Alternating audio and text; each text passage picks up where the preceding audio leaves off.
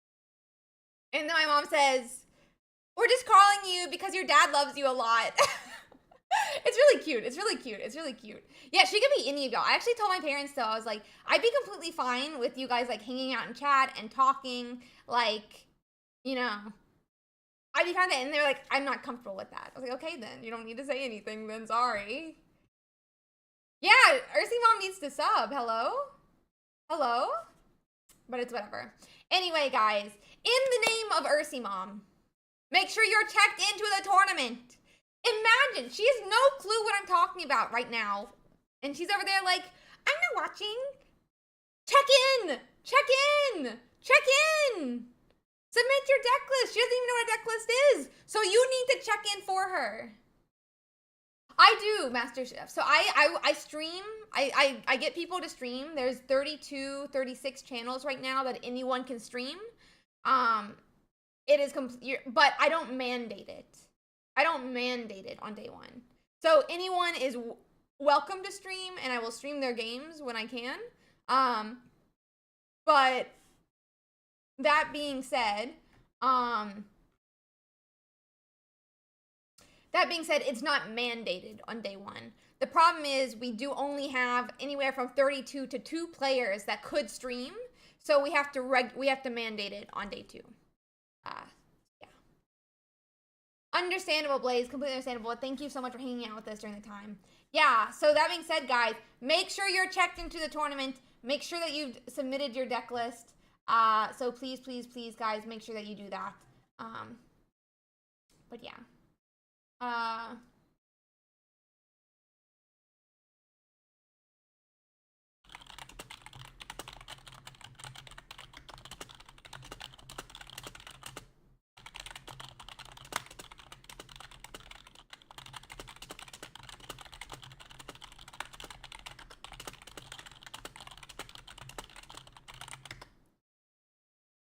But yeah, Master Chef, then you need to set your role. That probably means you haven't gone to the Give Yourself a Role channel, and you haven't selected tournament pages, which would be the sunglasses.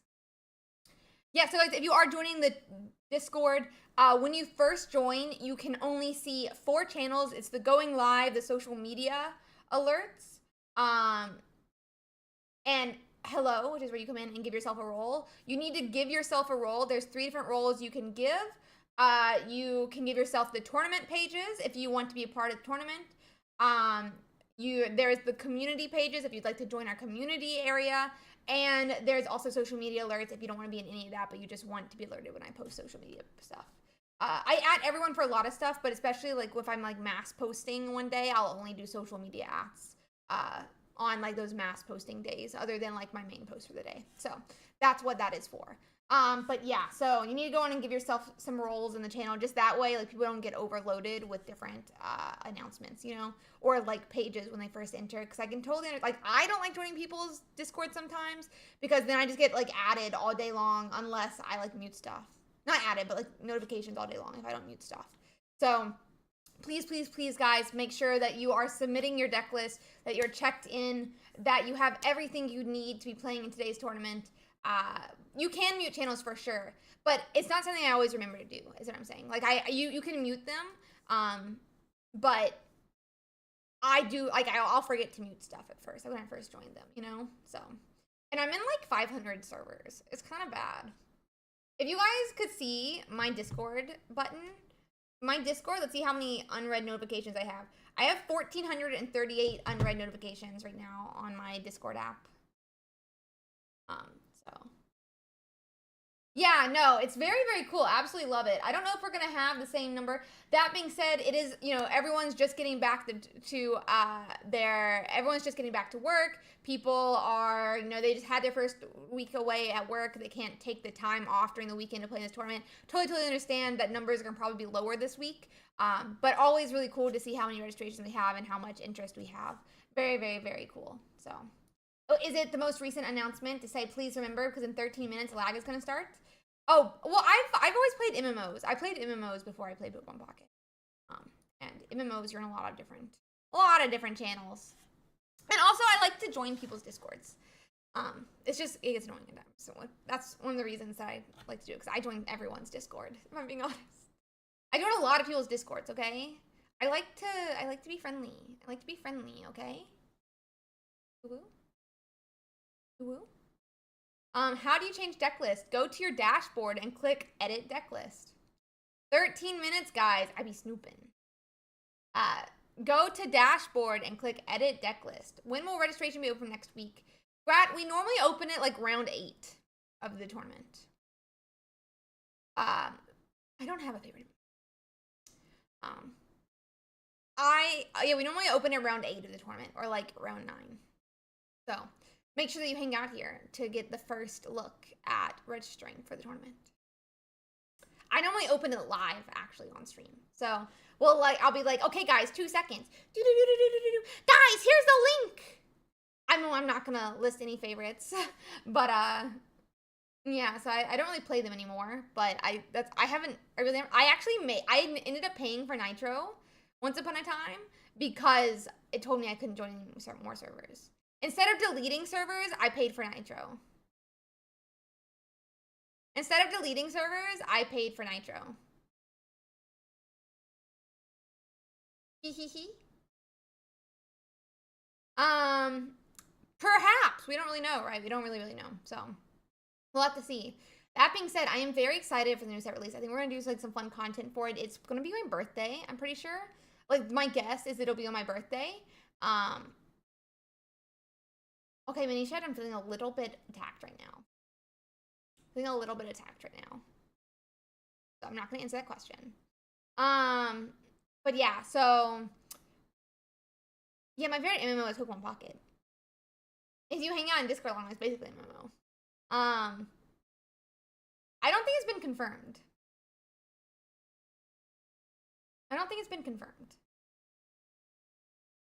I'm pretty sure that's just like a guess. Where has anybody confirmed that, just so I understand? I saw a tweet, but I didn't see like a link to confirmation or anything like that. Yeah, I'm turning 28 on the 28th. I'm pretty sure it's gonna be on the 28th, because the 28th is the Tuesday. The 28th is the Tuesday, and everything normally gets updated on the 28th. Because they do their downloads on Mondays. Yeah. Yeah, no confirmations, only educated guess. And the Tuesday is the 28th, which is my birthday. And Tuesday is when they dropped the mini set. So that being said, guys, we have about 10 minutes now. You need to make sure that you submit your deck list, that you check in to the tournament. If you don't do both, you will not be able to play in this week's tournament. And I cannot do anything about it, and neither can my judges. Stupid head earbud buddy. Oh my god. Grumpy. Is it backwards in my ear? No, it's not. Just my ear. It's totally my ear. How annoying. We might get the new set on my birthday. Yeah, it might be on my birthday. So I think we're gonna do some really fun content for it. So make sure that you guys are tuning in. Yeah, exactly. That's how I feel too. So I feel like Tuesdays are normally it. That being said, it could be Wednesday, but I think it's gonna be Tuesday. I'm being mean to the earbud. I think it's the earring pulling on it, yeah. Yeah, it's just not consistent enough. Very similar to Celebi. Though Celebi obviously gets more coin flips than 4.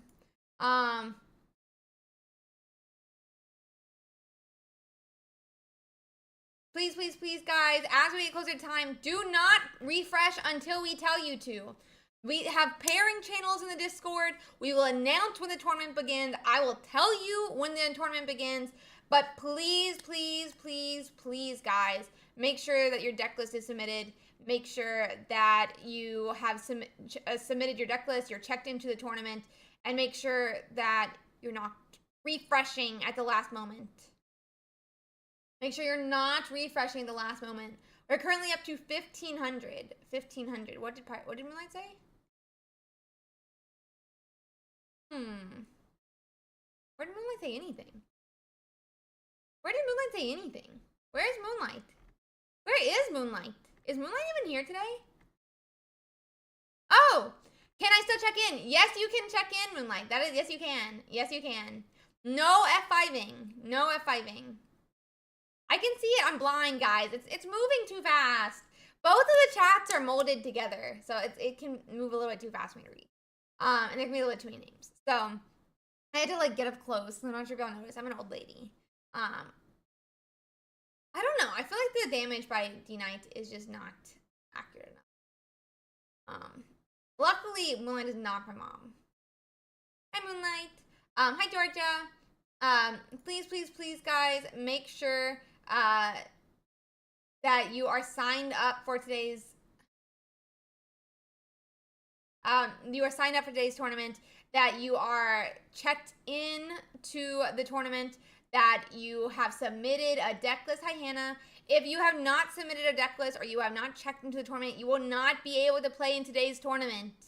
So please make sure that you have done both. If you haven't done both, you won't be able to play. So we need, we want it to be smooth. We want to be streamlined. Round 1 check-in is going to be 10 minutes. Please try to check in the whole 10 minutes if you're not able to. Everyone, I know I'm going to say it to you right now, and you're not going to remember it when it happens, but you're going to have some trouble checking in last minute.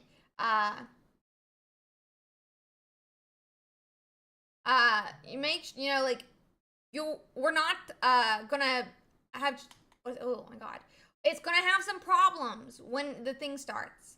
We're up to 1,537 players right now, and 49 players. So please, guys, when it happens, just refresh again, or wait a couple minutes and refresh. It is a 10-minute check-in on round 1, so you can take your time. You can take your time. Not a new dress. This is our second time wearing this dress, but thank you. I really appreciate that.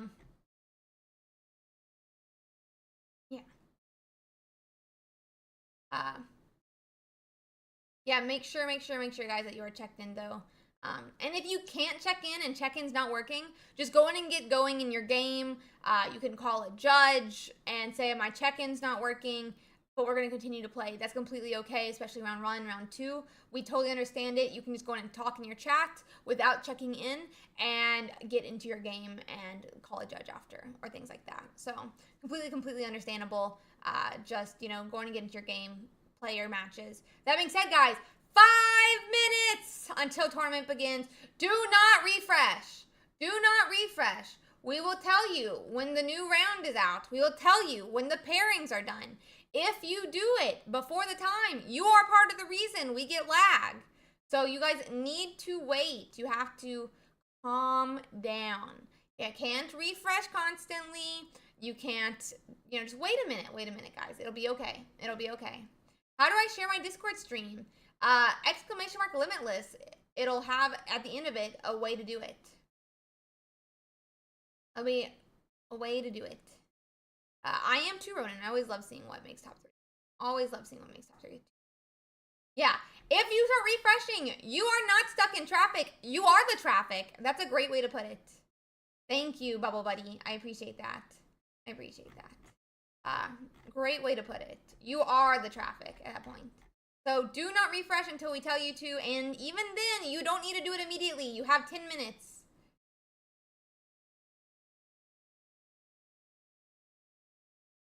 Wait, hi, it's me. I'm the problem, it's me. Yeah, you gotta remember that. No, you do not need to stream every match. Only in top 32 do you need to stream every match. And slowly, meander your way to round 1. You don't need to immediately do it, is all I'm saying, guys, I'm feeling 0, Salad. I'm feeling 0. 0. 0. Be the solution. Meander your way to round 1. Don't refresh right now. We need the old cell phones back. They're more reliable with the signal. That's not completely true. Not completely true. But, anyway. No, it is not, Tremor. No, it is not. No, it is not. Yeah, you guys can check out our newest YouTube video as well. It's a very cute Blastoise deck. that being said, guys, you do need to check in. You have 3 minutes left. If you have not already checked in, go and do it right now. If you have checked in, take your hands off the keyboard. Hands off the keyboard. Hands off the mouse. I need your hands up in the air. If you've checked in and your deck list is submitted, put your hands in the air and do not put them back on your desk. If you have submitted your deck list, hands up. If you have checked in and you've submitted your deck list, hands up. You got to get your hands off the keyboard. No, bad. If you haven't, go do it right now. If you have not checked in, if you have these yellow lines at the top of your screen, it means you have not checked in and you have not submitted your deck list. And if you haven't done it, you need to do it right now. Hands up still, hands up. It doesn't matter. As long as you have done these two things, hands up. No more F5ing. We'll have to see. Anyway, 1 second here. And everyone. If you have submitted and checked in, please do not touch the Limitless site until we tell you to. I promise, from the bottom of my heart, we will announce in pairings when round 1 is live. So no touchy, unless you need to check in or submit your request.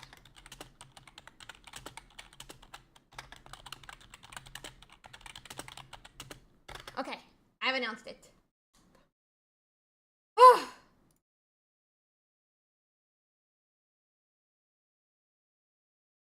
Okay. No refreshing. I think Zarkanine wins, by the way, this weekend. That's my guess. I think Zarkanine wins this weekend. Maybe I would be wrong, but still. Let's see.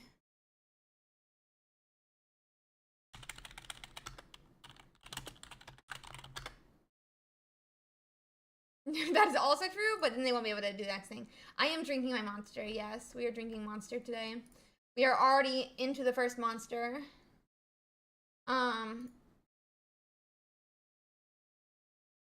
Let's see.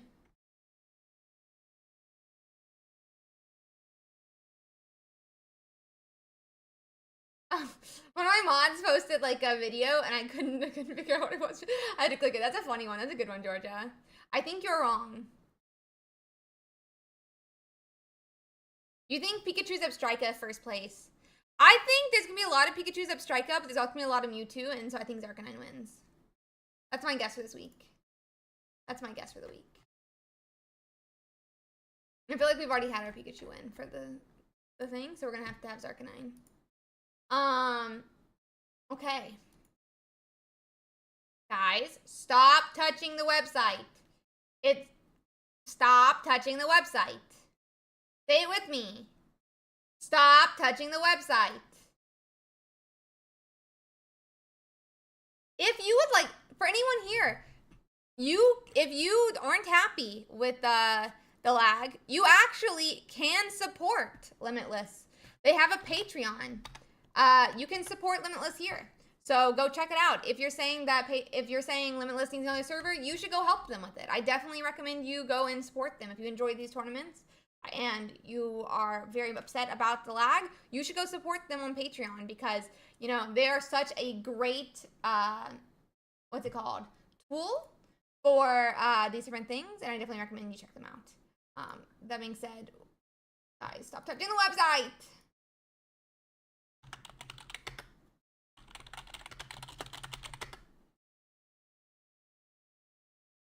No touching the website.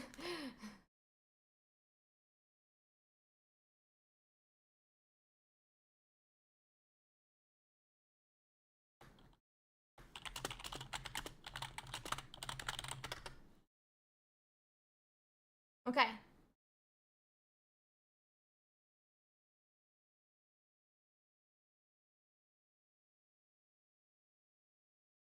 Okay. Hi guys, we are just, give us a second here, just contently wait by the dashboard or, you know, on the details page. So, 1 second here. We are very close, guys, hopefully. I feel like I've crashed. I'm just like, I just have a, yep. 5:04 gateway timeout.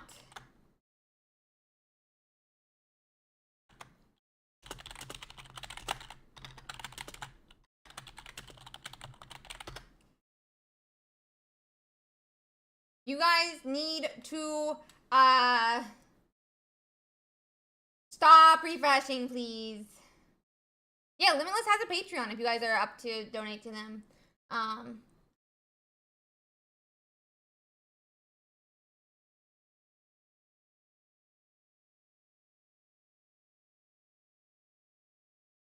One second. Okay. Please, please, please, guys. I just want to play the tournament. Give us a second here.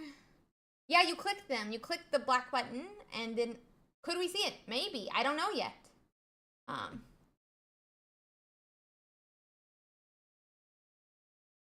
We're trying to get going. Let's see. Oh. Yeah, he's trying to. That being said, guys, this is probably about to be your last minute to check in.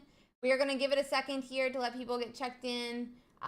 And, you know, do not refresh it. Do not refresh it. Please, please, please, guys, stop refreshing the website. Please, please, please, stop refreshing the website.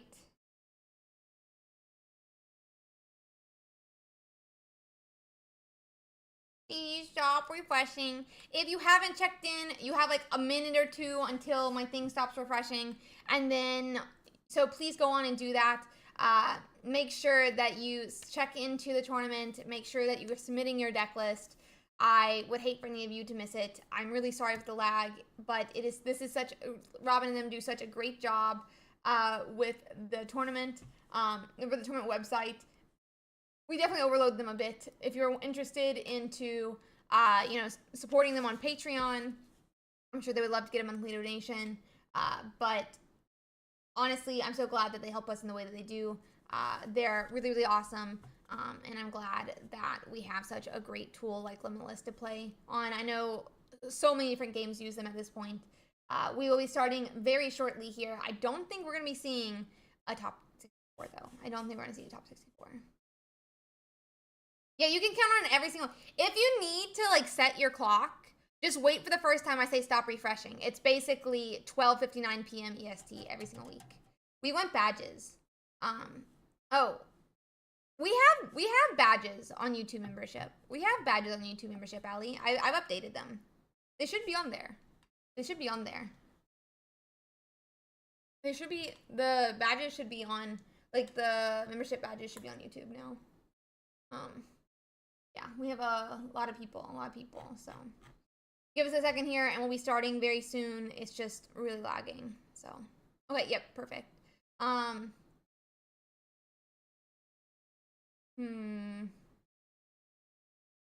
Let's see here. Let's see. So how does one check in your tournament? Well, do you see this line here, Rockwat? It says check in. You click this button. No. I dyed it black. It doesn't look great. But check in, you just click this button and it'll check you in. And then hi Bun, we already answered it. We're not gonna be doing more than top 32 or top 64.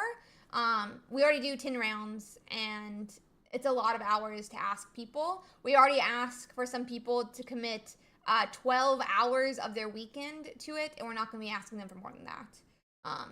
So we definitely can't extend day one, and I don't want to ask for more people, or for people to have even longer time commitments to it, because it's already so long of a time of commitment, because it can be anywhere from 12 to 13 hours every weekend.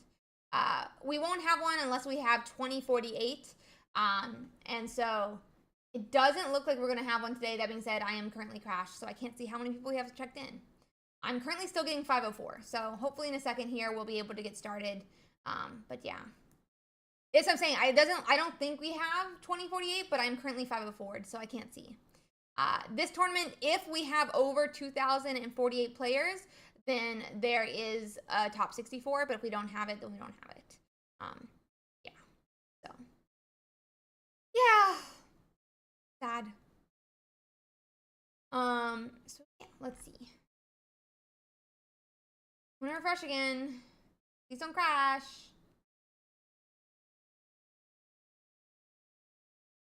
We only have 1,748 players right now, it looks like already, but I'm still lagging. We only have 2,500, yeah, Stellar, we have 2,800 available slots. For sure, I get that, Bun, but, it is, the thing is like, we do it by, it's math how many rounds you do. It's math how many rounds. Should not be, I can double check, but there shouldn't be crashing. Yeah, I'm not dropping any frames. I'm not dropping any frames. We have 2,800 slots, and we would continue to increase it if we had more than 2,800 people sign up. We only have 2,500 people signed up for the tournament, or registered for the tournament, and most of them have not submitted deck lists. Most of them have not submitted deck lists. You do not need to stream today, but if you make top 32, you'll have to stream. So. It is for me right now. I'm trying to get to 504. Okay.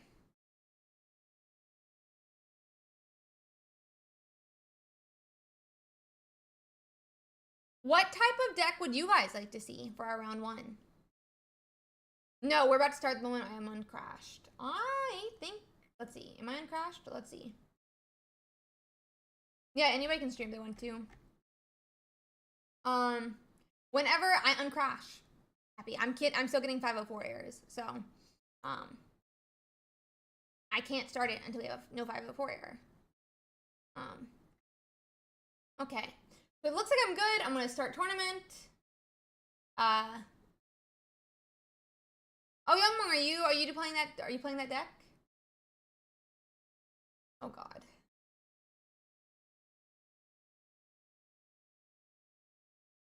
Oh, but okay, we'll come host you then. We'll come watch you. But everyone needs to deafen in the channel, basically. They can't talk. Guys, I tried to start tournament, but I don't know if it worked.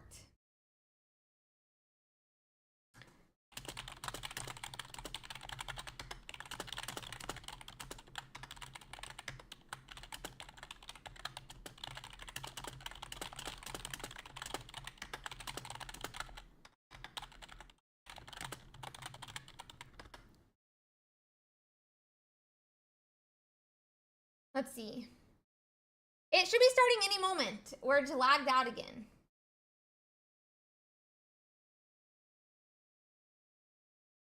Everyone lagged. The website's lagged out, so I don't even know if it started or not.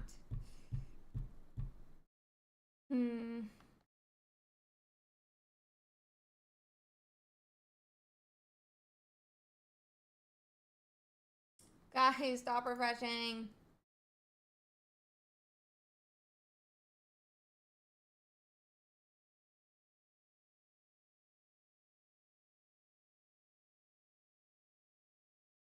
They're memeing is the thing. They're memeing.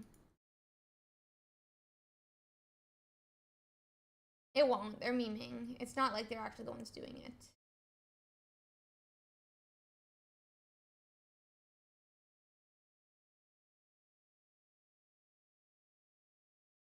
Yeah, 504.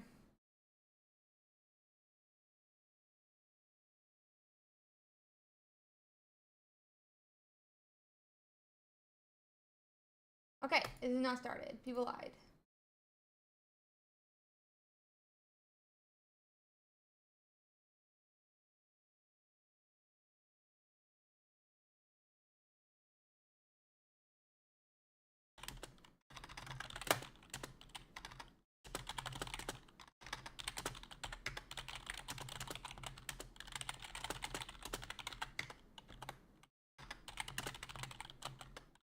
Okay, guys, round 1 is officially up.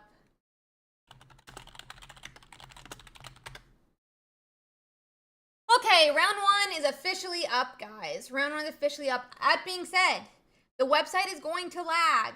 Just slowly move to your round 1. You don't need to rush. There is a 10-minute check-in. There's a 10-minute check-in. Slowly move to your round 1. Check-in is 10 minutes. Please do not rush. It will cause lag.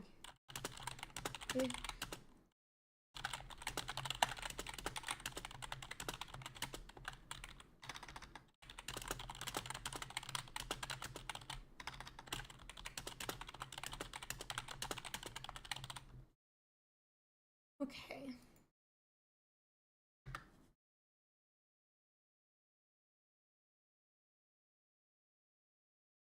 Okay.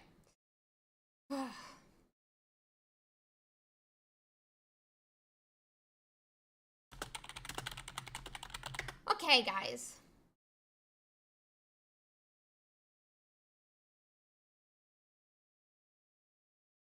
Just slowly move there, you know? You don't need to rush. Yep, Flaxen, you have 10 minutes. No reason to worry. No reason to worry, buddy. You got 10 minutes. You'll be completely fine. There's still 8 minutes and 40 seconds in check-in. You're completely fine. Okay.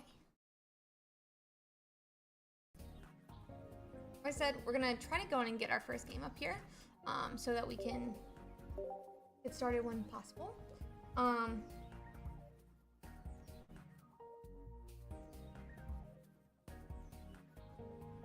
me see who they're... We're gonna stream a Blastoise deck first, guys. We actually did a YouTube video on it earlier this week, !deck, if you want to check it out. But guys, I'm able to move to pairings, it looks like, so every single one of you should be able to find your game now. So all of you guys should feel fine moving to get your game now. All of you should be good. So please, please, please go ahead and do that. We are officially into round 1, though. You all should be able to make it to your game now. No, you are not required to stream your game on game 1. You are not required to stream your game.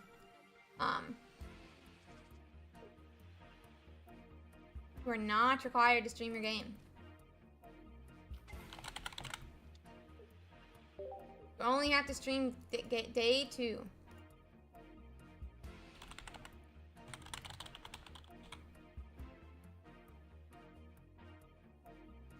You should be able to go to your game now. Please go check out your game number 1. Please go check out your game number 1.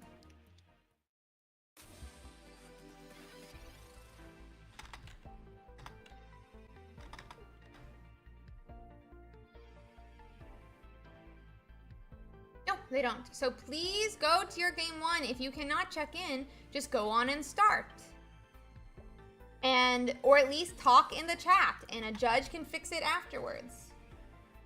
A judge can fix it afterwards. So, very fun. I am trying to get up a game here for you guys to watch, so give me just a second here, guys. We're trying to get it up as quick as possible here. 1 second. I do also... Okay, you need to calm down, computer. I do have a squiggly line on my face as well, so give me 1 Stream setup. There we go. I'm gonna quickly change some stuff for stream real quick, guys.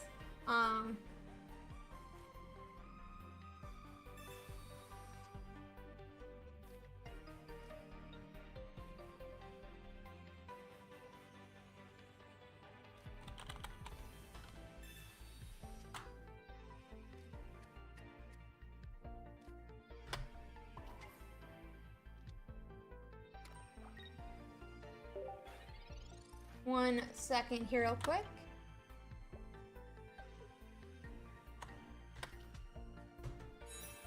Okay, let me just quickly change the stream stuff here. Round 1.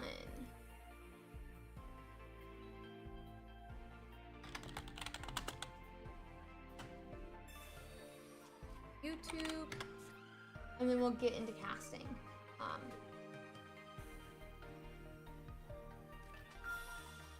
Let me just fix all this here. So sorry, guys.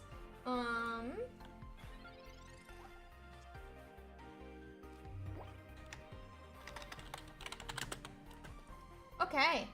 So guys, let's get into this game. It is going to be a Blastoise list. This is Blastoise, Tauros, and Druddigon versus this Mewtwo EX list that Pokemon trainer Joey is running here. It is, I mean, it's a pretty interesting list, both of them to me. But, I mean, this Squirtle is definitely not who you want in the active, but it's not the biggest deal because it is a 1-pointer that could still be discarded. The main goal here is to get that Blastoise set up, evolving it into Blastoise, getting those energies that you need on it, and then you can basically sweep Pokemon Joey's side of the board.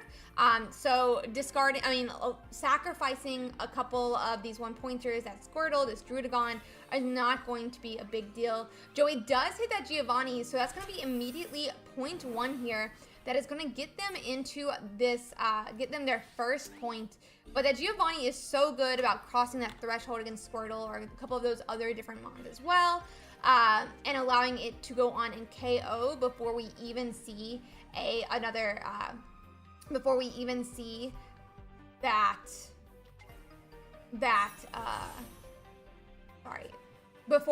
see those 4 energies on Mewtwo.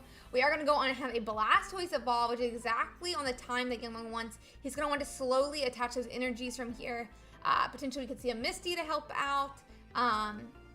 Maybe if we have a second 1-pointer to help as well. We do have a second Druddigon come down now as well, and Misty is played. So let's see. We have one energy perfectly placed. That's going to get us to 5 energies next turn. Now we're just going to need a leaf to be able to retreat next turn. But definitely does put us in a little bit of a vulnerable spot versus one of those Sabrinas that could potentially come down in some of these future turns here. Let me see if I can quickly bring up Joey's list. This list is playing 1 Sabrina. I don't know if they've already used it or not. I don't think so. But it is possible, and also they could just like not run into it at all. So we'll have to see how that plays out. But Sabrina is definitely a little bit of a vulnerable spot for Mewtwo. But we would need a second Giovanni to be able to knock out a Druddigon with the Mew EX on the bench. So maybe it's not that big of a worry. I mean, Mewtwo EX potentially gets KO'd this turn, like turn coming up.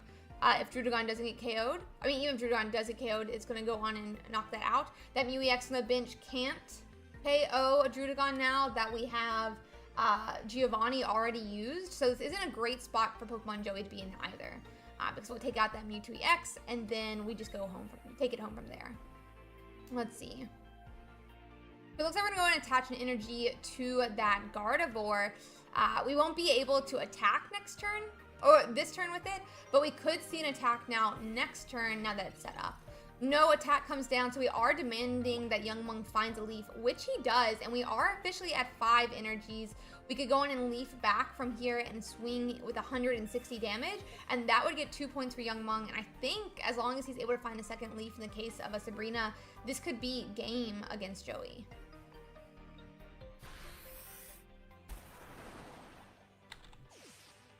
For sure. Yeah, no, it's basically game at this point.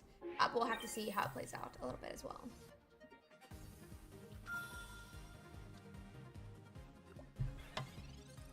Let's see. Yeah, I mean, Mew comes up. Maybe she could do 100 damage, but you just get KO'd back. You need minimum 2 hits into this Blastoise. Even if Mew EX could use the ability, which it really, I mean not ability, but effect, because it really can't. A bit of a bad spot to be in. It does look like we're going to have those 2 energies attached to Mew. It's either going to be doing 100 here. Yep, we're going to see that 100 come down, but it's not going to be enough to KO here. Pairings are based on score and then random in that pool of people who you're in the school with. That is going to be the end of game 1, and Youngmong is going to be getting into game 2 here. I'm going to go on and cover that up, and reset their scoreboard. And we'll go from there.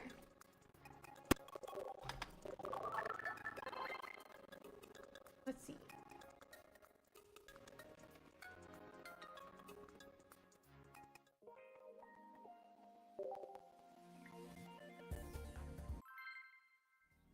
Oh.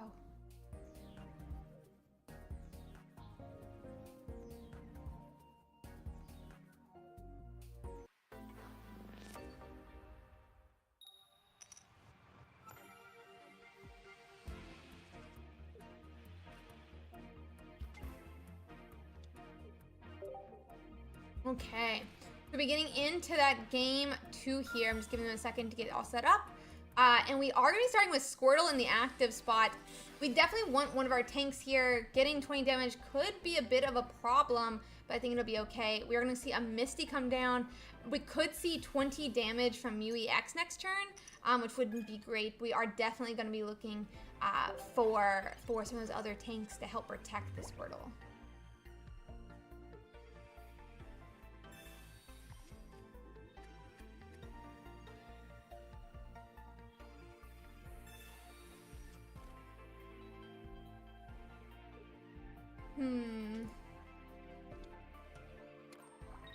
Let's see.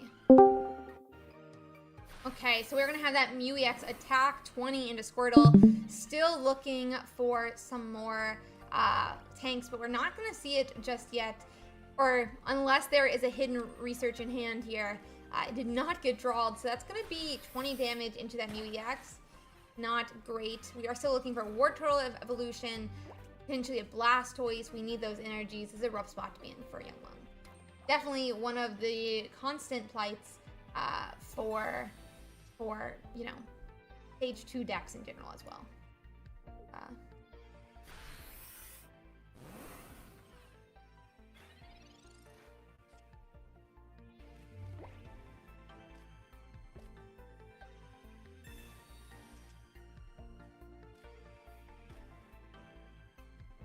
Let's see.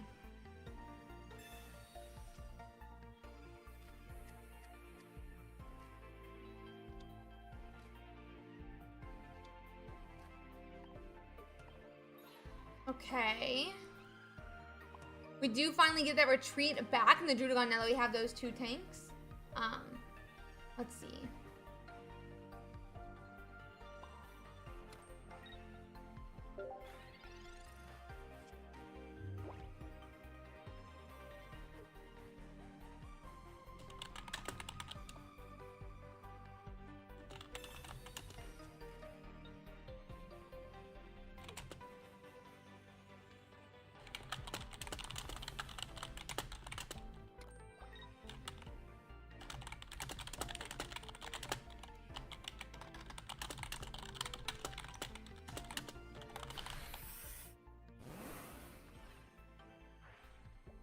Let's see.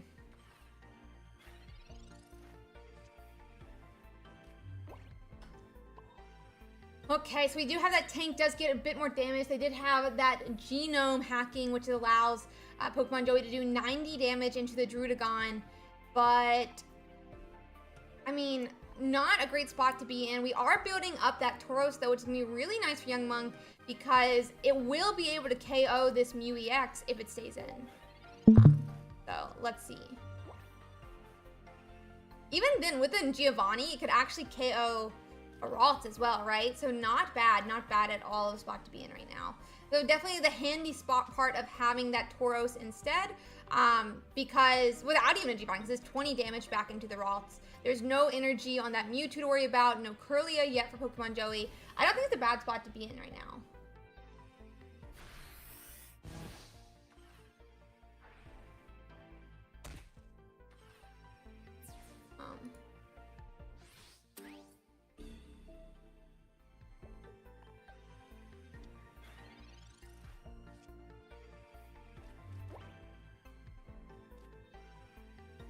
Okay.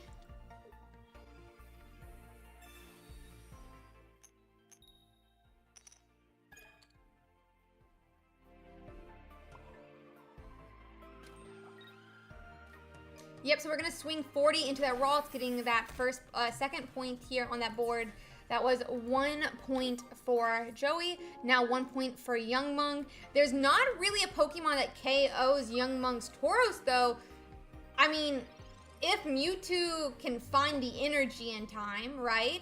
Which it can't. It can only find one energy here. It'll only be able to swing for 50. Meaning Tauros can hit into it twice. It'll be able to be KO'd by this Tauros before the Mewtwo setup. And at 1 energy this turn, even if we hit that Gardevoir next turn, he still only have 3 energies on him. Bad spot to be in. I mean, we could see retreat back to Mew-EX, but Mew-EX is max doing 40. It's not great for Pokemon Joey here.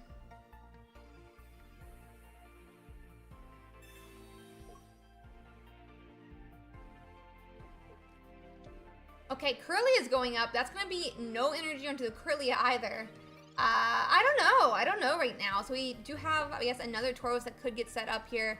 Still no War Turtle, it looks like, for Young Mung. But Tauros is doing the job it needs to. So, let's see.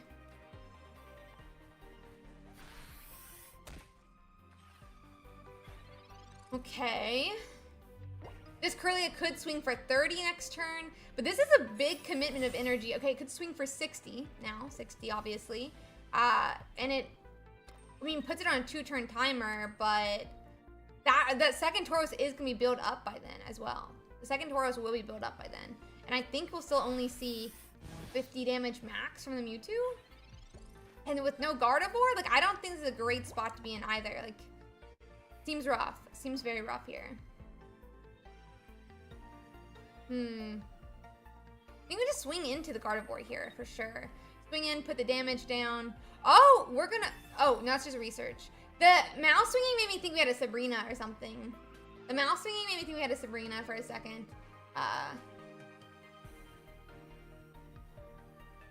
Let's see.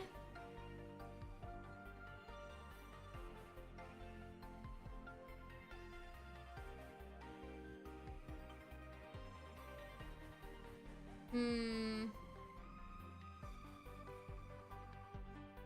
don't know what we're waiting for. Okay. I don't know what we're waiting for, yeah. Okay, so we're gonna go in and attack.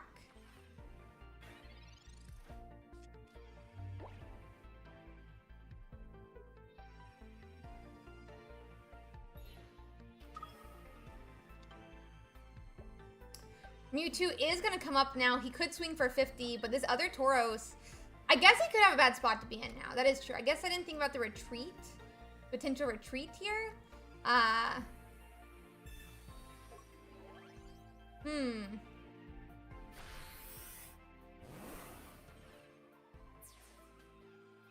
mute me, bud. Mute me.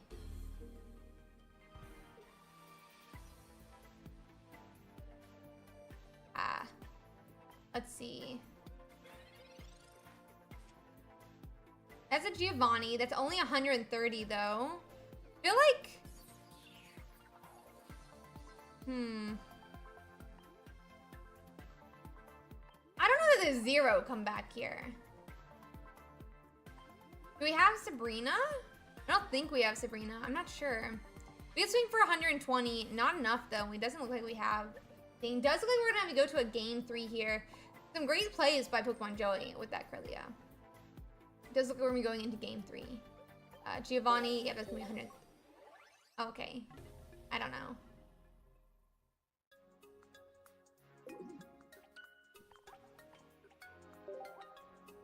Let them get set up into game. Next game.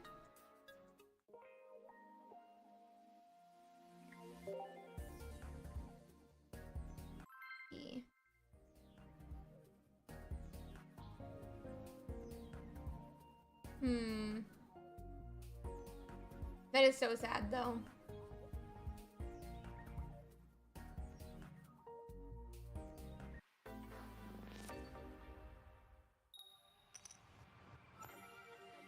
Okay, letting them get into that next match, guys. Me 1 second here, gonna clear the scoreboard. Let's see.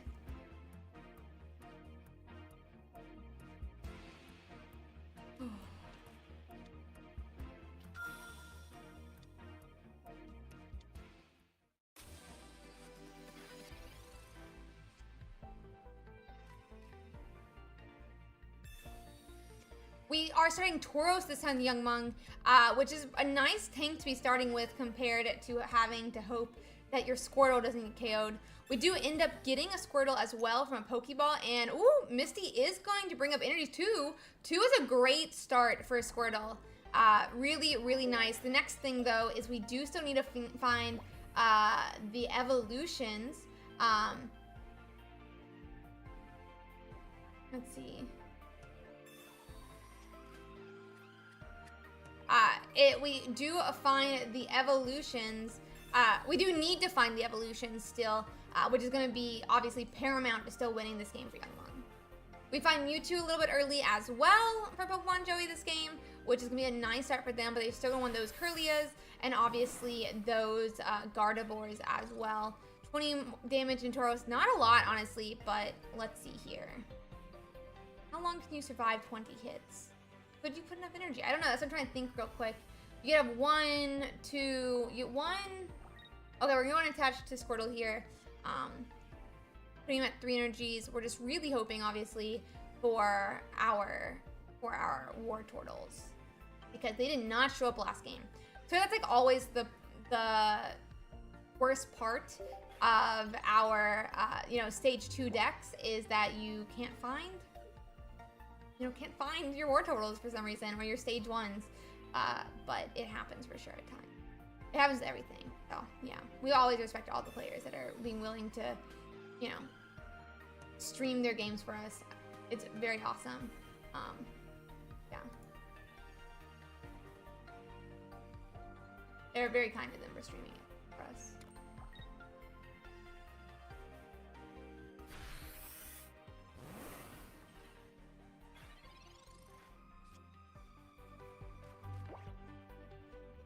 Let's see. Okay, War Turtle does appear now, which is exactly what we want. We're up to 4 energies now, and there's not really a way for Joey to KO this War Turtle before before that War Turtle comes online. As long as Young Mung can find that Blastoise. As long as Young Mung can find that Blastoise. Okay, a Curlia appears.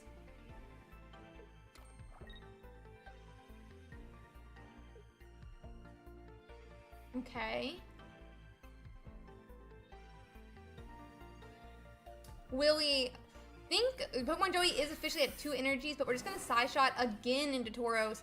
If we have Leaf and a Blastoise, we could start sweeping from here. Blastoise does arrive, and Leaf comes down. That's gonna be a swift retreat and a KO into a Mew EX, getting the first 2 points online here for Young Mung. Let's see. Yeah, I think Blastoise is 1 from here for sure. A Greed Hazard. So let's see.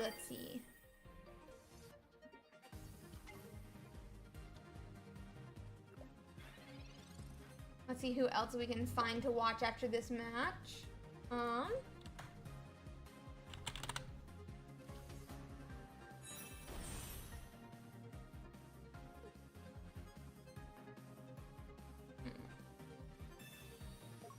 Let's see. Yeah, this Mewtwo, I mean, can do 150 to Blastoise, but it's gonna get 1 hit KO'd back, so I guess Blue did come down. It does survive a hit here. I guess that is true. We could survive a hit from that Blue, because of that Blue. But if we have Giovanni, well, even then, that's not true. We're doing 160. The mouse swiping always confuses me when they do that. But it would still take it to 150. Not a big deal. Not a big deal here. Yeah, exactly. Blastoise is 160. Blue does nothing. Blue does literally nothing. And we still win. Exactly, yeah. Not enough to protect it. Okay. Give me a second here. And that's going to be 2-1 for our Blastoise player, Young Monk here. Absolutely great job by him. Let me quickly get us another game going here, guys. 1 second. Let me quickly bring it up.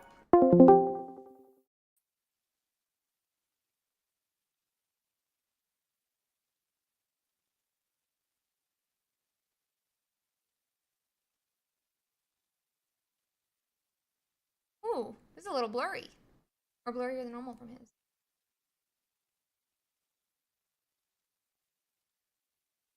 there a reason this is so? Oh, there you go. It fixed. Okay. We will get this up here. They are 0-0. I still have the scores from last match up. It's going to be a Mewtwo EX versus a Zarkanine. They're both 1-1 right now in this series. We'll have to see how it ends up playing out. But really cool to see. It does look like we're trying to decide exactly where to attach the energy, though, for Salad here. He does have a Mew. He does have a Mewtwo EX, both on the bench. But they're not nearly close to being powered up enough, and we're still looking for a Gardevoir. We're going to have another smack here from that Moltres. Moltres is now in range of potentially being Mew KO'd. We've had a number of turns here. I wonder how we haven't gotten any energy onto that Charmander on the bench. That sounds like a lot of tail flips. A lot of tail flips. So let's see.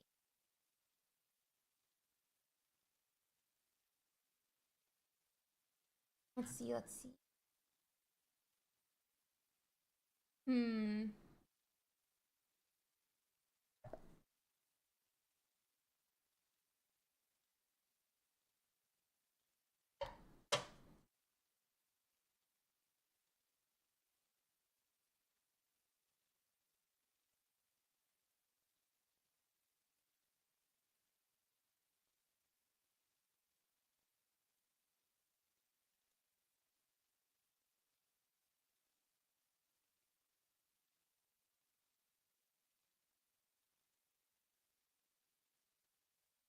Okay.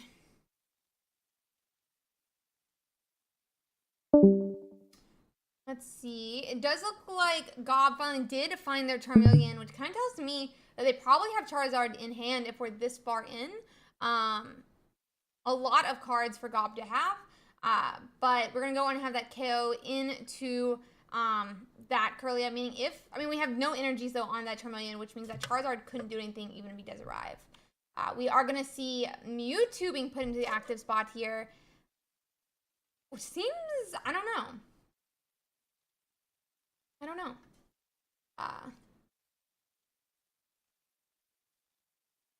Let's see.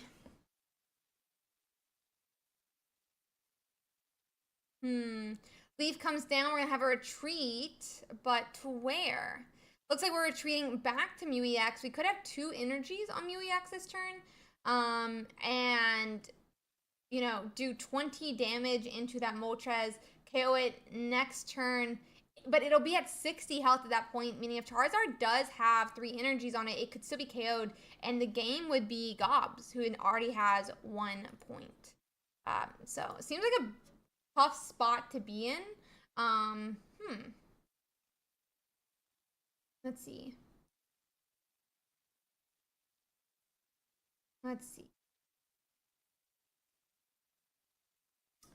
Okay, so Charizard EX does come down. We'll have a second energy on Charizard this turn. And I don't know. This is not a great spot for Salad to be in. 70 damage this turn, as I said, plus 60 from that Charizard. That follow-up turn could be a game loss. And that would make it 2 out of 3. A 2-1 and a win for Gobs in this round.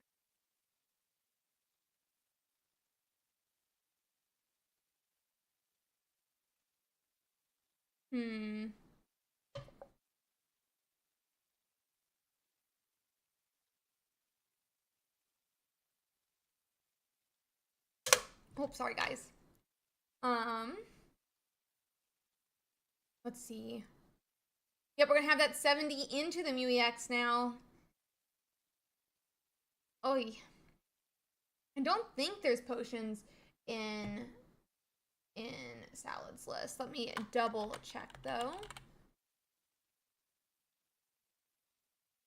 Salad is not playing any potions. Let's see. We do have a blue come down, meaning 60 won't be enough though for this Charizard. It is a nice spot to be in right now. Yeah, we can't. Gobs cannot put up that Charizard now that blue has appeared. Gobs cannot put down that Charizard because that blue puts him firmly out of range of getting KO'd. And we do promote Moltres now. I wonder if we're going to see a good little coin flip. Onto the Infernal Dance is my guess here.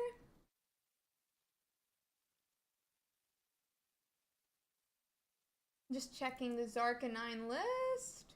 There are 2 Sabrinas. There is no Geo. So they dropped? No. Okay. Okay. Yeah, it's a Zarkanine, so sometimes people do drop or put in Geo since they're dropping the red card. That definitely does happen at times. But instead we're running 2 Sabrinas. It's not just a Zard list. It's Zarkanine.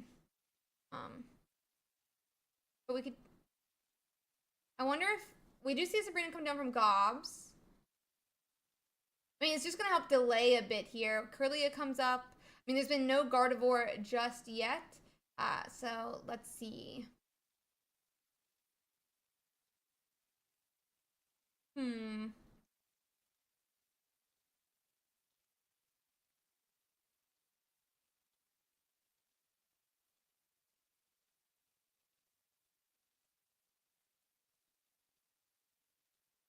It looks like time. We're going to time. Energy gets attached to Charizard, though. So, no Infernal Dance. I wonder if they have Leaf in hand and they're just expecting our treat next turn.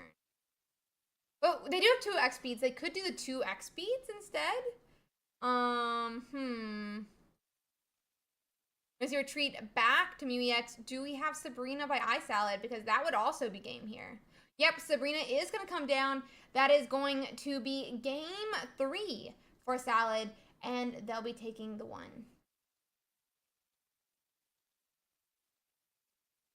Okay. We have about 54 matches to complete. I'm going to see if I can find us one.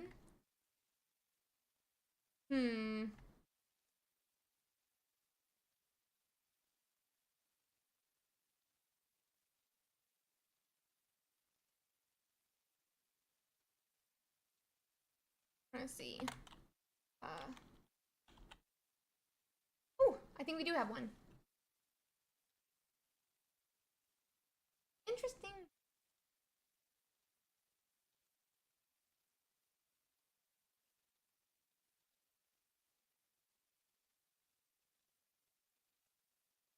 Okay, they just went into game 3. So give me a second here.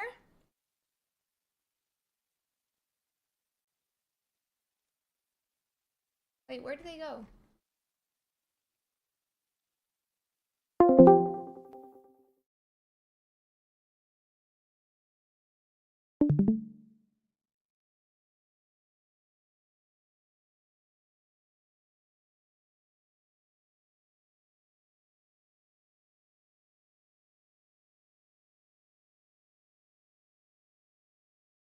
Okay, guys, we have a Pidgeot fighting box.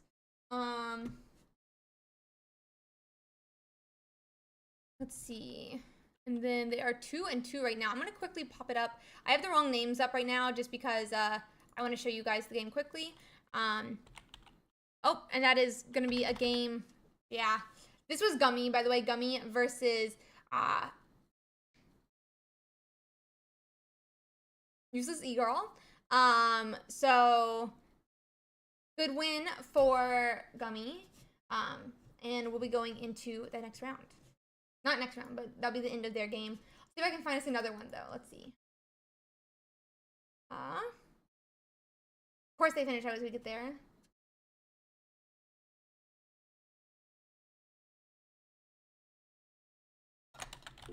Nope. Nope. How about... Yeah, Sally did win.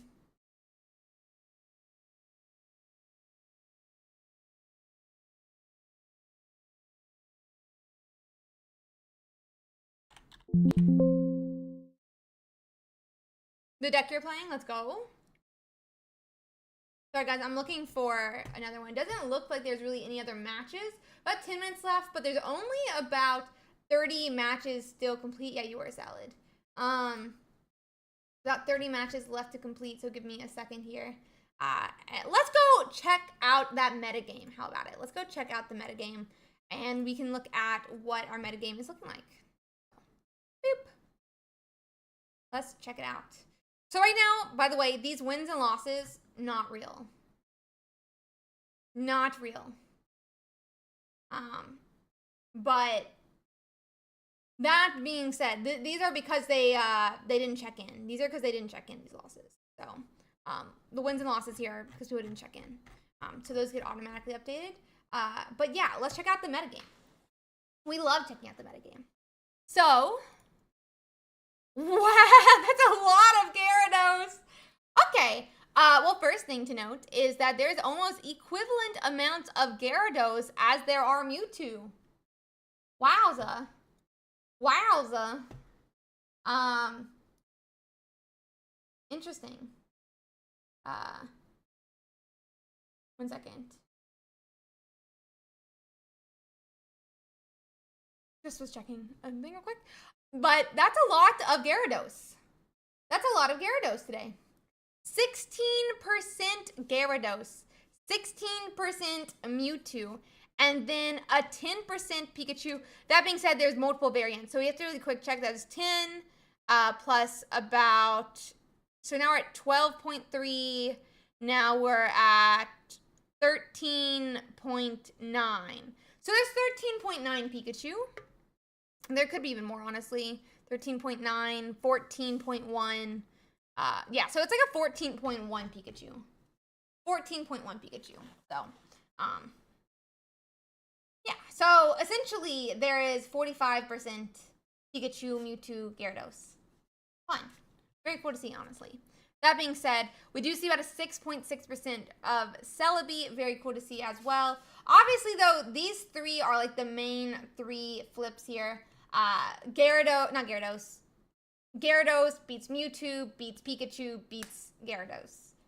But that's how most card games are, for those who don't know. There's normally like the top metas are ones that are going to be like the top decks are going to be like where they beat each other. One of the reasons why they're the top, and then obviously all the rest are going to be decks that either counter one of those or something like that. Let's see. Lord.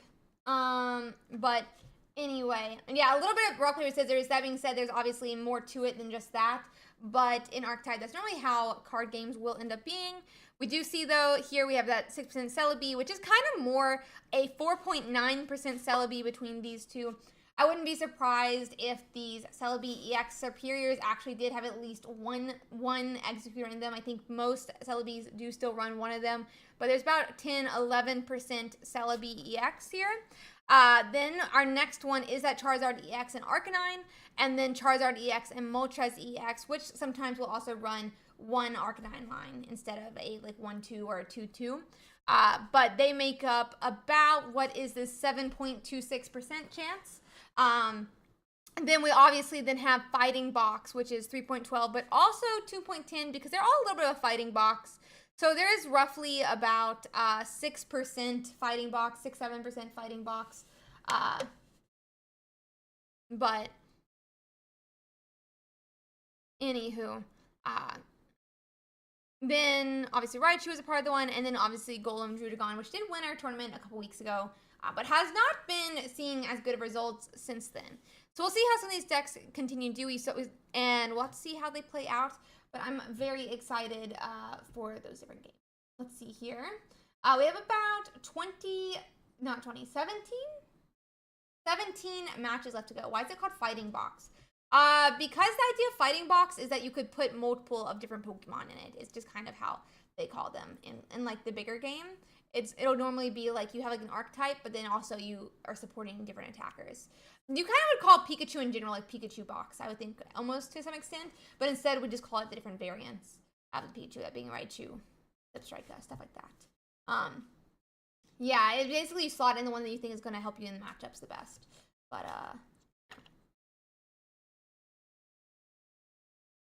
yeah, it has not replicated it since.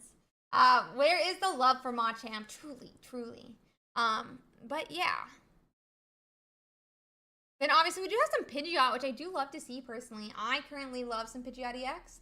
We have a really nice YouTube video. You guys want to check it out there? We did run Arbok with it, but obviously not as much used anymore. And there's about 0.5% of Blaine, which is sad to see because we did see obviously most of the Blaines. You know, we saw I think one Blaine in last week's tournament.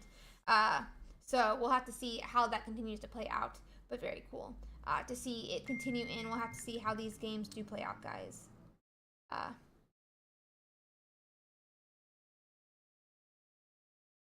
1 second. But yeah, we'll see how those continue to go. About 14 matches left to complete here, and we'll have to see how they end up going. Let's see. 1 second. And then let's see. Let's check out some of the different cards people are deciding to play in these decks while we wait. So let's see. Different cards. So obviously this deck is running 2/2/2 of those Ralt, Kirlia, Gardevoir, and Mewtwo EX. But there's definitely a lot of, you know, decisions from there that people have decided to play out and decide what they think should slot into that deck. We're seeing about 80% of players running one Mew EX. We're having about 18% of players running one Jinx. 4% are using Sigilyph, which could really obviously help with draw. We're seeing a couple people play that baby Mewtwo still. A couple people choosing to try Porygon. A couple people are choosing, I think that's about 4 people choosing to use the Drowsy Hypno line, which can sleep from the bench. We also have a couple people trying to use the Flabebe, Floetta, Florges line, which is interesting to me, but I don't know how that's going to play out. Florges is an interesting Pokemon. Those who don't know, it attacks for 80, and when it attacks, heals every Pokemon on your bench and the active Pokemon for 20, which is pretty nice. But I don't know if it has a spot in Mewtwo EX where you already have one Stage 2 line being that Gardevoir. And then people are trying to do Abracadabra, Alakazam, and it looks like one deck is trying Golurk and Golett. So we'll see how that plays out. Then obviously, everyone is using 2 Professor's Research. It looks like about 2 players or 3 players decided to leave out a Pokeball and only run 1, but that is 99% running 2 Pokeball. We also have a lot of people trying out that Mythical Slab, both 1 or 2 Mythical Slab. A lot of people are running 1 or 2 Leafs. We're seeing 1 or 2 Sabrinas in this deck, which obviously can be really strong. Sabrina makes your opponent really care about what they put on the bench. And then obviously we're seeing 80% having a Giovanni that can help hit for 160 at times. Or 60, because when you are fighting into a fighting box, a lot of those cards can be KO'd by a Giovanni plus that type advantage. Then obviously we have a couple people running blue as well, people running X speed. We have about 25% running red card, about 20% running potion, 14% running a budding expeditioner for that Mew EX, and then about 2% trying Pokédex, which I don't really get Pokédex, but I guess I could see it with the Mythical Slab. So very interesting, very cool to see. We'll have to see how it continues to play out. But yeah. 1 second, guys. Let's see.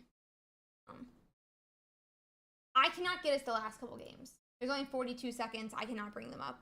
And I haven't found if any of them are streamed. So, anywho, let's get into that next one, which we're going to look at what cards Gyarados is using. And there's a very specific, in most cases, Gyarados list, which is that 2-2 of Gyarados, 2 Druddigon, 2-2-2 of the Greninja line, and then 2 Leaf, 2 Misty, 2 Research, and 2 Pokeball. But you're seeing only a couple people going off of that, and you kind of really see that here as well, with that 99% running 2 Magikarp, 99% doing that 2-2-2 line of Greninja, 91% using those 2 Druddigons. And you are seeing here, obviously, 2% are trying Kangaskhan, about 2% or 1% is trying Chatot out, which can help you in drawing more cards. About 1% is trying out some Eevees here. 1% is trying out the old Magikarp. That does look like everyone is trying 2 Magikarp, but some are using that older Magikarp. But 1 second. Let's see.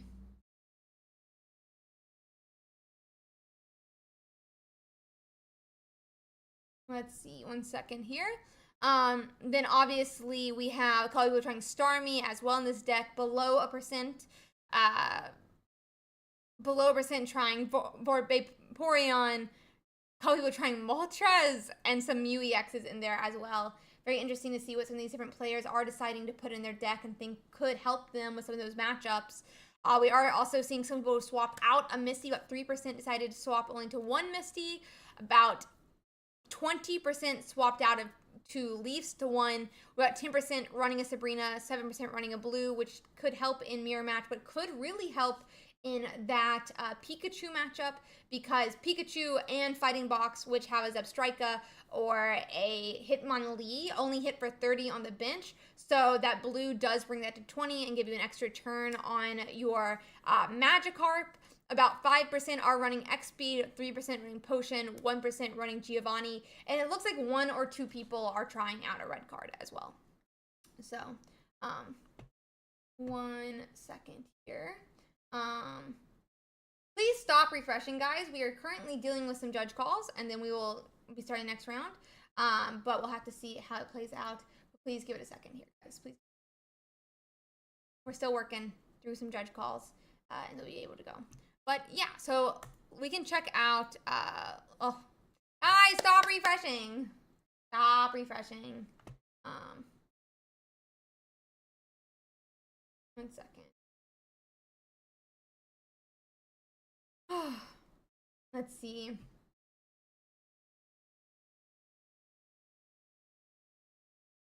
So we're just waiting for that to finish up here. The thing is Giovanni does increase +10 if Zebstrika is attacking the active spot. Giovanni specifically says active spot. Blue does not say active spot. But Giovanni specifically says active spot, and Lee says he cannot hit the active spot. So, yeah. That's why the interaction is different. But if you Zebstrika the active Pokemon, then Giovanni does count the +10. So, it's not so much that it's a weird interaction. It's just how you read the card. Literally how the card is written out. So let's check out Pikachu Zebstrika and see what people are playing here as well. Obviously, it did pretty well in game 1. And as I said, I think Arcanine's going to do well. It's got 60% win rate right now. Stop touching. We're still dealing with a judge call. So, no touchy. Oh, I'm hungry. But it is 2 p.m. Non matchups. I want cards. Give me the cards.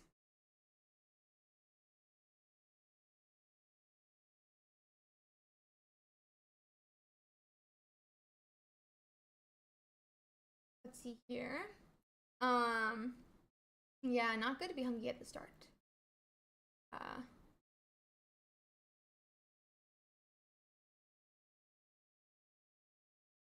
Let's see. Stop. Okay. Let's see here. I'm just waiting. I'm just checking in on the I'm just checking in on our judges real quick. Let's see.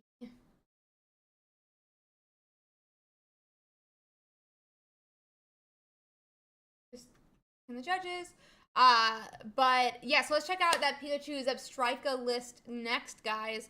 We are seeing 2 Blitzel, 2 Zebstrika here. 2 Pikachu, as expected. There is about 50% deciding to run 1 Zapdos instead of 2 Zapdos. And about 80% are running a Dedenne in their list.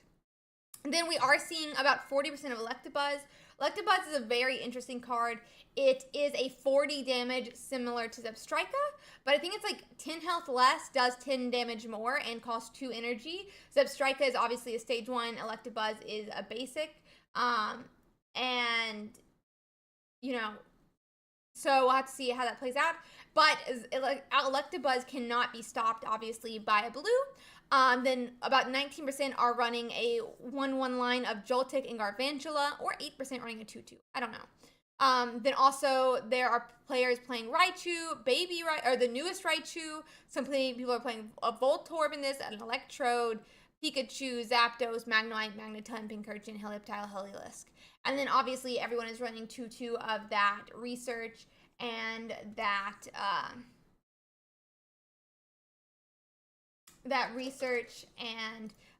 that Pokeball. Most people are running 2 X speed. Only about 1% decided to slot out of 1.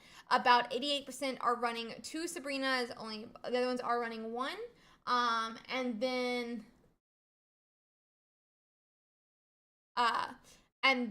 obviously we have that Potion and Giovanni. And then some people are playing blue, some people are playing leaf, some people are about 11% playing red card, and about 2% using Lieutenant Surge.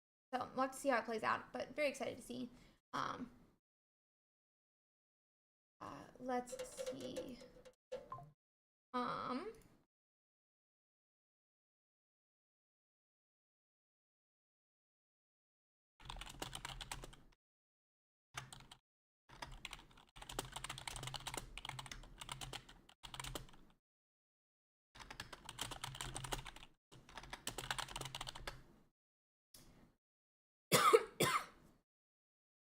So give us a second here.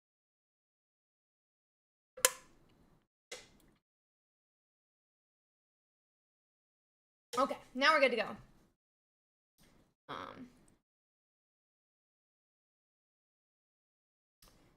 Okay. 1 second.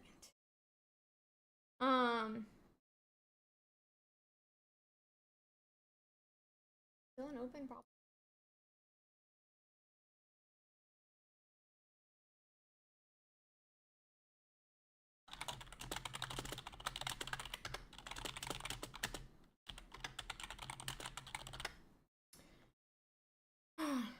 One second here, guys. We do have another judge calls. Give me 1 second. Let's see. It's not out yet, and please stop refreshing because I'm having lag to try to set it.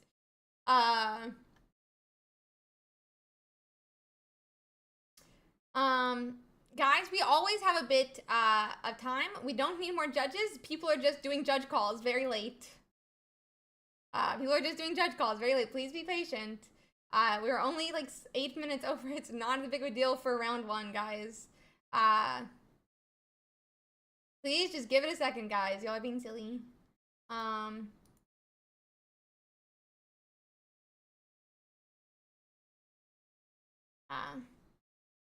Show judge call number or riot. Why would I show that? Yeah, please stop refreshing, guys. That has nothing to do with judge call stuff, guys. We're just making sure judge calls so nobody has any problems, because there are people who had obviously problems with lag and stuff like that.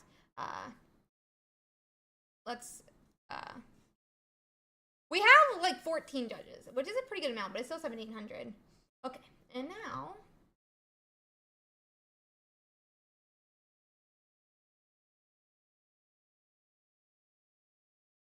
okay.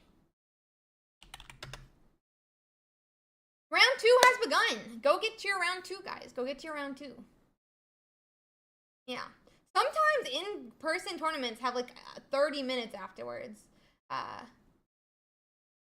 It's completely understandable, guys. So let's get going. Go get to your game 2. Let's just get to our next match, guys. Let's get to our next match. Let me see if I can find us a fun match to watch here. Let's see. Let's see. What type of deck do you guys want to watch in our first match here? Or our first match of round 2? What match would you guys like to see in our first match of round 2?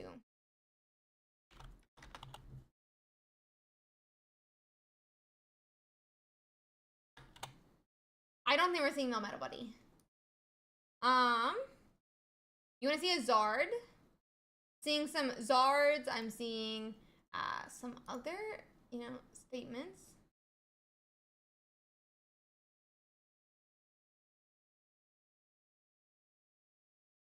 Let's see here. Let me see if I can find us some different ones. Pika or Golem, says Hazard. I don't know if we're gonna find Golem. There's a lot of people playing not a lot of people playing Golem, but let's see if we can find us some different ones. Let me see who's probably shouldn't offer that early into the game.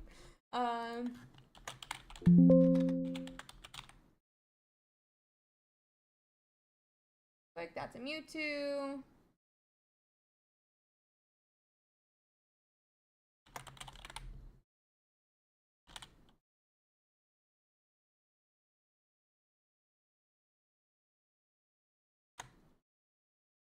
That's another Blastoise. Interesting.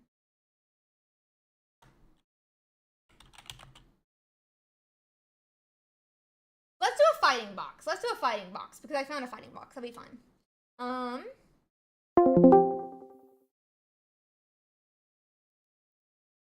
We're just letting them get set up here.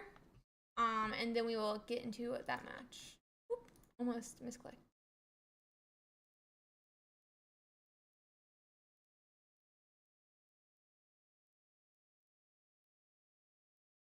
Okay.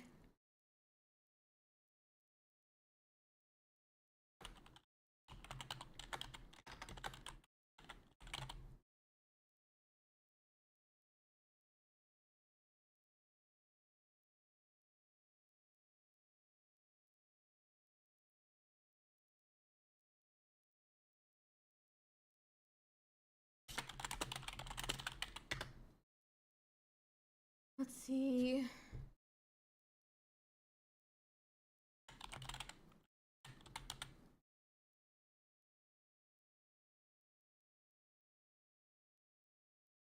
They're just trying to load into their game here, guys. We should get into this match. It's going to be a fighting box that we watch here.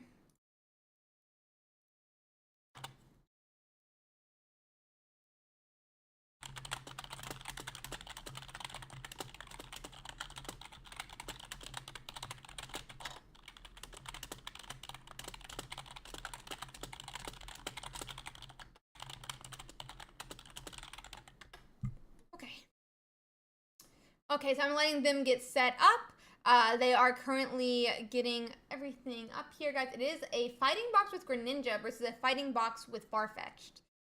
Very interesting to see what cards they decided to prioritize here, and we'll have to see how it ends up working out.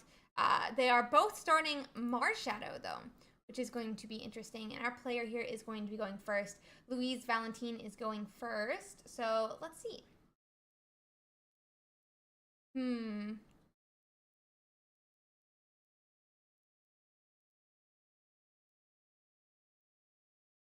I can a little bit not be so zoomed in.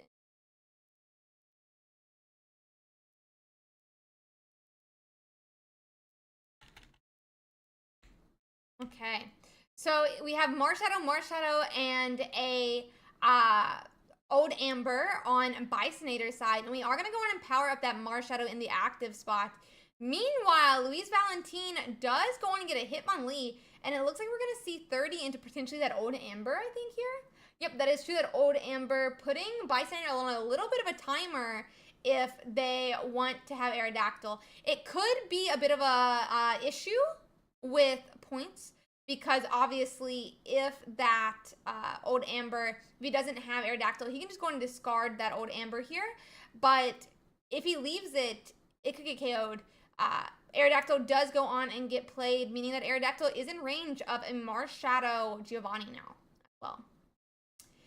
So I don't really know though, like what we fight with in the Valentine deck. I mean, we don't have a Froakie down. Obviously, Marshadow is on the bench but not set up. This Farfetch'd can start swinging for 40. He's only 60, but he packs a punch with that Leak Slap with a 40 damage for a 1 energy attack.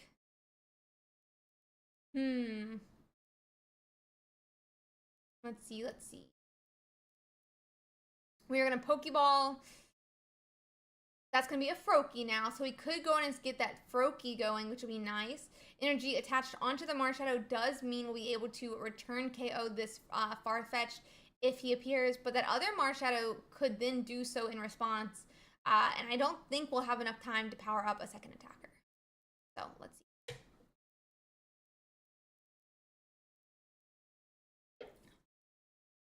Another attack into that Aerodactyl now, putting him at 80 health.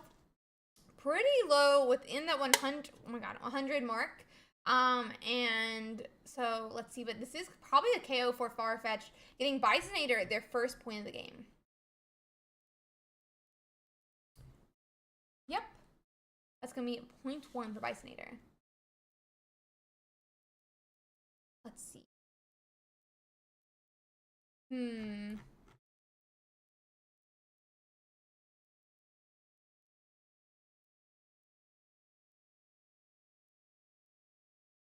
So Froakie gets moved to the active spot now. Froakie can do 10 here, 30 if he's a Frogadier. We could, I mean, I don't know. I mean, obviously we probably want to start powering up this Aerodactyl. It can swing for 80. Everything on Bisonator's side is in an 80 range, which is probably exactly what he wanted for this Aerodactyl, but there's no energy on him just yet. And this Froakie can take a swing from Farfetch'd, but isn't going to last much longer than that.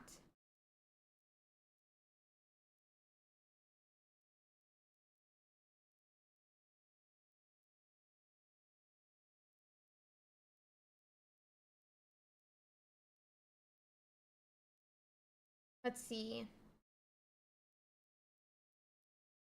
Okay. So Farfetch'd did get hit, or did hit the Froakie, and we are going to see a retreat. It looks like back to the Aerodactyl, though? I don't know. I'm debating what I think here. The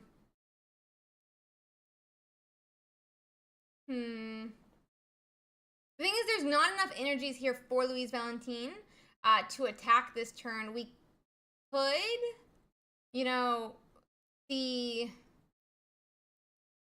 Okay, we did retreat here.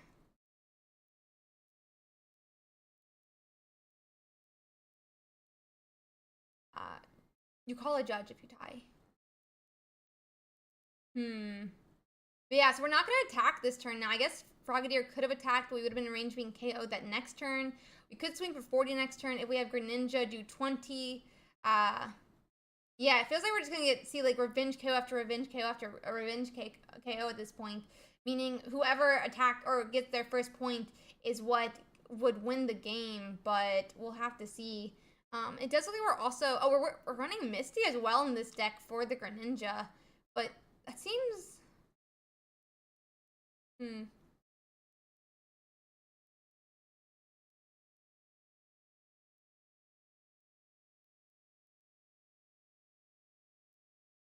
Let's see. Yeah, so we can see that attack. We're going to swing 40 here with Farfetch'd. That's going to be a point for Valentine. But then they put up a Marshadow who's going to swing for 100. KO, get their second point. And then the Aerodactyl would come up, KO that Marshadow. And then I guess it could not be KO'd back. So maybe Louis Valentine actually wins now that that other Aerodactyl is actually also within that 80-point range.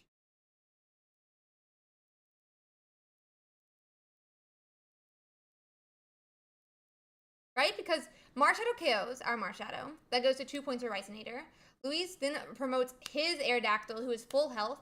He swings in the Aerodactyl, takes 0.2, but the Aerodactyl can't KO, and we can KO the other Aerodactyl.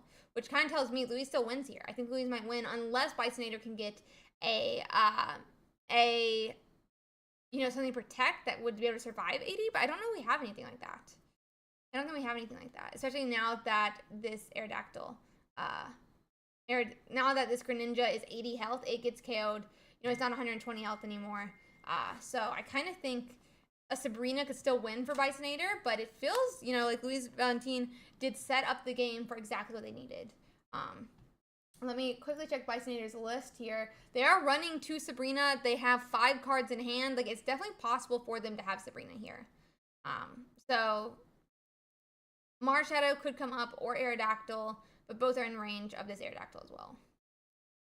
Marshadow promoted.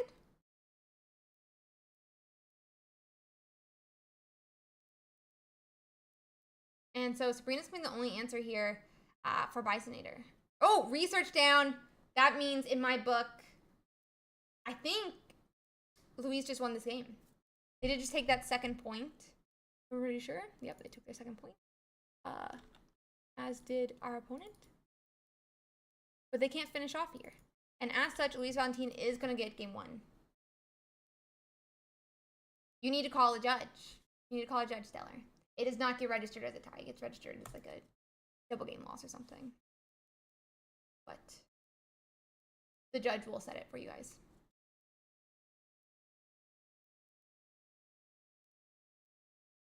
Okay. And go on and okay, perfect.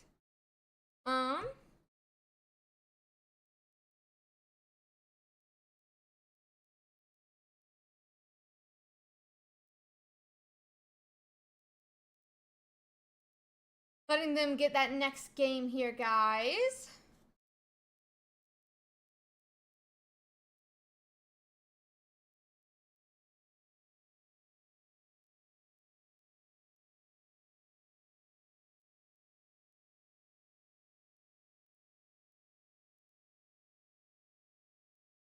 Let them getting that set up, and then we'll be into our next match.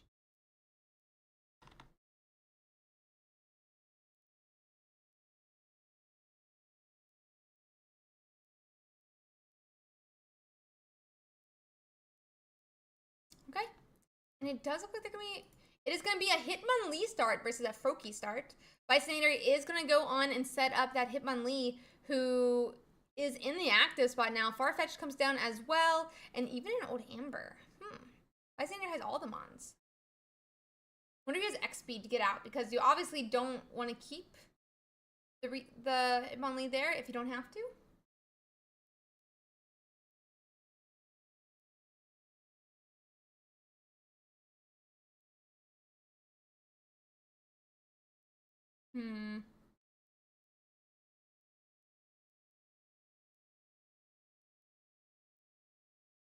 Okay. So we have Aerodactyl evolves now as well for Bisonator. I mean, honestly, KOing this Froakie would be huge for Bisonator, because in Pokemon, if you do not, have a Pokemon on the bench to take its spot, you do end up losing the game. So Froakie is officially on a clock. Even if we do see an evolution to Frogadier, it will be a bad spot to be in. Old Amber does come down, which could save us here. But do we have an Aerodactyl to evolve to? I mean, we could go on and attach energy here and get into an Aerodactyl, but it seems a bit early. I mean, we're going to go in and lose the Froakie, it looks like, next turn. Hitmonlee can't attack. The Farfetch potentially will be bad for our Old Amber, though, because Farfetch can KO it. And we'll be going from there. Going from there.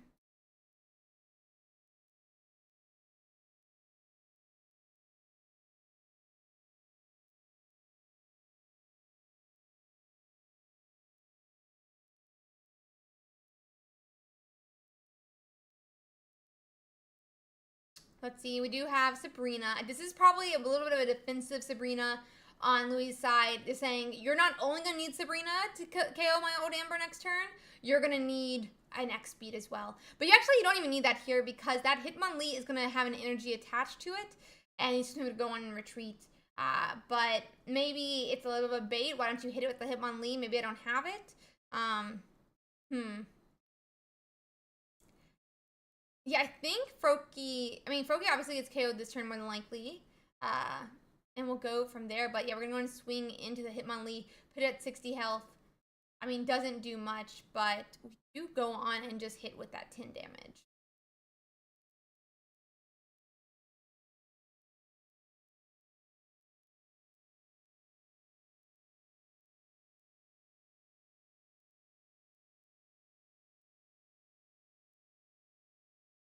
So, Farfetch comes up. Sabrina comes down, and that's going to KO that old Amber for 0.1. And we didn't even have a Frogadier last turn, so Louise Valentine can't evolve to her Greninja this turn. That's going to be 0.1. I think that is going to be potentially be game 2. Could potentially be game 2 here.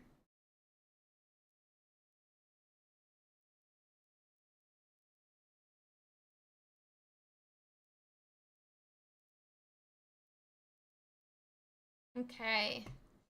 We do have a Frogadier, but it's going to be conceded. They're going to go to game 3. I'll clear off that leaderboard.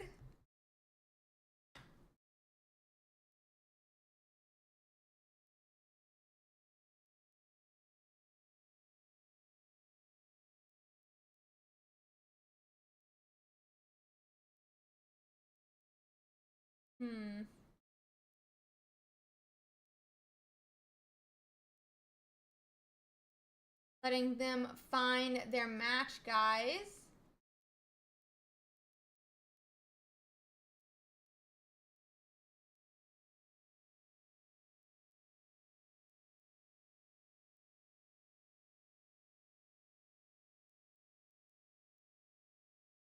Okay, let them get set up so that we don't miss here. But yeah, it is a fighting box versus fighting box. One is running Farfetch'd, the other is running Greninja.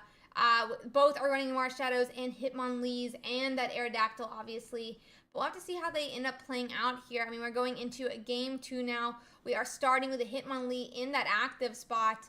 And there is no water energies in Louise Valentine's deck. Only fighting, only fighting. Let's see. So, I mean, Louise Valentine is going to be looking for a second attacker. We see Old Amber and now Marshadow come down as well. And then,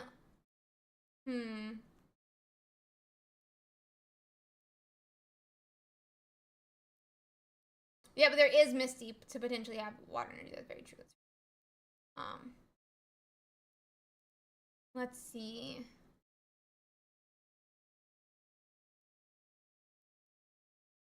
Farfetch'd could swing into Hitmonlee here. I mean, Bystanders definitely having to decide if they're going to put more Pokemon down. It is up to them, but we'll have to see how it plays out. Let's see, let's see.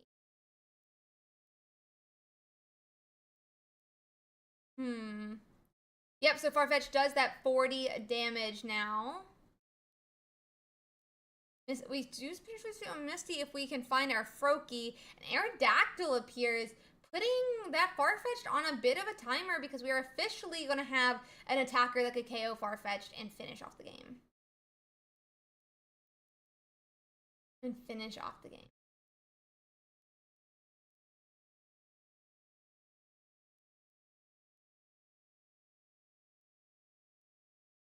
Let's see. Yeah, so Farfetch still looks like we're not having a second attacker. This seems like a bad spot to be in because if it does hit... Okay, so Marshadow comes down, which we can start powering up this turn.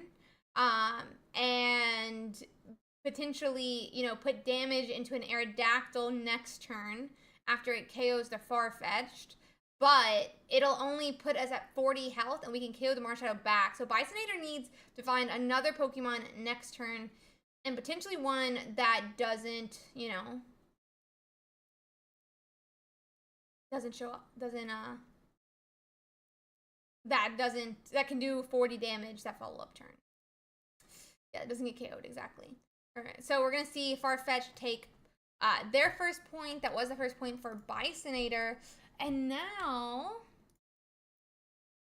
We're going to take our first point as well. This time, actually, the Mars Shadow, who could have done that big 100 damage into Louise Valentine's Aerodactyl. I think that's a really good play by Louise because that decreases the amount of damage that they could be taking this turn.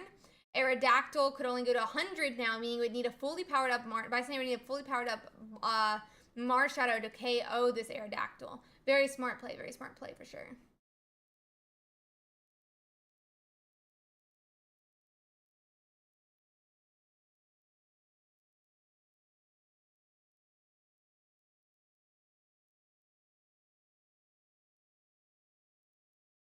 Okay, and that is going to be game 3, which means that Greninja Aerodactyl is going to have their next, their 2-0 in the tournament. 2-0 in the tournament. Let's see. Let's see who else is still playing here.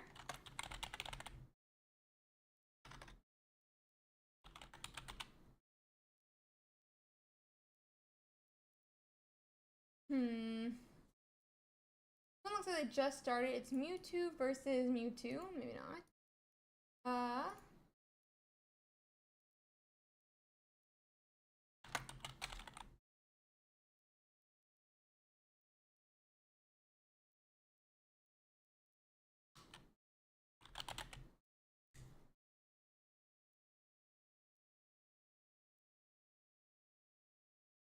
Let's see if we can hop into this one.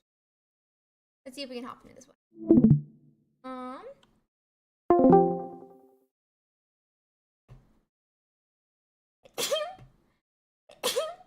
Excuse me, guys.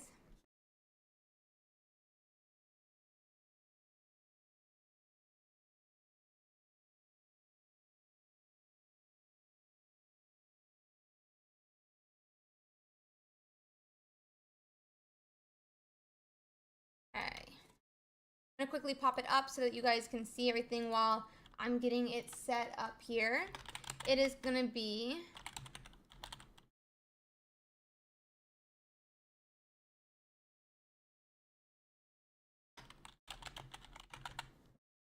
Toppin Buzza versus Tapsfur. It is currently 1-0 with the Gyarados with 1 point and our Celebi with 0 points. So I'm quickly popping this up and we're going to be getting into it, guys.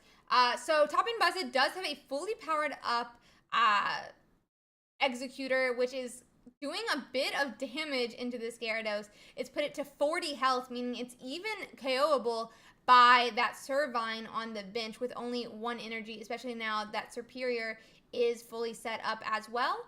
That Superior is going to go to 90 health, but that only matters if we decide to put Superior into the active spot. That is going to be 0.2, meaning what they do here could have a huge role in what happens, though, because that Servine obviously does get KO'd in the follow-up. Top end is at 0 points, and they are 1-1 right now. 1-1 right now. So, I mean, top end could put up that Superior. If there's a second Greninja, though, or a Giovanni on Tasfer's side, it could be a bit of a problem. And because of that energy getting discarded off of Superior, he's going to need to commit that energy for this turn onto that Superior instead of onto the Servine, really?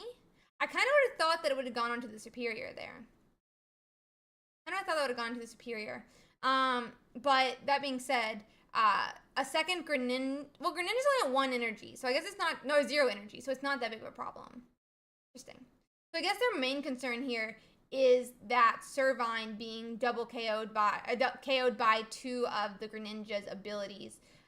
And there's not really too much of concern of an attack that KOs. So it looks like we're going to go on and have that 70 damage into Gyarados now. That's going to be 2 points for top end.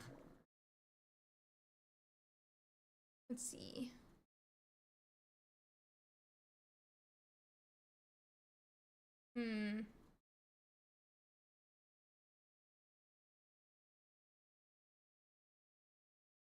Okay.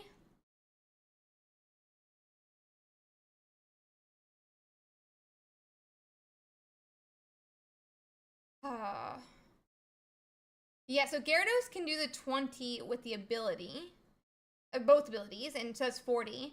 But then Greninja only,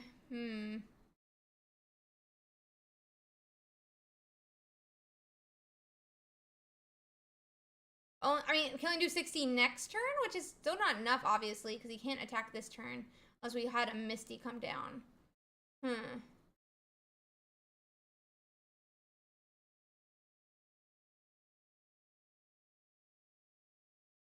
I would assume that we're probably going to see a retreat back to Celebi this turn.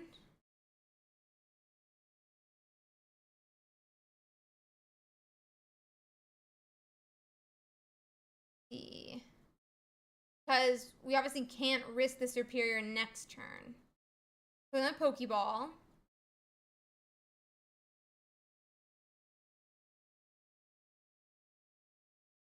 Definitely a difficult spot to be in for sure. Definitely a difficult spot to be in for sure. Let's see here though. So we have another Pokeball. We can see exactly what comes down. I think it's gonna be on the Celebi. No, but it's gonna execute. Okay. So it does mean they're running that 2-2 and then 2-2-2.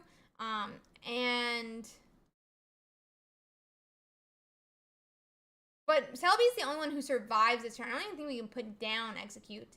Yeah, so we're gonna need to retreat to Celebi and then also probably find a healing potion the turn after.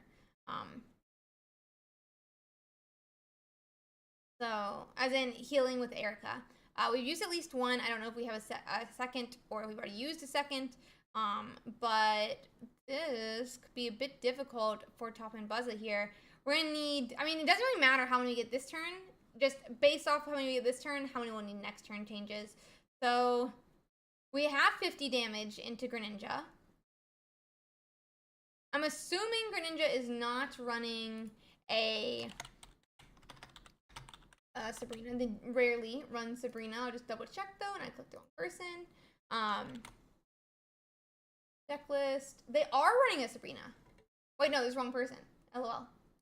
There's only one Erica's though in Top-End Buzz's list, which is bad. A bit of a bad spot to be in right now. But it'll be okay for another turn. But no, there is no obviously Sabrina for here. They didn't have the ability to join. They didn't have the ability. I guess they could have last turn though. Yeah, you are correct. Last turn. But yeah. And then yeah.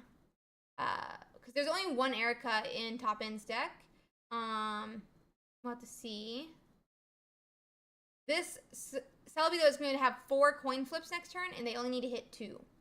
So this could be, I mean, it's a good spot to be in here as Top-End Buzza.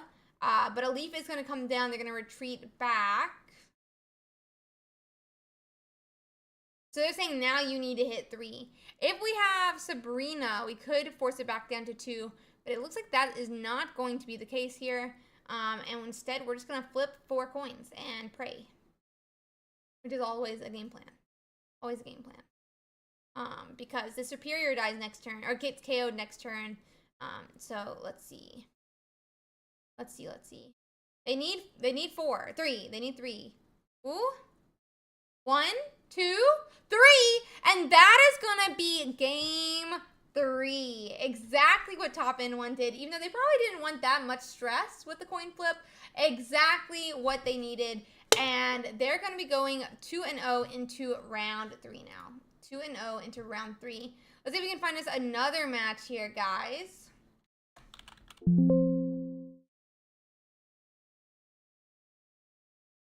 Give me a second here.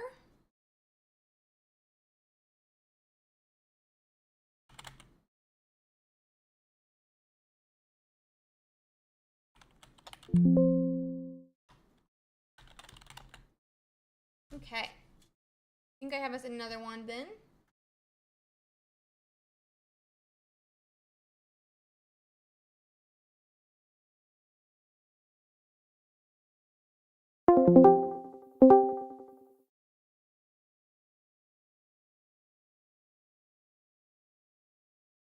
Does look like we're gonna have Charizard this time.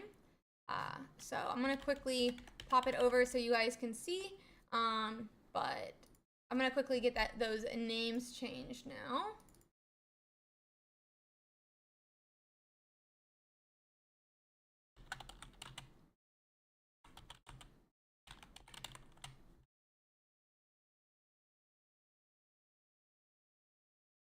It is 2-1 here. And then it is Conlax with 1 point. Quickly fix all that. So we are having now a Charizard and a Mew EX. By putting Mew EX down, we are protecting against a Sabrina Mew EX attack, which we could see in the future sometime. But we'll have to see how this plays out. We're going to go and get 20 damage on us from attacking into that Dredagon. But Mew EX will only be able to do max of 70 into Moltres. So our big hope here is not to let our Moltres hit 70 before we're already retreating and attacking with Charizard. But we can't bring Charizard out until that Mew EX has been dealt with that full energy. So, I mean, it's a little bit of a difficult spot here for Conlax as that Charizard player. Does look like we're going to have a potion for that Moltres, which will put us back to 140, but it's very safe and nice. And we're going to see another 70 swing into this Druddigon, putting us back to 120, but that is safely out of range of getting KO'd by Isynchro Gigas's Mew EX. So.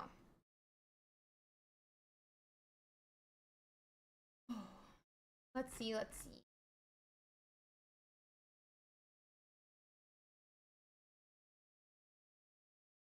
Okay.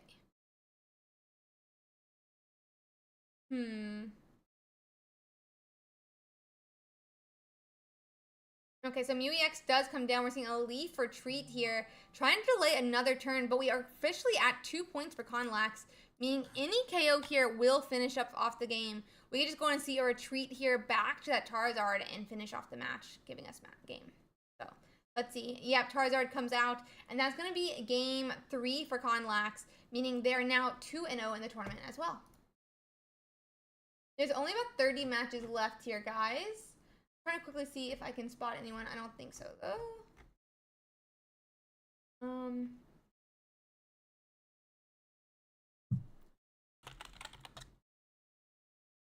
Let's see. I might have one. They finished the last game 6 minutes ago.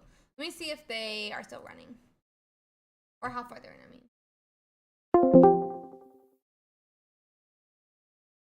Yeah, they're pretty early in the game. So let's see if we can pop this one up.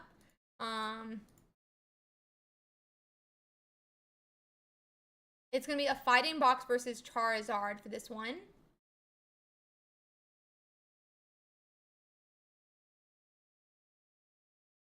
So let's see how that looks. Quickly. Hard to deafen. Okay. They're currently 0-0, and it is Mintom versus Reggie.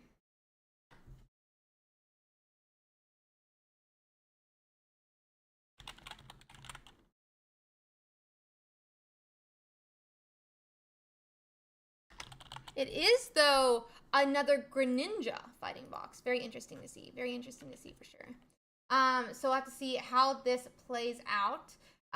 But this Moltres is almost ready to start swinging for 70 damage, while this Greninja could do anywhere from 30, 60, 80 with that ability. It does look like we're going to go on and use our Shuriken again. This can put 20 damage on that Moltres. But Mintom is very safe right now from a Charizard attack. They are threatening with that Mew EX to be able to return KO if that Charizard comes out. So that Charizard is not getting off the bench anytime soon. It does look like we're going to see a Growlithe come down as well that could be powered up. And we'll see from there.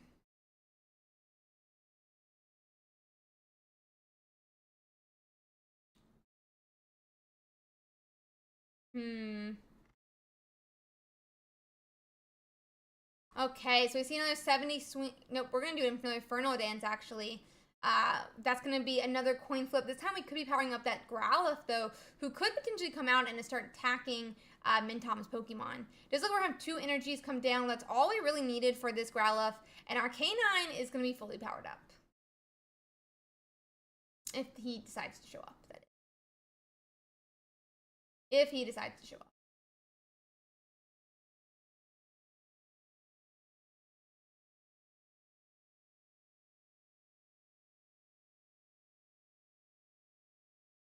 Okay.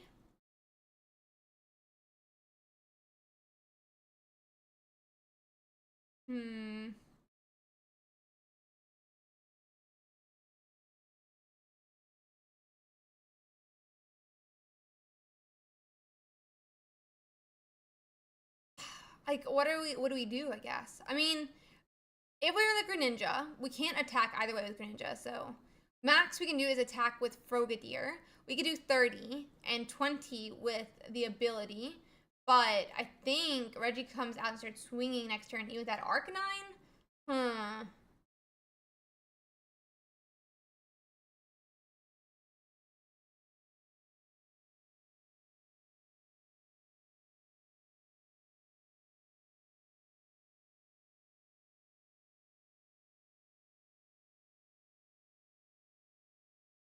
Let's see.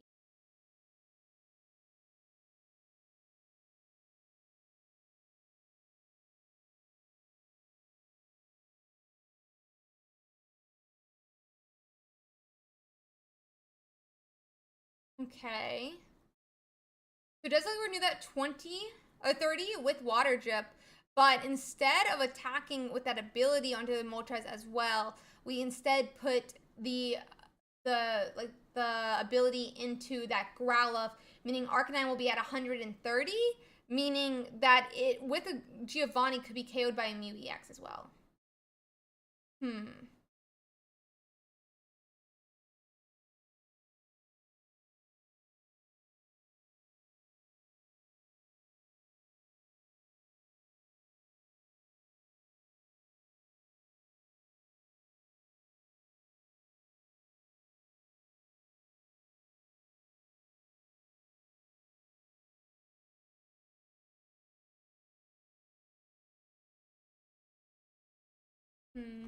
Alright guys, give me a second here. Okay.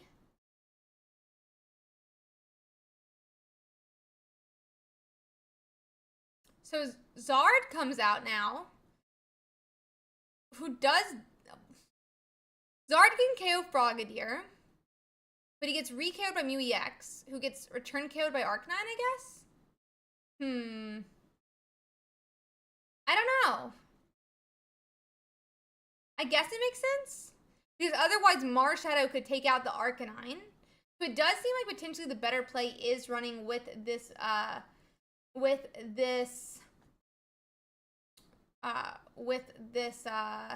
they don't need Geo here. They don't need Geo. Because now Mew EX has to deal with Charizard. But if Mew EX deals with Charizard, I mean, then Arcanine would have to have a Giovanni. But I assume it's to do it. Do that.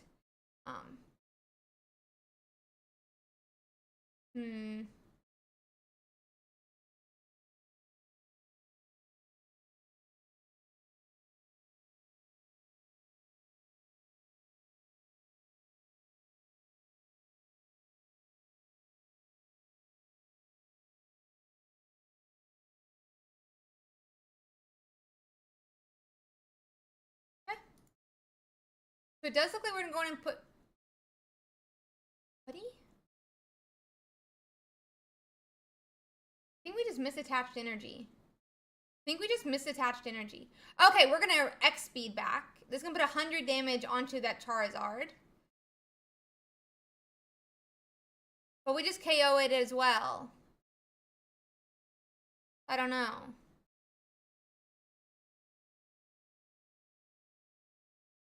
We just KO it as well. I mean, we're only doing 100. Mintom is at 0 now. Yeah, at 0 points.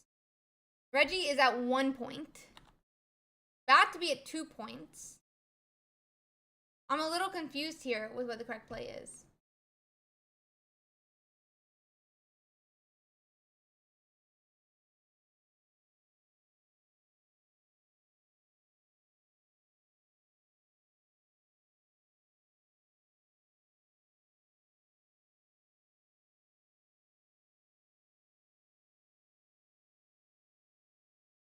Let's see. Okay, so Charizard then KOs it. Now Reggie's at 2 points, like we thought. But I don't know how you exactly come back here now. Greninja can't attack. Mew EX. Mew EX can KO the the Charizard for sure. But I don't know. Like,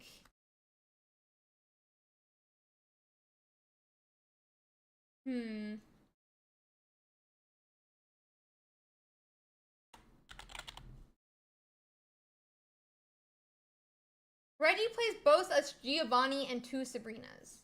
A Giovanni and 2 Sabrinas.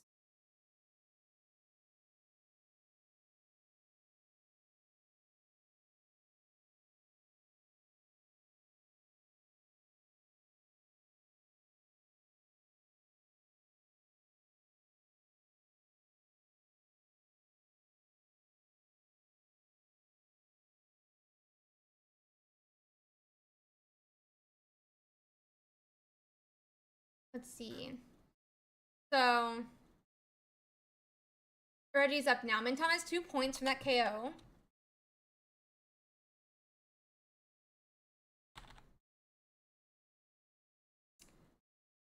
Did we not hit the... Yeah, we had the Giovanni, and that's going to be game. That's going to be game.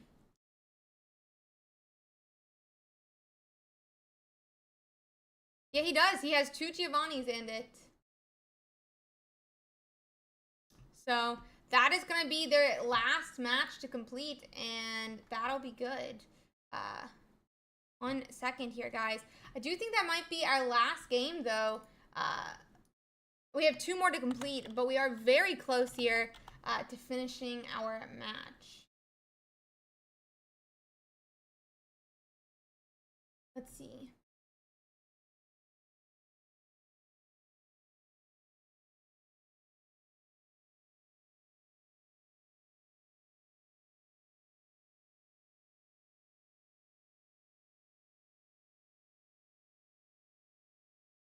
Let's see. Okay.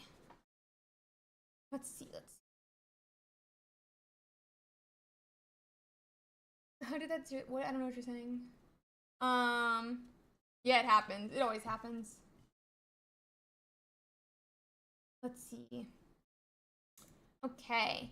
We will check out the metagame here, guys, while we wait. We just have 2 matches to complete, and then we will be able to go. But why don't we check out how some of these matches have been doing? We're almost done with our round, and we'll go from there. So.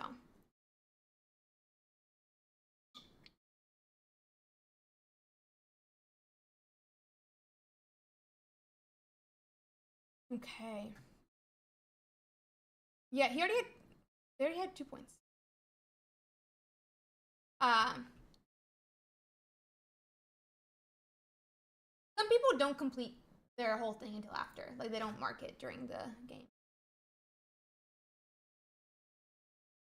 Some people don't, fill theirs in until a while in, So,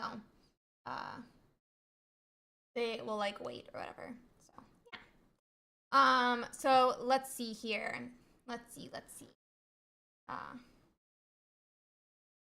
gonna call Jojo in a second just so that the doesn't end.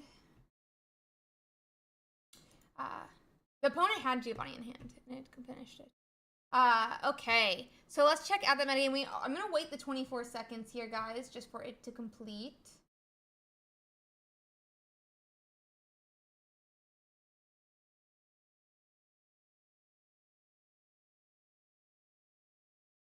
One second.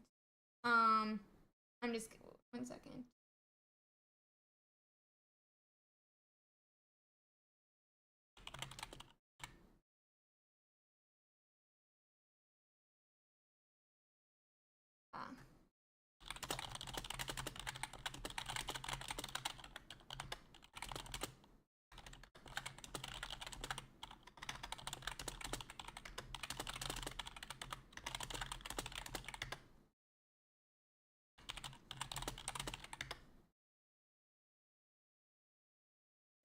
Okay. let's check out how some of these games are doing here. Let's see. Okay. So we can see, I mean, Mewtwo's doing pretty well. Not the worst here at that 53% win rate. Not bad, not bad. It's had some worst weeks for sure. We do see about 50% on that Gyarados. People are definitely have, you know, a target on that Gyarados' back after winning the tournament last week, and you can really see that with a bit of a dip down here. We do have that 52% win rate on that Pikachu Zebstrika, about 52% on Executor, but I do think this 44% is exactly what we talked about. No, we only got 1,700 players, Hillark, so we do not have top 6, only top 32.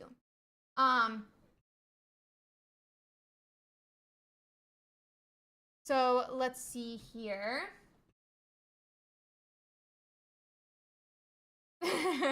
Order some pizza, everyone. That sounds good, honestly. But I mean, I'm just saying right now, I called it. I said I think a Zarkanine wins today, and it's got a 60% win rate right now. Absolutely insane. Maybe I'm psychic. Maybe I'm psychic. Just saying.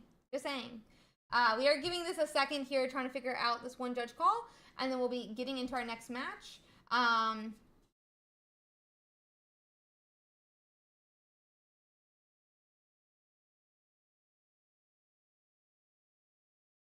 So, I am U3. I'm a little bit psychic. But that being said, we'll see how it ends up playing out. Just very excited. Yeah, I guessed Gyarados last week as well. So that's what I'm saying. Maybe I'm psychic, guys. Not saying to toot my own horn.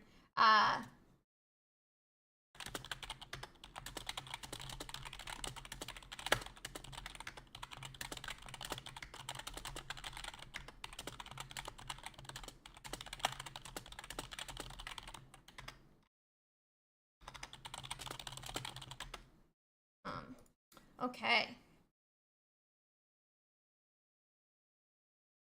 Nice, Stellar.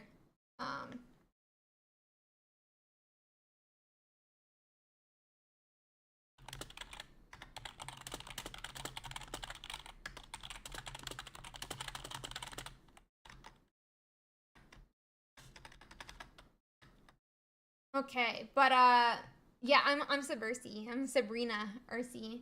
That being said, though, I love seeing that. I'm definitely a Zarkanine believer. I've been believing in Zarkanine since you know, the first week. I was like, it defeats everyone and doesn't get KO'd, you know, immediately by most. So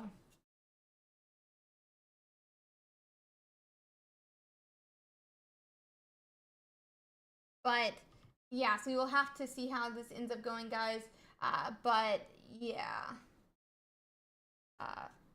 we are just waiting for one more thing to finish up here, and then we can go. But why don't we check out what people are playing in their Zarkanine list? Let's see what they're playing in that Zarkanine list. So we're seeing that 2 Charmeleon, 2 Charizard, obviously, and 2 Charmander. But some people are deciding to run 1 Charmander because of they are running that 1 Charmander because some people are thinking that Arcanine is more important than Charizard now. But it's really cool to see that shift. When Zarkanine first came out, that Arcanine is who people were running 1 Growlithe of, right? Because Charizard was more important, but that Arcanine brought in a really healthy second attacker. Meanwhile, now with this shift, with these Celebeats, with these different Mons that can be KO'd by Arcanine, they're actually changing to, some people are changing to 1 Charmander and see how it goes from there.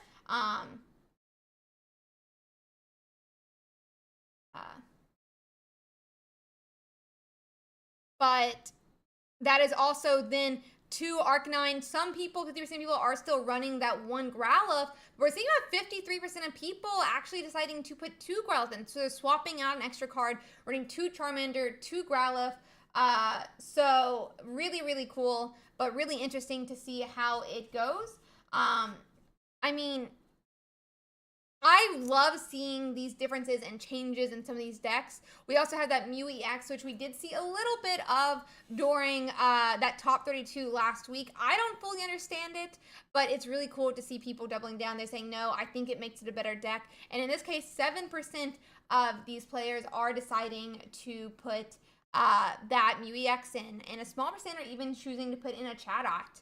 Then obviously everyone is running that 2 research, 2 Pokeball. You need to find your attackers. You need to find those evolutions because that is really the vulnerability in this deck. So we're seeing those here. We are also seeing those 1 to 2 Leafs, 1 to 2 X Speeds, 1 to 2 Sabrina. So mainly 1 Sabrina. We did see one earlier with 2 Sabrina though as well.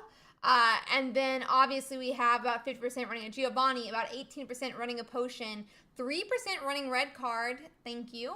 No, I have no arguments right now about it. No arguments right now about it. But and then 1% running blue. Really, really interesting to see here. That being said, really cool to see how these decks are changing with new cards. With that mini set, with the meta changing, such as that Charmander versus Growlithe, maybe both, maybe only one, seeing how they play out, and then we'll have to see how it goes, and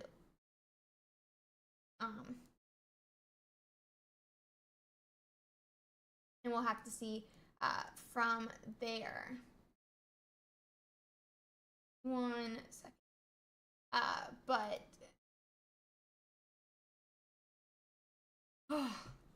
Anywho,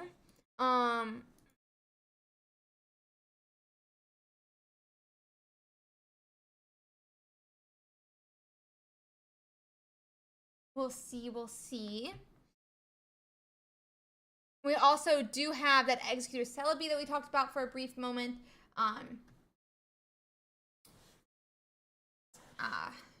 We're not talking about red card today.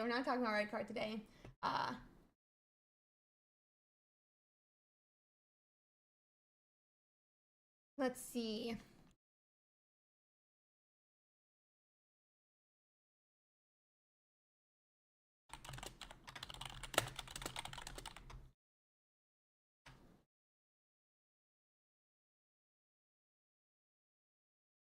Let's see.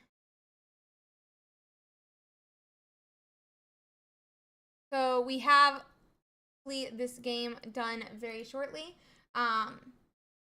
Yeah, I'm really hyped for next expansion as well. I really am excited to see what they decide to put in the game. Because obviously we have that little bit of a comeback mechanic or avenge mechanic with the Marshadow, that mini set. We even have a little bit of a anti-EX mechanic with Tauros. Really interesting to see how that plays out.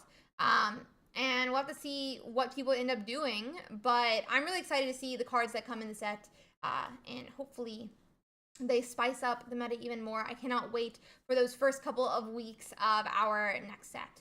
So that's going to be so awesome. Let's see here. Okay.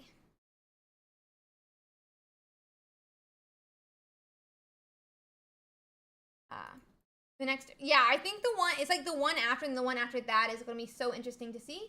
And we'll go from there. But, okay, guys.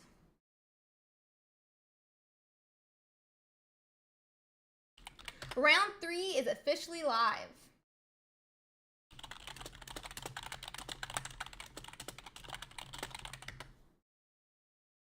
Round 3 is officially live.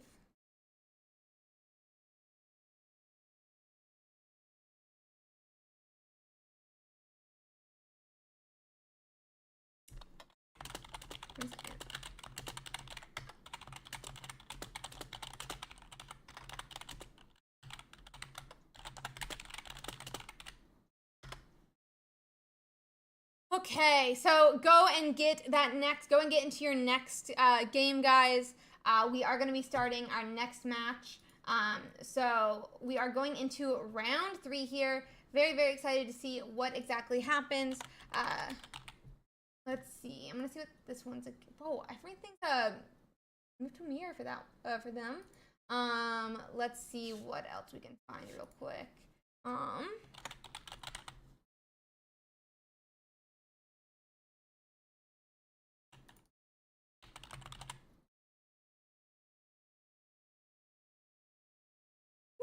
wonder what they're running. Okay. We're gonna watch a Greninja Mew EX game versus a fighting box. We're gonna actually...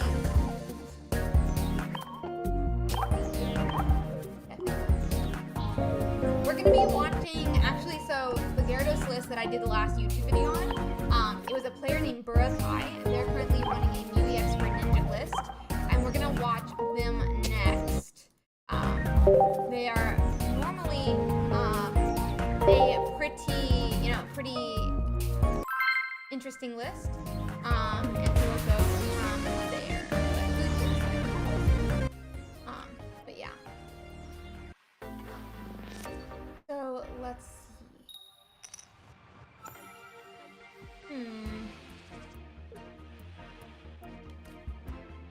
We are officially into round 3, and we're gonna be watching Ursiiday versus Andy Rowe. I see.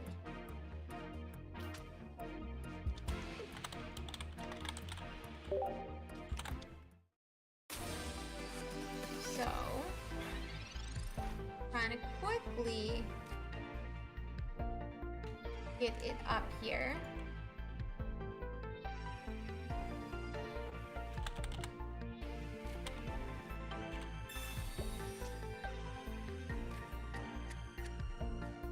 They are currently 0-0.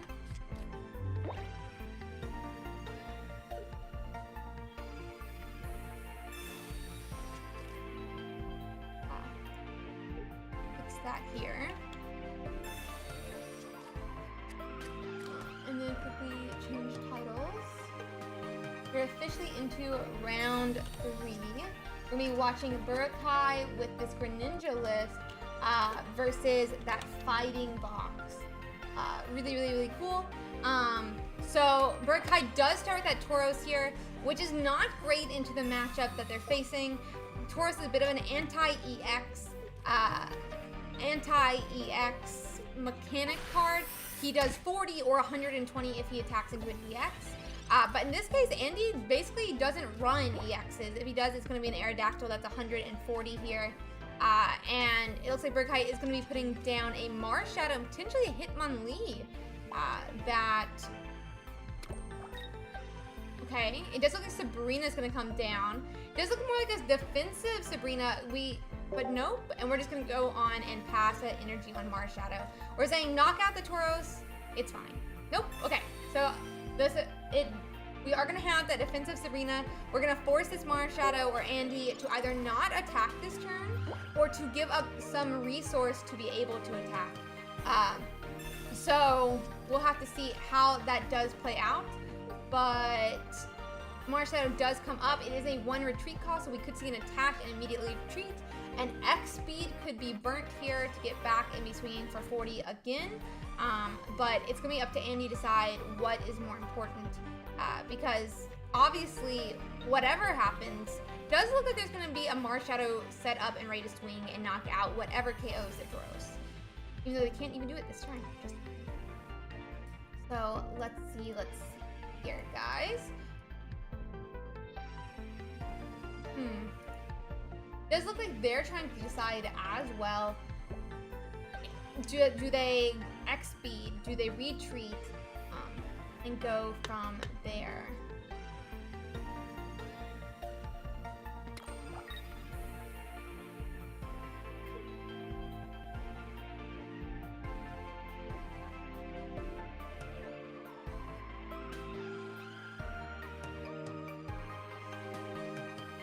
Okay.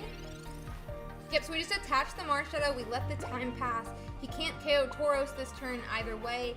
Marshadow can swing next turn, but allowing this to stall does mean that Ursiiday has more time to set up and potentially set up a second attacker as well. It does look like we're just going to attach the Hitmonlee though. And Roki is going to be played as well, meaning we can start seeing some evolutions into that Frogadier, into that Greninja, which is going to be really nice for Burakai to be able to do that extra 20 damage every single turn and get some different Pokemon set up to be in KO range of Andy's Mons.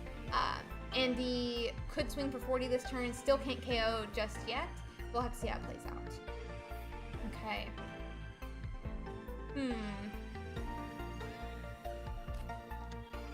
Okay.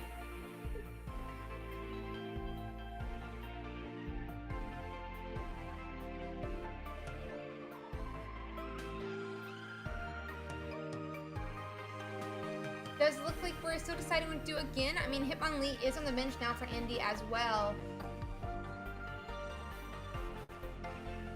I don't know here.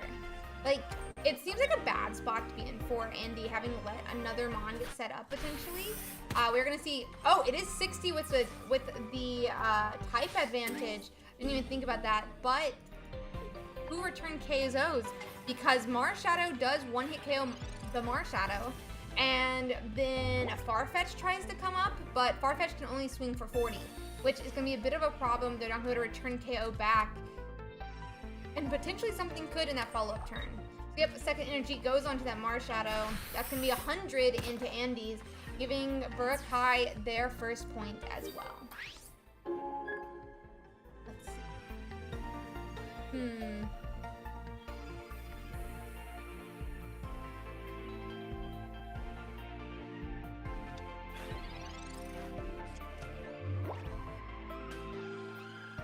Hitmonlee does get promoted now, which either they're gonna need an energy retreat or they're gonna have to hit one of Burakai's bench Mons. It could 2-hit KO potentially Froakie, while Marshadow has to 2-hit KO Hitmonlee. But a Frogadier could put a bit of a problem in that plan. We do see a retreat back. We're gonna see 50 damage from this Farfetch. I don't really know what the Giovanni does here, but potentially it could just because they don't think they're ever going to use it in the first place.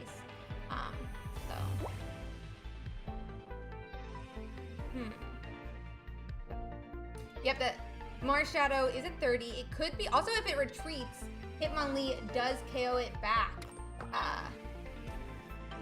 Let's see.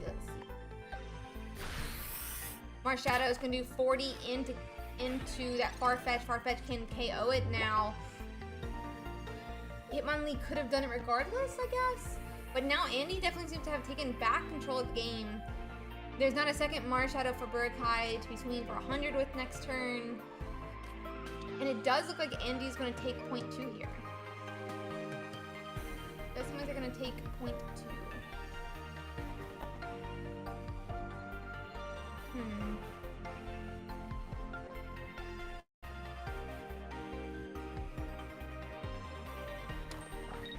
Yep, so we're going to attach to Hitmonlee. I don't really think we need it this turn, but that does kind of say we don't have Aerodactyl in hand, which could be a bit of a problem.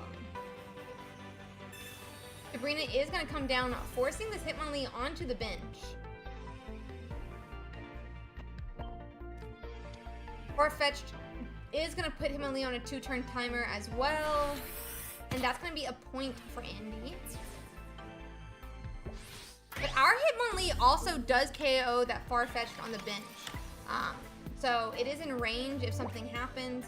We do see a Frogadier appear as well here.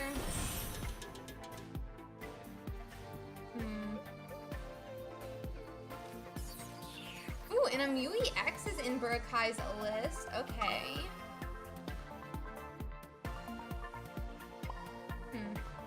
Mui X is going to play that. I'm going to have 1 fighting. It does need 3 to be able to Genome Hack, which is going to be a couple more turns before he can reach that energy count.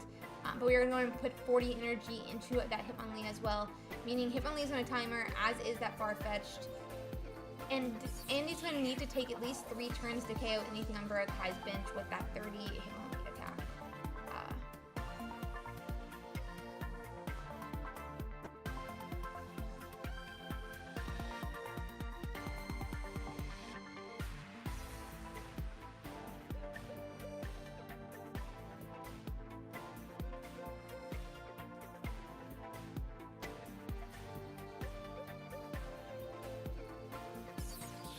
Okay.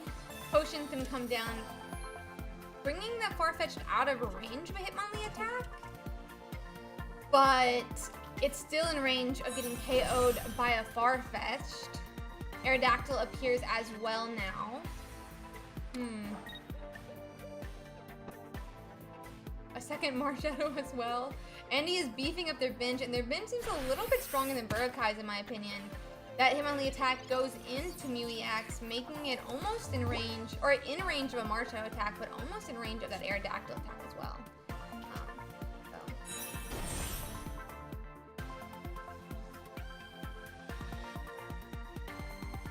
Okay.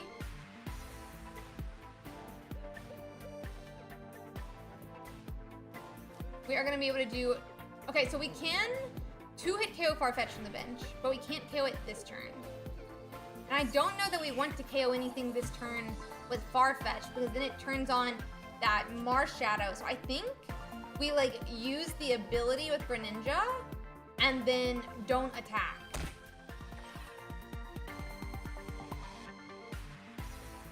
Oh.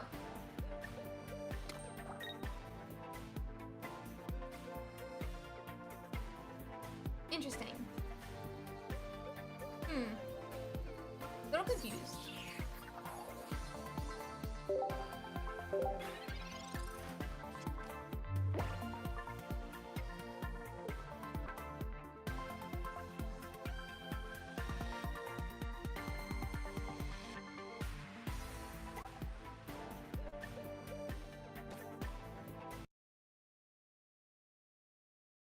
We're double checking the list. Okay, we're back. Seems like Andy is trying to decide what to do here. Yeah, I kind of thought they would have put that onto the Farfetch'd and then passed. And then next turn, you could do it and hit the Hitmonlee in the active spot and win, potentially. But I guess this stops a retreat. Red card's gonna come down. It's gonna put some cards, I'm not sure which cards he's afraid of here.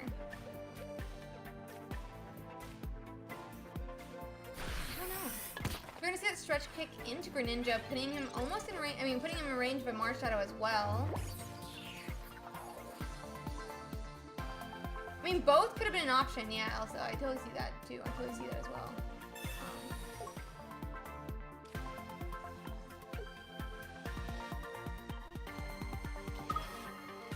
Okay.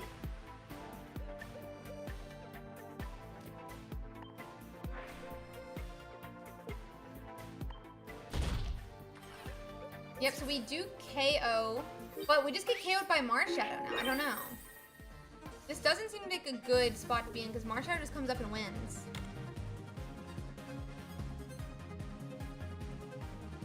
Wait, did we use the ability? Because maybe it is. I didn't realize it wasn't the attack. I thought that was the attack. Yeah, so I guess we can, but Aerodactyl doesn't get KO'd here either.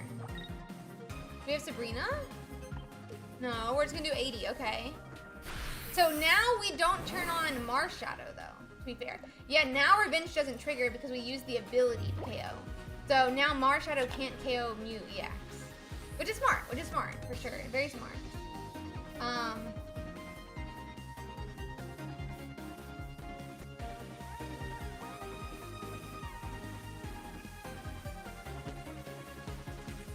Let's see. Yeah, that makes a lot more sense now.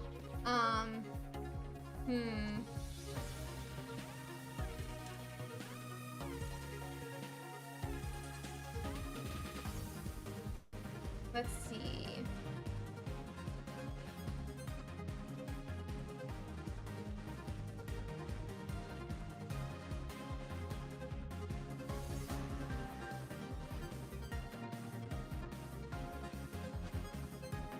So now Aerodactyl needs to retreat, but nothing. So if Aerodactyl swings here, then Burkai wins. They went on. Okay, yeah. Sorry, this fighting box can be a little bit much even for me at times, if I'm being honest. I always like have trouble following which is which. But that is gonna be game one there. Again, I'm gonna let them go on to the next one.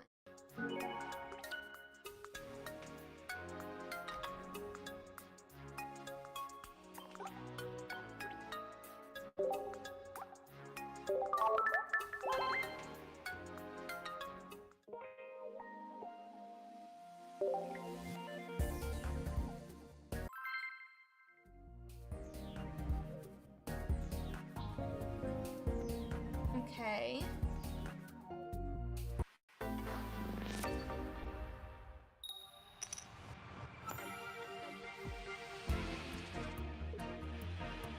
Letting them get set up here.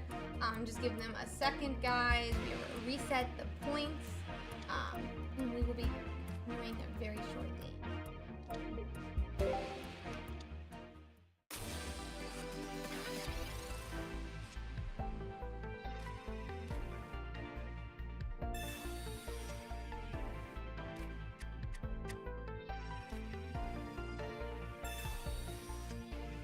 Okay, so we're gonna be getting into this next match. Let's see. Oh, of course, thank you so much for that raid. I really do appreciate that. It happens, it happens. What deck did you end up playing? Okay. We are starting with Hitmonlee in the active spot, putting a little bit of a threat if Andy decides to put down a second Mon, but this Farfetch is gonna do a 2-hit KO the Hitmonlee, and it gets to swing first. So we'll have to see how it goes.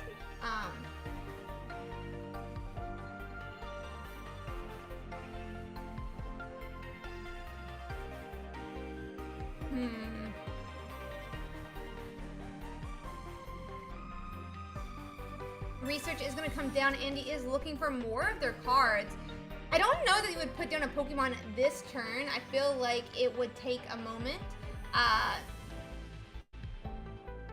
It would take a moment here to be able to get into I would take a second so that Burkai feels the need to retreat back with that Hitmonlee. But we do go and put down the Old Amber, which means Hitmonlee can hit into the Old Amber, putting a potential Aerodactyl at 110 health, meaning a Marshadow plus a Giovanni could finish an Aerodactyl off. We did see where, prior games, 2 Hitmonlee attacks into that Aerodactyl does mean it'll be in range of another Aerodactyl attack, which could be good down the line. It looks like we're going to power up the Marshadow though instead, and threaten to return KO that Farfetch'd if they decide to finish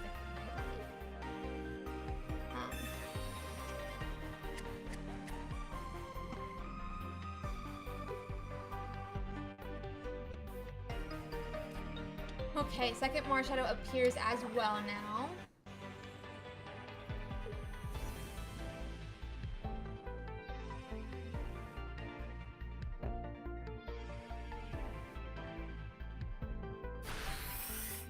We're gonna finish off that Hitmonlee and get 0.1 for Andy.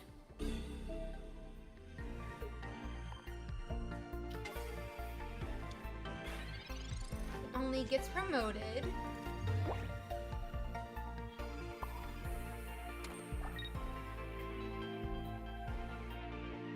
But we do go in and KO here and get a return knockout. Problem is that Marshadow on the bench could return knockout us as well. And where do you go from there? I don't know that we just ignore this turn, but it definitely seems like a difficult spot to be in. We go on and do that revenge attack into Farfetch now. Does KO it, but does this Marshadow just finish that second, get it the second point?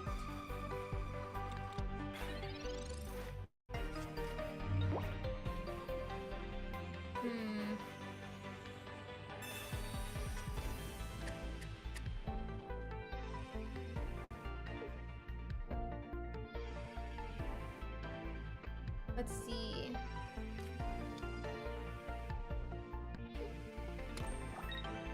But guys.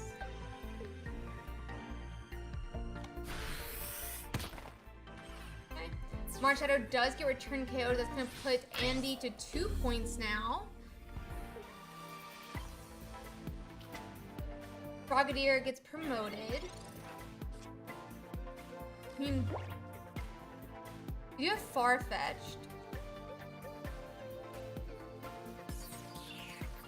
Using an X speed back and attack. Tauros appears now.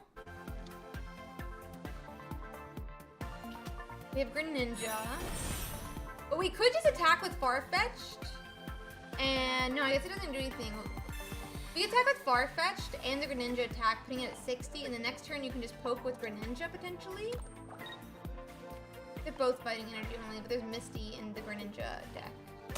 So you have 60 now.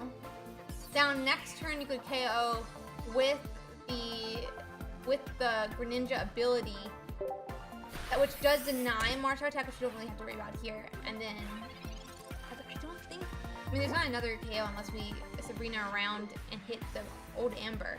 We would have to find the Sabrina, and we'd have to hope that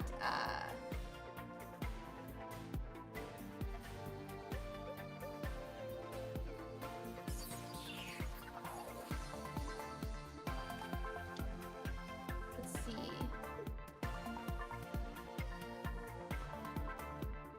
But now we're protecting it. Okay, we are protecting against that Sabrina, potential Sabrina. We do discard as well, so now it's 2 Hitmonlee on the bench. Huh. Marshadow can do 40. So Sabrina back would push the Farfetch'd onto the bench, eventually. So let's see.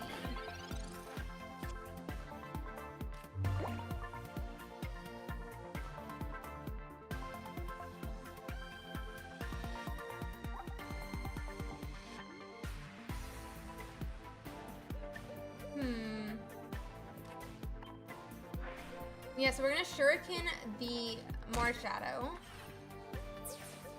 He can't have this Farfetch'd retreat, because if Farfetch'd retreats, then he loses the game to a Hitmonlee attack. So Sabrina is definitely game here. He's definitely playing it like he has Sabrina or he wants a Sabrina.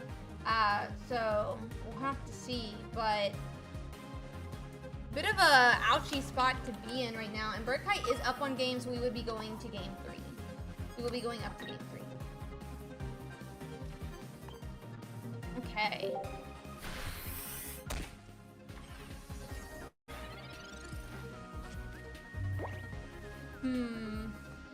Yeah, so Hitmonlee is at 40 health. Sabrina comes down. That's gonna be the end of game 2. We're gonna let them get set up for game 3. I'll go on and reset the score here.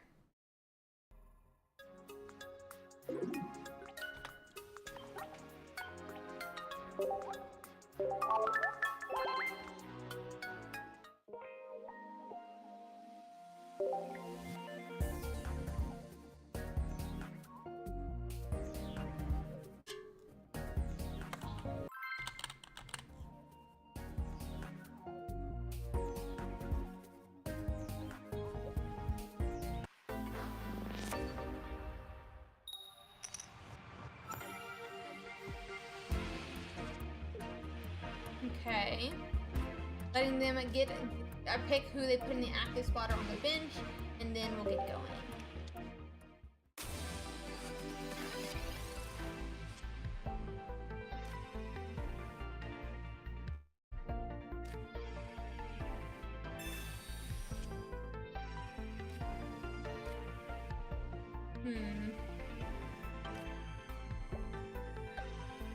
Okay.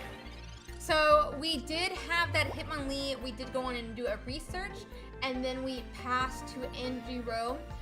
Endiro does have that Marshadow in the active spot, which means we can start powering up an attacker and potentially next turn start doing 40 damage to Hitmonlee. We'll have to see what they decide to do.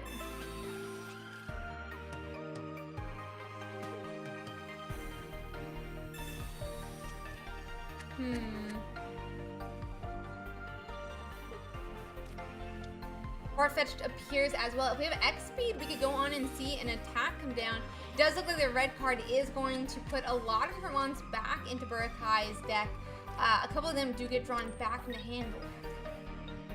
I see, let's have to see too much for sure. That being said though, it does look like we're gonna have a retreat back now for that Farfetch'd. Be able to swing for 40 into Hitmonlee, putting him in a range of being KO'd next turn. And a bit of a timer on Andy Rosk's, on for a Burkai. XP does come down. Farfetch'd appears as well, and a retreat back to that Farfetch'd does mean another 40 damage onto Andy Rue's Farfetch'd as well.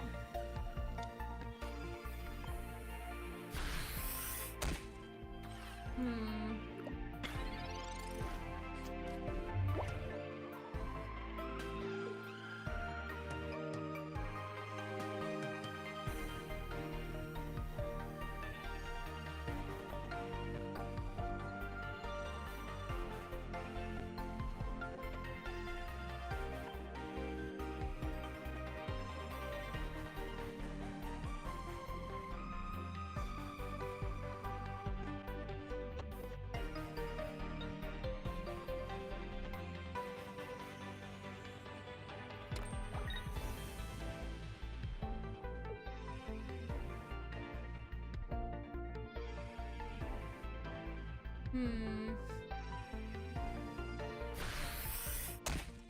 it's gonna be 40 back into our Farfetch'd. I mean, Frogadier. UX looks like it's gonna come down now, but obviously, what do you really do into that? We're gonna KO that Farfetch'd, putting the first point for Burakai this game. But Burakai doesn't have a Marshadow to return KO, the Marshadow that's gonna KO his Farfetch'd here. Meaning Andy's gonna get a point as well, and then we're gonna have a couple turns where we can get another point onto the board.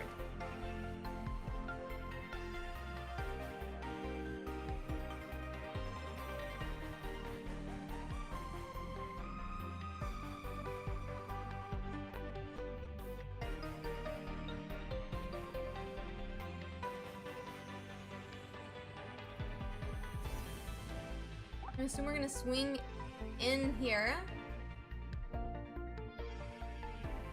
Let's see. Second Marshadow does get played by Andy Rue, so now he's saying you attack, you knock out this Marshadow, I'll still KO you back. You need to be able to KO me twice.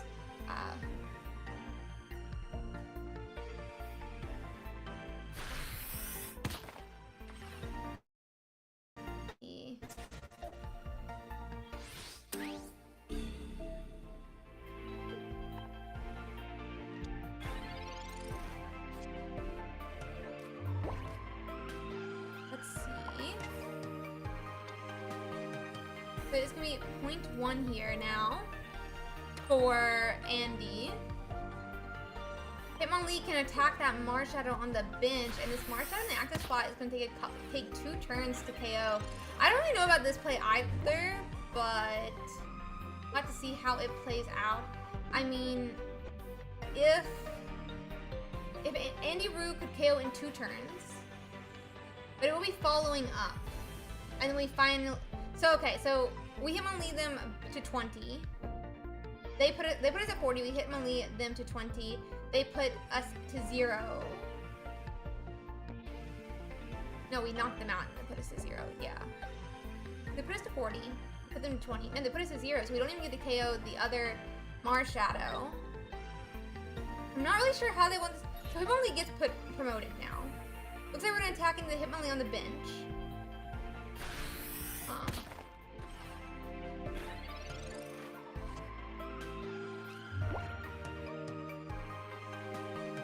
Let's see.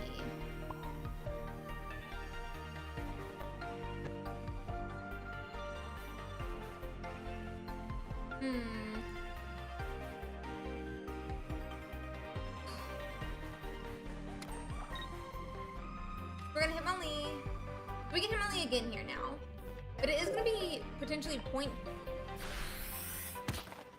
I'm surprised we hit into the new EX last turn. That's why I'm like staring at this a bit. Like now we still can't take a point next turn. UX is obviously going to be in a range, but new EX only has 1 point on it. There's no, in my opinion, reason for that.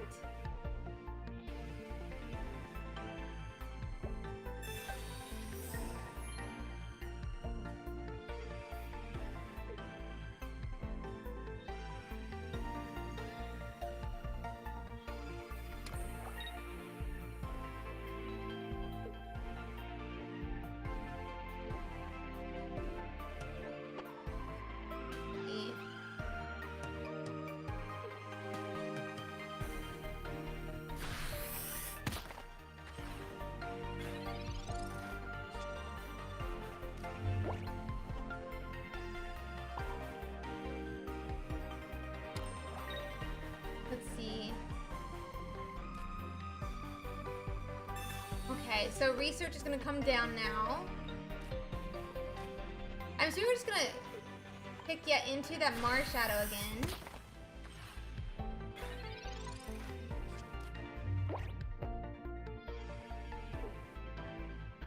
We're definitely avoiding the Marshadow attack. I totally agree.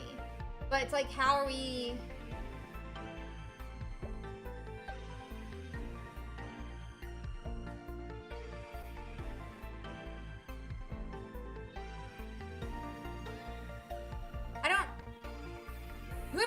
The thing is, both teams have a Marshadow set up. So whoever takes 0.2, they Marshadow back.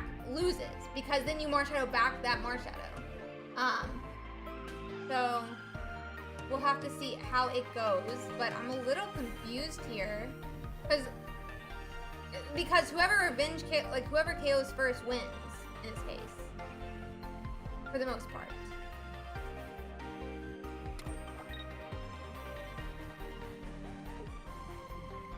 Let's see. Yep, they're gonna take the Hitmonlee attack. But the problem is even if you do that, so now you have 2 points on Andy's side.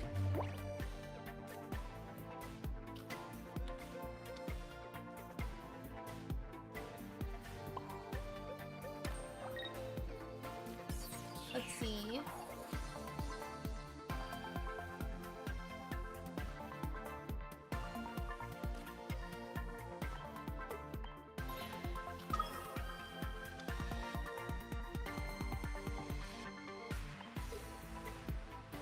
I mean, we stretch. It looks like we're stretch kicking back, but we just get KO'd back by Marshadow now because we're at 100. So, oh, we're not KOing. Never mind. Okay. I'm very confused.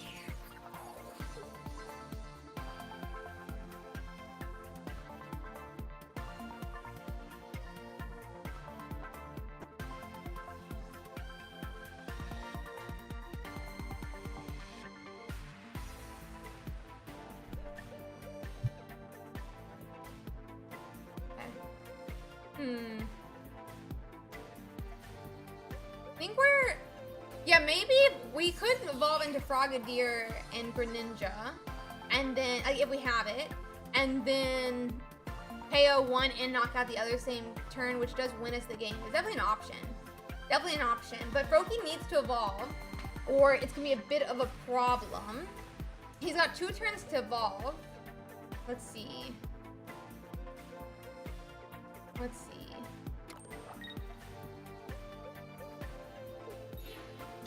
Okay, so Marshadow's coming up to swing for 40.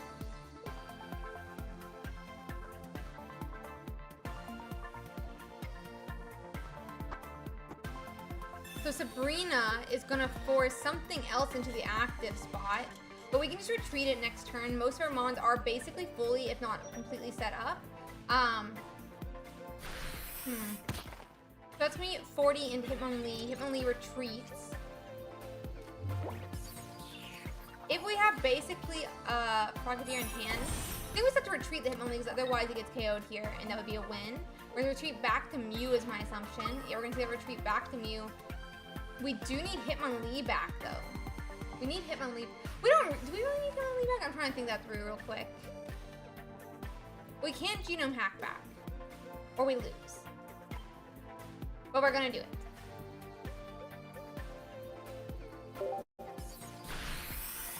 We're gonna do it. I don't know about that one. I think that's 3.2. They can swing for 100 here, and then they win. And so that's gonna be game 3. Oh. Okay, we're gonna find another match. We're gonna find another match. There's 23 games left. Let's see if I can find us one.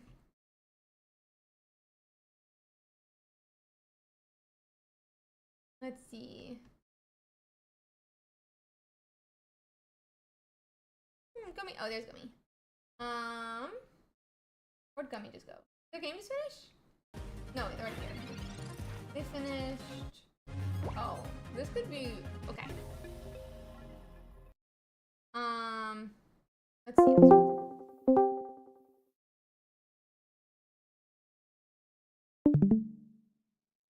We're kind of far into the game, so I'm gonna quickly get it up as quick as possible, guys. And I'll change everything in 1 second here. It is 1 point for Gummy, 2 points for Gustavo. Then it is gonna. I changed this points now, and now we're gonna have Gummy as the person in. Ooh. Somebody's getting a lot of coin flips. I don't know what that means right now. Oh, that's a win for Gustavo. There's a win for Gustavo. So that's their game 3. That's their game 3. Let me see if I can find another one.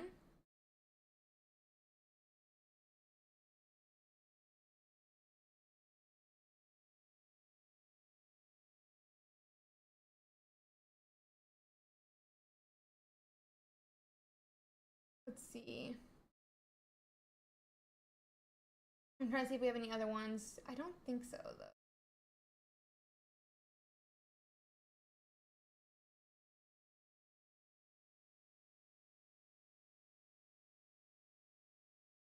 I'm trying to see if we have any other ones. It doesn't look like about 10 minutes. We'll go through some meta stuff, guys. But give me 1 second. Let me bring up the meta breakdown. Give me 1 second. I'm going to take a quick BRB from the computer.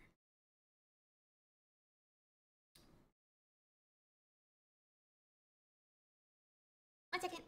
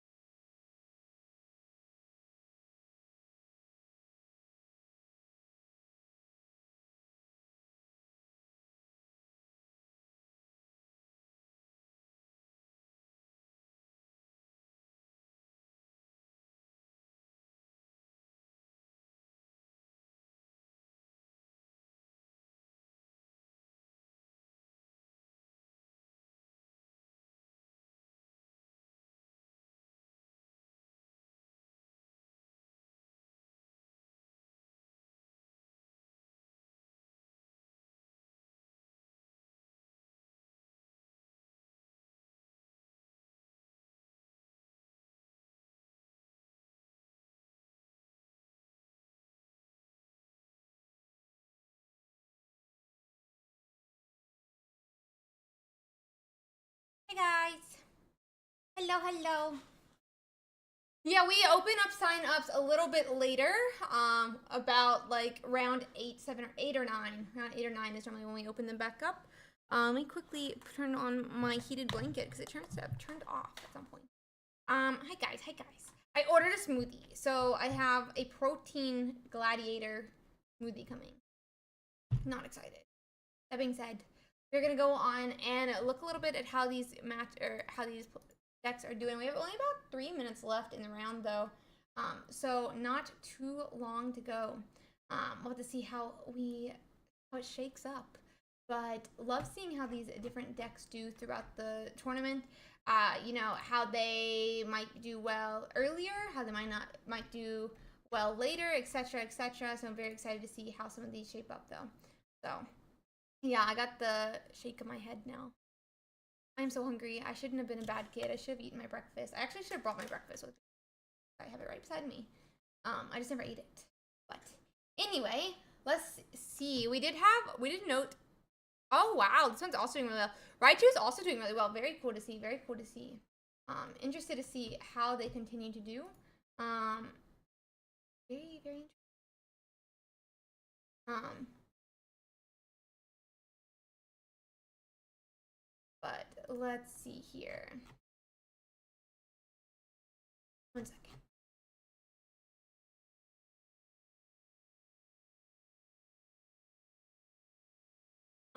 Yeah, no, I didn't eat breakfast this morning. I thought my coffee would work.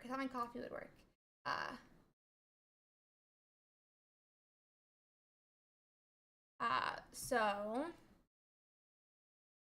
let me just check the other thing. So, I mean, very interesting also to see that 61% with that Pikachu EX and Raichu EX. We can check for a second here what cards they're running because we are going to be finishing up some games here. And obviously, there's probably going to be some judge calls right at the end. And then we can go from there. But let's see here.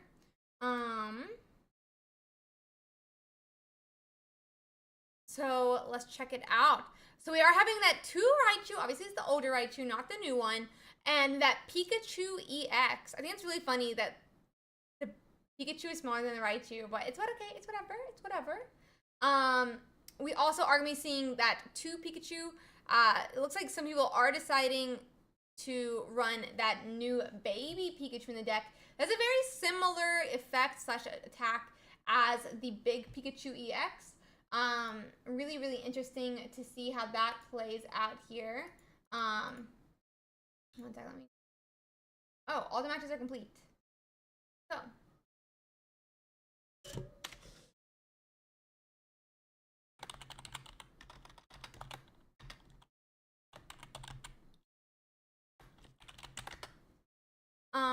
Just double checking with our head judge here, Seahard, who is in chat, so maybe he can tell me here himself. Okay. And into round 4 we go. Round 4 we go. Awesome job by our judges.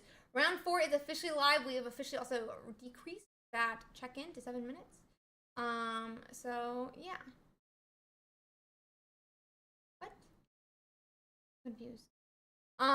But yeah, guys, we will be getting into our round 4. Let me quickly find us one, and we'll go from there.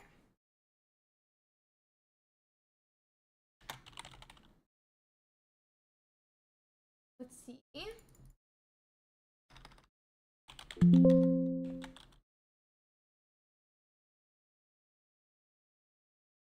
Here. Could have a Mewtwo EX versus a Golem if they check in correctly.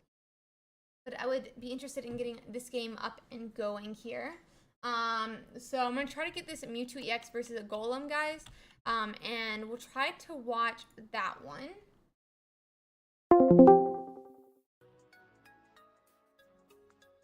Let's see. I'm going to quickly deafen them.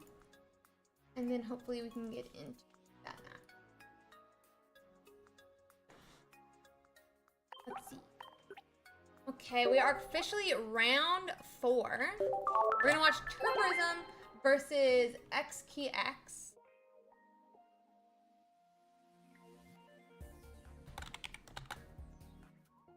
is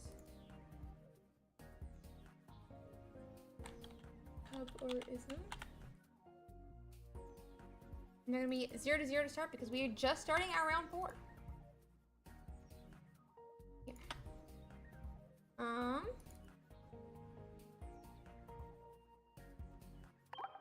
We'll let them get ready and set up here.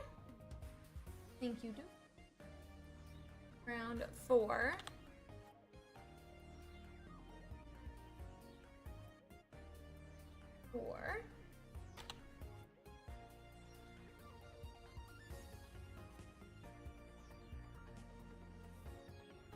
Okay, we're just gonna let them get into their match.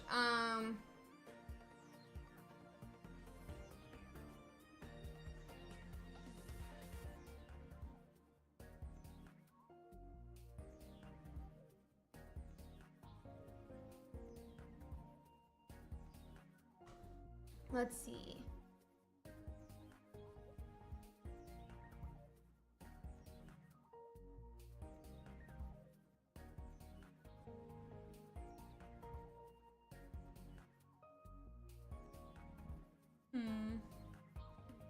We have a really awesome, we have a very, very, very awesome, oh gosh, what is the word?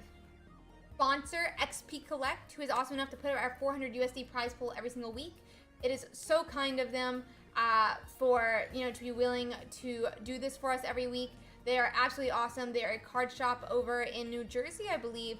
So if you want to order some cards from them, be that Pokemon, Lorcana, One Piece, I would definitely recommend that you check them out and see what cards that you want. They also do have some different, I think, Pokemon wallpapers that you can also check out. And there's also like a, I don't say monthly,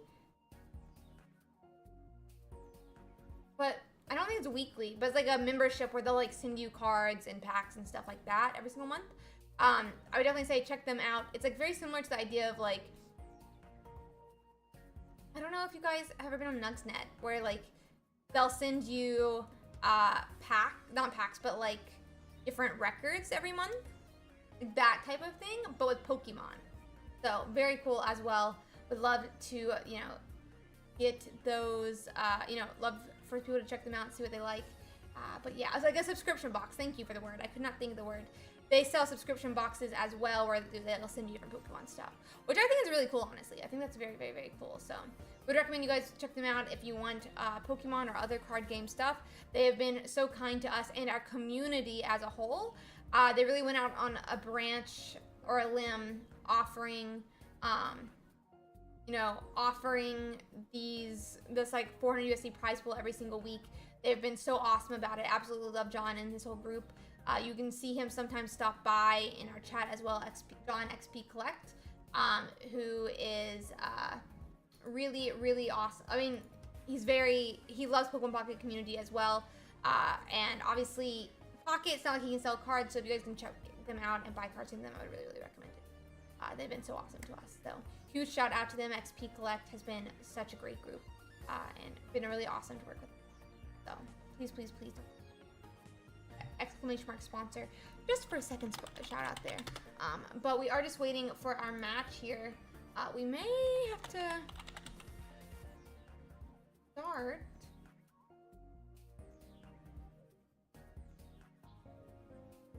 This person may not great. Let me just check something out. That was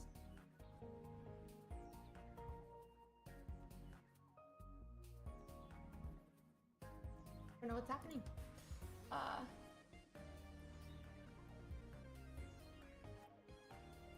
Okay. I will see if we have another match to watch. Let's see here.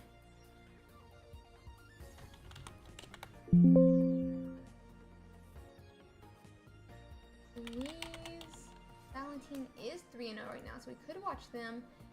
Would be a Aerodactyl Greninja versus a Gyarados Greninja. What an interesting matchup. Oh, our opponent has re-arrived, it looks like, so we should be able to start soon. Very cool, very cool. Okay, just waiting for that.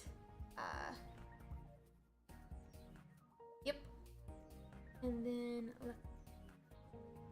just waiting for that to pop up, and then we'll get into our next match.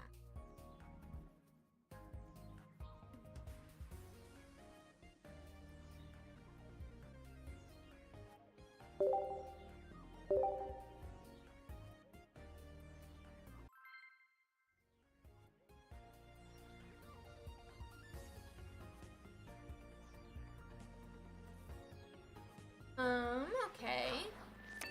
Let them get their game going, guys, and we will get into the next match here. What's going on upstairs? I don't know what's going on upstairs.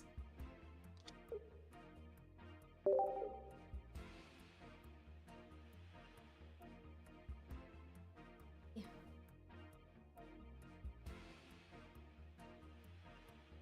Just letting them get set up. It is Golem versus a Mewtwo EX.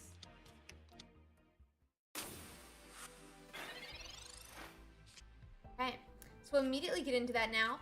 It is going to be Tuberzum versus X-Kai-X. And we are going to be trying to look for that Mewtwo here. We're going to be looking for all of our different Pokemon. We are going to research though. And it does seem we're going to get a second Ralt. We are looking for a Kirlia, our Gardevoir, our Mewtwo. Just going to double check our list here. Tuberzum is running Jinx in this game, which is the second Mon that our oh my gosh, our winner 2 weeks ago did run. He's also running a Giovanni, a Sabrina, and a Leaf, and 1 X-Speed and 1 red card.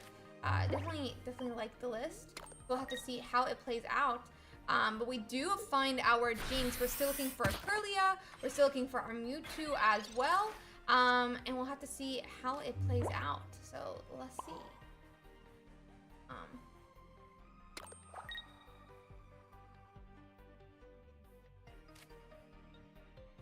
Okay.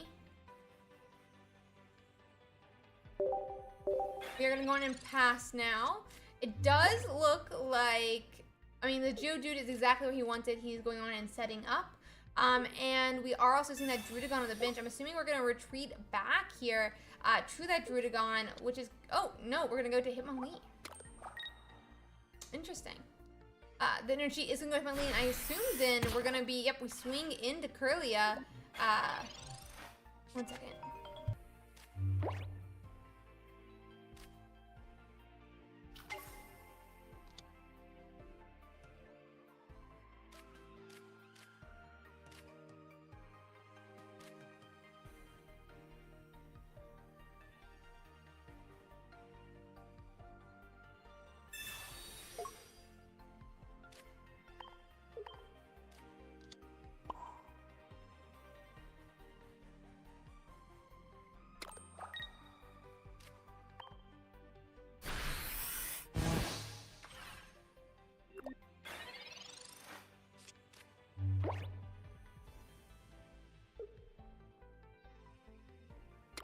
Okay, and so we did put that 30 damage into that Ralt on the bench. Both our Ralts are officially damaged here, but we go on and put that Jinx up, and Jinx is able to do 50 with 70 with that type advantage. Putting that Hitmonlee at only 10 health, definitely a bit of a timer here. But that Geodude cannot be Sabrina'd out anytime soon. We see that is a very nice research there, getting us 2 Kirlias, so we can only use 1 now. And we are going to finish off that Hitmonlee.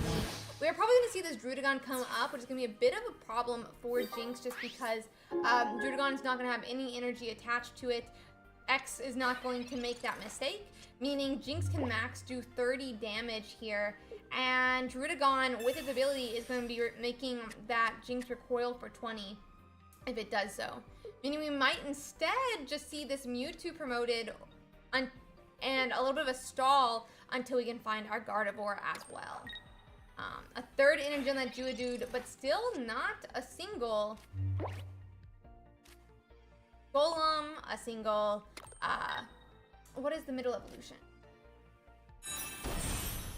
A single Graveler. We're still looking for some of those different evolutions. And it does look like Gardevoir appears. We could see retreat back, but it's not like we could swing for 150 this turn, so we might as well wait.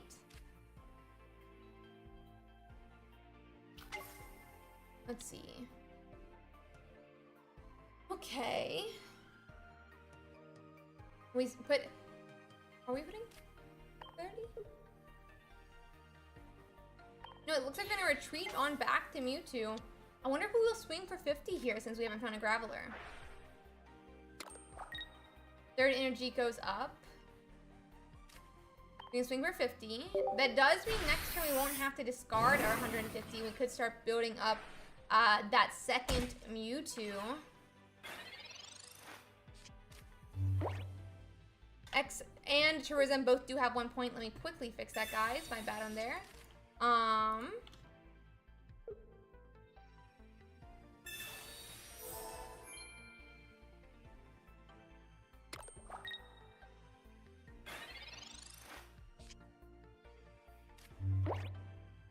Okay.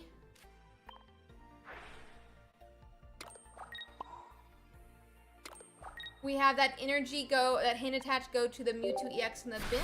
Really nice spot to be in. We do swing for 150 because of that potion. Bit of a pain for our Mewtwo, who's now in range of a Golem KO. But with 2 points, Roberto has no fear. He's planning on finishing off this game next turn. Yep, and that is going to be game 1. We'll hide their screen and let them get set up for game 2.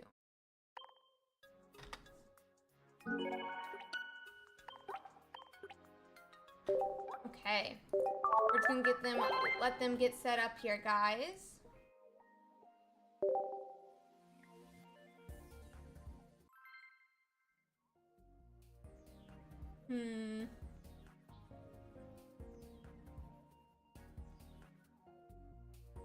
Let's see.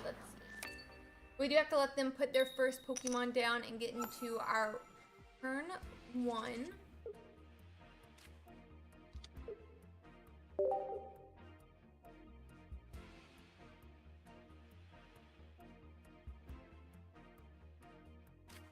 Okay, and let's get started. We are going to be starting with Jinx again for Tourism, and then X to start with Hitmonlee. Definitely puts a bit of a question of, do I even want to play a Pokemon to the bench just yet? And that may really rely on what we have in our hand for Tourism.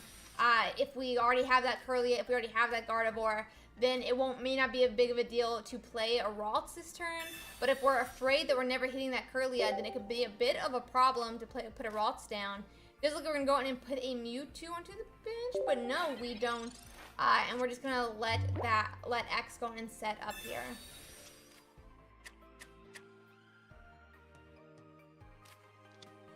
Let's see.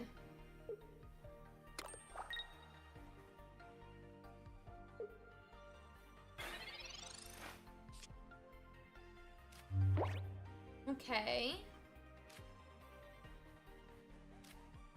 It does look like we're gonna go in and research now. That Ralts appears finally, but will we put on the bench? We do put Ralts down, and it looks like Mewtwo's gonna go down as well. Both Pokemon able to go and get set up, and a second Mewtwo, confident not to have to put that Ralts down, that's for sure. Looks like we are deciding where to attach energy. It goes to Jinx. Really energy attached, but now Mewtwo can only attack for 50. Because even if we hit Kirlia and Gardevoir on curve now, we actually wouldn't want to hit on curve almost, because then Mewtwo can't attack for 150 that follow-up turn.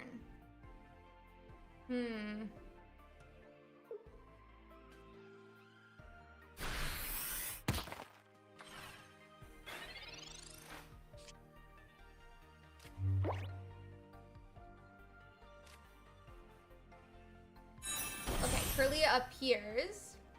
The 30 damage did go into a Mewtwo, but neither of them obviously were that, you know. Neither of them had energy the last turn. This turn Giovanni next turn we could see a Giovanni KO onto that Hitmonlee.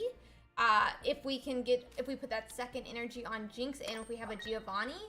We can only do 70 otherwise, because that type advantage 50 plus 10 would be able to do 80. It does look like we're going to spread here with that Hitmonlee attack and put and put both Mewtwo's in range of being KO'd for 120.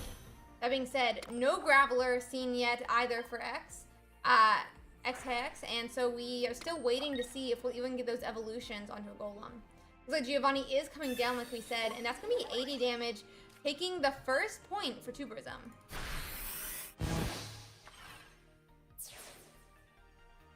Okay. That is 0.1. Marshadow can KO Jinx, but Mewtwo's ready to swing for 150 next turn, which means we need like a back-to-back Brock almost to have a Golem set and ready to knock out a Mewtwo.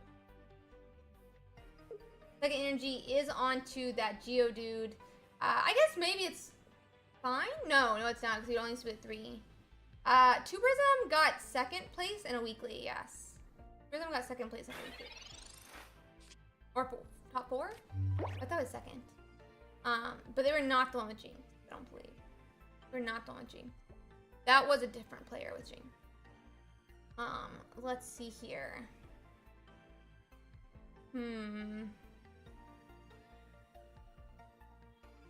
Yep, second in Ursiiday number 7. That's what I thought. Okay, perfect. Let's see. Does look, I mean, Marshadow didn't KO the Jinx though. We went on and attached the energy to Geodude, meaning Mewtwo can go and be promoted and I'm kind of confused actually what just happened. A little confused why we didn't at least KO, but maybe we didn't want to like risk it. We just want to go in and power through. That being said, no Graveler has been seen, so it doesn't seem like it's gonna pay off here. No Graveler, it doesn't seem like it's gonna pay off.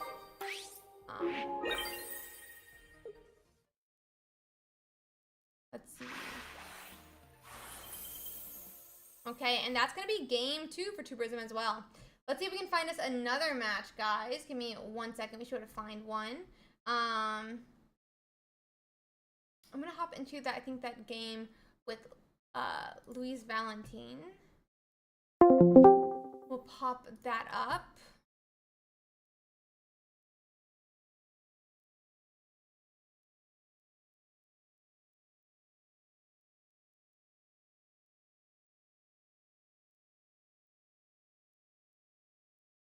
Looks like we are 0-0 in this one.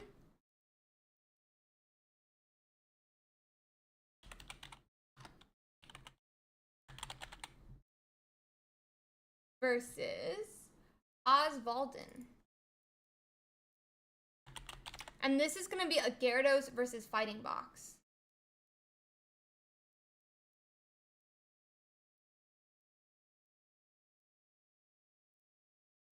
Okay. So Luz Valentine isn't going to get that first point here. But a second Druddigon should go on and be promoted, meaning not too much of a problem for Osvalden, who's trying to set up their Gyarados on the bench, who could KO every single mon that Louise has.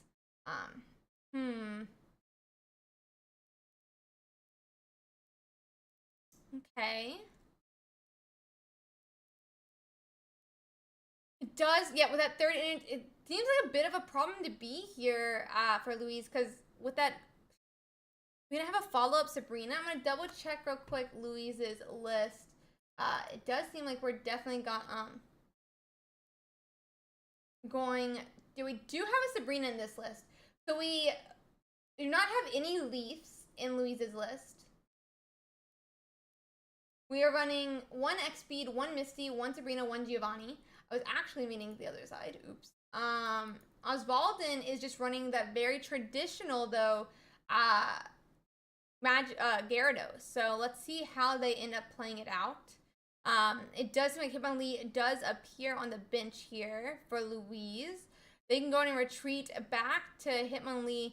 I guess that does allow us to start putting damage on that Gyarados.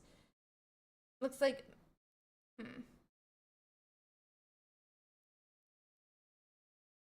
Looks like we're going to put 30 there, puts it at 150, which means if they KO Hitmonlee, we attack with Marshadow, put them at 50, then they're in range of being attacked by an Aerodactyl, which is an option. Especially since we already have 1 point. Definitely an option. So Leaf comes down, or bring Gyarados up.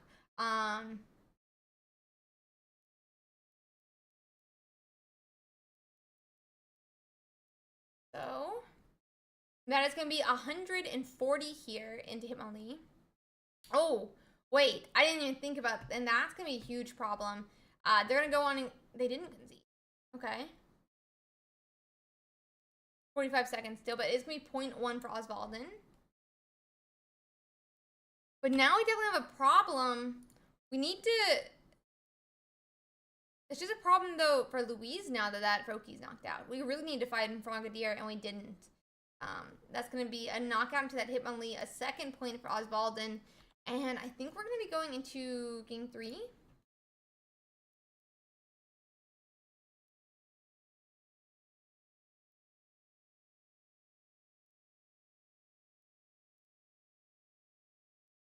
I'm sorry, what?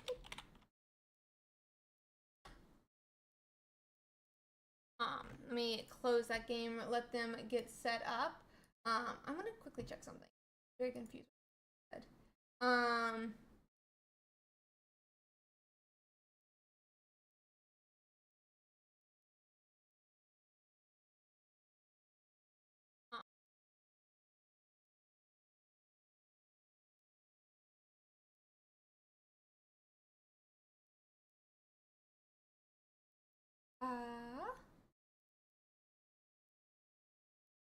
Oh, okay. Okay. Now I understand. Got it. Just Julio.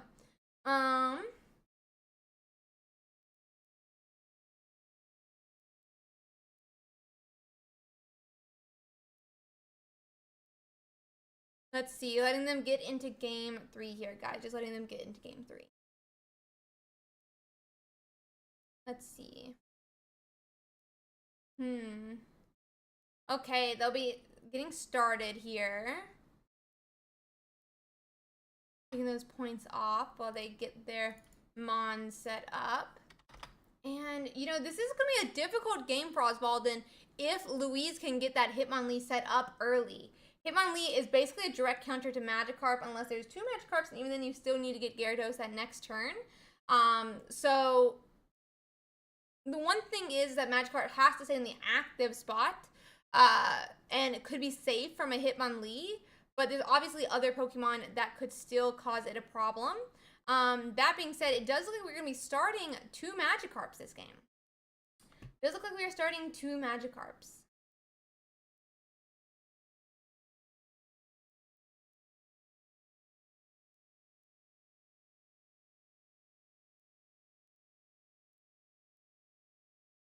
Okay.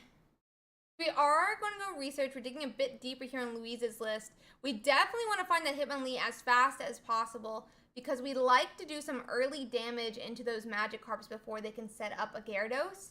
But I'm not sure we're going to have the X speed that we need to do that either. Energy is going to get attached to Froakie here because no X speed. And I think we're going to potentially see just that flop, which will put Druddigon at 90. But I'm not sure that's, you know, very helpful either. Old Amber goes down. By this, we are definitely, okay, Gyarados appears immediately.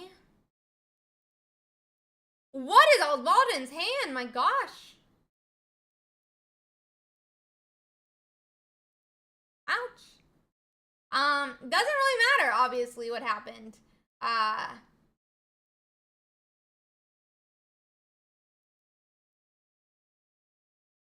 Let's see. Boy. Hitmonlee is going to go forward. It is going to put some damage on one of the Gyaradoses. Start putting them in range to being KO'd in the future. But we are going to need to set up some Mons like Marshadow. Set up maybe an Aerodactyl. Maybe a Greninja. We'll have to see how it plays out. It does look like that Misty's going to flip for 0 here.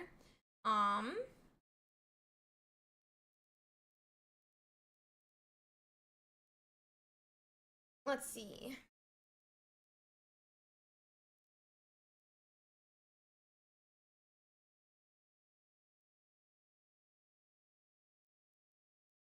Okay. So we put that attack into the Gyarados in the middle here.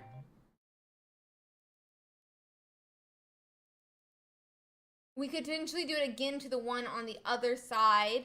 You would need like 3 attacks to put one actually in range of being KO'd just by a Marshadow, so I think maybe spreading it's better, but I'm not fully sure which one is better in this case. I'm not sure which one is better in this case. Let's see.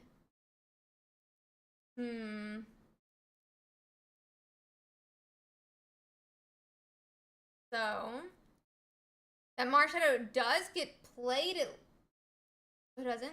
It doesn't. It doesn't get played this turn.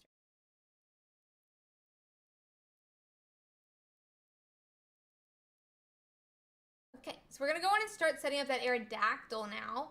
Aerodactyl can be one-hit KO'd by a Gyarados, so it's kind of a scary Pokemon to get powered up early in this matchup. That being said, we're going to go on and put that 30 damage into that second Gyarados as well, and potentially setting up Marshadow that follow-up turn.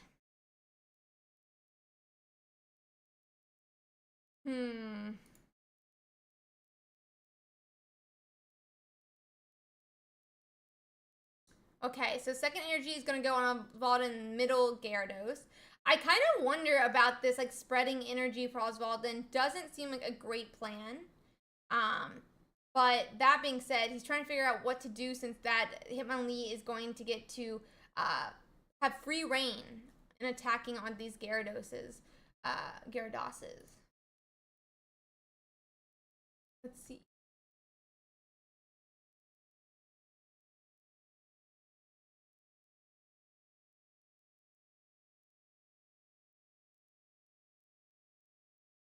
Okay.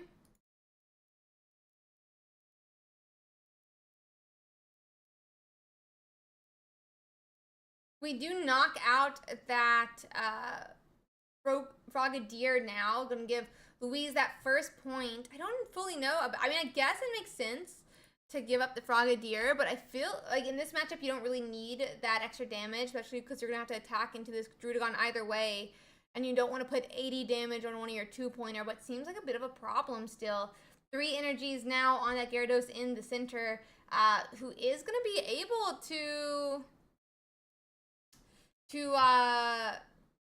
get KO'd between that Aerodactyl and a Marshadow. Okay, so we go back to our Aerodactyl now. We see Frogadier come down. We're going to retreat back to Hitmonlee, and I assume we're just going to keep putting damage into this Gyarados on the bench that's getting powered up. Yeah, so it's going to 120, which does mean that if we have Leaf... Oh, but our Marshadow's not prepped. Our Marshadow's not prepped, which is a big problem here. Marshadow not being prepped is a huge problem because now we can't do that revenge attack, and that would be a game 2 for Oswaldin.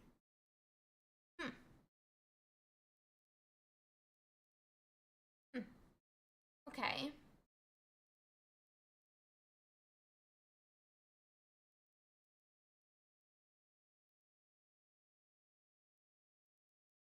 So we do 140 here.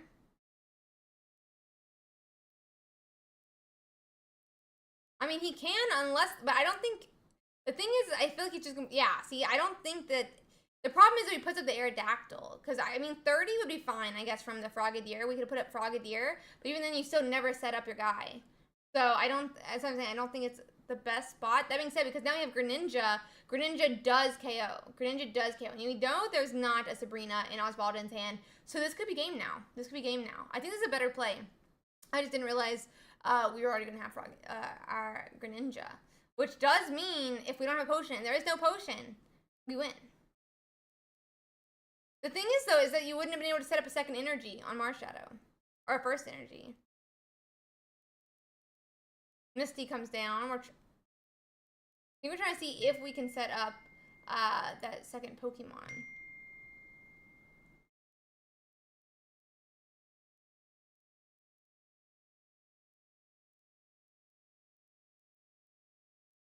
Yeah, so we put up Gyarados now that it is a fully powered up. Thanks, Misty.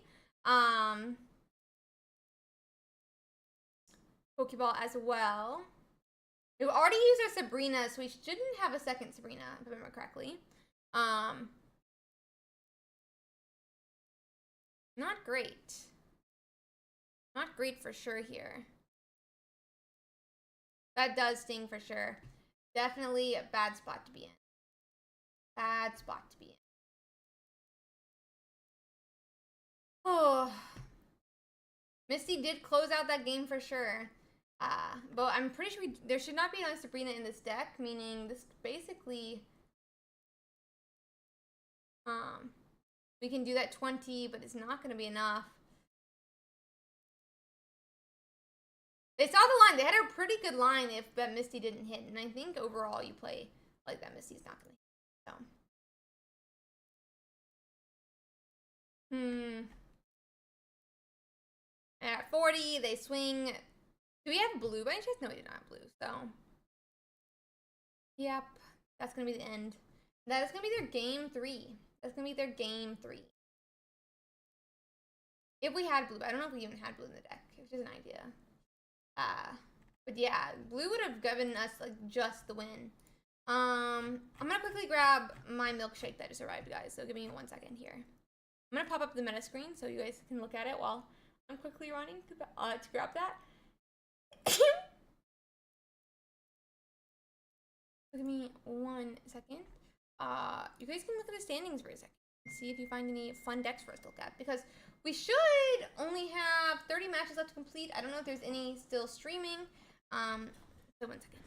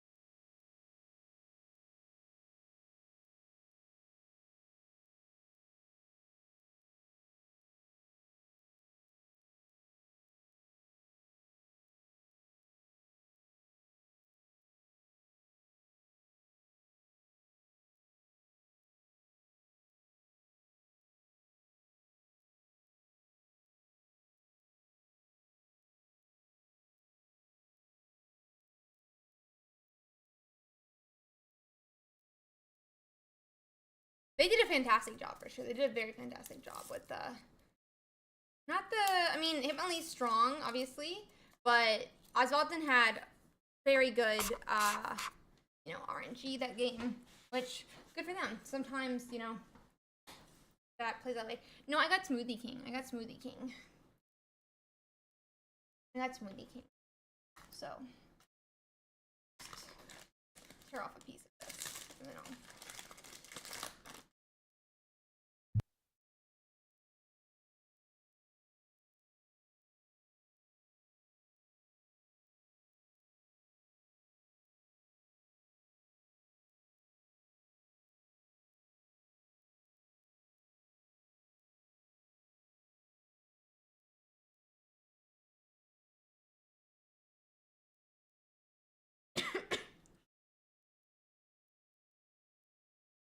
Yeah, he had a god hand for a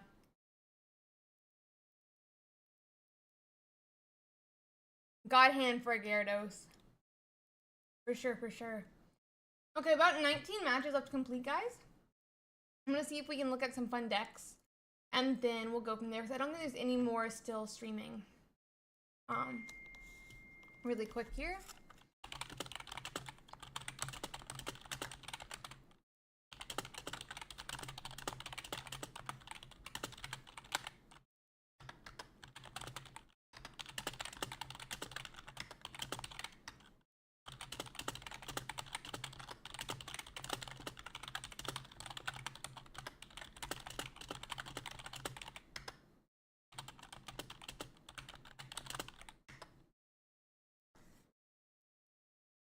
Okay.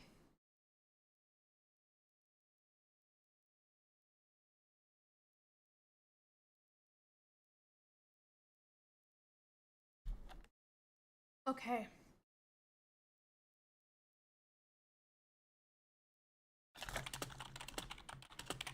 1 second.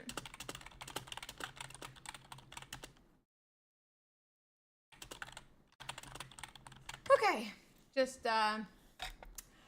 it shouldn't be till top 32. It should not be possible just till top 32.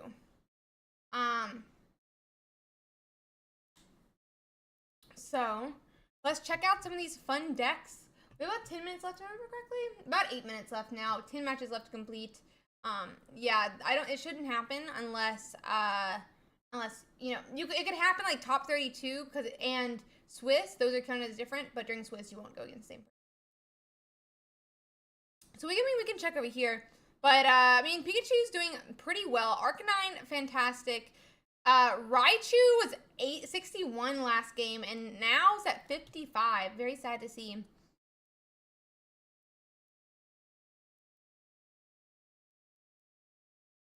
Oh. Let's see. We can see, but let's check out some of those standings here. We can see what some of the Zebstrikas are running today. It does look like a pretty, you know, vanilla or normal Pikachu list here. Very cool to see.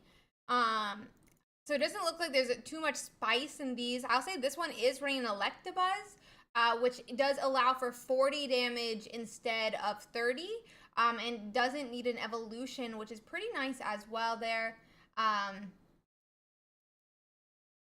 However, it does take 2 energy instead of 1, so it needs a bit of setup where that Zebstrika only really needs the evolution and can be powered up with 1 energy.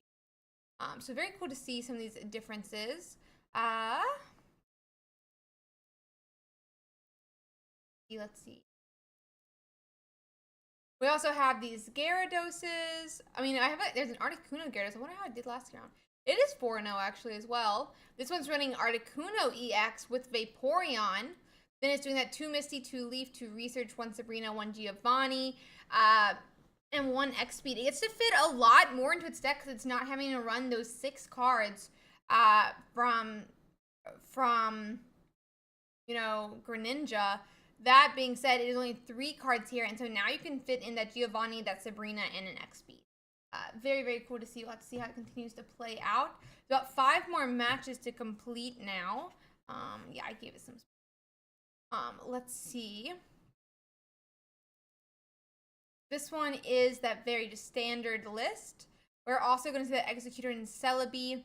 Yeah, it looks exactly like I kind of expected with that 2 Executor EX here. And no Research, no Erica, no XP, no Pokeball. Venusaur's never really been in minus like 1 tournament. 1 tournament. We do have a Zarkanine, that 1 Growlithe. This is a very almost standard, I would say, pretty close to the original one. We do have a Leaf now and a Giovanni. So there's a Zapdos EX Raichu. What does that mean? There's only 1 Pikachu EX in this list. How interesting. How interesting. Pikachu, Raichu, Electabuzz, and Zapdos EX Pikachu. How interesting. How cool. I wonder, did they win their last round? They are 4-0 as well. They've beaten 3 Gyarados, 2 Gyaradoses, a Starmie EX, and Articuno EX. And they just beat an Arcanine Moltres as well. Very, very cool to see. We'll have to see how that plays out, but so interesting. So interesting. Oh, what in the world? Very cool. Yeah, for sure. I think it's actually kind of a smart move because, I mean, it's obviously not as consistent as the Pikachu damage, but it does hit for bigger than Pikachu. It has maybe more of a chance too with that. Let's see. My mods are helping me find games to stream for the future weeks, or future games, rounds, whatever the word is, LOL.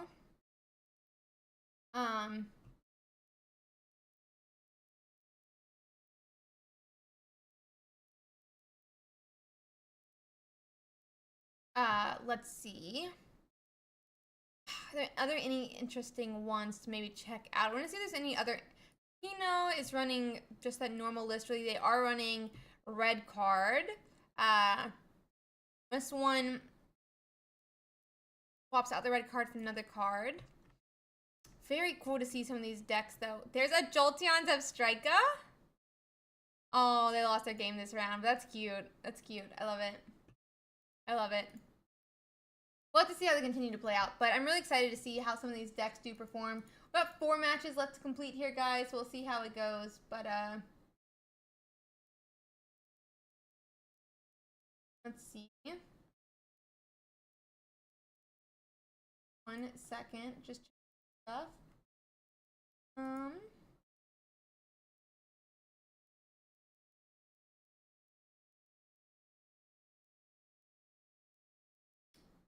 And this one is.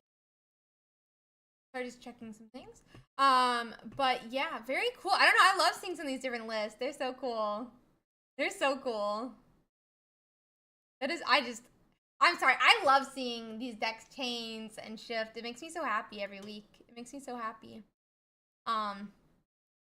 This one is running 1 Sabrina and 1 less Drudagon. Jolteon's interesting. I tried to fit it into Pikachu a while back before I had Zapdoses, but I didn't really understand how the Eevee affected Pikachu, so it was not a good play. It was not a good play.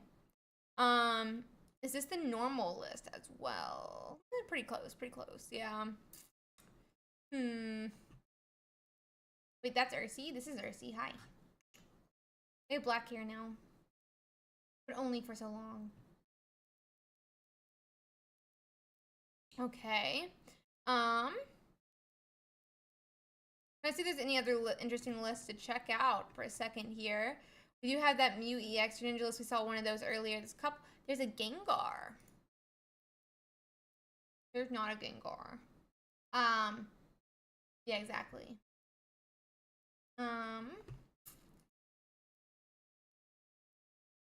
Standings. Matches left to complete now. Scorch. You still going? No. So this is Scorch with Moltres and a baby Moltres and Mew EX. Very interesting as well. It is 2 Research, 2 Giovanni, 2 Sabrina, 2 Leaf, 2 Pokeball, 1 X Speed, and 1 Potion. So you get more supporters, and you don't need to find as many Pokemon. But very interesting to see how that is going to play out here. Obviously, it has lost its first game, but we'll have to see how it continues. So, yeah, it continues. And go from. Let's see. We can check out some of those metagames. Do we went over Raichu? Why don't we check out the highest played hiding box list, or how their cards are going? So let's see. We are seeing that 2 Aerodactyl, 1.96 Primeape. So about 90% are running 2 Primapes here. And there is a small percent running that old Primeape as well. So probably more like 98% are using using some type of Primeape in this list. About 44% are using 2 Marshadow instead of 1. We are still trying to decide which Mankey to use in this list. 1, sometimes 2 Hitmonlees, sometimes a Farfetch'd, sometimes a Mew EX, sometimes a Hitmonchan. Not sure that one, but sometimes a Hitmonchan. So, very interesting. We also have those 2 Research, obvious 2 Old Amber for that Aerodactyl. 98% are running 2 Pokeball. About 93% running 2 X Speed. That really helps getting that Hitmonlee into the active spot. 51% are running 2 Giovannis. About 15% are using Potion. About 5% having a blue. And 2% are having that Budding Expeditioner for our Mew EX. So, let's see. Perfect. Are good to go, and we're gonna be going in. Oh no. There is a judge call now. But yeah.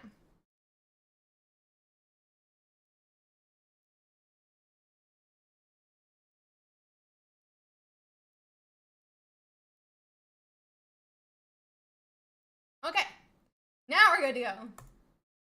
I think. We just double check, but yeah. Okay, yep, judge said it's good. We're good. In the round. We play the next round. Wait, what happened? Why is there another...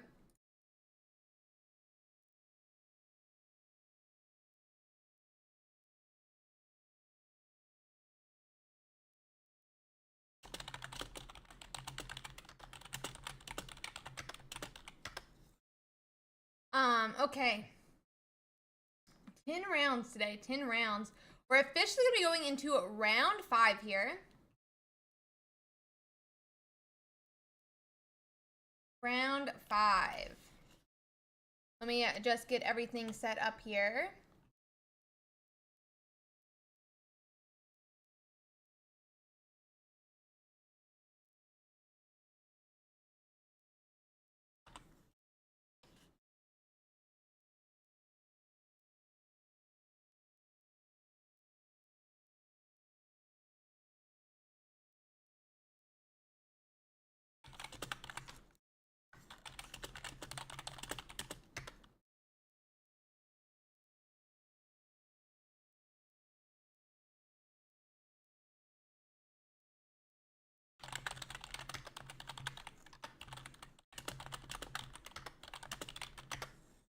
Oh.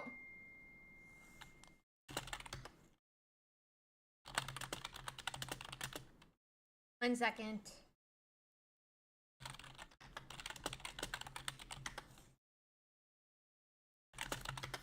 Okay, let me find that round 5 for us, guys. 1 second.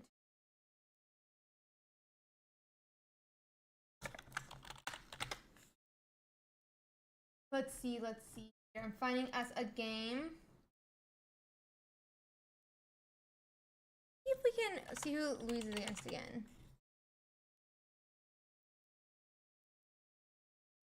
They're against the Celebi. Let's watch it.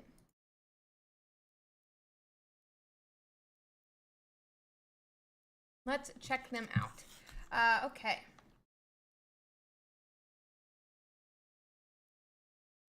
We're going to be getting that up very shortly. Just letting them get into their match.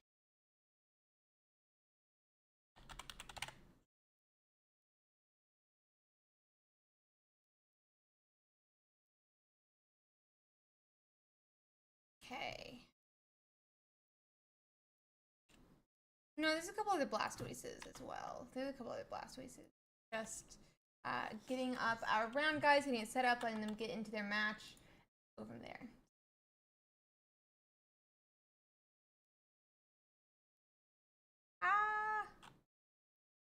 Okay.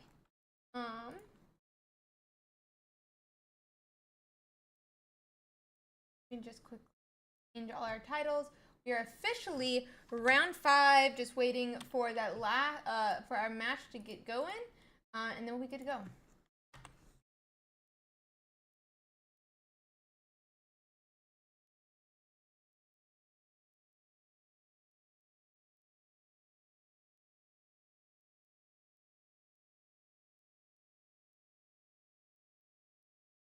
Okay. So they are searching, and then we will let them get started here. It's going to be a Celebi versus a Gyarados EX. We're going to rewatch. We're going to watch Louise Valentine again, and go from there.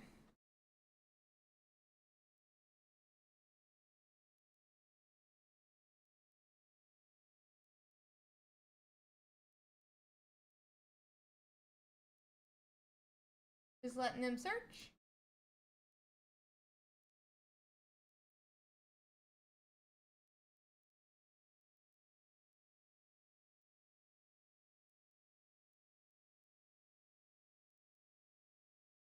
Let's see.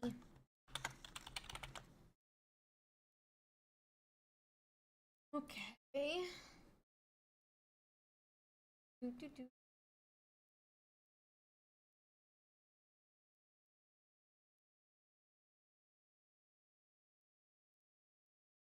Just waiting them to get into their match. Letting them get into their match. Okay. We're going second as Gyarados. I think that's probably good. Problem being though is that it gives them an other team the extra turn. No, okay, there's no bench sniping in the grass right now. So yeah, we're safe there. Let's see, just letting them get set up.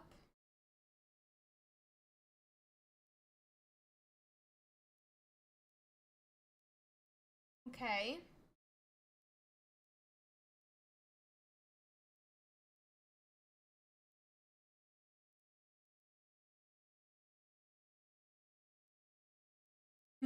Okay, so let's swap over now. We are going to be watching Luis Valentin versus that Celebi. This is not Gyarados. I don't know why I said it was Gyarados. Gyarados is who they were against last game. This is Fighting Box versus a Celebi. So we'll have to see how it goes. We do have a bit of a type advantage in some ways, but not always. 1 second.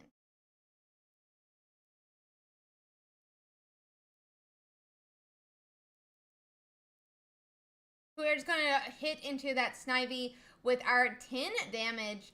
I mean, I don't think it should be doing too much, but it does potentially put Superior in range of being KO'd later.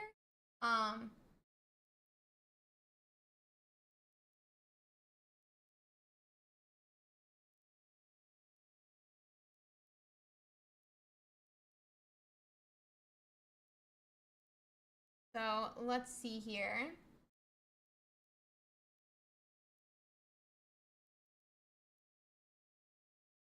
We are gonna. It looks like we are gonna be able to. So we do go and set up that Marshadow where it would be able to KO that follow-up turn, or be at least able to swing for 100 that follow-up turn. And it looks like we're gonna put 30 into that Snivy now, putting Snivy in range of being knocked out next turn.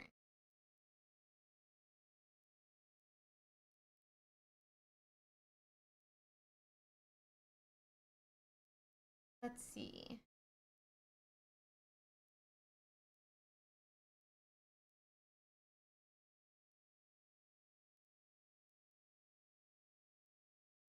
Okay. We do get a Tells, meaning only 40 damage goes into that Frogadier. And we're going to see this Frogadier survive.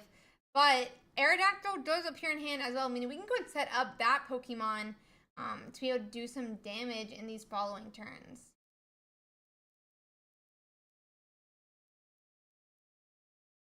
So, Aerodactyl. We do see Aerodactyl and a Hitmonlee be played, and we haven't seen a Celebi just yet. And Frogadier can retreat back to Hitmonlee and finish KOing that Snivy on the bench. Yep. And, I mean, Executor could KO next turn, but it doesn't seem like we're too concerned with that. Marshadow would be able to swing for 100 back into it, and obviously Aerodactyl could be set up that in just a couple turns from here.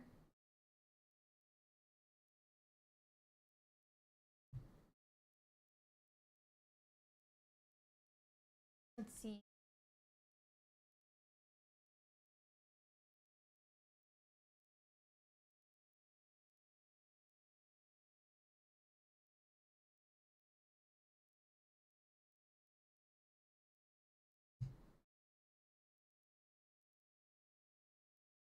Let's see. So since Hitmonlee doesn't get KO'd, it does give us an extra turn to get set up.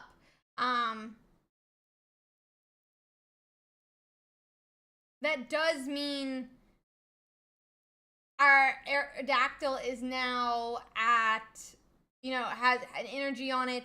Our Marshadow has an energy on it. It doesn't look great for Declan.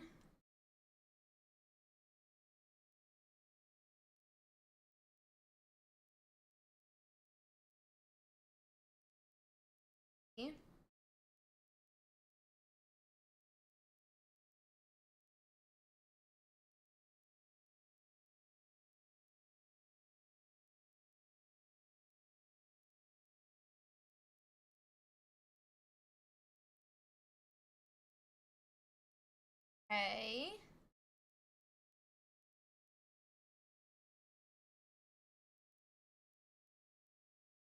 We are going to have research come down.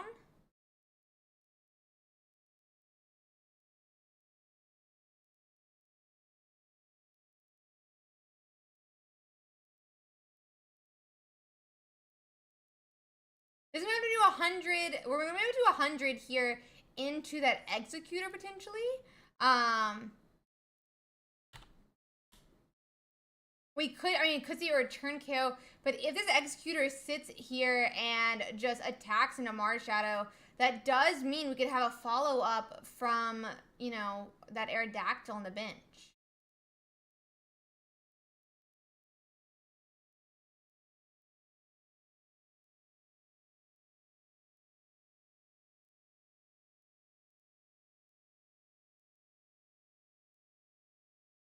Guys, there's no reason to never respond to stuff. Just let them be. They're just being silly.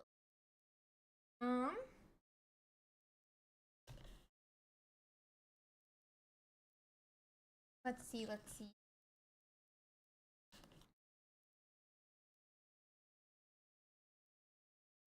It looks like we're deciding what to do. I mean, we could retreat back to sell. Well, we can't really. Can we? Not really. We are going to go on and coin flip here. I mean, we do hit heads, so it is going to be a knockout onto that Mars Shadow. But Aerodactyl with the Giovanni could still KO despite that. So, let's see.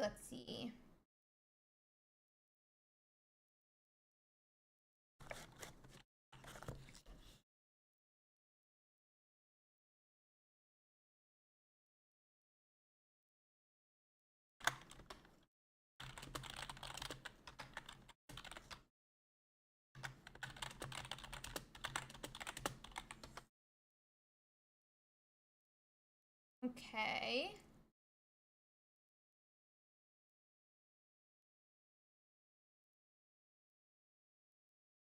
So, it is going to be game 1 for Louisa now.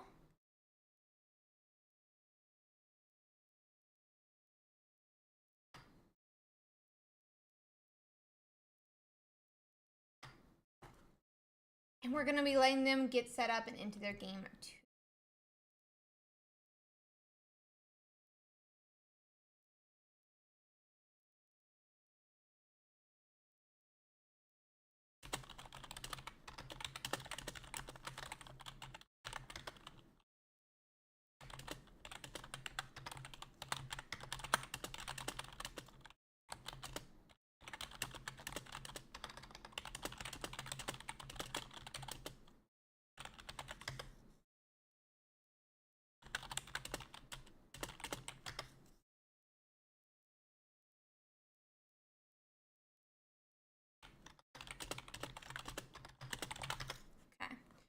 So they are getting set up, guys. I'll go in and pop that up here. We are going to be watching.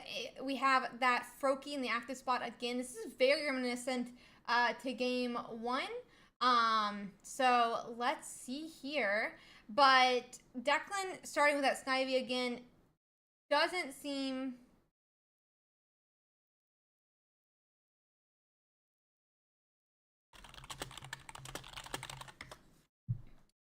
doesn't seem too bad. It's going to be a couple turns before Declan Snivy does get KO'd, so it could be a little bit of time here. But let's see what else Louisa can find, because they're definitely going to be wanting to set up with some...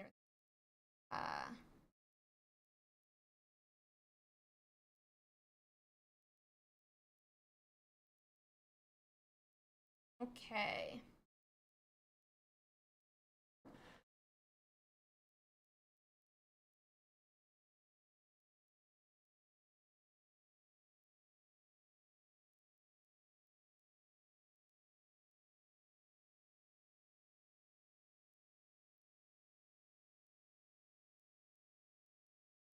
Okay.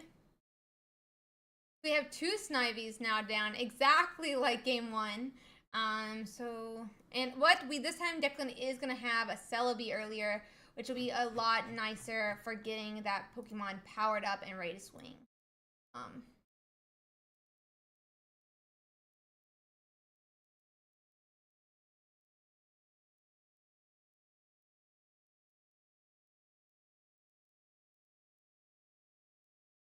Let's see.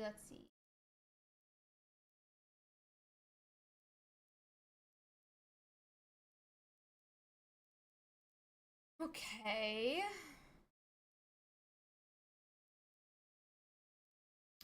Frogadier appears. But we're going to instead be swinging with Hitmonlee a little bit earlier this game, trying to put some damage onto that Celebi so it's in range of being KO'd sooner.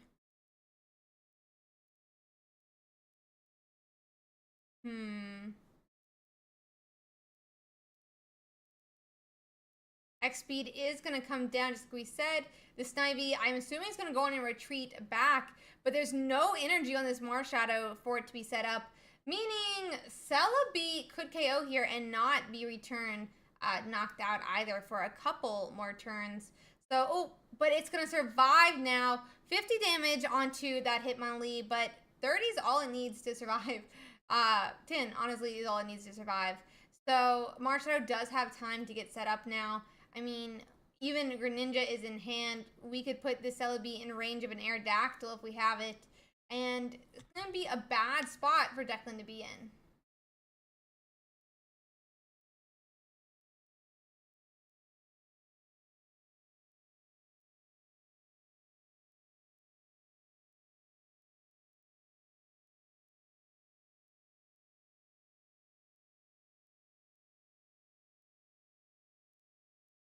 Okay.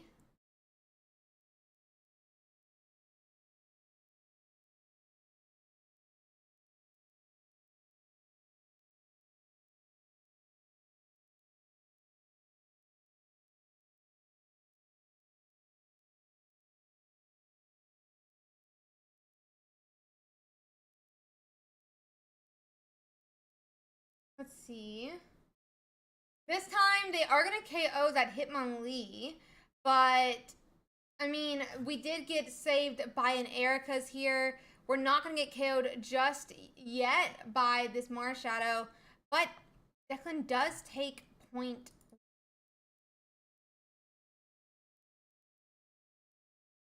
Let's see.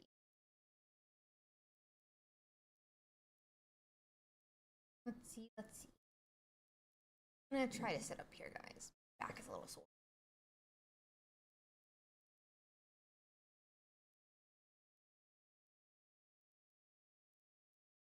Okay. So Marshadow is able to go on and do 100 there with that 20 from that Greninja snipe. And Erica could protect it again, like we said. But if we don't have an Erica, this Greninja is going to finish off Celebi, and Marshadow is going to be able to spend some time working on that Servine or that Snivy on the bench. So, let's see here.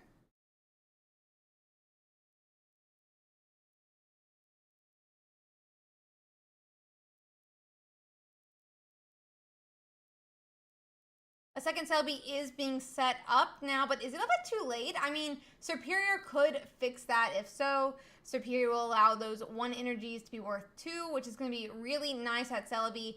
That is going to be a KO onto Marshadow, putting Declan to 2 points now. And it doesn't look like we're set up on Amber at all, meaning we're going to need some time. I don't think that Louisa is going to, have it. So let's see. We do have Frogadier come down. I kind of wonder if we should have waited for the Frogadier, maybe, get them to pull that Servine forward with this KO, but that'll be okay. I guess I think putting on the Servine is better here. And then our Frogadier could KO Celebi. But the problem is the other, yeah, I think, oh, no, I feel like putting it into the Servine might have been the better play, but I don't know. Maybe I'm wrong.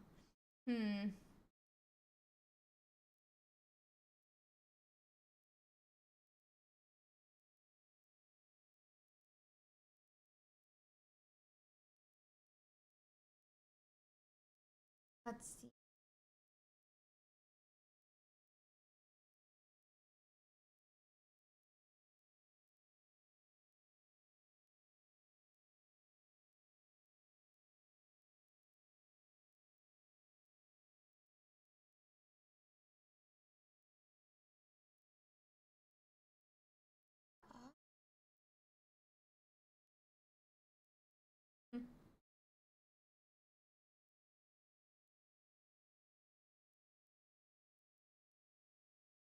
So it does look like now we are gonna go on and build up Aerodactyl, but this doesn't seem like we're gonna need to retreat at some point here, but I don't know to who exactly. Maybe the other Greninja? But no, we're gonna go to Aerodactyl. The problem I feel like with putting up Aerodactyl is we're gonna want to attack with Aerodactyl next turn, but maybe we don't have more X speeds. We definitely want to find some way of getting the least damage on our attacker, who we assume was gonna be out there, but also the heftiest person out there to take more coin flips. So Stella BEX is going to have 4 coin flips now that Superior is down. And okay, this is where you put up Greninja for sure. Put up Greninja here for sure. No question about it, in my opinion. So.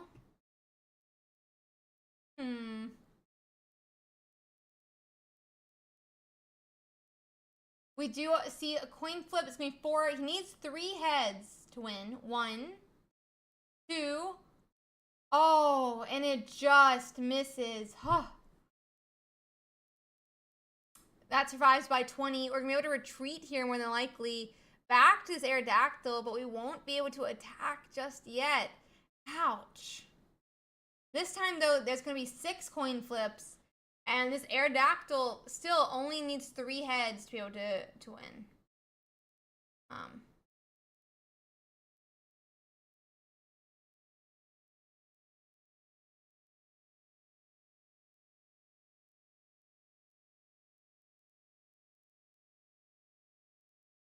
Let's see.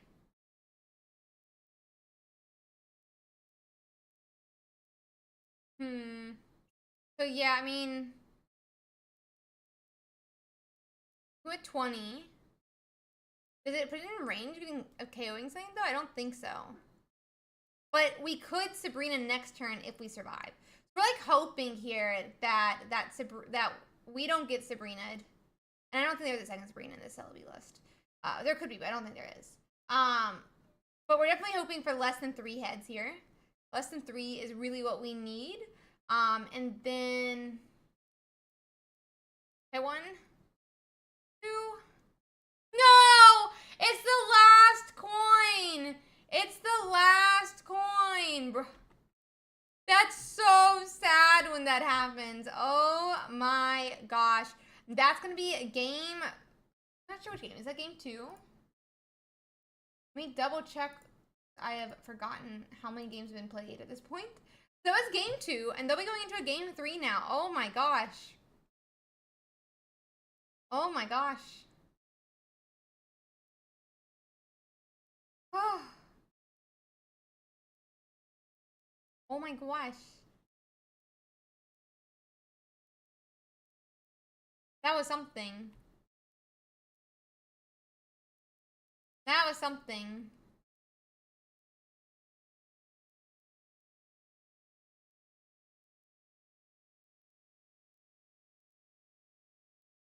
Okay, I'm going to reset their scores here.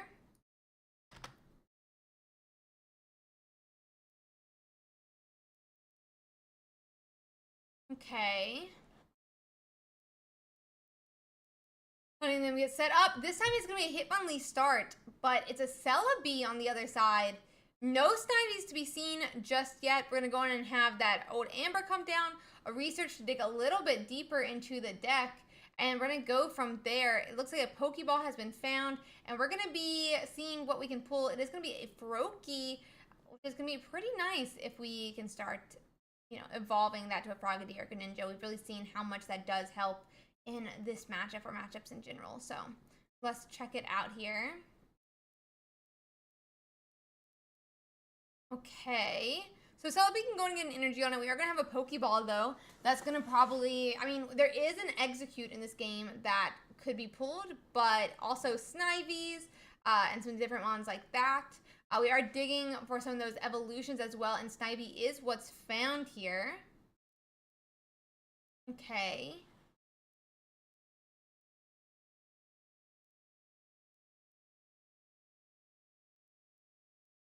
Do we have Frog? We could go on and start kicking into that Snivy. Put him on like a 2 to 3 turn timer. You would need to get 2 heads to really protect against something like that. Let's see.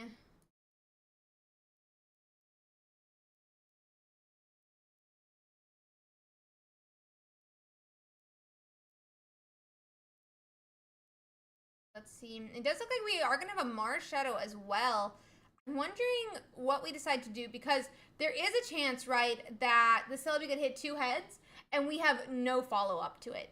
So we could attach this energy to Mars Shadow and say, look, you want to KO my Hitmonlee? Go for it. Try it. But if you do it, I'm going to put 100 on you and follow up that following turn.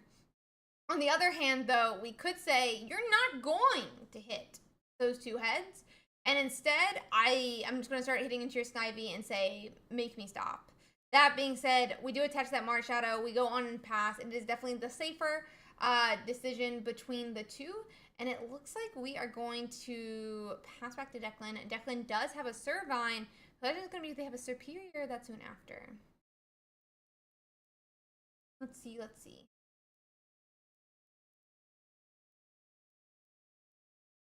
Stretch out my shoulder. It's not working. Okay.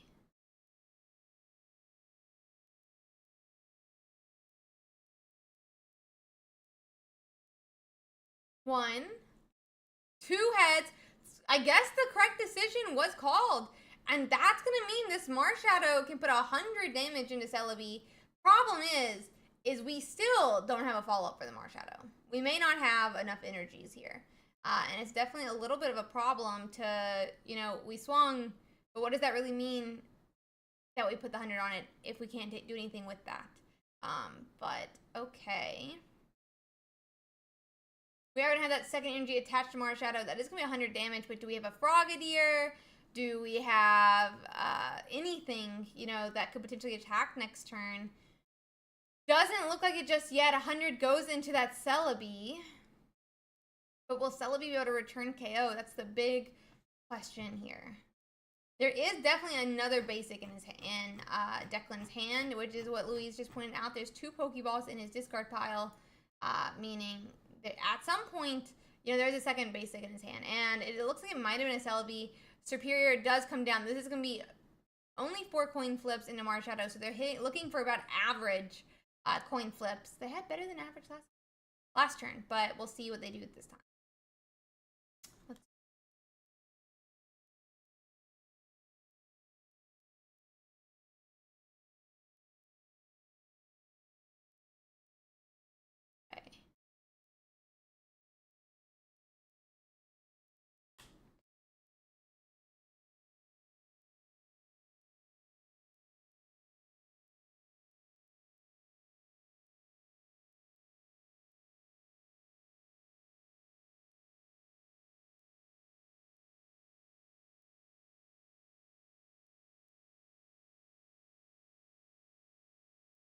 Let's see. Oh, that is a KO into Mars Shadow. I mean, if we have a Frogadier, we could still, like, do something, but I don't know. That is going to be the second point for Declan. I mean, I feel like all we can do is pray for a Frogadier here. Oh, we get the Frogadier. We get the Frogadier. So that's going to be 30 damage. That's going to be 2 points. And we're going to have, you know, if we can hope for less than average odds again, then this could still be game. So let's see here.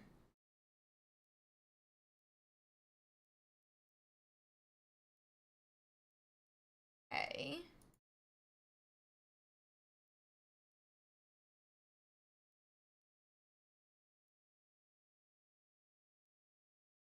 Okay.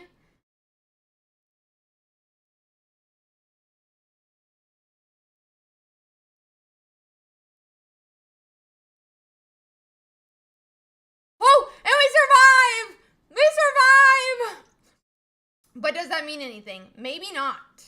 Because, I mean, we don't run water energies. We don't have a Misty in hand right now.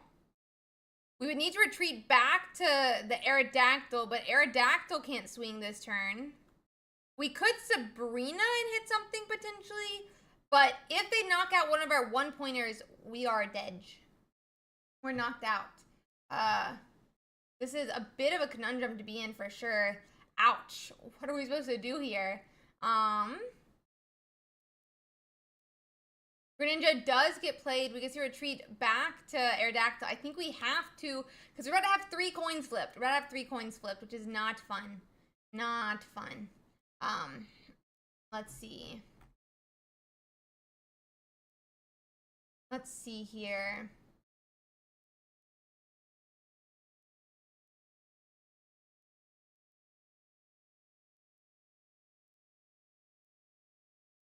Okay.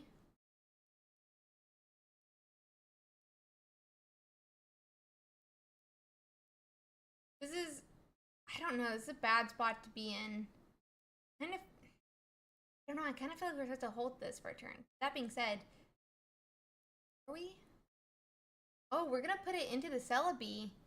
So Giovanni next turn still wins us the game. Maybe this is good. So now, Snivy has to waste something to get back to the bench. It could be an energy, it may not be an energy. Doesn't look like it's going to be an energy, it's gonna be an X speed. So it was a chance, though, it has to be an energy, which decreased the number of coin flips onto that Aerodactyl. We do still need only about a little bit better than average. Oh, okay.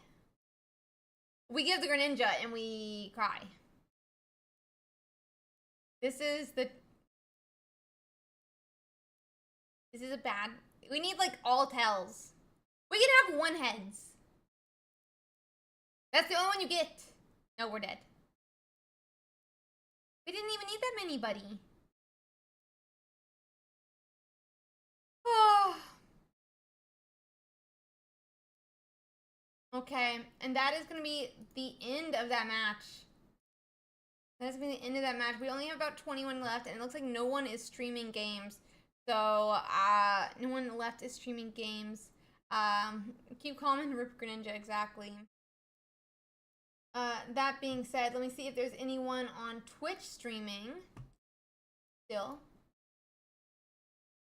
Like this one is live.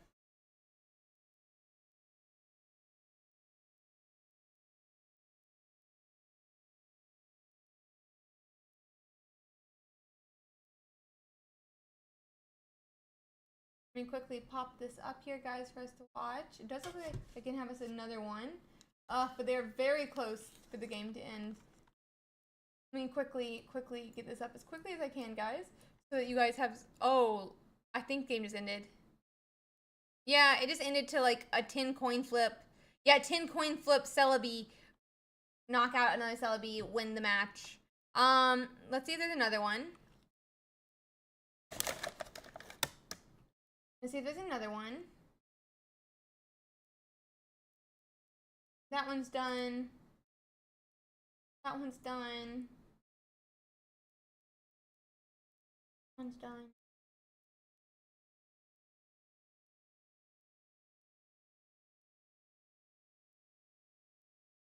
That one's done.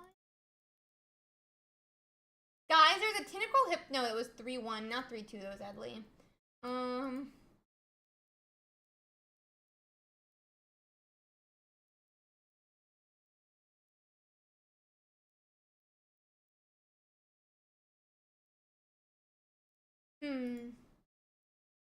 Okay. Yeah, it doesn't look like there's any matches for us, guys. Very sad. Okay. Let us find another match then, guys. We have about, not match, but let's go check out that meta since we are about 12 games left to complete and about 11 minutes left to do it. Why is that a white screen? Okay. Yeah, the double heads on that definitely helped them for sure. Definitely helped them for sure. Hi, Burkai. I liked your list for this week. I liked your list for last week as well. That being said, let's check out some of these standings because very, very cool to see. I wonder if our Zapdos EX Raichu is still surviving. They're 4-1. How sad. I wanted them to make it. I hope. I mean, they're still in contention, so I don't know why I say it like that. But, Very, very interesting. Let's see. We can check out some of these different 4-0s. We can go all the way. Let's start from the bottom up this time, okay? So we obviously had that 4-0 Articuno. Is now a 4-1 Articuno. Go back to the bottom every time. Oh, there's Wigglytuff Weezing doing well. Now also X1. Really? That's fun. Yeah, Youngwong's running your last week's list, Kai. So he's running your list from last week. Let's see any other interesting ones while we quickly just climb the list here. I want to see what they're running for that. This is 2 Mew EX. No Budding Expeditioner. And it looks like that's basically it. This is what that was you. It was you, buddy. It was you. We're in top now, I guess. And Alakazam Arbok. Oh, bro, every single one I clicked is now 4-1.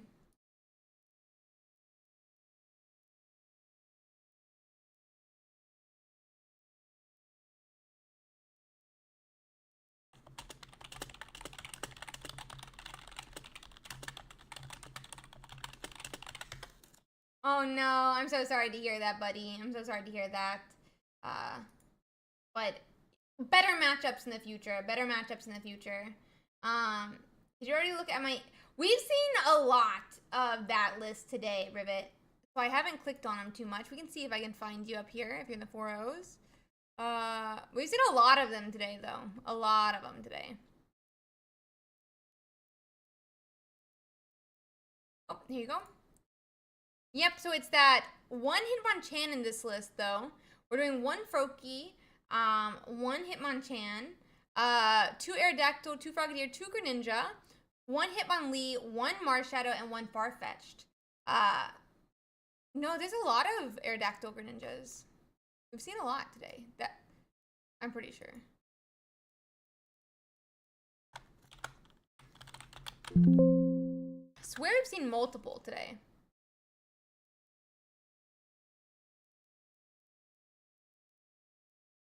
Yeah, there's 3 different people running it. 3 different people. Double Farfetch'd week into it as well. Very interesting. Very interesting. There's 3 people. We've seen a couple of it today. Doing fairly well, obviously. 75% win rate is kind of insane. But yeah, you're 4-0, 5-0 now? Yep, 5-0. Absolutely insane. Let's go. You're the best. Yeah, it makes sense. But very cool. Yeah, I don't really know too much about Hitmonchan, so very cool to see for sure. Very cool to see. We can click on Hitmonchan for a second here. Just jabs for 30. Just jabs for 30. Understandable. Yeah, it makes sense, Hazard. Makes sense. We can see how much of... Why can't I click that for once? That's so annoying. Because I go to Sharks, I can click here and it'll show me... Oh, no, it won't. Okay. It just shows me the person. Never mind. I thought it would show me the whole thing. But yeah, so then they're running that 1 Farfetch, 2 Research, 1 Sabrina, 2 X-Speed, 2 Pokeball, 2 Old Amber. It's very cool. Very cool. Yeah, I'm interested to see how you continue to do with it, Ribbit. Yeah, no, understandable. I don't think they're running Hitmonchan. But I just meant the archetype. We've seen a couple people run it.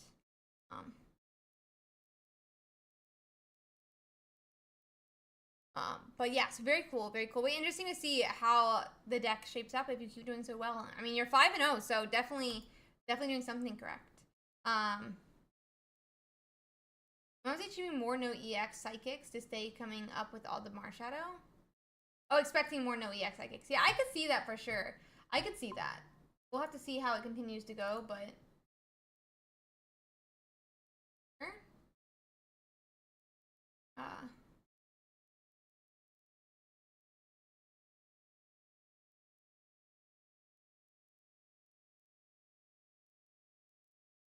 Okay.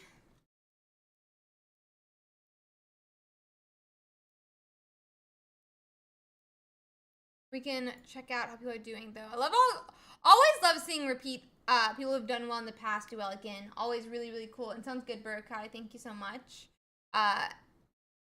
like Sigfell, Pepino. We had some others too, but always really cool to see people who did well in prior tournaments do well again. So let's see what else we have here. Did we ever check out the list? This is that 1 UEX list, 1 Giovanni, 2 Sabrina, 2 Leaf, 2 Pokeball, 2 Mythical Slab. Makes sense for the deck. I'm really interested to see how Zephyr does. We've got 3 matches left to complete now, guys. We are very much on the way here to finishing up our round 5. Yeah, round 5, and getting into round 6. We can check out how some metagames are shaping up, though, now that we've almost had about 5 rounds. Let me just double check that we are... 1 second.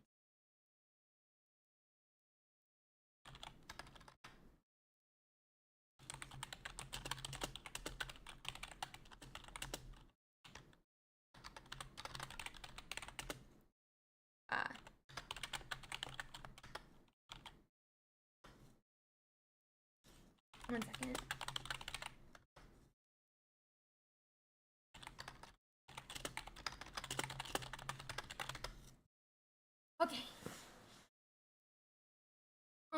Okay. I'm just double checking that was happening. We got 1 match left to complete now. 4 minutes. I'm just gonna pop them up so I can make sure everything's good. They finished about 15 minutes ago, so we should assume they're gonna close out very shortly. And so let's see here. We are dropping inactives that are inactive for 2 in a row, so it should not be affecting win rate too much. So we have a good number of 4-0s obviously up here, as we mentioned. 100% win rate against Golem, 100% against Alakazam Bohemian. Didn't even know that was a deck today, but we've had 4 people go against it. Very interesting. We'll go a little bit further down. Aerodactyl Primeape has got a pretty good win rate into. Does make sense. There's a lot of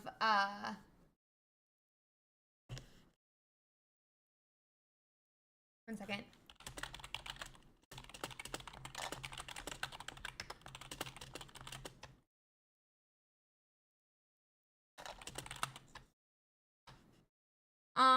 So, I mean, a pretty good win rate into that Aerodactyl Primeape that we've seen a good bit of. It's got good win rate, a little bit less of a good win rate into that Aerodactyl Mew EX. Into Celebi Superior, pretty good win rate. It does have, obviously, able to swing for 150, where that Celebi doesn't always swing for enough to KO in 1 shot. So, a little bit uneven footing there. It does look like... Okay, we're good to pair. Julio. I have been given the go. Go Seaharg! Go Seaharg! Seaharg, you're the best. Go! We have our official round 6, guys. Go get to your round 6s. Go get to your round 6s. Okay, let me find someone for us to watch. Let me bring up someone for us to watch here. Any ideas what you guys want to see? I'm seeing a Mewtwo versus an Arcanine. I think I want to see this, if I'm being honest. I want to see the Mewtwo versus Arcanine. Because I've been wondering how this deck does actually into Mewtwo, because it has a better win rate than the old Arcanine list into Mewtwo, so very exciting, very exciting. We're going to hop into that channel. Pop that up and get that going.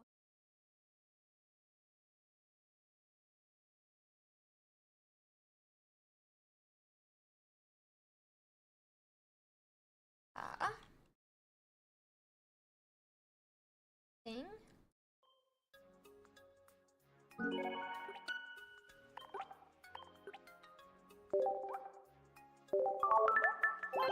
Obviously, we gotta decrease the 4s. We'll get the names correct. And we'll be getting into that next. We're against, it is gonna be Tuberism. into matcha. Not a big matcha tea fan, personally. But I'm excited to watch their Arcanine. Not a big matcha tea fan, personally, but I am excited to watch the Arcanine. So, let's see here. I'm going to go and set that to round 6. We'll go in and change those titles.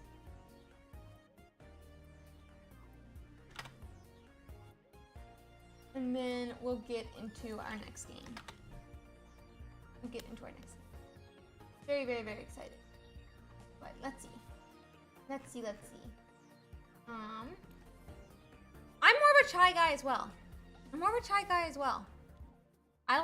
love chai, honestly. I'm a big fan of chai. So, very excited. I'm just giving them a second here to get set up. We are waiting to see if the opponent will check in, but I assume they will. They're X and 1. There's no reason not to check in. Oh my gosh. Google Chrome, don't do this to me. Google Chrome is upset that I'm closing tabs. Shouldn't Google Chrome be happy that I'm closing tabs? Hello? Shouldn't Google Chrome be happy that I'm closing tabs instead of freaking out?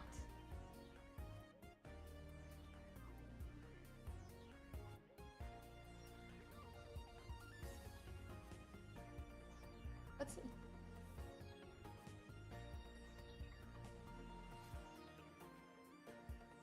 Chrome is only using about 14% of my CPU. 15%. I'm a big fan of chai. Wait, do I have something open to make me echo? It doesn't look like it. Or do you have both open maybe?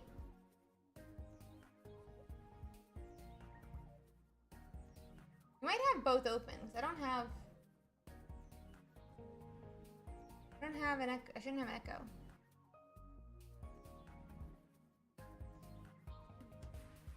Agreed. I don't know, Ruin. Why is it being so weird? I'll double check that I'm not echoing. Okay.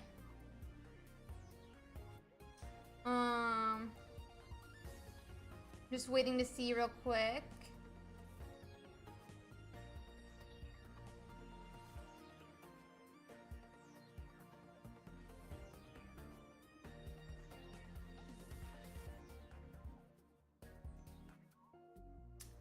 Let's see. We are just waiting for this guy to show up. We might not see him show up. Let's see. Just double check that I have. Entry, what's up? Had a moment there. I was like, wait, is it 7 minutes? It is 7 minutes. Yeah, we have about 2 minutes left, so we may be swapping, but you know, don't normally expect those in X1s. We don't normally expect those in the X1s. God. We don't normally expect those.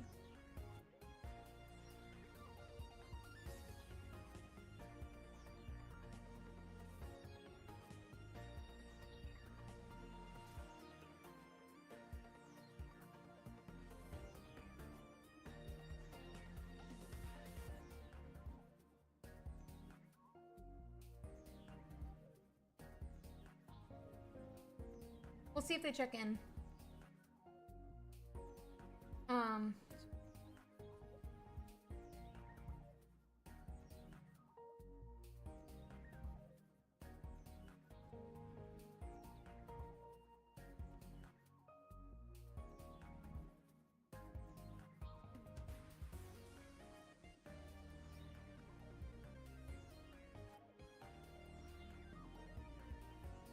I'm gonna potentially find us another person to watch just in case this one doesn't show up. Let me see if I can find us another one.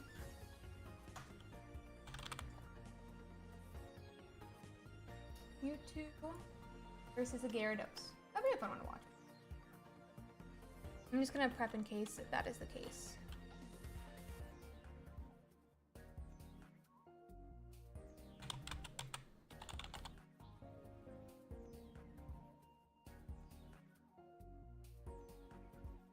Okie dokie. No big deal, no big deal. That's an easy win, you know?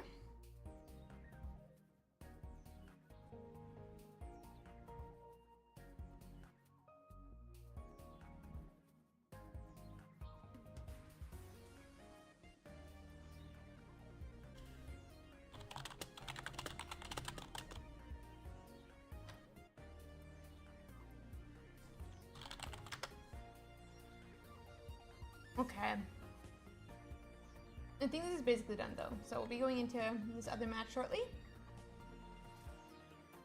No.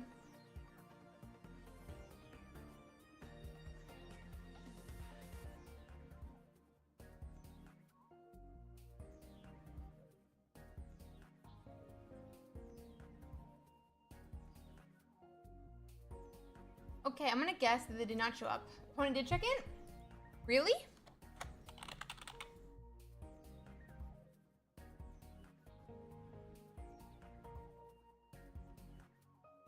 Huh. They checked in at 5 seconds. Huh. It happens sometimes. It happens.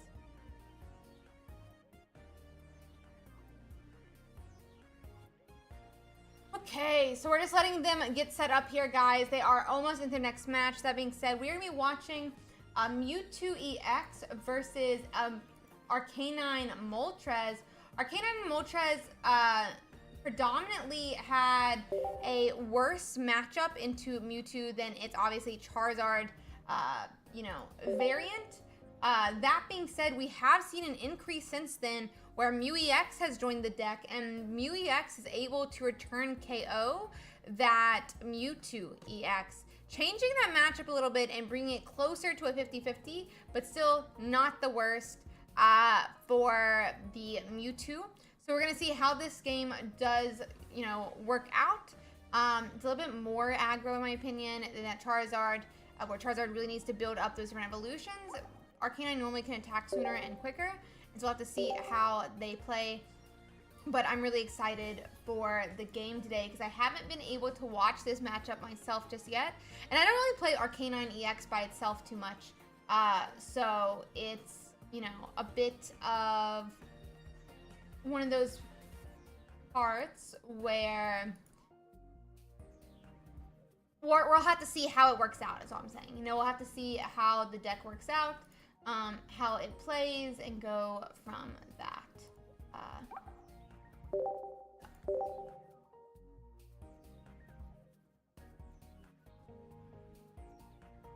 One moment here, guys. Double checking something. But we should be starting here very shortly. And we'll be going from there. But we are just waiting for them to get loaded in because it does seem like we're having some problems with them. No. 1 second here, guys.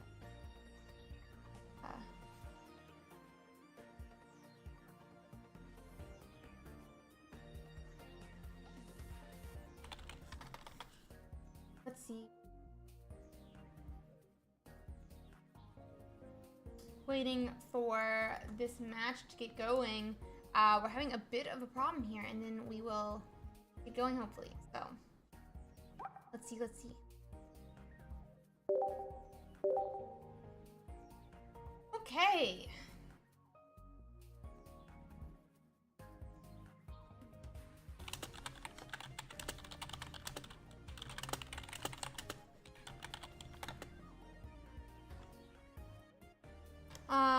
I might have to swap away from this. Let's see here.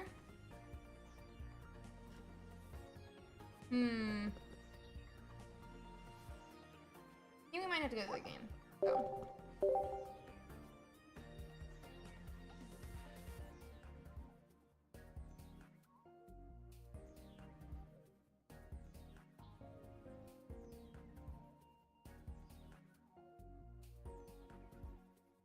Just 1 second here, guys.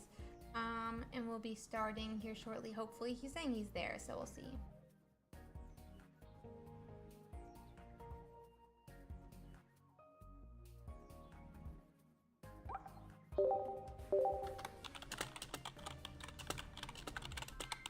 Okay, they finally started up. So we will be loading in 1 second here. We are a couple minutes into the round now, though, like a good 12 minutes. So let's see.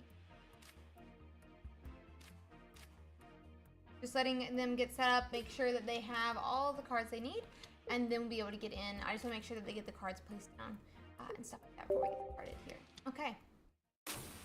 So it is that Zarkanine versus Mewtwo EX that we talked about for a good bit while we waited for that to get set up. This Jinx here, I'm not really sure how to feel about a Jinx start. Obviously, it does give us some time to set up, but the question is do you want to give it that time to set up? And maybe you do in the case of one of these more aggro decks like Arcanine, because it's not Zarkanine, it's just Arcanine. But Matcha doesn't have a Moltres just yet, and with that attach, it does look like we are not going to be seeing a Moltres in the near future, which means this Jinx could do some damage here to that Growlithe while we tried to find our Mewtwo EX, which will be our next attacker that we want to start swinging with. We do not find Mewtwo EX just yet. We're going to go and see an attach to Jinx, and potentially see a swing next turn. If Growlithe gets that second energy as well, Jinx can KO that Growlithe, and it would finish off the game unless Matcha can find a second Growlithe or one of his Moltreses / that Mew EX. So it looks like we do find a Pokeball on Matcha's side now. Probably, I mean, very nice for Matcha because it would be a bad spot to be in otherwise. Mew EX is going to come down. I assume we're going to want to retreat here. Surely, unless Arcanine appears, we're not going to be, you know, keeping this Growlithe in the active spot. X-Speed appears. Now the question is, if Trooperism has a Sabrina, this could still be an iffy spot for Matcha to be in. I mean, Sabrina,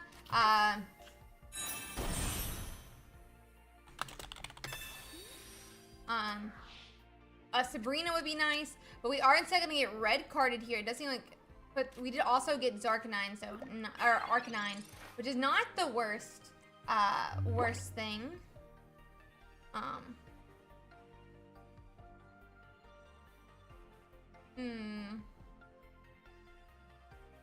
Red card definitely kind of helped us, if anything. But that being said, it looks like we're gonna have a Pokeball come down.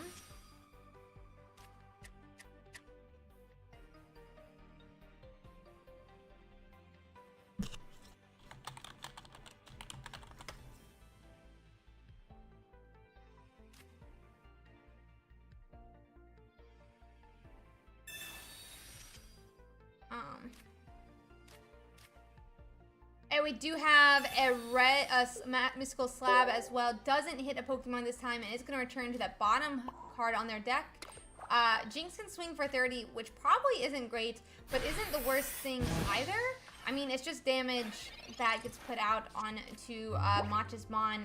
But either way, Mewtwo is going to be able to one-hit KO a Mew EX. Matcha will be able to attack this turn potentially with that Arcanine if we can find another X-Speed, but that's a big if. Because otherwise, I mean, we do go and attach to Arcanine though. Moltres EX finally appears, so it's a little bit late, but I assume that does protect against some type of Sabrina. And instead, it looks like we're going to see our first KO, which means if Mewtwo EX gets set up, we're in a bad spot. And this may just go on and be game for Matcha, not to discount our Mewtwo player, but that's going to be 0.1 for Matcha. If we build up a Mewtwo EX that could take out Arcanine, then a return KO could just go on and happen on the Mewtwo EX and finish them out. So it seems like a not great spot to be in here. We do have that second Kirlia now. It does look like we have had that Mewtwo EX, decided not to play it. So let's see.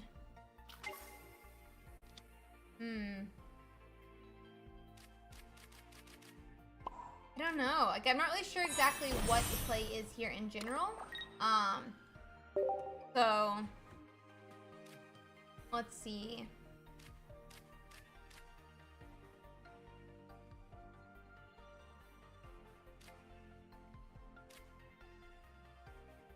Sabrina is gonna go down, pushing that Arcanine back to the bench, but for which Pokemon? We definitely want to knock out Mew EX, but it's not like we can do it this turn one way or another. And all you need is a hand attach and retreat. Arcanine gets to swing again. I think this is a bit of an ouch spot to be in, which is how quickly this Arcanine got set up.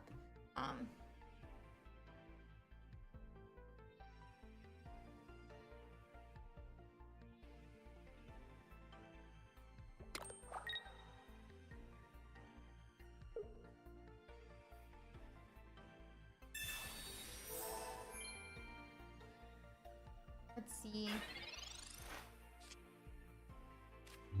So the Mew EX stays in the active. You see the potion come down. And we're just gonna be able to power up this Mewtwo though by doing this. Second energy on that Mew EX now. I don't know, like I don't think this Mew EX should be left in the active spot. But I mean, good for Tuberism, who's gonna be looking for that a retreat and a Gardevoir EX. Let's see.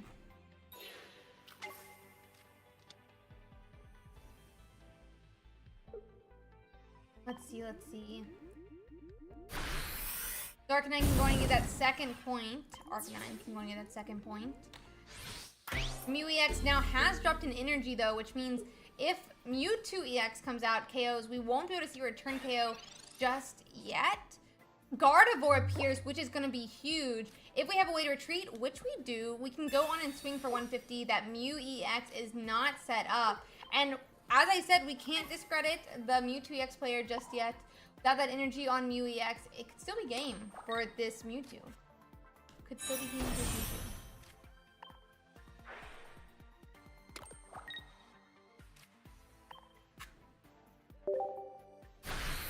Okay.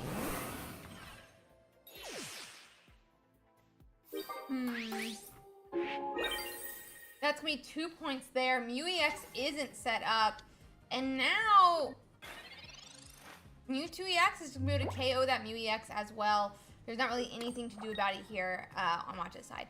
I forgot to take 2 points. But oh, okay. We are gonna see Gardevoir get put up. Do we have a Leaf? We don't have a Leaf. So maybe actually it's fine. Maybe it's fine. We could, okay, so we can power into Gardevoir here. We get hand attached to the Mewtwo. Or not. We did this fine as well, yeah. Then we get a hand attached to the Mewtwo. And then next turn retreat because this Mew EX can't KO Gardevoir just yet. So we're fine. We're still fine. Like, it can swing for 60 into Gardevoir, but I don't know Matcha's running 2 Sabrinas. They are running 1 Sabrina, so they can't re-Sabrina around the Gardevoir, meaning we still are okay for game. Yeah, so we're just gonna see that 60 into Gardevoir. Gardevoir can retreat and we can go into KO. Because second Mewtwo would have been KO'd right there. It's definitely the correct play to put up Gardevoir, because Gardevoir can't KO itself, but Mewtwo can. So we want to take game 1 for Tuberism now.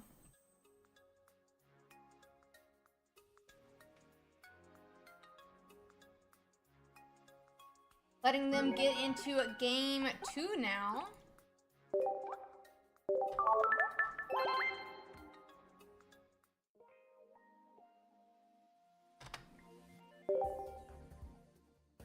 Let's see.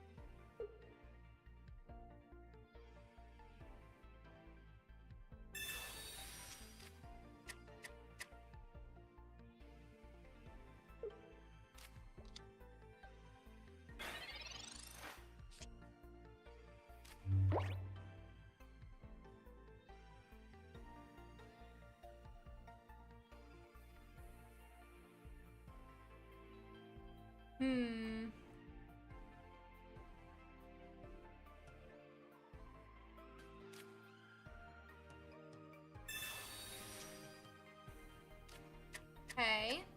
We're gonna go in and get that game up here, guys.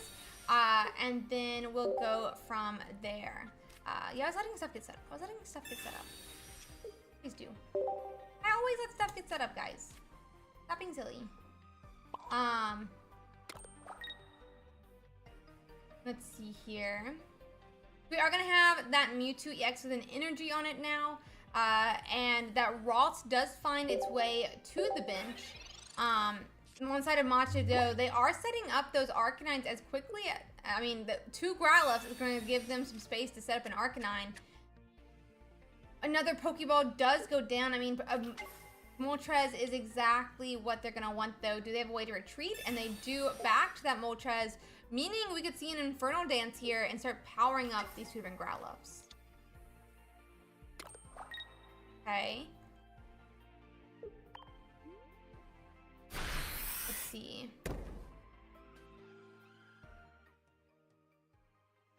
Wrong. Okay, one energy is gonna go back onto our Growlithe here.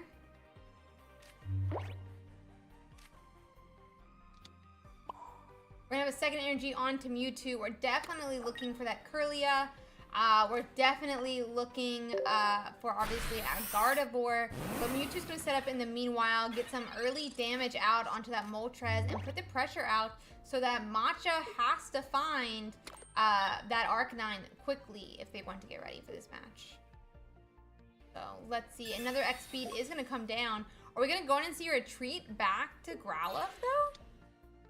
Does look like we're gonna see that early damage into from Growlithe, but I mean, I guess it's not the biggest deal. Charizard is now, not Charizard, Mewtwo is not in range of an Arcanine attack, but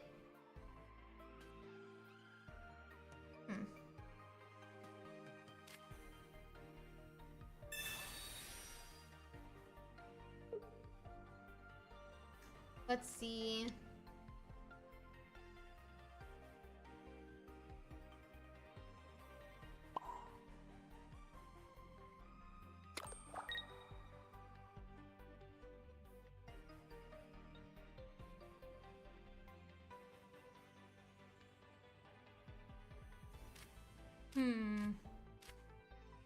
Looks like we're gonna retreat back our. Are we gonna retreat to Jinx?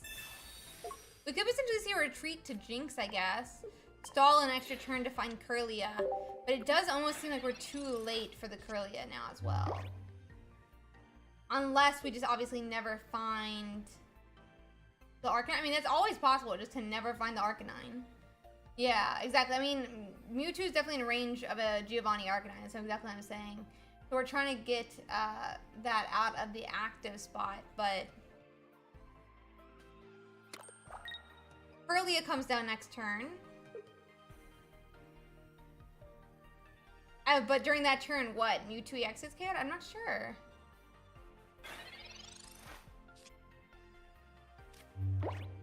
Let's see. Okay, research. We're still looking for that Kirlia. Another Ralts. Kirlia finally. But because Jinx didn't get KO'd by an Arcanine, we're pretty safe here. And now we can get set up to start swinging into these different Mons. So let's see. We're kind of saying, no, you have to KO first. But I'm just going to KO you. So let's see. Another research down from Matcha.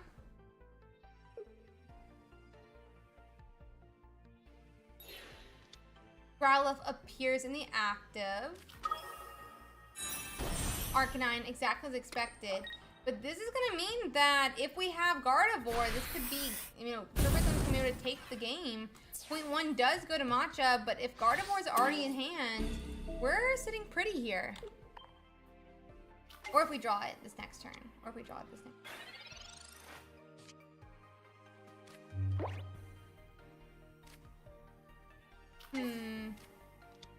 Gardevoir does come down now, and that's going to be 150 in that Arcanine, taking point 1 and 2. I mean, bad spot for Matcha to be in now that that Mewtwo is set up. There is no return KO from Mew EX anywhere to be seen. Game 2. This just could be game 2.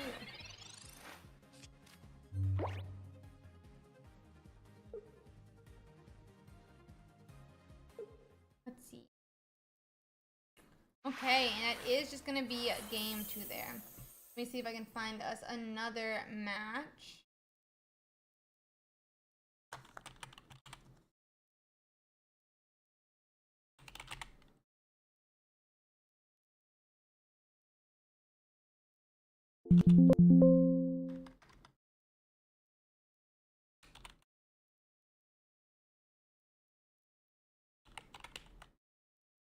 Okay, so this one's still going. Let me hop into that. Or but it's still going.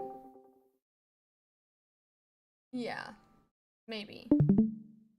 Maybe still going. Yeah, it looks like we have a couple turns to watch. Let me quickly pop it up.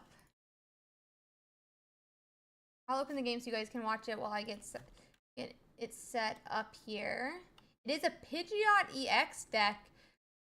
Attack with our Pidgeot right now. I'm going to quickly fix everything. We are currently 2-1, and Wiki is up 1 game, so not great of a start here.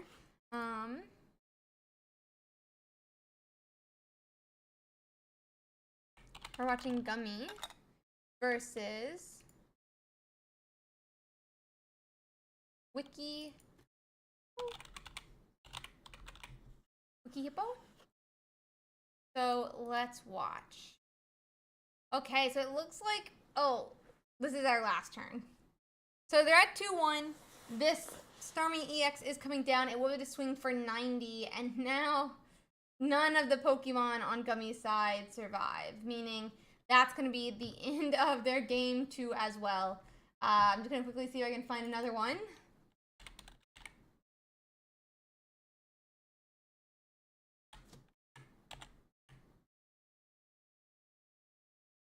This one finished a while ago, but we're going to see if they're still going. Give me 1 second. So that's game 2 there.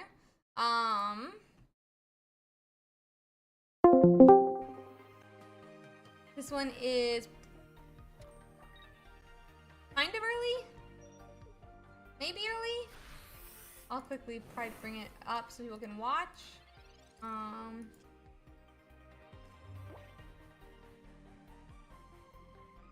Here, let me quickly set the score there. 1-1, and then it's gonna be Hans Cope versus Galston.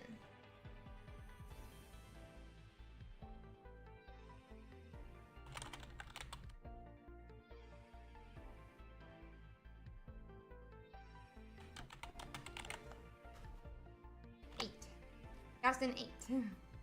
So let's watch the game. Let me quickly make that look nice. Ta-da! And let's get into it. Okay. So it is that it is Starmie EX with Luminion, interestingly enough, versus a Mewtwo EX deck with Mew EX in it. That being said, a Gardevoir has been made on Galston's side. They are 1-1 in the series. Whoever wins this does win the set. But I don't think anything can really return KO this Mew EX. And I'm not sure that Hanscope has, not Hanscope, but Galston has a way to heal. There is no potion. That Mew EX is now at 40 health, and this Luminion swings for what, 50? Doesn't Luminion swing for 50? Let me just double check that, but I'm pretty sure Luminion swings for 50. This is a bad spot. Yep, it swings for 50 benched at that. So, I'm not sure what they're supposed to do with Mew EX. I'm not sure if moving it to the bench was the play, though. We're only going to have 3 energies to attach here. None of those mons could have attacked this turn. Lot to see. Do you think we just retreat back to Luminion, though, and we take the win?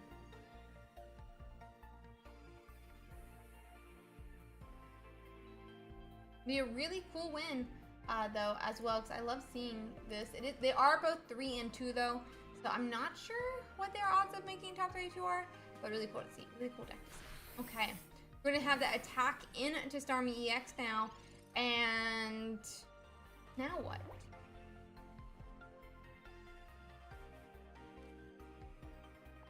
Yeah, okay.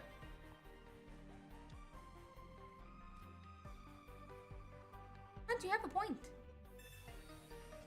Okay, that's fine. That's fine. We're going to put up our Farfetch'd. We're going to be able to swing for 40 with our Farfetch'd. I don't get it. Am I wrong? We can swing for 40 with the Farfetch'd. We're not in range of getting KO'd if they knock out a Farfetch'd. It's fine.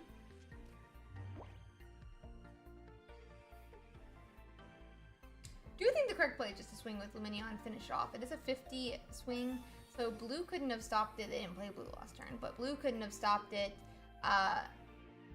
because I purposefully don't show it.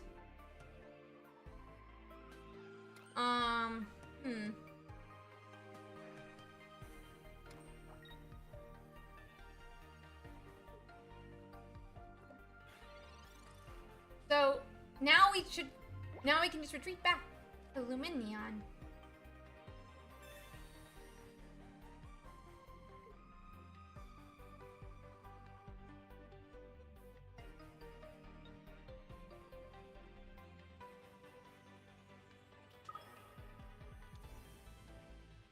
So Mewtwo EX comes up. We're gonna retreat back to Starmie. We are gonna attack with Starmie. That's fine. And we're going to KO the Mewtwo EX and win the game. And that's gonna be game 3. That's gonna be game 3 of their set. Let me see if I can find us another one. There is only about 18 matches left to complete. I don't know that we're gonna be able to find another one, but let's see.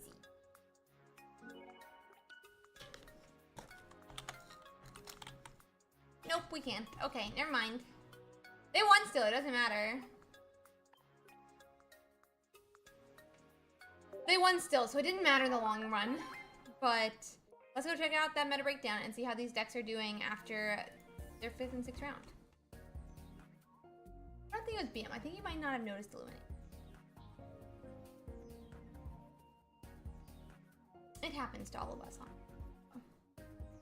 Very easy to see stuff as a spectator. Very much harder to see stuff as a player.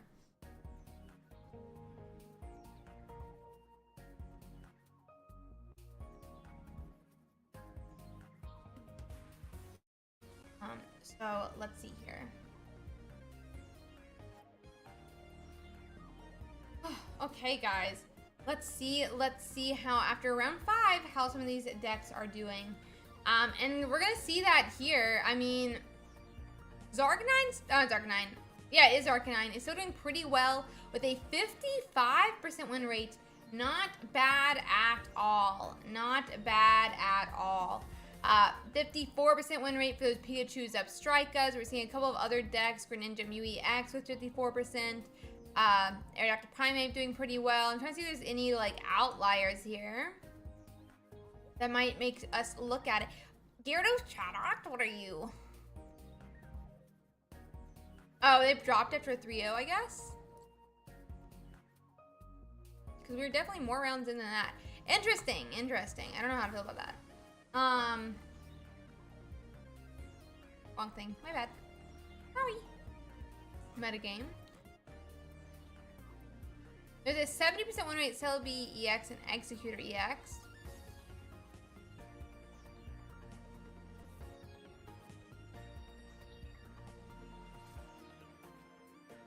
We have some 60% floor. Wait, what? Oh, I love that. It's just one player. It makes sense. But very cool to see some of these different decks and how they're performing.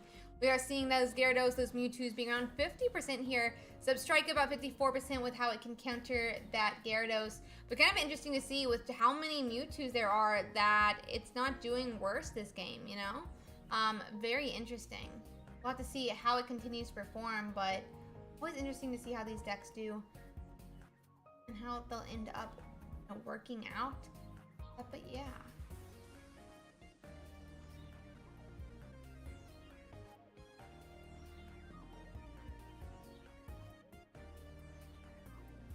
It's like having my tree up.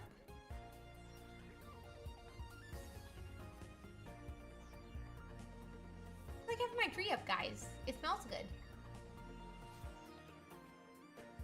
Stop tree shaming me, you guys. Gyarados, Articuno, awesome. We do have a couple that were 4-1 at the beginning of this. We don't have our next one up yet, but if you hang around, we'll have up our next week's tournament in about a couple rounds. We're on what? Round 6? I normally put it up around round 8. Round 8 is when we go live for the next one. No, you're fine with saying you shouldn't feel bad. If it makes you feel better, it implies that I should feel bad about it. It's like, why would I feel bad about it? It's my tree. I can have it up as long as I want, you know? Salad drop out of the regionals. So anywho, let's see here. I mean, we've seen one of these is doing cup really well. Let's see here. How did they? Oh, this one 4-1 dropped. Why, bro? Why 4-1 drop? What's the other one then? Okay, Arctic Monkeys is still in. They're 4-2 though now. What about the other one? They're also 4-2 now. No! No! I wanted this to be like the next up and coming Gyarados deck, you know? So sad. Yeah, it happens for sure, Steffi Weffy. It happens for sure. No big deal. No big deal on that. About 3 matches left to complete though, guys. We'll be getting, you know, probably into our next round very shortly. And then we'll be getting ready to, you know, look at our next matches. But let's see. I'm just checking them out. That one's about 10. That one's about 8 minutes. This one is about 12 minutes into their game. Okay. No. So let's see here. Celebi Executor is actually doing really well. It's like 60% win rate. Celebi Executor. Let's see. Celebi Executor.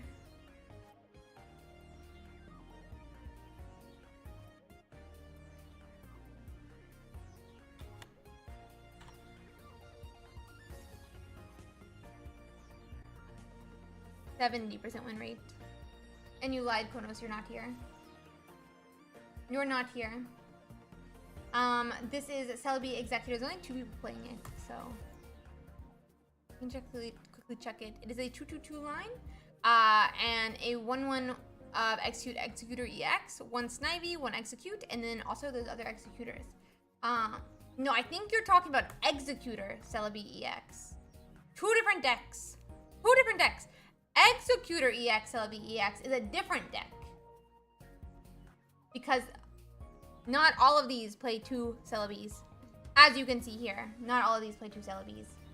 And these obviously don't play Spring. So, or some of them do, but less.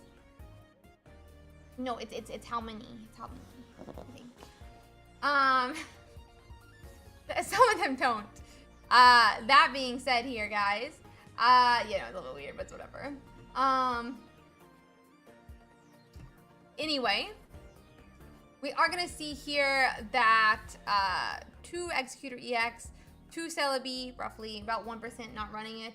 About 78% are running Servine, 78% are running Superior, about 50% are running the old Execute, about 34% running the new Execute. Really interesting to see some of these different ones. And then obviously running that, waiting to complete. Running, some of them running Mew EX, some are running Weedle, Kakuna, Executor, the old baby one, Tauros, Beedrill, all of them are running 2 Pokeball, most are running 2 Research, 84% are running 2 Ericas, about 30% are running 2 X-Speed, not just 1, about 93% running 1 Sabrina, 53% running a Leaf, 25% running a Potion, 6% that Giovanni, 3% a Blue, and 2% a Red card. Good choice. So let's see how the players are going.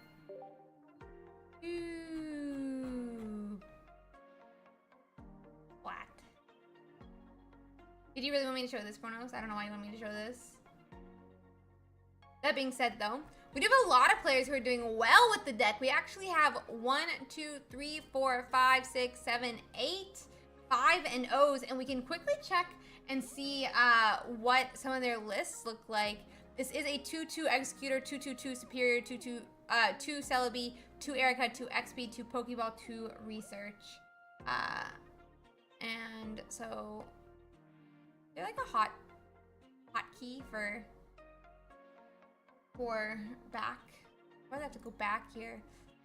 back here. I didn't even check to see how he did. He lost this round, sad. No, wrong one. Next one. So then this one is running 2 Execute, 2 Executor EX, and 1 of the old Executor. Then also 2 Snivy, 2 Snivy line, 2 Celebi EX, 2 Erica, 2 Pokeball, 2 Research, and 1 Leap. Very interesting. This one is 6-0 right now, going into round 7. Then we are looking for the next one. This one is running 1 Snivy, 2 of that Executor EX, 2 Celebi, and a 1-2 of that Superior. And then 2 Research, 2 Erica, 1 Blue, 1 Sabrina, 2 Pokeball, 1 X. Let's see.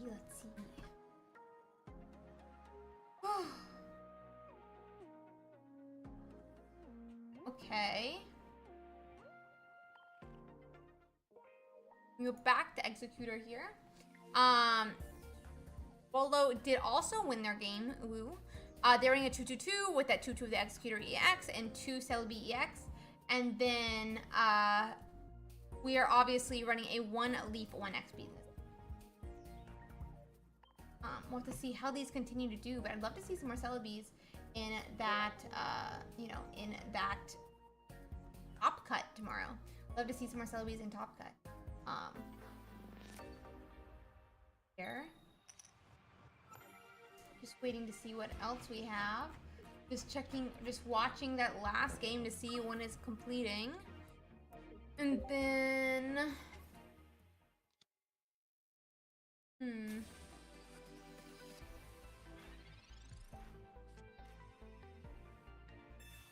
The last one, wait, no, we go to Bolo, now go to Abe. This one also won, not against Papino. Bad. Deck list. This is a 1-2-2 as well of that Superior line. 2 Celebi, 2 of the Executor EX. And then 2 Research, 2 Erica, 1 Sabrina, 2 Pokeball, and 2. Yeah, that goes, but yeah. Then, we'll go back to that Executor EX, keep misclicking. We will see that. Tell Abe. Let's go to Gustavo. They're also 6-0 now. 6-0.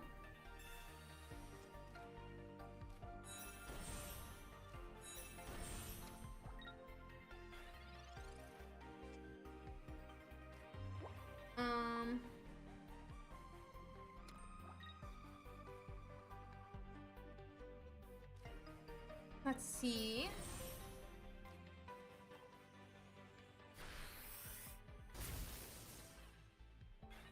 And let's check out that last 5-1. We have about a minute central. Which these are our 5-6-0, and now we have WTS97, who also is 6-0, beats a Gyarados last round, and runs 2-2-2 Superior, 2 Celebi, 2 Executor EX, and then also runs 1 Sabrina, 1 Potion. Very interesting, very interesting. Let's see. Okay. We can check out how these are doing. Oh my god, Celebi Superior does so poorly every single week. 47% right now. Pikachu X Zapdos at 35%. Let's check out some of the standings though while we wait for this last judge call to wrap up here. So we do have Sickbelt in first place. We have a number of 6-0s though. It is slowly getting smaller and smaller, those X and O's. No, where'd our Zapdos Raichu go? He is still 5-1. Still 5-1, which is pretty good. But hopefully we'll have to see how that continues. Let's see.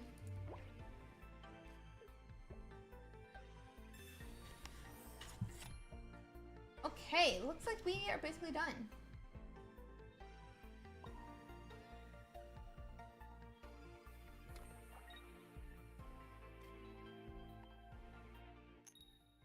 Let me just, we're gonna go on then.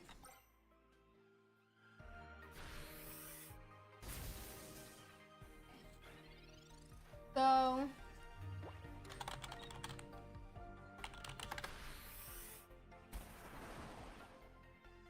We will pair next match. Okay, so that next match is live, guys. So let's see how it goes. Let's quickly find us another matchup to watch. And I think we're gonna watch Mewtwo EX. Let me just double check the watch.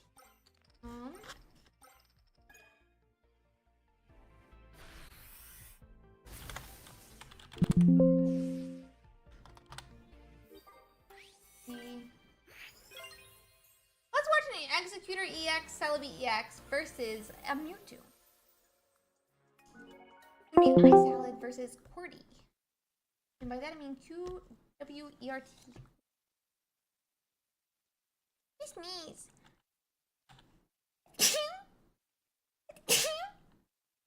Sorry, guys. I hate sneezing. I hate sneezing.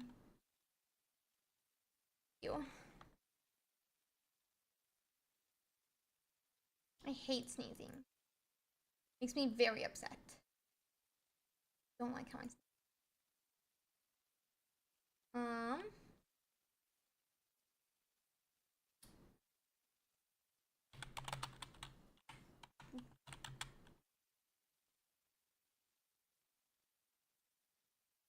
And we are going to quickly reset the score.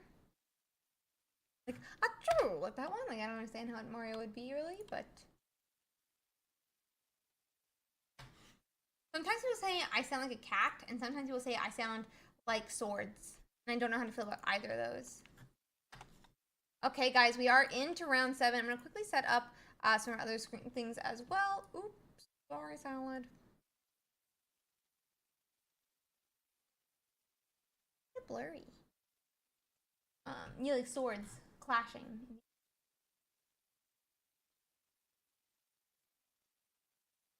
Seven. Yeah, that was my bad. That was my bad. That's... Okay, and round 7. Okay. Let's get into this matchup then. It is going to be that Mewtwo EX versus our Celebi player here. iSalad is running that Mewtwo EX. I'm going to double check which variant of Mewtwo EX real quick.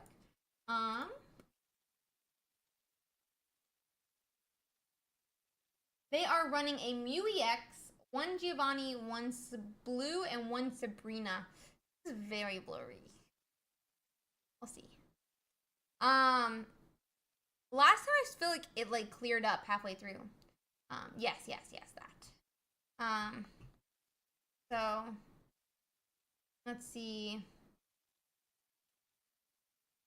So we are going to have that Mewtwo EX. It is going to be able to swing for 50 here, putting Servine on a bit of a watch. If we don't have another Mondown next turn, he could be KO'd.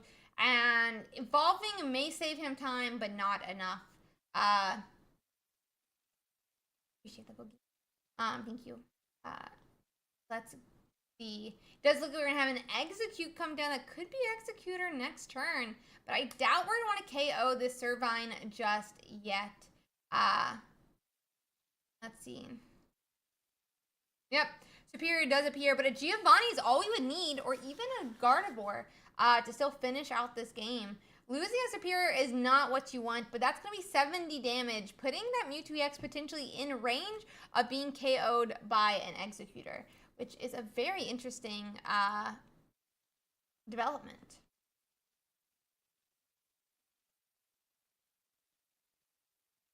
Let's see here.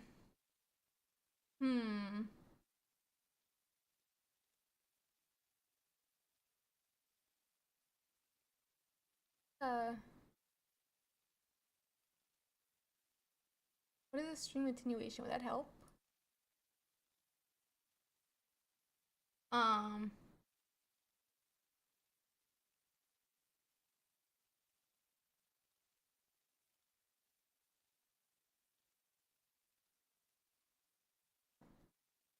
Okay.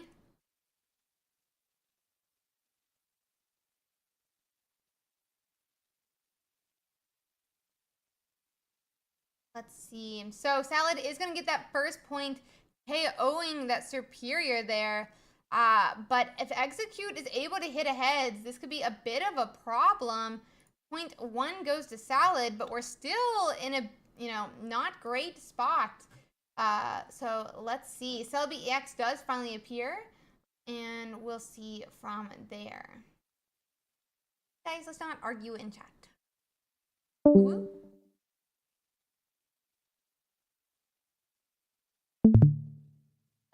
And that is me heads, meaning 2 points for Executor EX here. QWERTY gets that heads off, and that's an ouch. 2 points to QWERTY. They could knock into either of these Mons. Neither Gardevoir nor Mew EX can attack next turn. And we could also even see Celebi getting set up now as well. 160 damage is a lot of health to cover for iSalad if he wants to still win this game. But it is a best of 3, meaning even if we lose this match, we still have a chance to come back.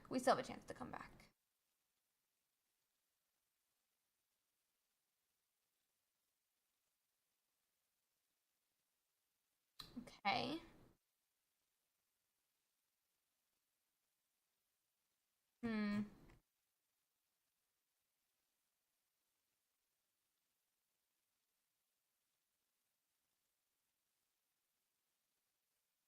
Okay. We are going to start powering up Mew EX, but the max we can do is 20 here. We could swing for potentially upwards of 80 next turn, but we're currently still attacking with this Mew EX here.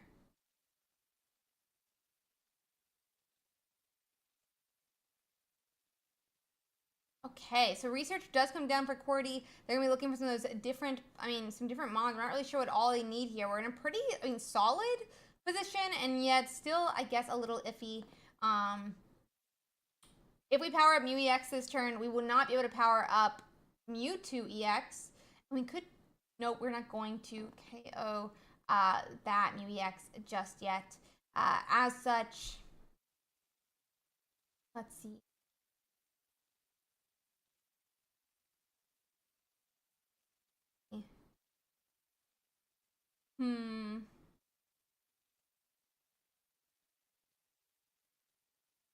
Okay. So it looks like we are going to swing with the Mewtwo EX. Put QWERTY on a bit of a timer here. This is saying, you got to do something. You have to KO me or you lose next round. So Salad still has the upper hand here. All he has to do is finish out this match. I don't really know what QWERTY can do, actually. There's only 1 energy on their Celebi. I'm kind of surprised. There. Okay, Execute is going to come down. Research.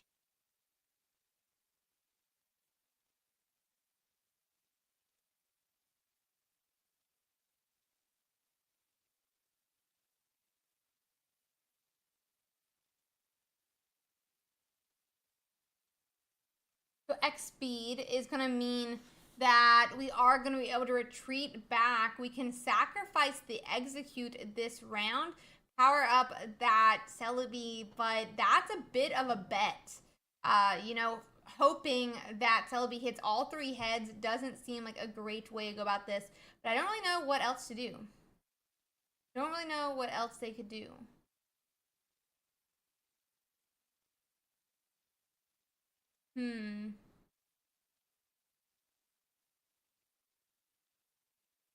Let's see. Blue comes down.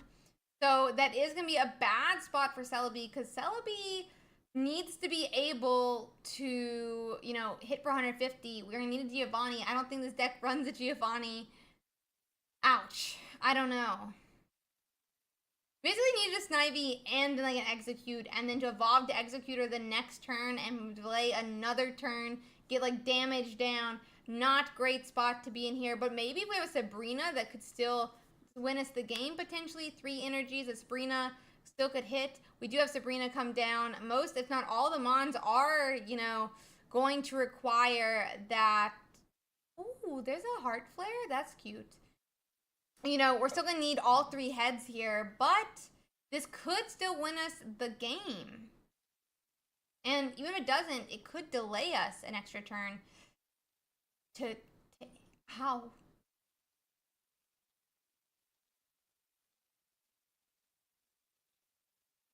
How? I hate when you get 3. Good in my soul. That being said, Gardevoir does still need 2 energies to retreat, meaning this Mewtwo EX should not be able to attack this turn for KO, which means there's gonna be a bigger chance. Ooh, ow, as well, ow as well, ow for both, honestly. A bigger chance for us to still take the win here. I'm gonna double check what our opponent's list is. Is there a leaf in their list? No, no leaf.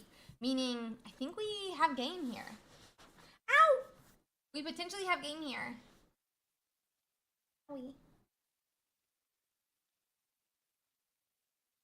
Let's see. Okay. LBX, the second one does appear, but as I said, not great.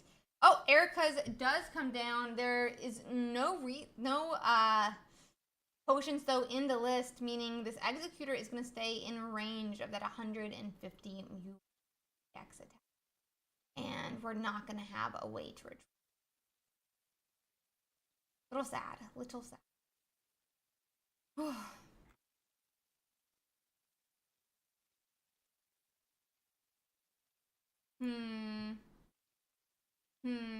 Okay. So Mewtwo EX swings, he knocks out, and that's going to be game 1.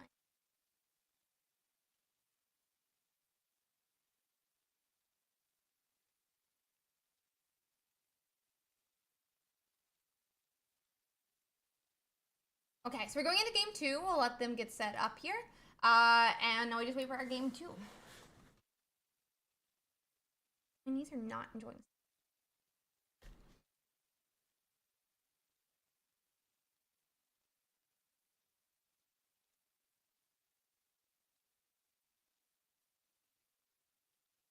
Let's see. Okay.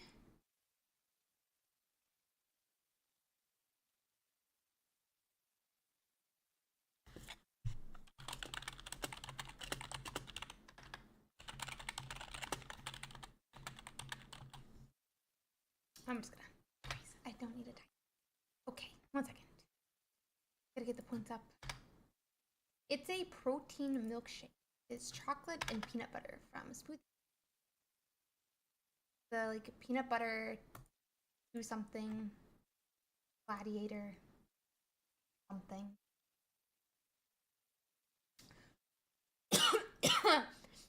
Sorry about that, guys. So it is going to be Mewtwo with that energy start. Energy start here. And we're going to be able to go on and get energy onto that Mewtwo EX. So we are definitely going to be looking for that Ralts, which we draw, and some of those different mons that are going to help Ice Salad really get set up and ready to go.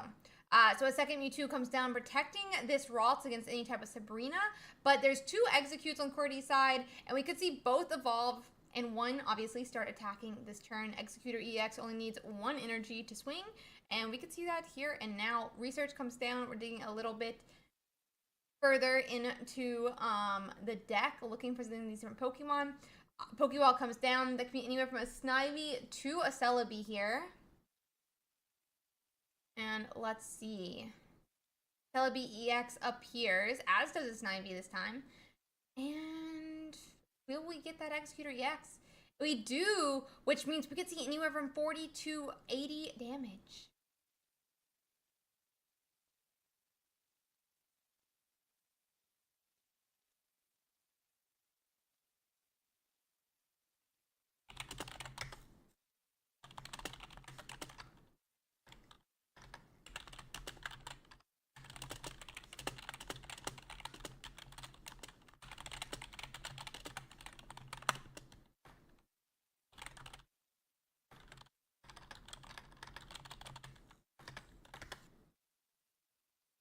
I think I messed up my emo. Don't talk about it.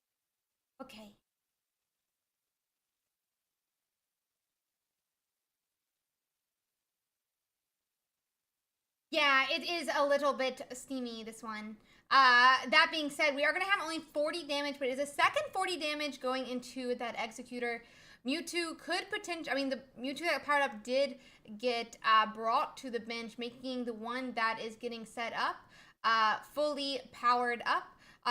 But it is safe from any sort of attack, meaning a blue could protect it versus some of those different coin flips that Celebi is going to be trying to do in the future here. 70 damage or 70 health left on that Mewtwo EX, though. We are going to have that 50 damage swing, which could be, you know, saved off. Is that the correct word? By an Erica, which could be very interesting as well. But that's going to be 50 into that Executor. And with the heads here, we could have our first KO, giving Cordy 2 points while we wait for Salad to catch up. Okay.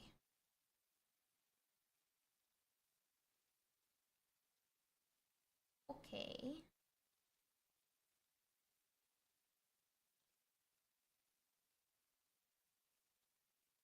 It looks like, I mean, we are coin flipping here. We have it heads. And that is going to knock out 2 points. Shasha, thank you so much for the subby. 2 points for Cordy. We are waiting, though, to see how Ice Salad is going to respond. With a Giovanni, this could still be a return KO, but I don't know if they have Giovanni just yet. Could be in hand, could, might not be, but we'll see how it goes.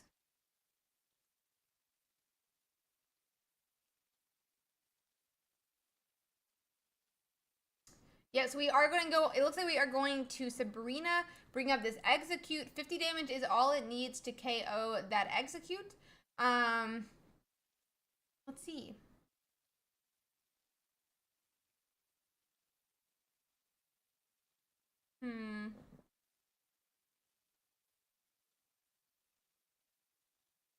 Okay, so 0.1 for Salad, meaning obviously a Giovanni. If we even run Giovanni in this list, I'm going to check real quick.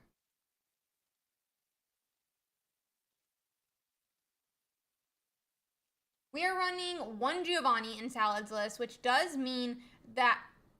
Oh, we're just going to go for the coin flip. Let's go. We put it up to the RNGesus. Let's see what happens. Ooh.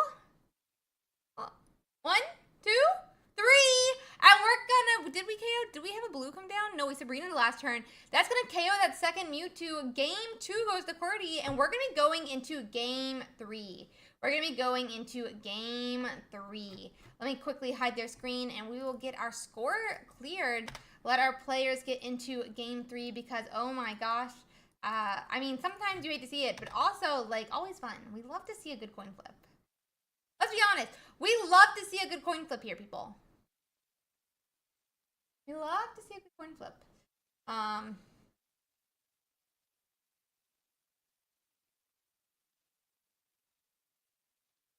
Let's see. They're getting to their match. Did I put up 4? Game 3. Game. This is 3. I don't know how many I put up, bud. I don't know how many I put up. I don't know. I'm not thinking it through too much. We're going into game 3. We're going into game 3. This is 10 hands, 10 fingers. We're going into game 3.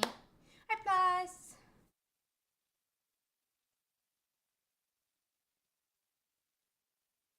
We're going into game 3. So let's see here, though, guys. Actually, though, let us get focused up. We're going into game 3. This time, Salad is starting with that Mew EX. I'm not sure that's what he wants, though. Not exactly the Mon that we need. We need some Ralts, we need some Mewtwo EXs, but maybe it'll be a good tank to start with. Low retreat cost, not the worst. And Execute, on the other hand, is really going to be looking for an Executor EX. Those Celebes, that Snivy, but they haven't had a turn yet. They can wait a second here, and they'll decide to do this next game. Because then the player are playing red card. They don't have to show their hand. You know? They don't have to show their hand. Let's see what happens. That being said, Fo, thank you so much for that raid. Hope you had a great day, and I'm assuming you played in the tournament. Thank you so much for playing, and I hope you had a great tournament run. So we are gonna go on and see that raid here. Not raid. This was that Sabrina? Yeah, Sabrina bring this Mewtwo EX into the active spot, putting 20 damage on him, which does mean he will no longer survive just from a blue. Like 3 coins can KO him still. Blue will not save that, which can be interesting, but is it really important? We'll have to see. We'll have to see. So, Mysterious Slab does come down. We're looking for that Curlia, which we find immediately. And we're still looking for a Gardevoir as well. We'll have to see if we can find that in time, what iSalad is able to do with this game. But QWERTY is going to be looking for that Executor EX, those Celebes, those Snivies. More than likely, if Snivy was there, it would have been played last game, or last turn. So we'll have to see how it plays out. But let's see.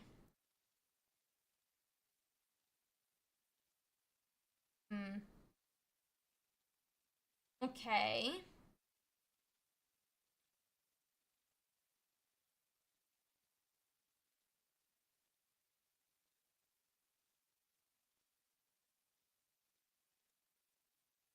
Okay. Oh, that means there's no Executor EX, but that energy didn't get attached, that Mewtwo EX in the active spot, which does mean unless we have a way to retreat, like with a Leaf, we won't see this Execute KO'd just yet. But Leaf is going to come down. That is going to be a retreat back to that Mewtwo. And now we could see that 50 damage take 0.1 for Salad.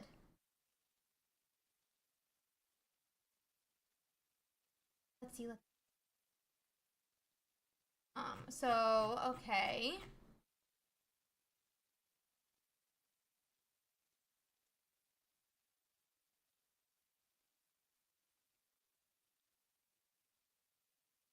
$1.4 Salad.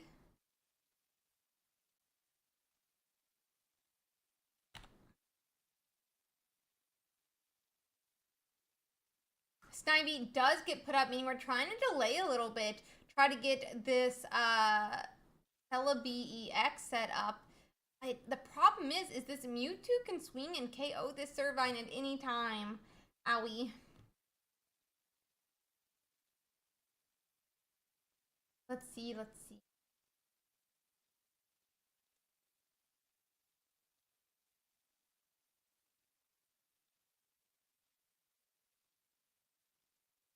Okay, Mewtwo takes out that Servine. 0.2. In 10 rounds.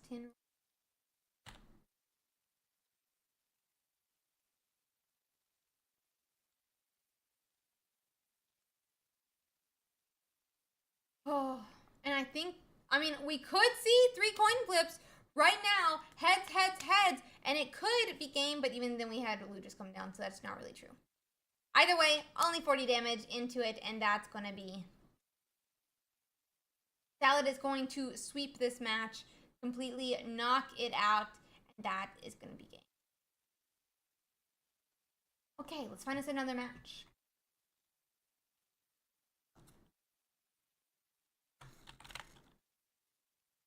Done? Oh no.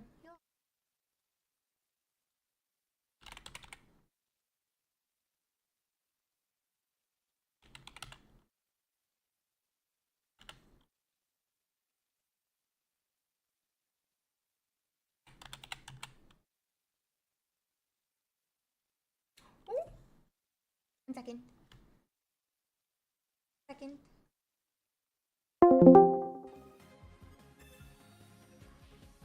Oh, it does look like we might still win, but we'll try to quickly do this, guys. Quickly. Try to bring up the game so that you guys can watch the last minutes of this Wigglytuff.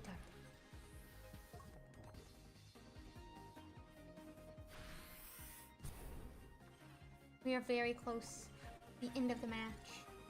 So we're just quickly bringing it up.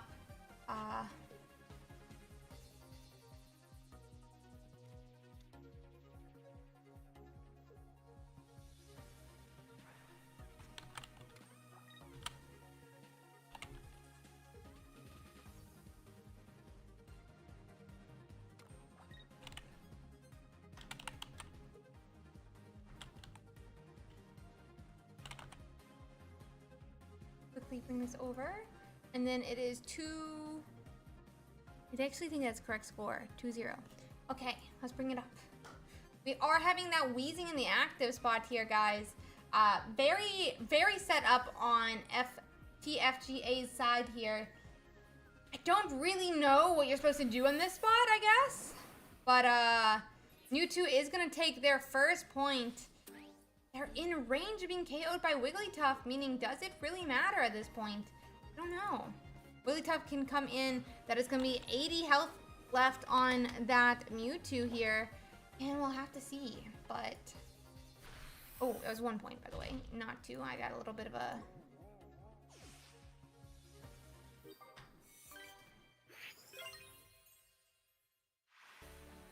and that is going to be the end of the game. I don't think there's any others to watch, guys. About 50 matches. I'm going to see if I can get us one of the other streams. Ooh. Maybe this will be up. How far are you into your game?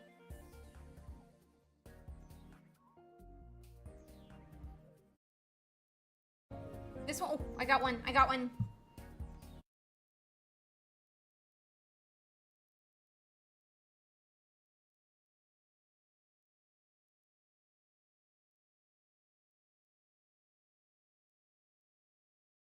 Okay, guys, I got us in our first set here. Not first set, but like 0 points taken just yet. And then our player is going to be Jadenkist. They're currently 0-0 in the match. We'll have to see how it plays out, but very excited game. Okay.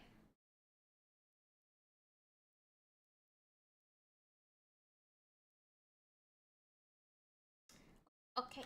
But it's going to be that Mewtwo EX versus a Zebstrika Pikachu here. I'm going to see if I can make this a little.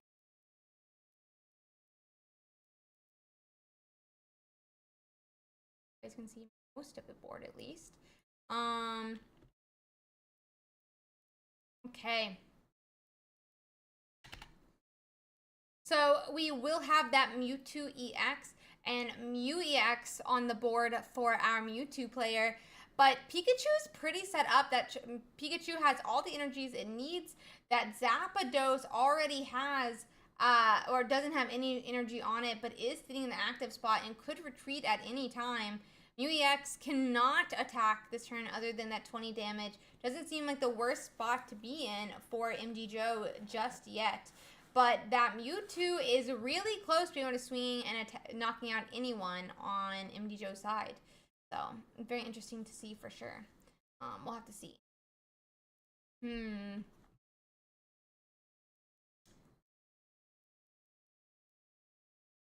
So, Pikachu, 2 energies. Zapdos, none. None decided has a single point.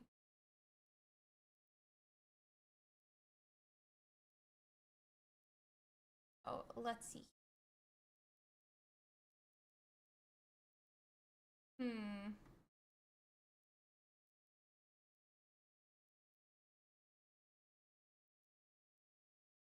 Guess we could. Just let it in. Oh nope, that's these guys' voice. So let's see. Sabrina is gonna come down. I wonder if that's gonna be Ralts or if that's gonna be Mewtwo EX. Mewtwo EX probably the safer bet of the two. I don't know. What they'll decide to do.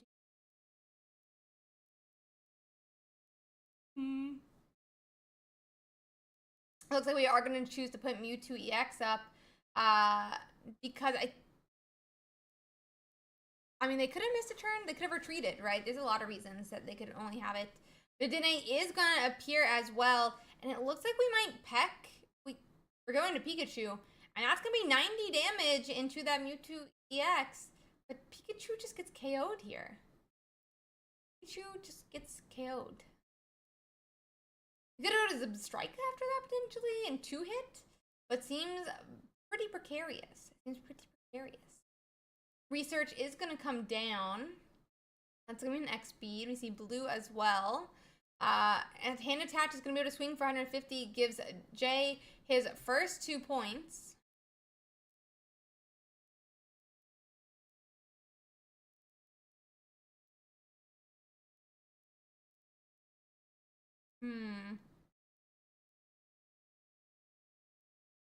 And Dene comes up. This is going to be a stall. Always happy to see the stall. Very always fun. Dene's a cutie. The Dene for 1 energy can paralyze, essentially paralyze, and does 10 damage. So obviously he would need a couple of turns where he's able to successfully get off that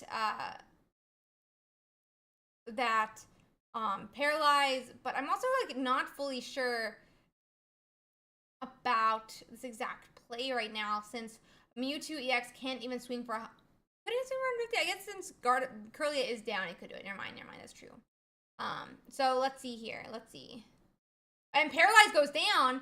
That means Mewtwo can't do anything this turn, even if we do have Gardevoir. Even if we do have Gardevoir, he can't do anything this turn. We do need to wait. If we can get 1 more off, then we can see a Zebstrika Giovanni KO that Mewtwo as well. Potentially.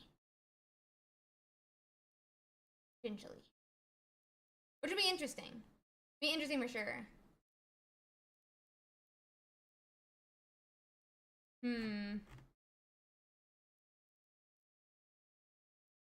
Okay. So we pass back. Dene's going to need to get that stall off 1 more turn. Is it too much to ask? Maybe. Will it be asked of Dene? Most likely. So let's see. Let's see.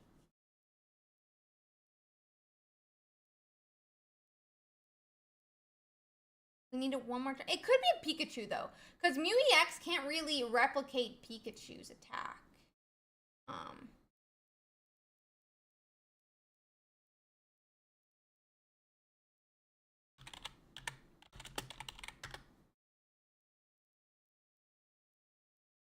So let's see. We do get the paralyze off again, guys. But 0 damage because of blue. But now Pikachu can still KO next turn because we didn't we didn't have to put that energy on Zebstrika last turn. There's only 1 energy Pokemon. Pikachu can still KO next turn, which is going to be insane. This Gardevoir is not going to be able to do too much. And this is going to be an interesting play. The Dene may very well be the MVP of this tournament, of this game. Could very well be the MVP here.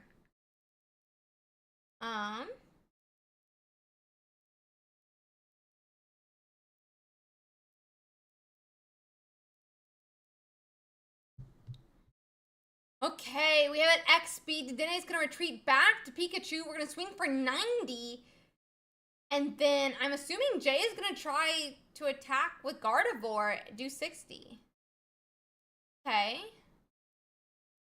We are going to do Circle Circuit. Yeah, there's still a chance here. There's still a chance. Joe is going to get those 2 points. It is Joe versus Jay, and it is the fight of the J names. So Gardevoir can swing for 60 this turn. Could we see a potion? Let me just quickly check my score again. Our list is running 1 potion. It's running a potion. Heads up. So if we don't commit to Gardevoir this turn, we could see a 150 attack by Mewtwo next turn. Wait, we're fine. Oh no. Mewtwo can still win. Do we need to see a retreat back right now? It's the Dene's time all over again. It's the Dene's time all over again. All we need, the Dene heads, Giovanni. Wait, why did we attach to Gardevoir? Bro, the greatest comeback ever almost happened. It's okay.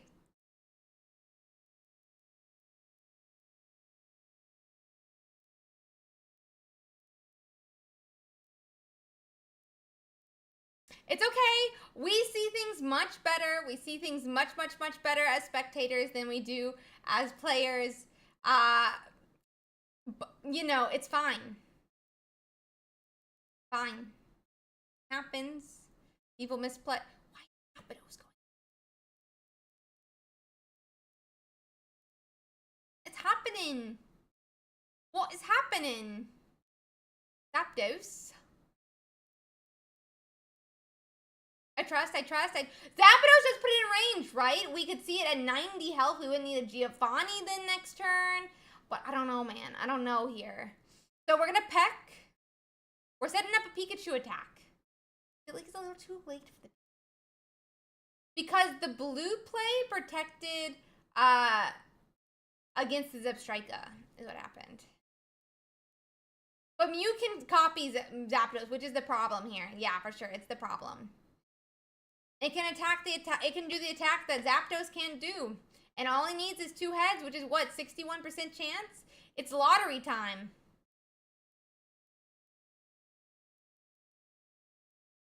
Now we're basically a Celebi with that 4th energy. Now we're basically a Celebi. There's nothing in your deck to pull out that Pokeball, but that being said, we thin for fun. 61% chance, let's go. 61% chance. 1. Oh, he needed the 2 lands. He hits it, and that's going to be game. Jay is going to take game 3.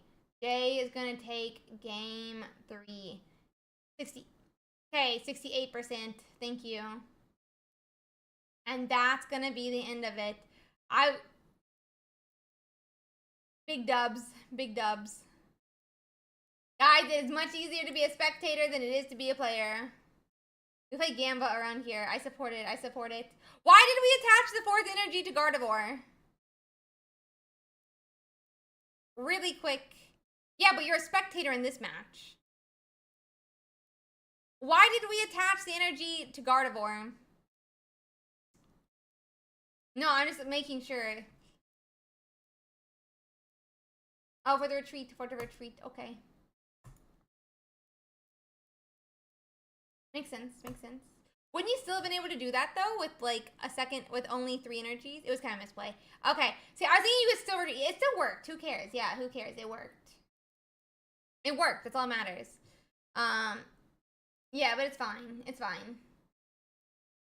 So, Social Sophia, so that you understand the math, you do not, it is not, like, it is 68%, because you don't only need 2 out of 4. You could win with 3 out of 4 and 4 out of 4 as well. So it becomes a series question where it's like, will 1 and 2 or 1 and 3 and 1 and 4 or 2 and 3 and 2 and 4 or 3 and 4, and then also those variations of 3 coins or those and then that variation of 4 coins. What are those odds compared to all of them? I am on the screen, not happy to see myself. But yeah, so that's why it's 68%, because it is 100 or more, and so it's the count of all the series together. So that being said, there are 4 matches left to complete. We're going to go on and get back to our meta breakdown, check out how some of these decks did last round, and go from there. So.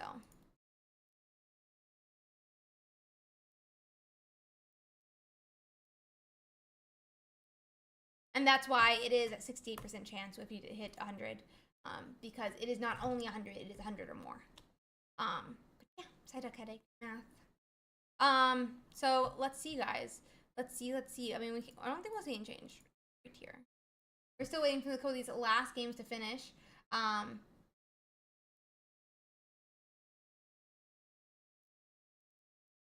don't know the exact math that you're saying. It depends how many coins they have. Depends how many coins they have. Depends how many coins they have. You asked me a question about K-pop. We're not having this conversation right now, Pirate. Yeah. No. You're fine, Jay. You're fine. I just don't like looking at myself. I just don't like looking at myself, you know? You know, like when you don't like hearing yourself, but I don't have sound on. So it's just, why am I sitting like that, you know? Anyway, that's all. I'm just like, you know, I don't want to see myself. This is not black hair. I'm not really sure if I feel how I feel. Yeah, it like posture checks me, but like in a, yeah. But luckily I have sound off. But so let's check how some of these decks are doing as the tournament continues. Zarkanine is still at 55%. Pretty good here. Pretty good here. Where is Pikachu? Raichu's now at 51%. Let's see.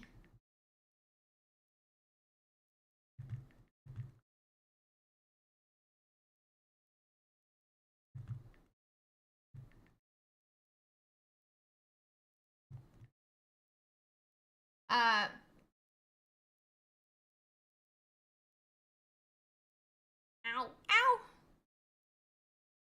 Thank you, Fiber. I appreciate that. Hi, Starpion. So 51% still pretty good. I mean, Golem Druddigon at 33%. Very sad to see. We have about one match left to complete here, guys. I'm gonna quickly check it out. Oh.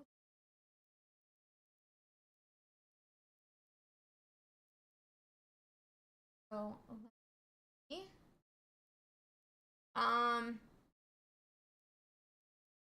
We also do have a 54% win rate. Pikachu's of Strika. I wouldn't be surprised if that's because of how many different Gyarados they're running into, as I was told is the correct plural.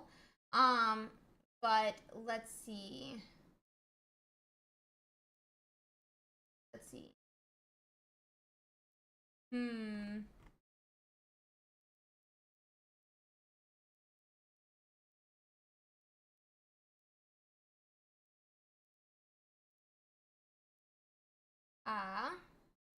I'm not. I don't like my hair right now.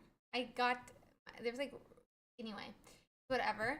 A 35% on Druddigon, not great to see.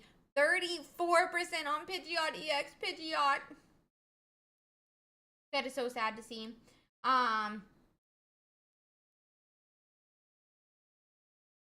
No, it's Gyarados, because there's two of them. Gyarados. Sorry, Gyaradoses. There's two of them. Pirate.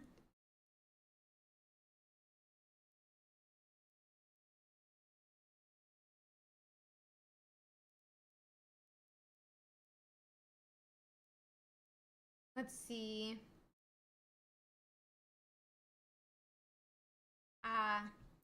Then Scolipede. Wow, my God. We're just not running into the Mewtwo. What are we running into? And it's Gyarados Greninja. We're running into Gyarados Greninja. Owie.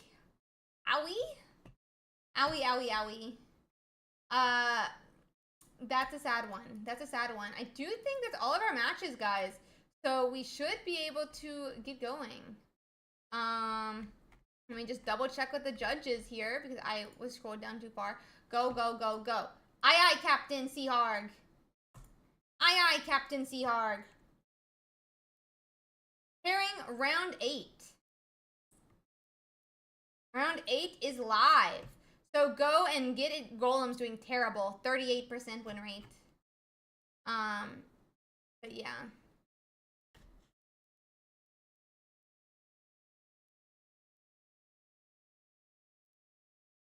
Let's see here. Let me find us another one to watch, guys. Round 8 is officially live. I'm gonna see if we can find us another match to watch.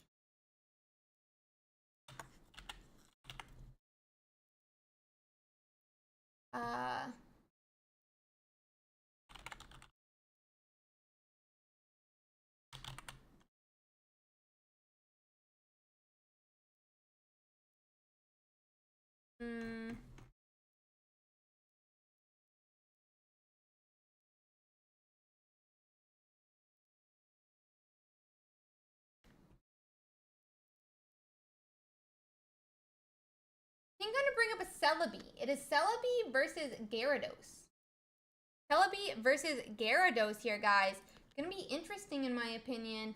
So let's see if we can bring it up. It's gonna be Blister fighting it out here. Fighting it out. For their game. We'll see how they get set. Let them get set up a little bit here. It's gonna be Blister versus Bellinger. Blister versus Bellinger.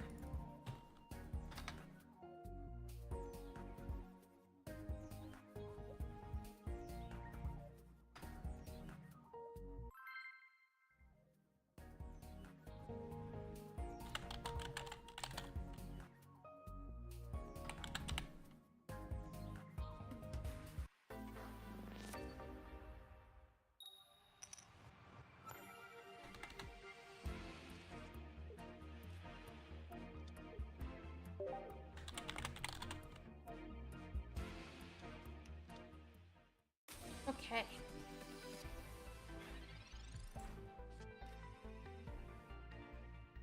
It sounds like they started, but I can't see it on their screen.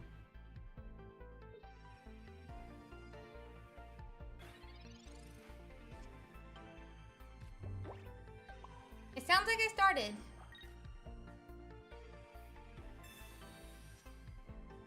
But their screen is not updated. While I wait to see if they will fix it in like a 0.2-second time period, I'm going to change to round 8. All my things to round 8.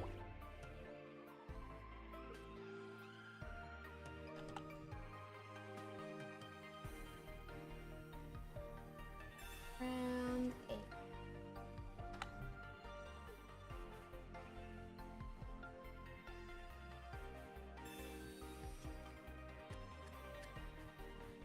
Okay, it looks like we're gonna need to bring up a different game. We're gonna be watching another Mewtwo EX versus Pikachu. This name is no longer correct, so let me change that. Now we're gonna be watching Jadenkist again. The other one is not good to open.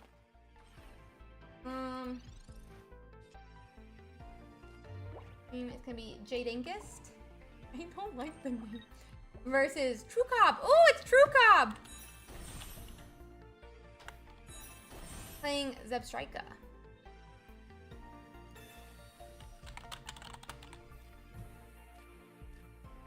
And let's check it out.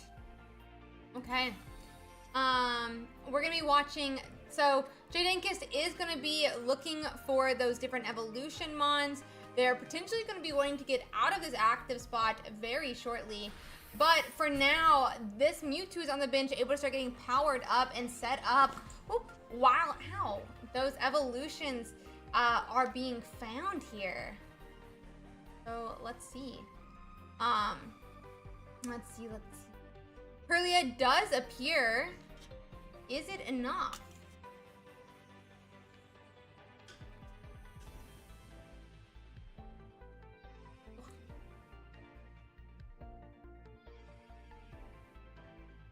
Let's see.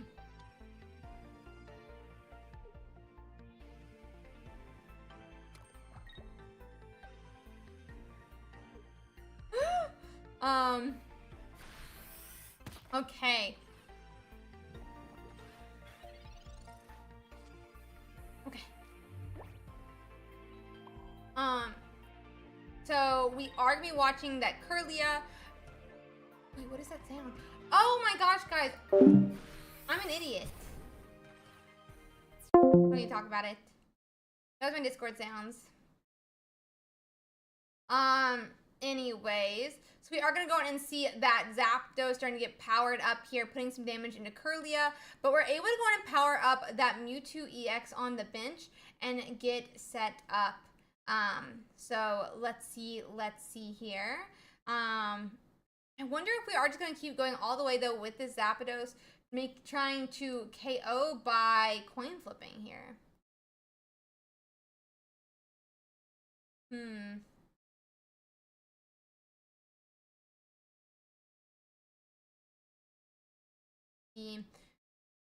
You draw a second Kirlia, but will we be able to retreat? Because retreating is definitely what we need to do here. We don't want to sit here and potentially have a be KO'd, but we don't want anything to be KO'd.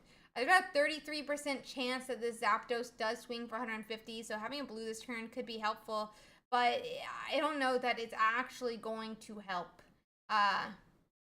Let's see. Basically, we are going to have a retreat now back to that Mewtwo that is now going to be able to swing for 50 into Zapdos, putting it a bit on a timer, especially now that this Gardevoir appears. We'll have to see. Yep, the second energy is going to be 50. We're going to try to protect against that 33%, knockout by bluing. But if we do hit it, right, he's still only going to have 10 health left. That Zebstrika on the bench or could potentially, KO. We'll have to go from there.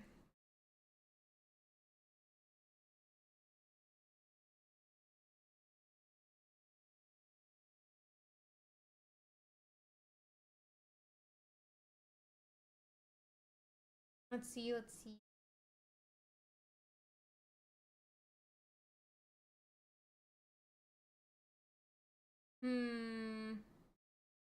So our opponent could go for 3 coins.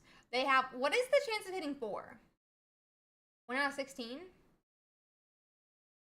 Okay, so now we are back to only needing 33%. 33%. Let's go. 33%. Will it be the moment? 33%. 6.25 at the 4. But we don't even need it now, to be fair. So not a big deal. Not a big deal either way. Let's see. Okay. Everyone hold on. Everyone hold on. 1, 2, 3! And that's going to be a KO into that Mewtwo since we have Giovanni. Oh my god. I mean, we still have a chance to come back as Jay, but that's a big ouchie. Max that can be done is only 50 this turn. Oh my god. Oh my god. He did it. He did. MewEX also comes down. Whew. That Side Shadow is going to allow us to do 50 damage with this Mewtwo. What will Zapdos do, though? Because we can't power up a second Zapdos in time. We can't power up a second Zapdos in time here. That's going to be 50 damage into that Zapdos. He's basically either going to have to set up another Zebstrika or the Dedenne. And now we have to see.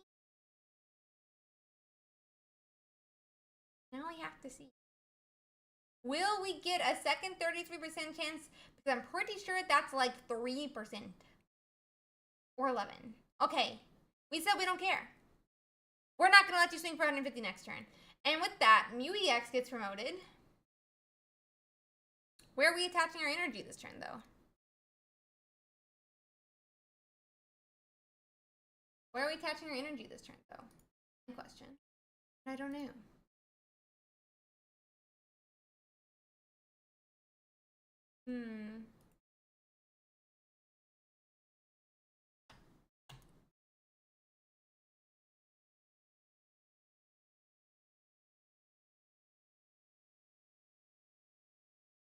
Okay. We do attach to the Zapdos, which makes sense. It's the only one that needs that extra energy. Other than 1 energy.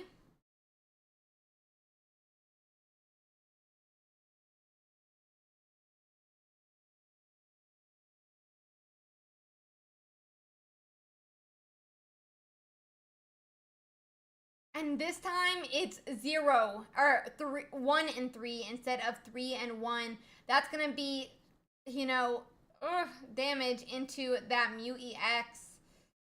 Bit of an ouchie spot to be in. This Zapdos does need to be hit by 50 damage if it wants to be KO'd this turn, but it's definitely a possibility. All Gardevoir has to do is attach and retreat back and swing for 50 and KO. Not a great spot to be in though for Chakab. And ow. So let's see. Okay. We're going back to Dedenne. Exactly. Back to Dedenne. Will Dedenne be able to hold out until until this other Zapdos can be prepared. We need... No, we just need 2. Just 2 paralyzes. 3? Let's see. That 1...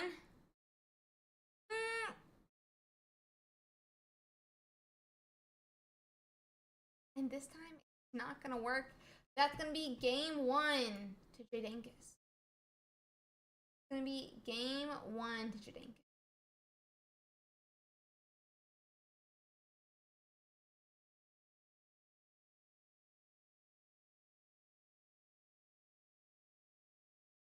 Okay. And we're gonna let them get set up for game 2. Dun dun dun. But that was a hype. Hype Zapdos. Okay?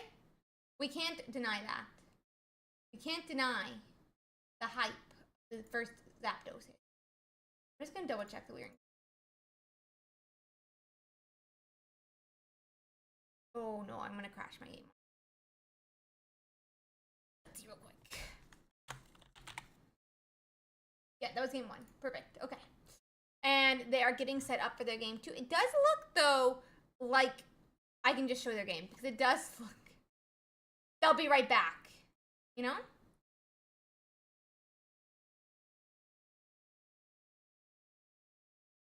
They covered up for us. I'm very happy that they did, so...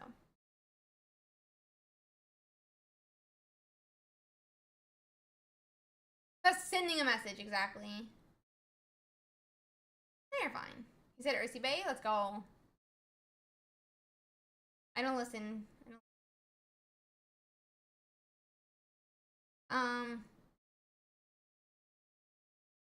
So we are starting with Ralts this time. I think it's a Zarkanine week. I think it's Zarkanine this week. I had to tell someone I was the judge, and the only thing I could think of was judge, jury, executioner. Interesting. That being said, we do have a Ralts this time for Jay. I did forget to wipe the score since I didn't have the cover up. And now we are going to be looking for some of those different mons. We definitely want to find a Mewtwo EX. We don't really care about Mew EX too much in this matchup, but could be important in the future. Does look like we are going to be having, you know, some of those different mons come in hand. Mewtwo EX finally does appear onto the bench, but we are going to be a little bit at an energy deficit since Pikachu EX is going to get their first energy first, going second. Oh, let's see here. Need to set up. Gengar, thank you so much for that raid. I need to stop being willing to sit back, so we're sitting up. I hate sitting. Let's see. Okay, so Pikachu does get that first energy. More than likely, we're just going to start prepping behind the scenes with this Mewtwo. It looks like we're going to evolve into a Curlia. We have that Mewtwo EX that we are going to start attaching energies to. But yeah. Gengar, thank you so much for that raid again. Thank you. So let's see. No, Jay is 6-1. Okay. So we are going to go on and pass, it looks like.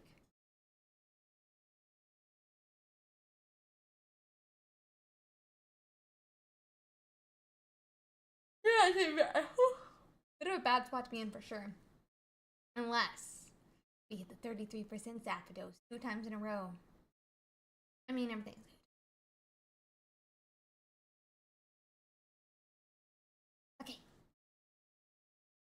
Let's see. I mean, I wonder what if we could have a Sabrina here. Looks like we're gonna have a Zapdos come down. We are gonna be looking for some of those different Pokemon, like that Mewtwo EX. I mean, not Mewtwo EX, but okay. So we're just gonna go on and KO Ralts instead. So I assume we don't have a third Mon to go down. Max we can do is 50 damage by this Mewtwo EX. We are, you know, could, even if Gardevoir does come down, and it does, max we're going to see is 3 energies on this Mewtwo X, meaning 50 is the max damage, plus 10 if you hit Giovanni. And we'll go from there.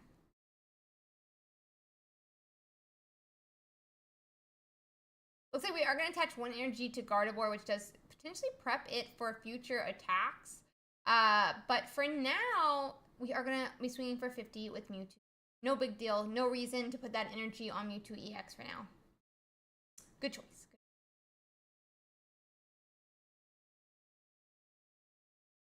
Let's see. We are going to do 50.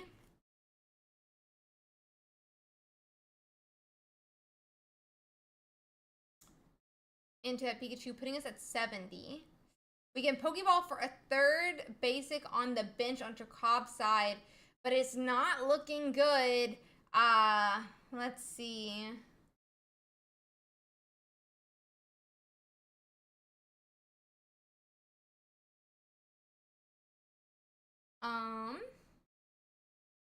Potion comes down.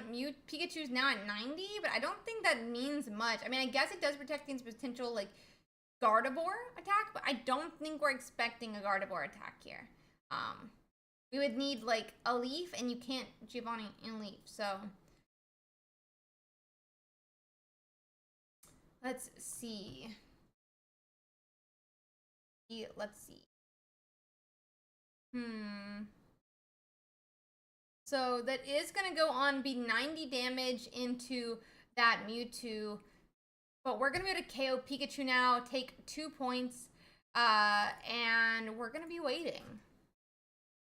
Because Zapdos can't attack here. Is Dedenne going to come down? It's another Dedenne game, guys. It is another Dedenne game, exactly. We're looking at the Dugini to tell us what to do here.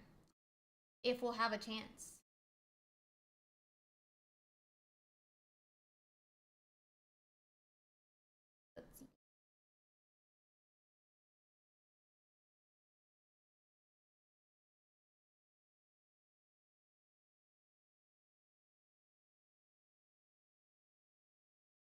Okay.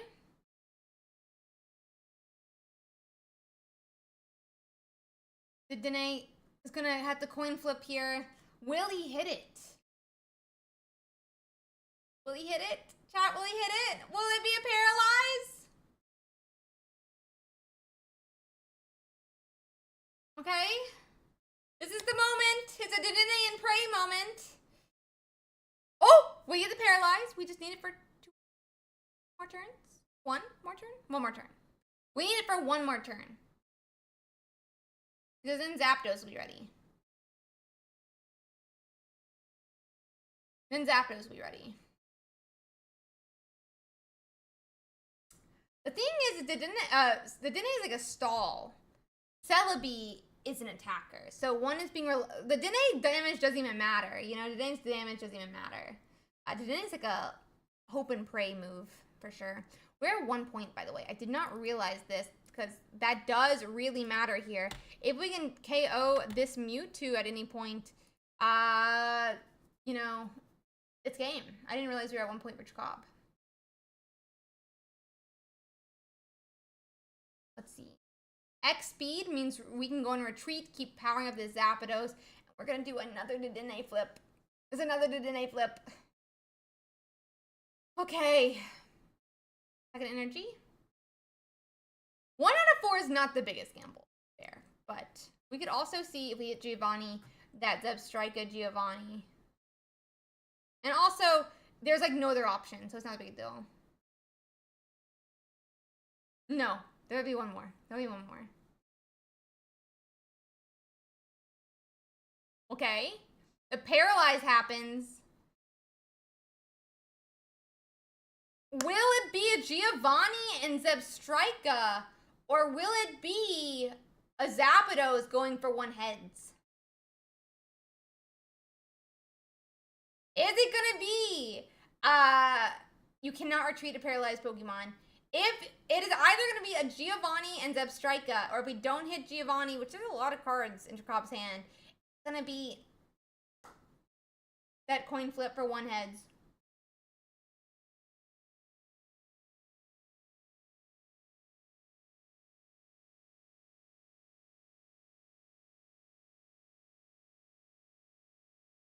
Yeah, that was the goal, Ronan. Okay, no Giovanni. And this is it.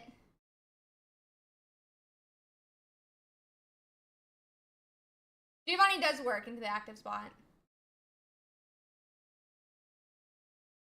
It's a 1 coin flip. Let's see.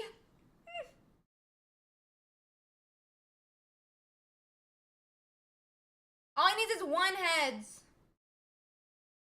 I don't even want to calculate it. And that's game. That's game. We're going to game 3. Game 3.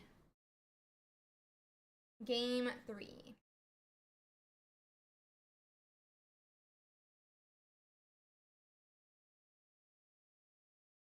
Yep. I just don't know what 15 out of 16 is. In a out of 100, you know. Dedenne MVP. Dedenne literal MVP. Literal MVP. I wonder if we'll see.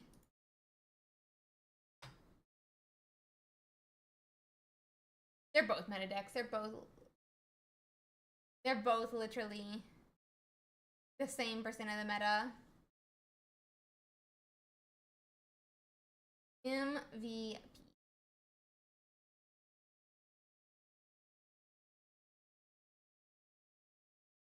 Okay.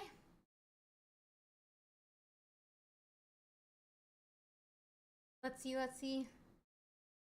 Mewtwo and Mewtwo, but we're looking for that Ralts for Jay. We find it. Now we're just gonna need a Curlia and a Gardevoir, and the game hasn't even begun. Hasn't even begun.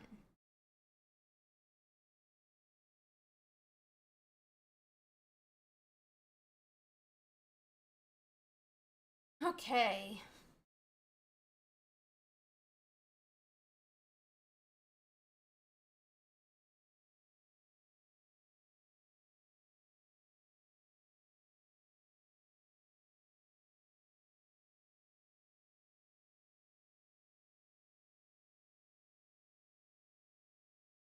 We are going to go on and draw. So we are going to hit a Mew EX potentially, but we're still looking for those Curlias, those Gardevoirs, and it is going to help us then to find them by Pokeballing regardless. So very nice to see. Let's see what we have. Looks like we're attaching to Mew EX.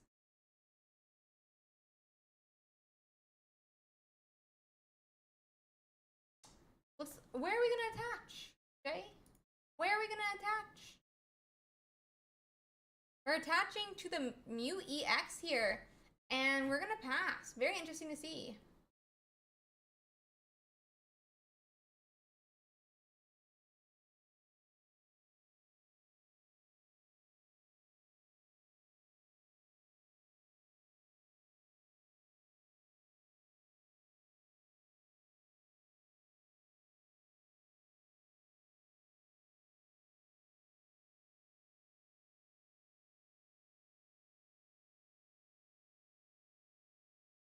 Okay.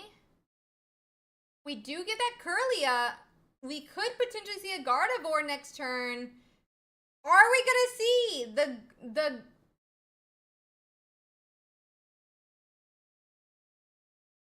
see?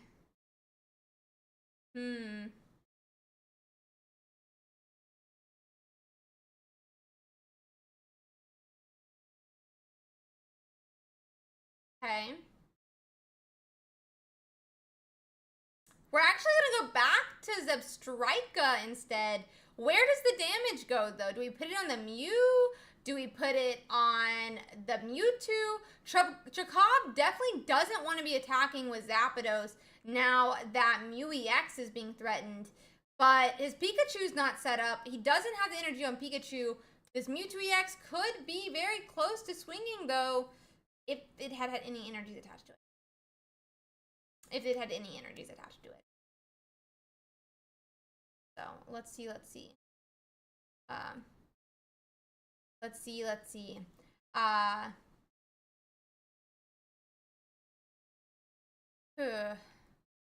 Looks like we are gonna have another research. We're still digging for that Gardevoir. Ralts, Mythical Slab could be a Gardevoir. And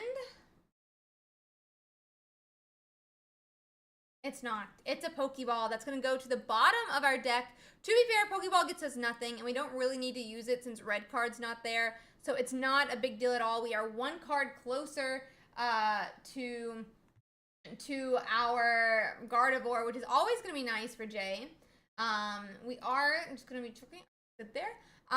We are going to have that first hand attached, though, to Mewtwo. It looks like going to have a retreat back. Woohoo. Mew. I feel like this isn't the worst, right? Like, we get side-shotted. It's whatever. Maxida's back to us next turn is 30. And then, what? Pikachu comes in, knocks out.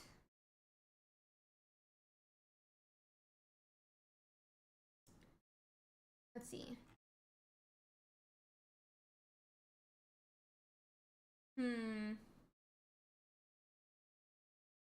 Okay, so we are gonna get that another mythical slab. Another card closer to that Gardevoir. Gardevoir is here. Gardevoir is here. But we are so slowed down. There is no energy on either of our Mewtwo's. And copying Pikachu is not a play that they want to be doing. So, let's see.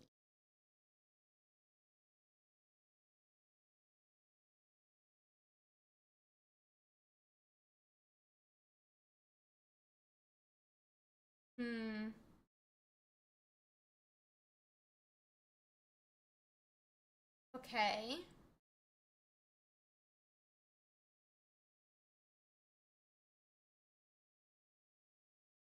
Looks like we're gonna hand attach to our Gardevoir. It's set up to attack next turn. It can swing here.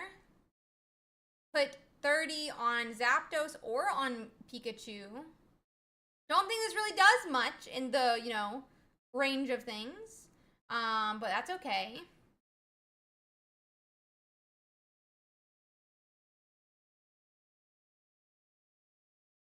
Let's see.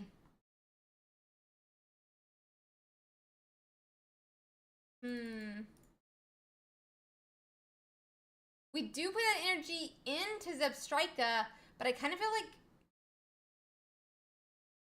Oh, Zebstrika attacked into Mewtwo last turn. Zebstrika attacked into Mewtwo. I kind of feel like we just bring up Pikachu, start swinging into Mewtwo, and then, like... I don't know. Second potion onto Zebstrika. Okay.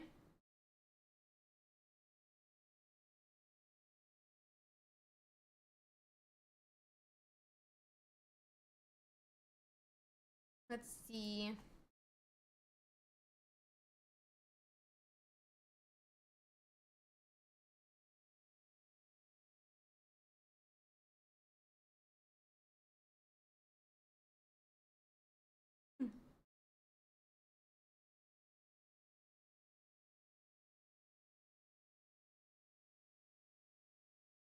I don't know. For attack. True. I love Don't Pop too, but we'll have to see what happens. Looks like we're thinking it through. It is going to be 30, though, onto that other Mewtwo EX, meaning both Mewtwo EXs are in range of a Pikachu Giovanni. Very, very interesting, to think about. That being said, I kind of would have thought that this Mew EX would get swung on and get it in range as well, but we're not going to see that. It's normal.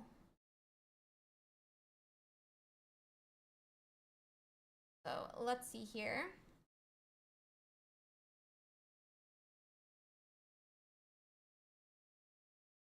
Gardevoir looks like it's going to get the hand. Why are we powering up Gardevoir? We're going to retreat to Gardevoir, and we're going to attack with Gardevoir for 60. So, 60. It's not a KO. Hey, what are you doing? Jake, because I know you watch this now. What are you doing? I mean that in the nicest way, though. I only say that because it seems like he's a viewer. Let's see.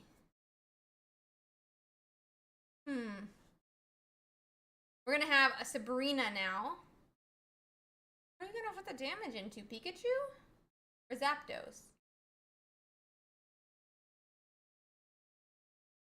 The Zapdos comes up. Ooh, excuse me, sorry. I feel like it might have been Pikachu, but that's okay. No, you think Zapdos? Okay. So I think we should retreat back, swing one time with Zebstrika into the Gardevoir, and then we can retreat back to Pikachu next turn. That's my guess. That's my guess.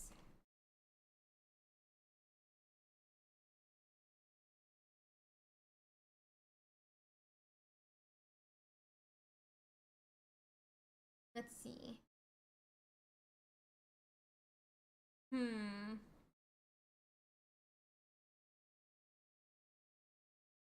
So confused. What turn are we on, by the way? I feel like we've had so many turns of this game. We are currently in what? Game 2? No, we're in game 3. Okay, hold on. We're in game 3. Pikachu comes up. We're gonna attack for 90. Yeah, agreed, Mr. J. Very agreed. We're on turn 12. We have a long time to go. Exclamation mark sharing if you need to know how to share your games into Discord. So we're finally attaching energy to Mewtwo on the bench, it looks like. This Gardevoir needs to retreat to the Mew EX, okay. This Mew EX cannot do anything except swing for 20 here, because the ability would be 0 if they use the Pikachu's attack. Don't genome hack. Don't genome hack. Oh, gotta say, don't genome hack. Instead, we're gonna side shot for 20, putting us at 100.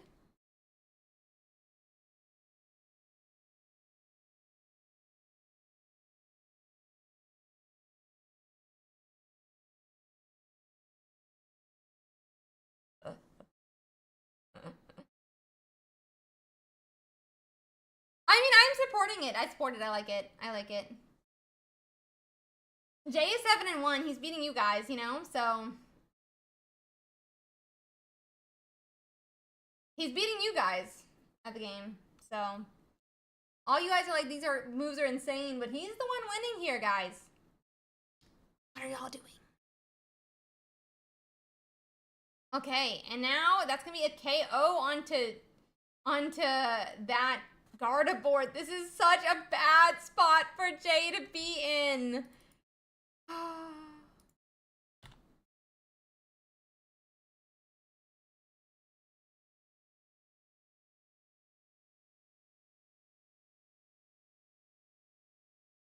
Well, that's your first mistake, Woozy. You should have played in the tournament this week.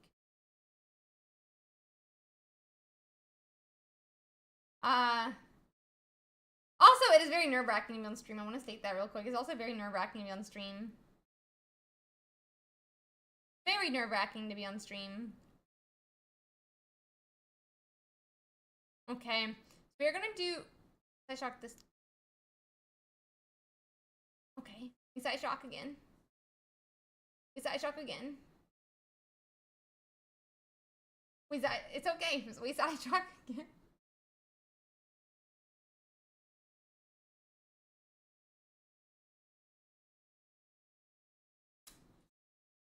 So, we are waiting to see what happens. Let him cook, chat. Let him cook. Let him cook. We need to retreat, but we can't. We need to retreat, but we can't.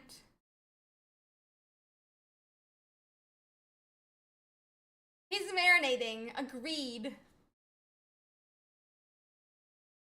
That is so toxic. Agreed. Let him cook. Yeah, exactly, Garfield. These guys are players. Let's not be rude, guys, anyway. But it is a little silly, but it's fun. And also, like, it's very nerve-wracking to be on stream. You know, things like that. We put Mewtwo up. We are praging that there is... Okay, blue comes down. We're safe from Giovanni officially. We have an extra turn, and then we just KO and win. Ish. I think Jay just won this. That's my read. Jay just won this with the blue, I think, in my opinion. Barring a Didine. Barring a Didine. Barring a Didine, I think we win this. Yeah, 100% Young One, exactly.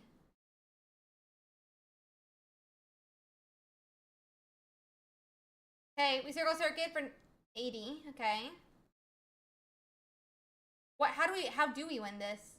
I guess I need to put up the Mewtwo that has no energy on it. But it's fine because we have a Gardevoir. Now our other Mewtwo does 50. That's a 68% win. But there's a chance that the Zapdos does nothing. You think we can't attack with Gardevoir Ronin. We can't. It's only got 2 energies on this turn. Yeah, Zebstrika just wins here, I don't know.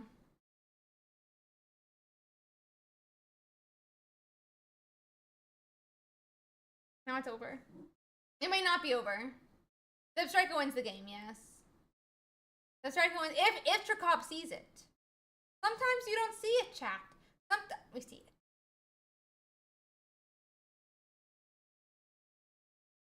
And that's gonna be game 3. That's gonna be game 3. It happens. Yeah, no, Trakop has for sure. Guys, let's not be outright mean to players. These players are putting, you know, we already said let's not be mean to players. So let's not say anyone is bad. It is on stream. Let's not be toxic towards players. Okay, guys? Let's not be toxic towards the players. But yeah. Whew, that being said, sad game. Yeah, understandable. Understandable, Jay. Completely understandable, yeah. Yeah, only be mean to me, not to anyone else. And also, it's very stressful to be on stream, stuff like that. No big deal. You played very well. And it was really cool to see some of these different, like, game plans. Really cool to see, you know, different game plans. So, very cool. Let's see. No, A-Rod, he never had energy on his Gardevoir. Or his Mewtwo. He never had energy on his Mewtwo. So. R-E-S-P-E-C-T. Exactly. Let's respect everyone, guys. Let's respect everyone. Let's remember that. That being said, because of such an awesome game, guys, guess what I'm going to do? Guess what we're going to do right now? Right now. Do I have everything ready? Let me just double check I have everything ready. Yeah, that is ready. Guess what is officially live, guys? Guess what's officially live and ready for you to sign up for? Chat, you get to hear about it first. EditCom tournament. I don't know if I'm spelling that correctly. Ursiidays, Pokemon Pocket Weekly number 12. Absolutely insane. Burkai's first to sign up. Who will be second? Oh, go sign up right now, guys. Go and sign up. You guys have the first chance to sign up because you're here watching. So make sure you tune in every single week. Absolutely love.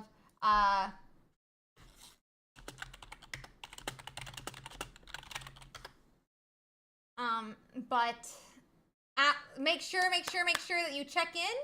And not check in. Make sure you sign up right now. Okay?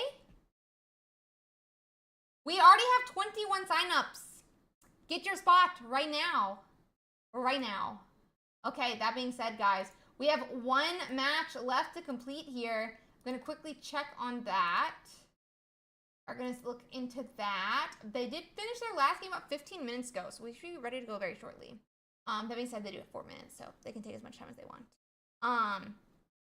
Don't check in, but I really do enjoy these tournaments. Let's check out the metagame while we wait for our last match to finish here. We were looking at Scolipede last, but obviously we don't need to only look at Scolipede. Like, there's other decks.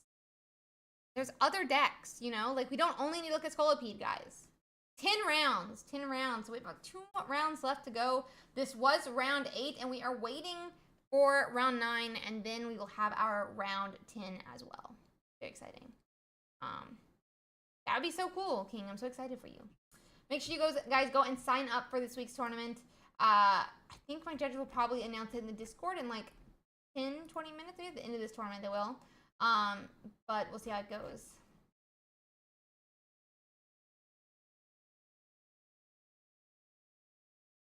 Okay, and that is gonna be their last game.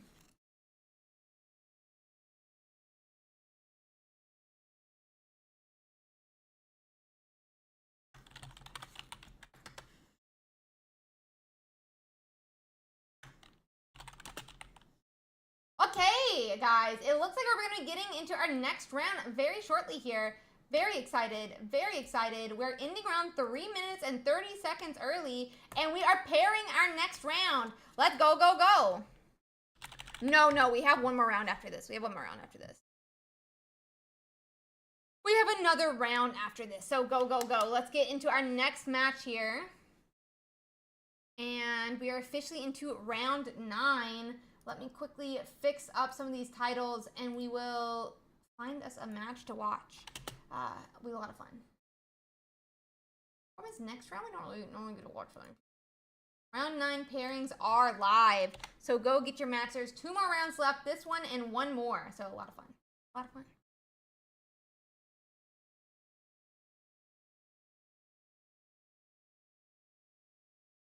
Okay, let's find us another one, and then let's see. I think we're gonna try to watch Blister this round because Blister's the last 7 and 1 streaming the tournament. Let me just quickly pop them up here. It is gonna be Blister versus Jin. It's gonna be Blister versus Jin. I'm gonna let them get set up into their game. I'm going to wipe the scores. It's gonna be a Celebi versus a Mewtwo. It is gonna be Jinlut. Jinlut. And versus Blister as our player here. And we're just gonna let them get into their matchup so we can watch them.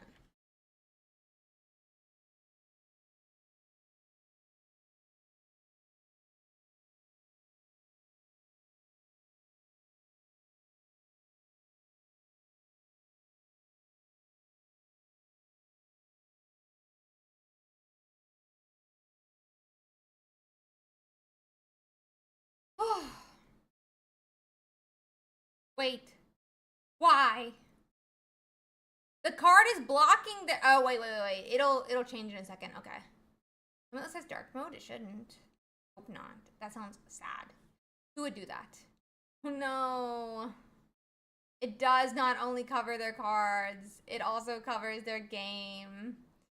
How sad. Okay, we're gonna have to pay very close attention to where the energies get attached because it does look like it is I'm never using dark mode.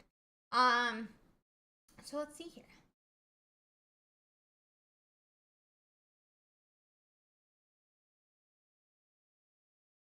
They're free white lights, guys. They're free white lights. No, you buy me the white lights then, chat, if you're gonna complain about it. But these are like perfectly positioned at like my face level, so I'm still not ever swapping. Okay, as I was saying though, we are gonna be getting into this. It is gonna be Jinlut versus Blister. Jinlut does already have a Kirlia evolved.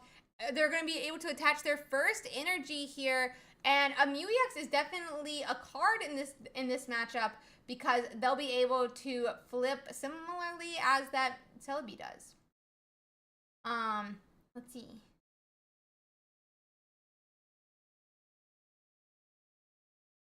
Pirate loves the dad Young Monk. It's kind of funny.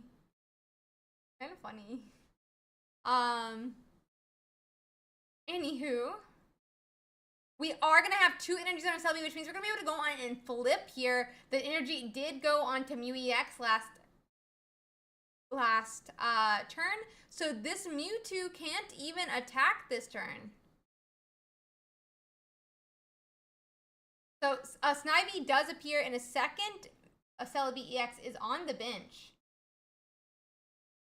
Ooh. Oh. Sad. Sad, sad, sad. Let's see.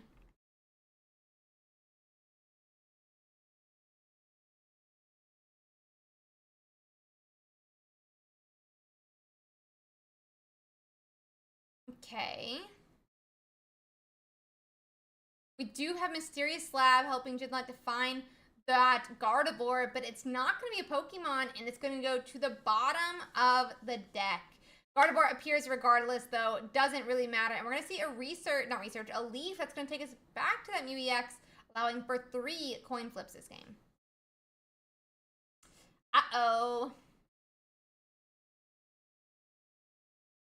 Uh-oh. What's it gonna be? What's it gonna be?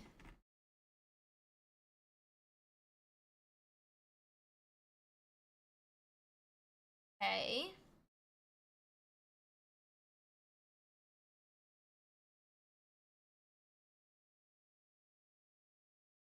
One, two. That's gonna be 100 damage under that Celebi. I mean, no matter what happens this turn, Mewtwo EX can KO that Celebi EX. Very, very bad position to be in here. Not the start that we wanted as a Celebi player. Not the start we wanted.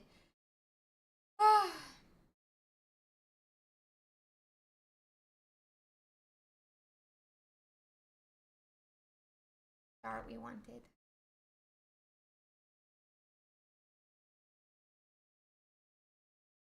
Let's see here.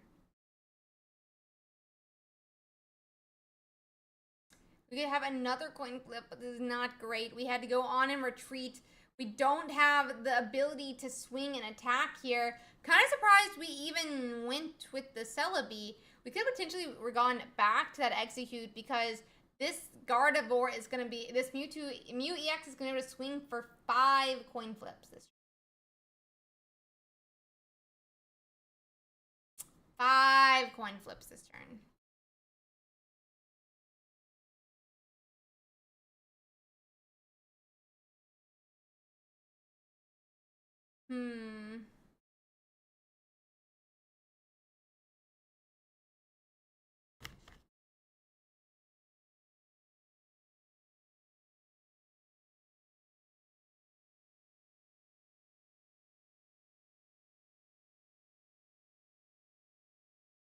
That's 2.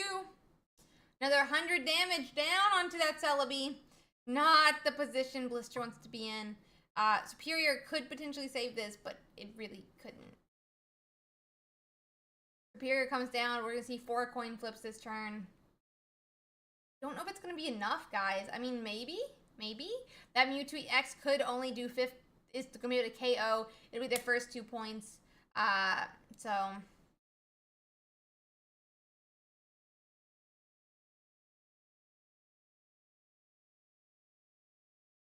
let's see.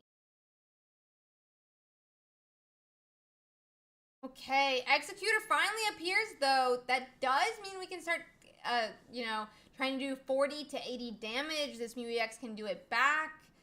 We get a heads. That's 80. That means there will be 60 damage, 50 damage left on that Celebi, meaning it will be in range of a KO in the future. But that's a lot of energy on that Celebi. A lot of energy on our Celebi.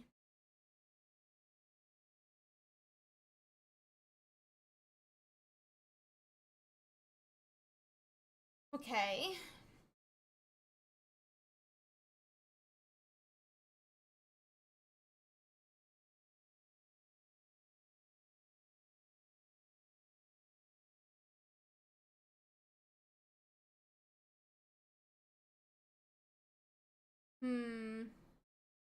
That Mewtwo comes down swinging for 50, which does, unless we have an Erica, put him in range of being KO'd next turn. But we might have an Erica, some might say. Who knows? Who knows? They could have an Erica. They could have an Erica, okay? They could have an Erica.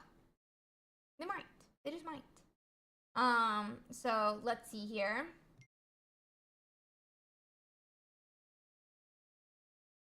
Let's see. A Geo plus the KO is also an option.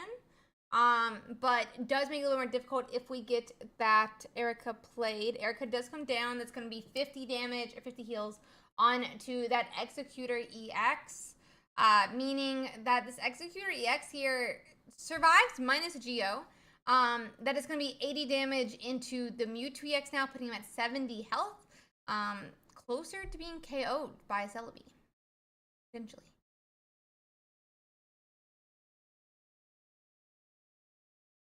So let's see. Oh my god, mother. I'm not sure how many energies are on those Celebes. As I stated earlier, we'd have to watch. That being said, been pretty hard to watch behind this Celebi, this Alex card. Sabrina is gonna come down. I don't know what you put up here. Do you just risk Celebi? You have to. You gotta give it up. But that's not the position you want to be in. It looks like this Celebi does have 0 energy on it. I think we've had like 2 to 3 turns though. It's at least 1 turn where the energy got attached to one of the Pokemon on the bench. Meaning I do think that Celebi here may have at least 1, if not 2 energies on it. 1 or 2 energies on it. But I don't know how many exactly.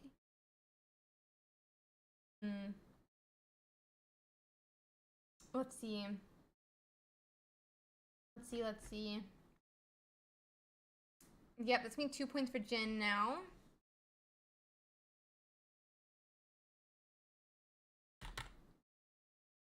I think the Serena did seal the game though, for sure. Not great.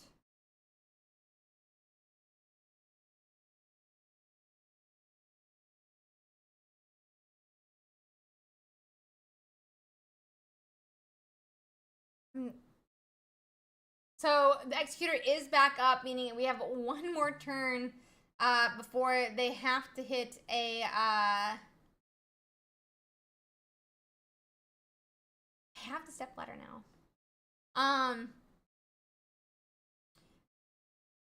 We are gonna be coin flipping. We do need only 1 of 2 heads. We'll have to see here. This is gonna be 40. That puts us at 70. With a second, it could be a bit of a problem. But yeah, we've talked about Giovanni is still, you know, is still a KO. But we don't actually have a Giovanni in Jin's list. There are 2 Sabrinas. 2 Sabrinas. So let's see. And there are 2 potions, but I think we might have already used 1. If not both. I think we might have already used both, actually. Here we go. Yeah, we used both potions already earlier. No Giovanni's. They would need a Sabrina here.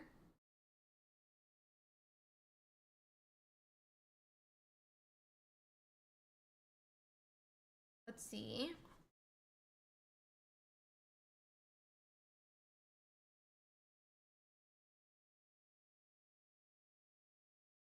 Sorry guys, I'm just really quickly check. Wait. What happened? Oh.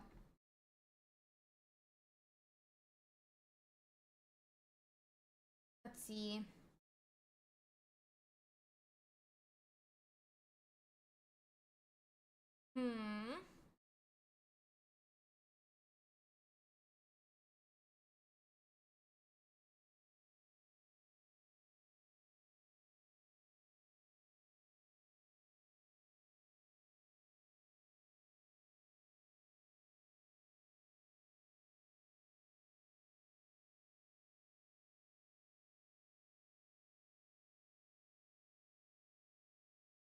Okay.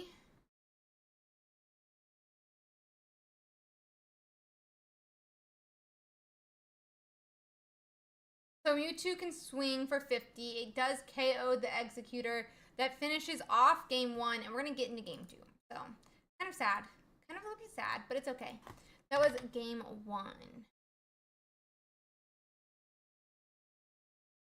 Let them get set up. I don't know if they have a cover screen.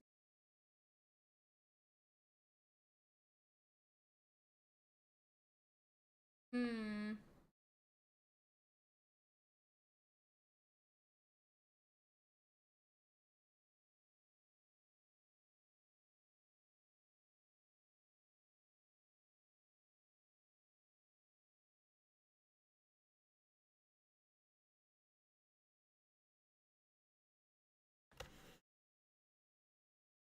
We just quickly let them get set up.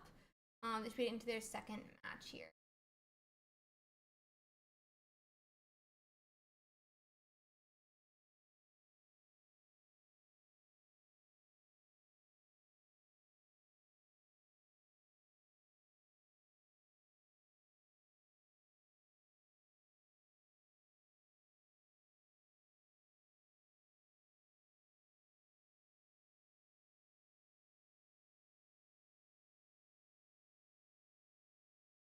Okay.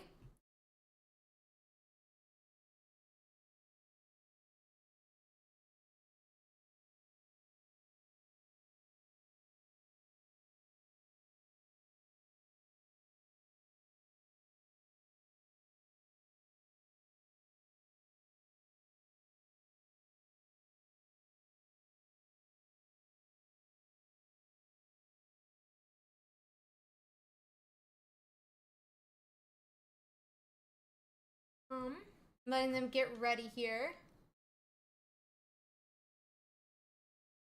Yeah, it was a really quick judge call. So, getting into that next match now. Yeah, I noticed it before their game ended, but I don't really like to, you know, like I don't like to weigh in on judge calls when I'm streaming because I don't want it ever to come across like in some way, you know. So I just waited for it to get dealt with. Okay. So we are starting a little bit better this time, in my opinion. We're starting with that Executor. As long as we have Executor EX next turn, this could be a really nice spot to be in for Blister this game. We're still going to be looking for those Snivies. We're going to be looking for those Celebes. But now we have a tank to set up behind, which is going to be really important for Blister in this matchup. So...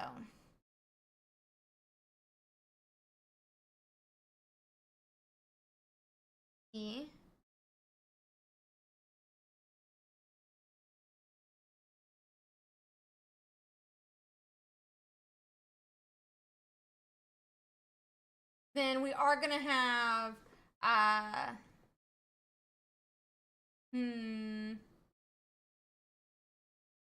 Jin's time. We do have that Celebi, we have that Snivy all set up. And Mew EX is there. We're looking for Raltses, we're looking for Mewtwo's, and we have a Mewtwo, but will we have a Ralts? Because it's really important to set up that support Mon that Jinlet has on that bench. So let's see.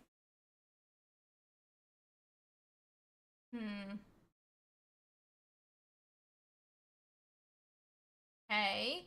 So we attached to Execute. I'm assuming that means Executor should arrive here. Yep, Executor EX. And that means we're going to be able to start swinging here for 40, maybe 80 damage. That consistent additive, you know, coin flip is always pretty nice. Which, let's see here. It does look like we're going to have some nice cards for next turn. So we'll see. Let's see.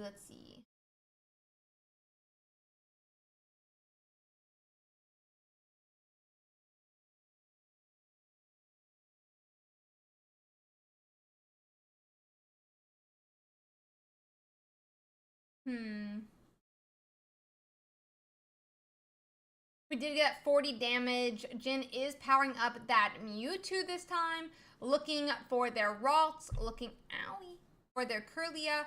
Well, they have their Ralts. Yeah, no, their Ralts, their Curlia, their Gardevoir. Ralts does come down this turn. And now we're just waiting for those two different evolutions, that stage 1 and stage 2, while we power up that Mewtwo on the bench. Servine is already evolved. We're looking for Superior here on Blister's side, who is going to be able to leisurely set up their Celebi EX on the bench while they continue to swing with this Executor EX. Okay, so Executor attacks. Another 40, but that does mean this new EX cannot stay on the active spot. If he stays there, this could be a KO very, very, very shortly. And this Muex is going to have to hide on the bench here from these different Pokemon, from that Executor EX. We'll have to see what we swap to. We are only at a Curlia, but we could also swing for 20 and set up this Executor to be KO'd by Mewtwo, who cannot swing for 150. Instead, we're going to have that 50 damage come down, and all you would need is an Erica to offset it. So...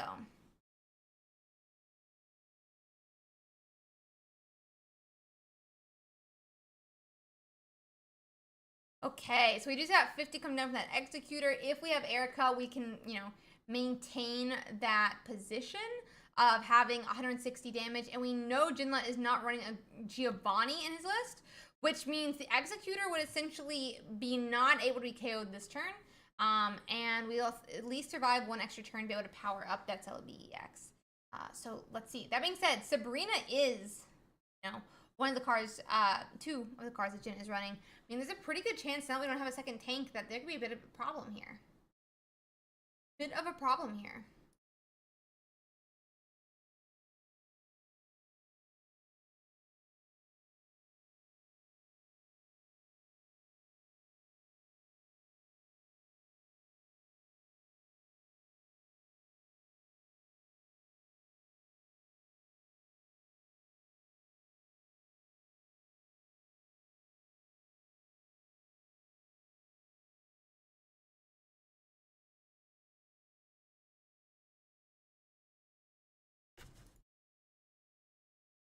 Okay.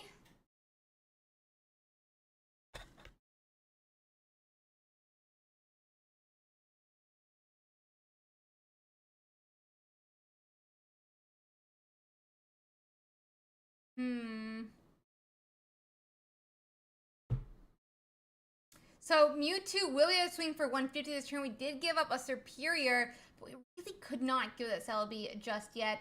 But this is going to be a big, big ouch for Blister to lose that Superior. As I said, we needed another Mon to really tank for those two. And instead, Celebi is definitely risking where they're at right now. Jinlet does officially have 1 point now.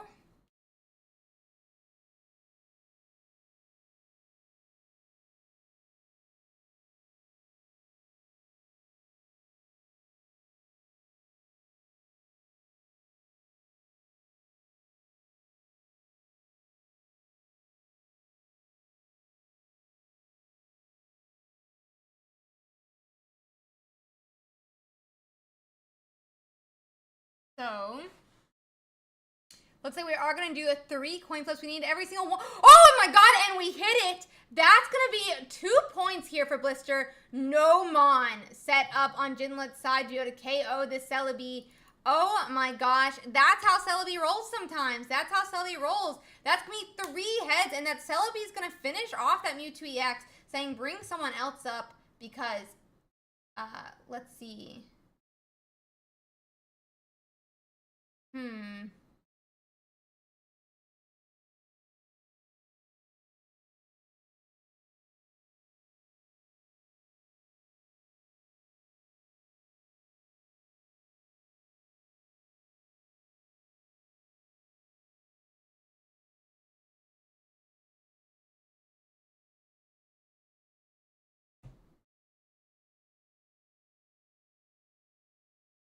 Okay. We do go in and put that Executor back up, though. Only 50 damage can go into it. We do need a retreat because we can't just sit there with this Executor there. Otherwise, it is a loss. I mean, I don't really know if we have a way to retreat just yet, but it does look like it might be the end for... We need a way to retreat. Is there no way? We have a leaf. Okay, we have a leaf. Now it's just going to be 3 out of 4.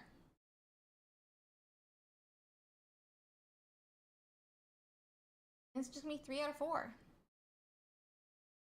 Okay.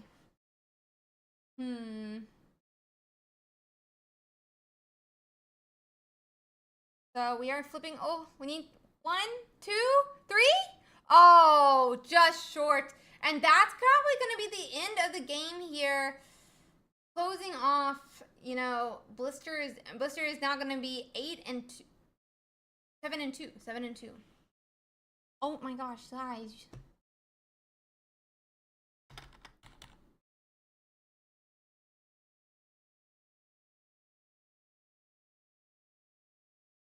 Okay, okay. Let's see. And this is gonna be the end of it with that last 150 swing that is going to be, what is that, 2-0 now? Sad. Yeah, that's gonna be 2-0 for Jinlet. And I'll see if we can find us another match, guys, but definitely a rough spot for our players here.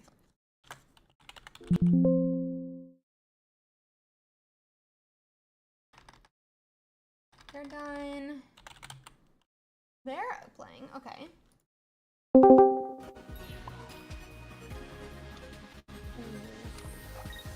don't know who this is. We'll quickly try to bring this up as fast as possible so that we can watch the end of their match.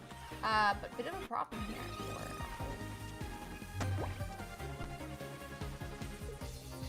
I'm gonna quickly pop it over, guys. It is Burakai versus MG194. They are 2 and 2, and MG has 1 game, and Burakai has 1-0 games. So let's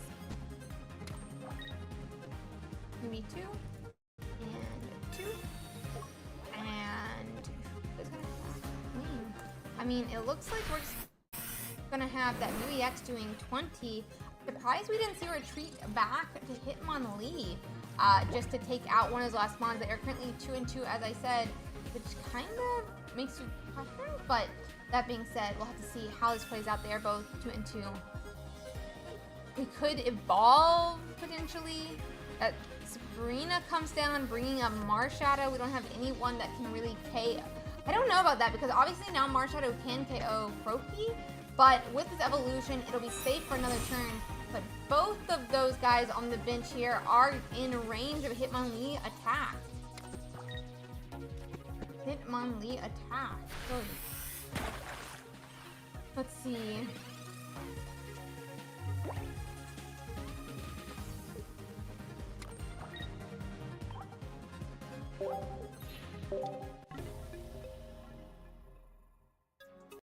Okay, so that was game 2.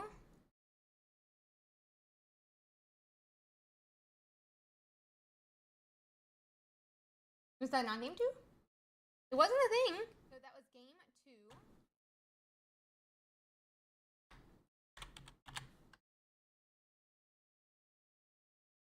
Was that not game 2? Oh, MG1. MG1. I'm an idiot. Oh, bye, Bora. Bye, Bora. Hi, Bora. Bye, Bora. I got distracted by something, I guess. I thought for some reason Bora won the second one. We'll have to figure it out by before tomorrow, Bolo. Don't forget about that. It happens. It happens for sure. Sorry to see that though, bud. Let me quick. Oh, yeah, I popped those names. Okay.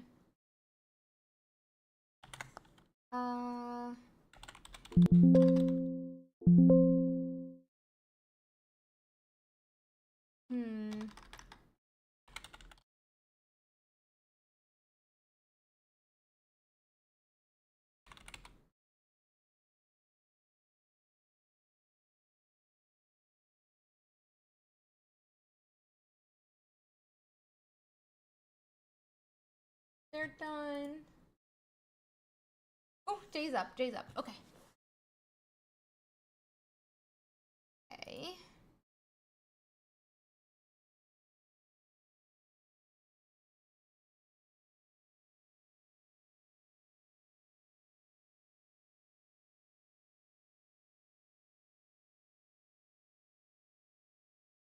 It looks like they're going directly into their game 3 real quick. We do have a second here, but we'll try to get it done. This is gonna be too late 2, and we have Jay Dinkist in our player spot.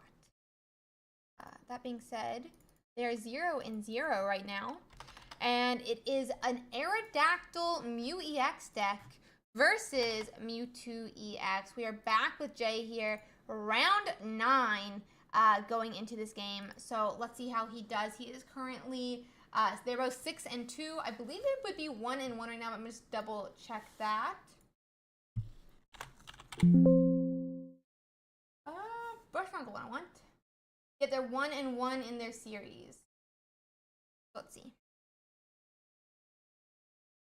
We are going to see two Kirlias on the side of Jay, and we are looking for that Gardevoir next turn and potentially some more energy. But even if we do get Gardevoir next turn, it really doesn't matter. We can't swing for 150 to the follow-up turn unless we have 2 Gardevoirs. 2 Gardevoirs would allow us to swing next turn, but there's only 1 energy currently on Mewtwo, so with only 1 Gardevoir, max 3 energies instead of 4. So let's see. That being said, though, Too Late is trying to build up those Aerodactyls. With Aerodactyl down, this Kirlia can't evolve, and we're actually going to go in and see our first point here as we swing into a Kirlia. That's going to be point 1 for Too Late 2. Too late to what? For what? Let's see. It does still get 1-hit KO'd by a Mewtwo. It is not weak to Psychic. It is weak to Electric, as all of our lovely all of our lovely bird Pokemon are. And Gardevoir does get played now. It does look, though, like we can't swing for more than 50. We could attach 1 energy to that Mew EX to attack in the future, but yeah. That's as much as we're doing. Okay, Leaf is going to come down. We're going to retreat, it looks like, to Mew EX. Okay.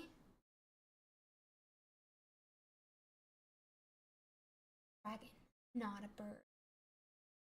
Dragon. Okay, and so that is going to be 20 damage with this Mew EX. It really doesn't matter, in my opinion, the damage, just because it's going to be swung for 150 next turn. Blue doesn't save it, even with that. But that being said, that energy attach will allow us to retreat next turn. So it is good to put that energy down. We'll have to see how it goes. And then we'll need those 2 energies, obviously, when we retreat next turn to that Mewtwo EX to swing for 150. So obviously, always the correct play to attach that energy now to be able to retreat next turn. We are going to do that Hitmonlee attack that's going to bring our Mewtwo to 120, which is closer to being in range of an Aerodactyl EX and Giovanni, or even that Marshadow on the bench that is not set up just yet, but in the future could do a bit of damage. Just like we're going to have that Side Shadow, the retreat happen, and we're able to attach. That's going to be 150 into that Hitmonlee to take point 1 for Jay. Right? Doop, doop.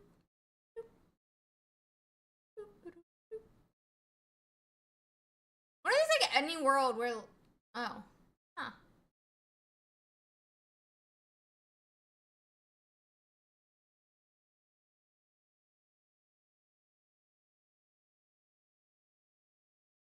Okay, so we are going to Sabrina. Oh, I don't know why I went on and put the point. Wait a second. Looks like, we do Sabrina. Looks like we're going to go on and attack into the Marshadow. Honestly, I think that is... I think it is correct, the Sabrina there, because obviously the Pokemon on the bench pose a little bit more of a risk than this Hitmonlee. Hitmonlee can only now attack that Gardevoir or that Mew EX. But that being said, this Mewtwo is at 120. It cannot be attacked by Hitmonlee. Looks like we're going to have a retreat back, though. And this 40 on to Farfetch'd is going to be a problem because that puts us in range of being KO'd by that Aerodactyl. That puts us in range of being KO'd by Aerodactyl. So a second Mewtwo EX does get played now.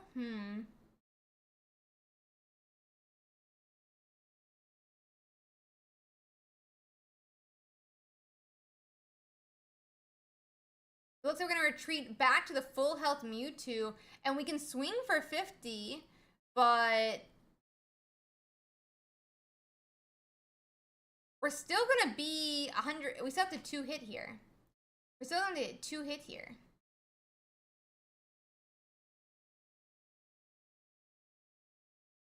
So let's see.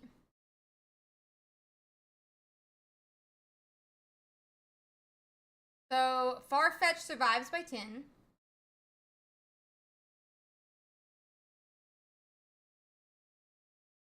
Farfetch survives by 10.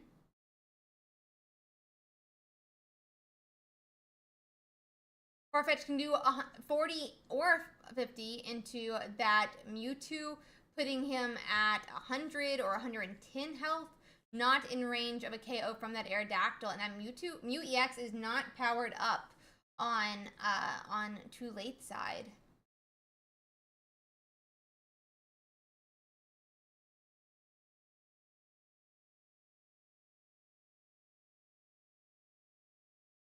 Let's see.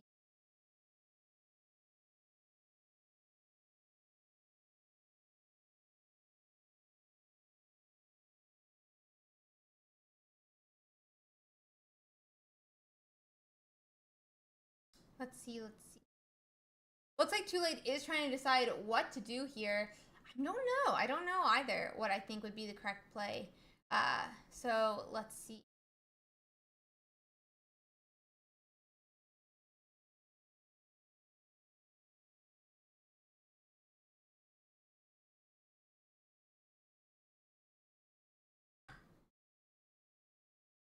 Okay. So we are going to swing into that other Mewtwo on the bench. But I do think, I mean, we just KO the Hitmonlee here. Then we KO whatever comes out. And we still have game here on Jay's side, I believe. I think we still have game here on Jay's side.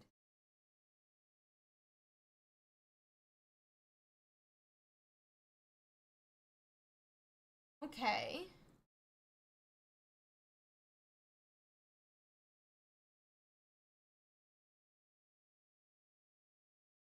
Yeah, there's a 0.2 now for Jay.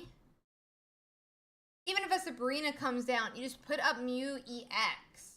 And you can retreat back, potentially.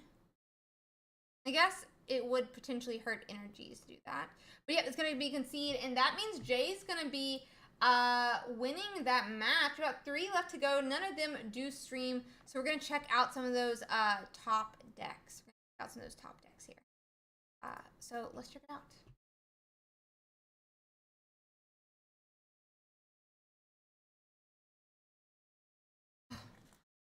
Nice one, Jay. Nice. But 8 minutes left to go, guys. We have 3 matches finishing up here.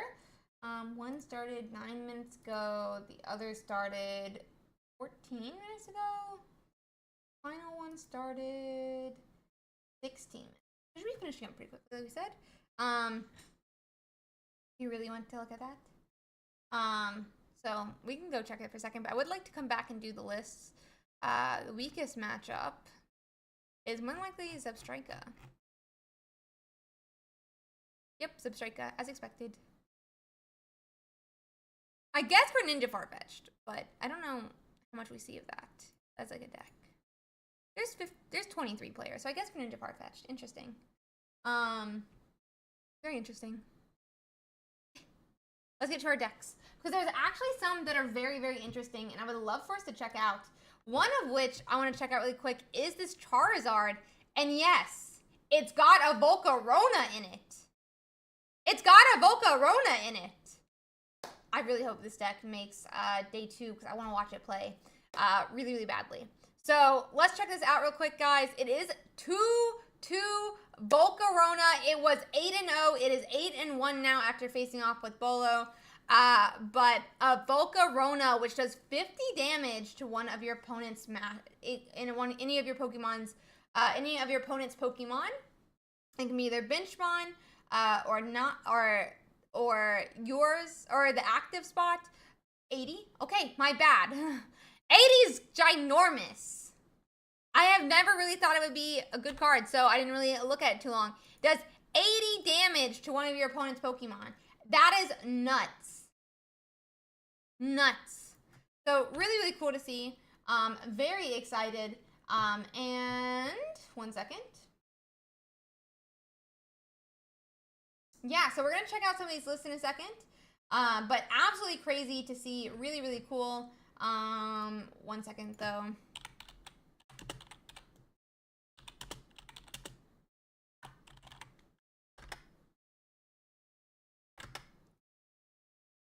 Really, really cool. They're also running 2 Leaf, 2 Pokeball, 2 X-Speed, and 2 Research, but really, really, really cool. Yeah, I had always thought that it would be too much to, you know, deal with in a single sitting. You know, like too many Pokemon that need energy discarded. But obviously it's doing well. It's 8-1 right now. It's 8-1. 8-1.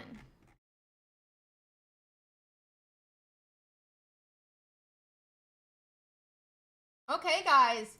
We are officially into round 10. We're officially into round 10. So really, really, really cool. Really, really cool. Makes sense. Makes sense.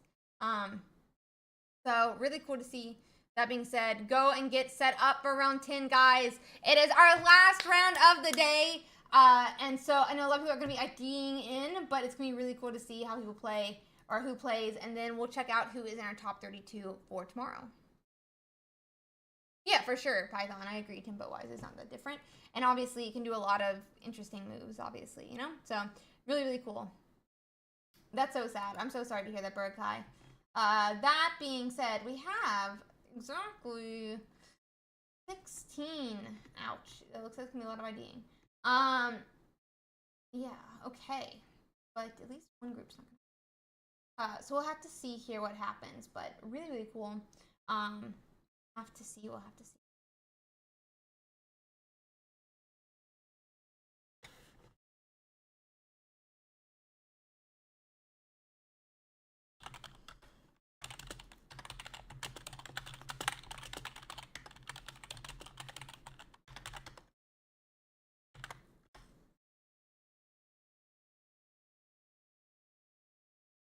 Okay.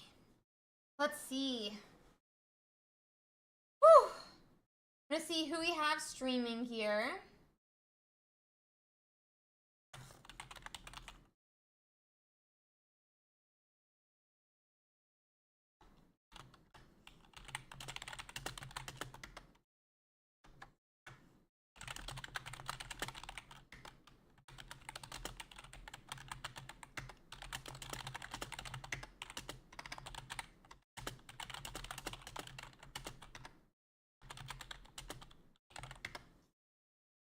Let's see. I think Tourism will play.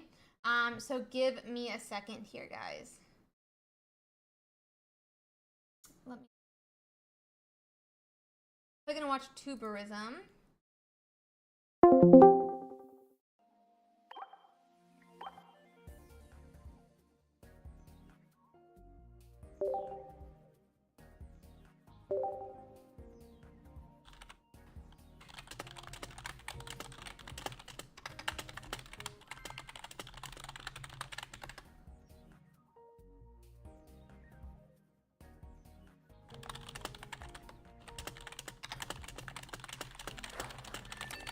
Okay.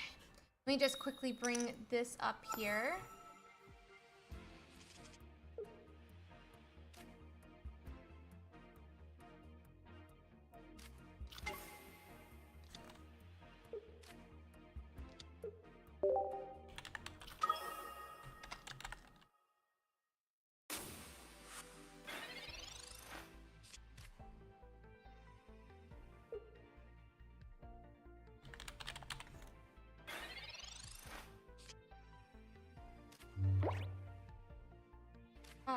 Okay. Making sure everything's set up.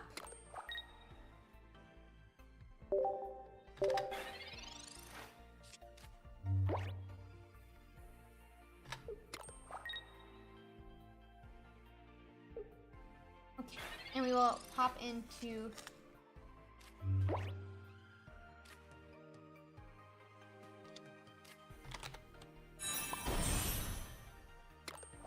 round 10.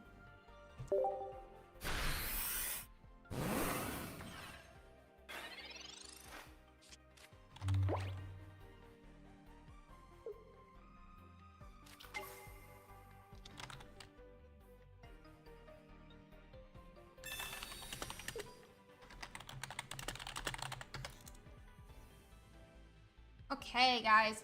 Okay.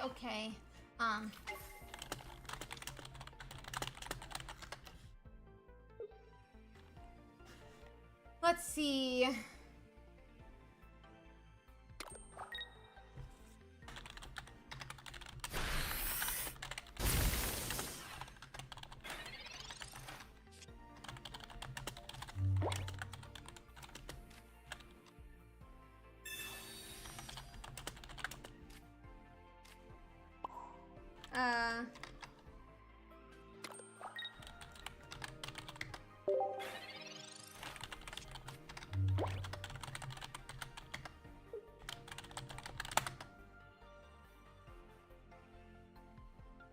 One second.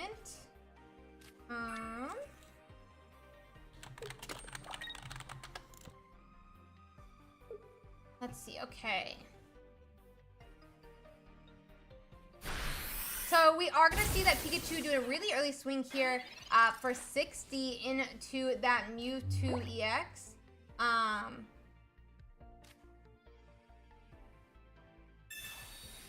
So let's see here.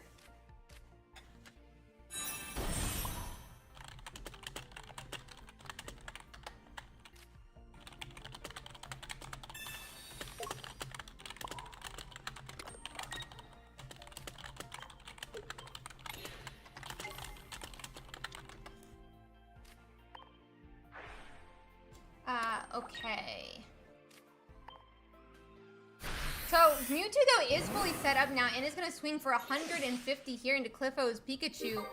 Ouch. And it's basically one of the only set up mons. The other Pikachu will be able to do something, but that is going to be an early concede. Let me go on and cover up that screen. Go on and cover up that screen. Okay.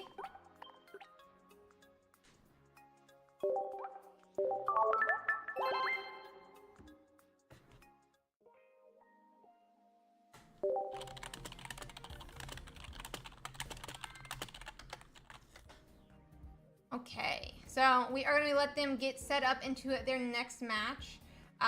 So let's see here.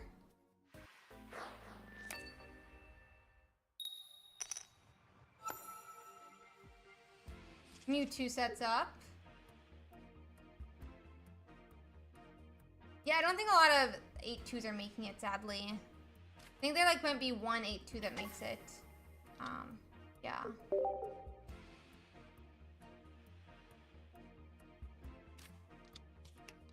So, letting them get into this match, guys.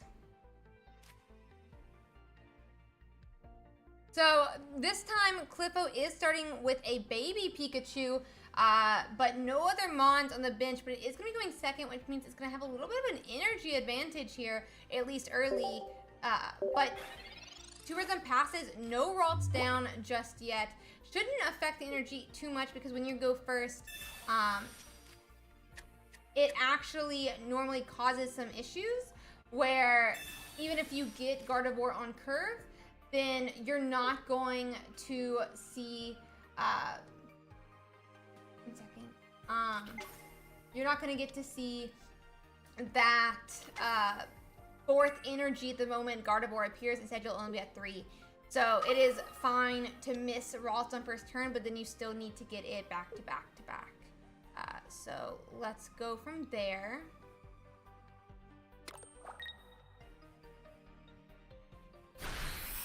Baby Pikachu does swing now into Mewtwo EX, putting 30 into him. I mean, we need 2 energies on this Mewtwo and a Giovanni to KO it, so it's kind of safe for now. We'll have to see.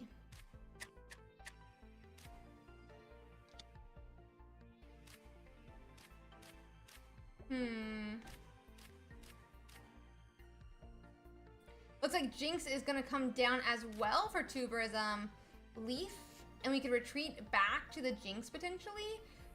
Tank a little bit while we look for those Raltses. And potentially be swinging for 50, maybe 60 next turn. 50, maybe 70 next turn. Let's see.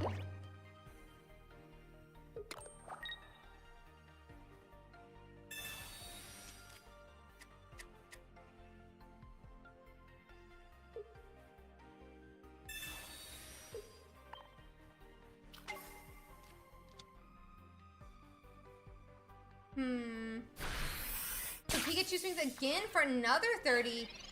Wait, we leafed in... Oh, we had a Sabrina come down, which did, I mean, negate the leaf. There wasn't another Pokemon to put forward with that Sabrina. So Mewtwo gets his way back to the active spot. So let's see. Oh, and that's gonna be a concede. Okay, we go to game 3, and we go to game 3.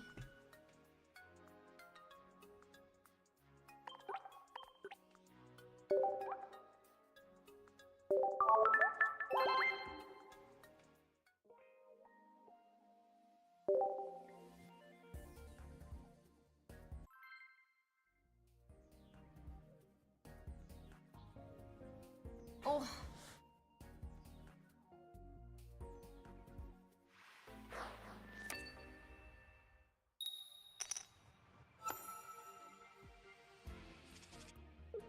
Letting them get set up before we pop this back up here, guys.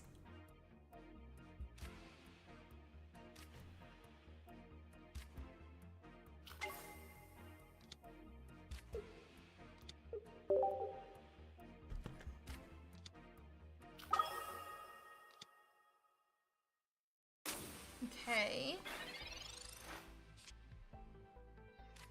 This time we do have a Ralts here for Tuberism. And Clippo is starting a Zapdos. It does look like we have an early Jinx again, but it's not ready just yet. We're gonna go and pass. It is once again you know, Pikachu's gonna have that energy advantage going second, and this Mewtwo's gonna go in and take 20 damage, putting it at 130 health. Not great, not great.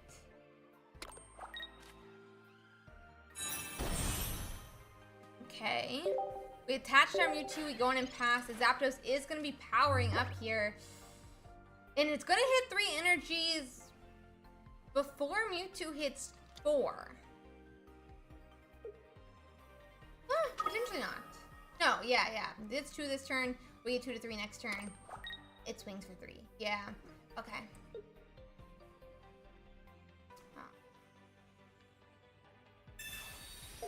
Appreciate it. Wadi, I'm glad you played.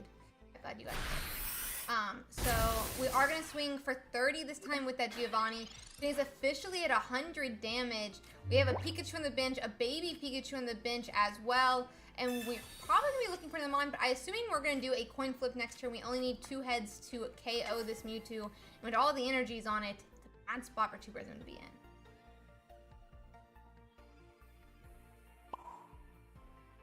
Let's see.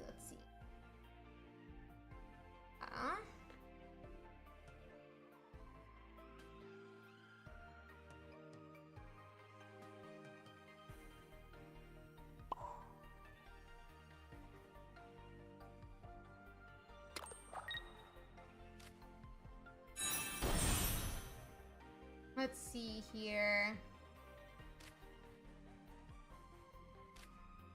Gardevoir can power up this Mewtwo, putting it at 3 energy, but it's not 4. And it potentially gets swung on here by that. I mean, it potentially gets KO'd by this Zapdos. Got about, what do we say, a 68% chance to win here. And nothing on Tuberism's side. Well, Jinx could return KO it. So I can't say that. So we'll have to see.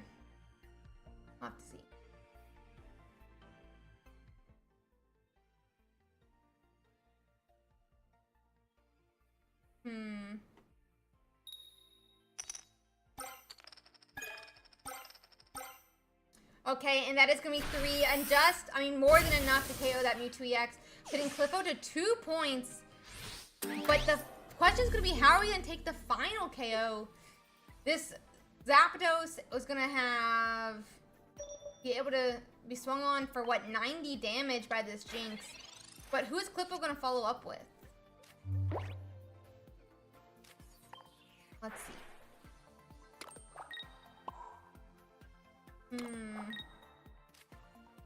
Yep, so it swings for 90. And then what? So it's gonna be 2 points for Tuberism now. He only has a 1-pointer up, but that's all that needs to be up because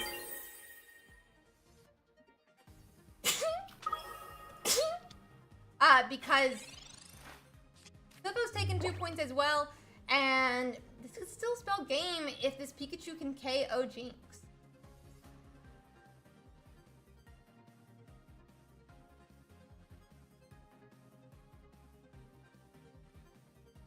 Let's see here.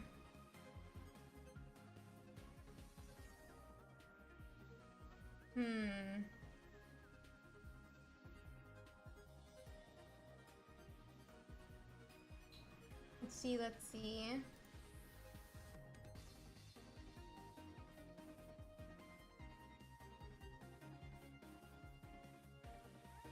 Okay. We have to... Did Pikachu not even attach energy loss? No, okay, there's the energy attach. And then we're gonna pass. Max Jinx can do is 70? 50 next turn? We're safe. Yeah, there's no way if we attack here. And we can go and retreat back to the Mewtwo potentially. Swing for 50. Yeah, we're gonna retreat back.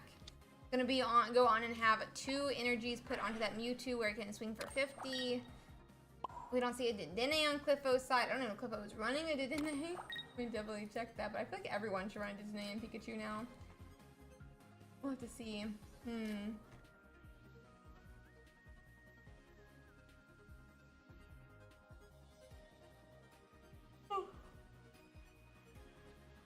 Sabrina comes down though. We can't Giovanni hit, but we do. We have a red card. Okay, we're red carding here.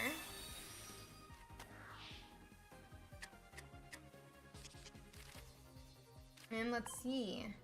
Yep, so it is going to be that 50 damage into the Pikachu. It is at 10 health. Pikachu could swing for 60, but it just gets KO'd. Just gets KO'd from there. So I don't know.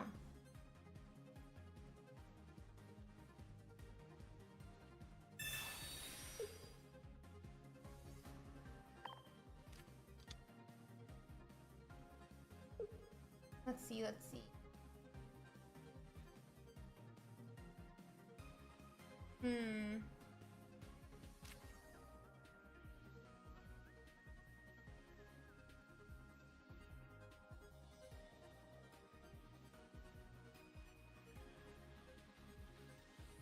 Okay.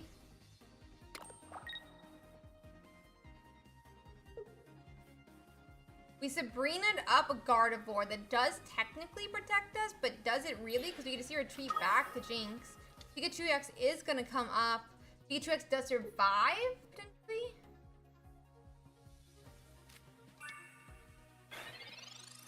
Like, it does potentially survive this attack? I mean, Gardevoir has to survive it, obviously. We're going to have... Oh, we have a Leaf, though, so it's going to be on a way to go on and KO. It's going to be a way to go on and KO. And that's going to be the end of game. Tuberism does take game 3 here, and that's going to put him 8-2 at the end of this tournament. So, interesting to see for sure. Let me just quickly check out our other streams if we have any still going, and maybe we can get those up. Hans is still playing. Let's see if we can quickly hop into there.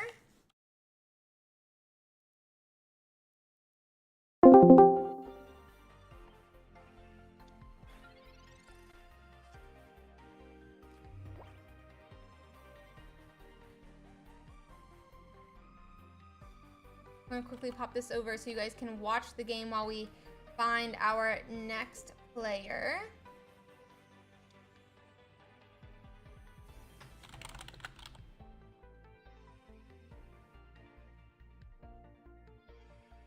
And then we're against Gonks. And it looks like it's gonna be 0-1 at the beginning of this game. So let me quickly bring that. It is a Starmie EX versus a Gyarados. I think it's, I'm trying to remember the exact list of Hans. I can quickly check it out. It's going to be a Starmie EX and Luminion, which we saw for a little bit earlier. So this Greninja is going to go in and take a second point from that Farfetch, but there is not a KO. If he had a second energy on this Greninja right now, it would just be KO. Yeah, we had 1,700 participants. 1,700 participants. Or 1,800. I'll check later. Always nice to see. Congrats, Bolo. That's awesome. So let's see here. Just don't make at least 16. Yeah. We're going to KO this Farfetch, and that's going to be game 2. Sealing the deal and Hans Cope will be deadly. Let me see if I can find us another one.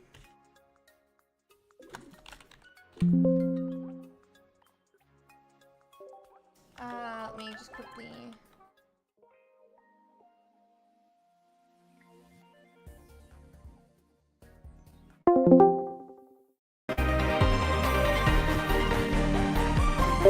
Currently 0-0, but 1-1 in the series.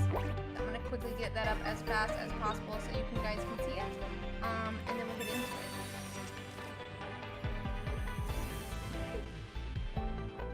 This is gonna be Nippy versus Dr. Kings.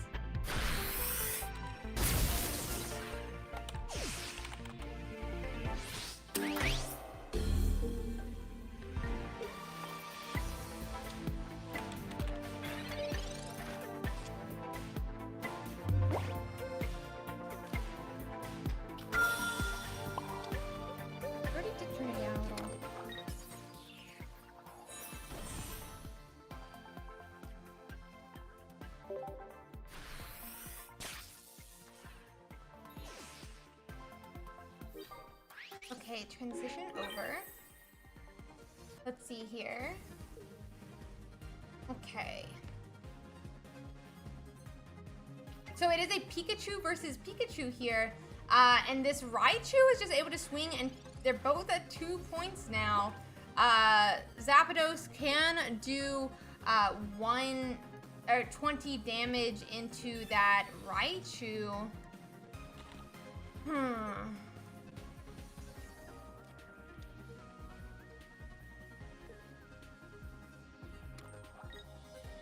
Zapdos goes to 2 energies now. I mean, he's gonna have to coin flip next turn if he wants to win it, but we could see a Dedenne potentially. I don't know if that's the game plan you want here, though. Because then it's only a Giovanni and a single heads. I don't know. No.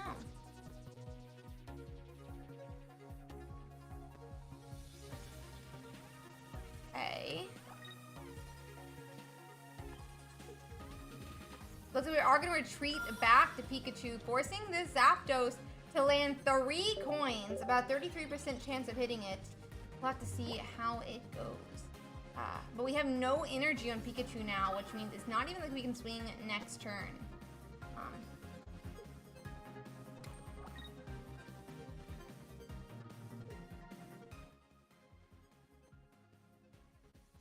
Let's see here.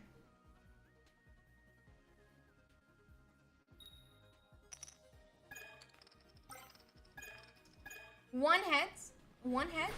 That means Pikachu's gonna have 70 health here. More average. Okay. The question would be is, can we get the energy we need to like do something here? Because obviously we have 0 energy on Nippy's board. Let's see. Can Pikachu do anything in this setup? I don't know. Still no energy. I mean, we attach here. We hope he doesn't hit 2 heads.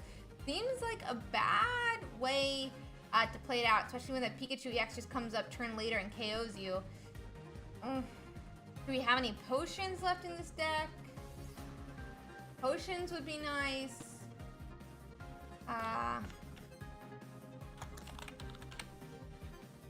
Nippy is running 1 potion. Doesn't do enough. So we'll have to see.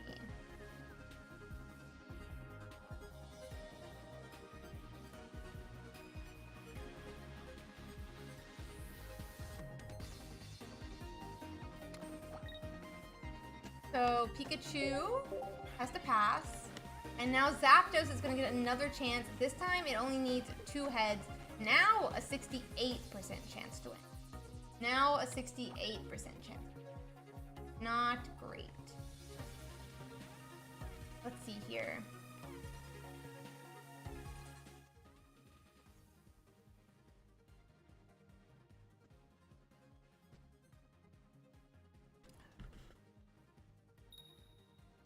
Okay. Okay. Oh. Bro, it grew the dream and the hope and tossed it all away. Tossed it all away. Okay, guys. Okay. These are all the games we have streaming right now. So let's go over what we expect to be our top 32 tomorrow while we wait for our pairings to finish up. There's only about 22 matches left to complete. We have a pretty good idea probably of what's going to be in there. Let's see.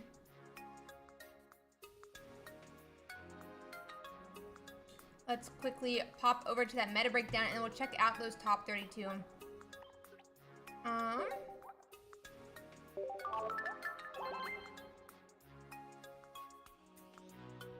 So we can go to pairings here.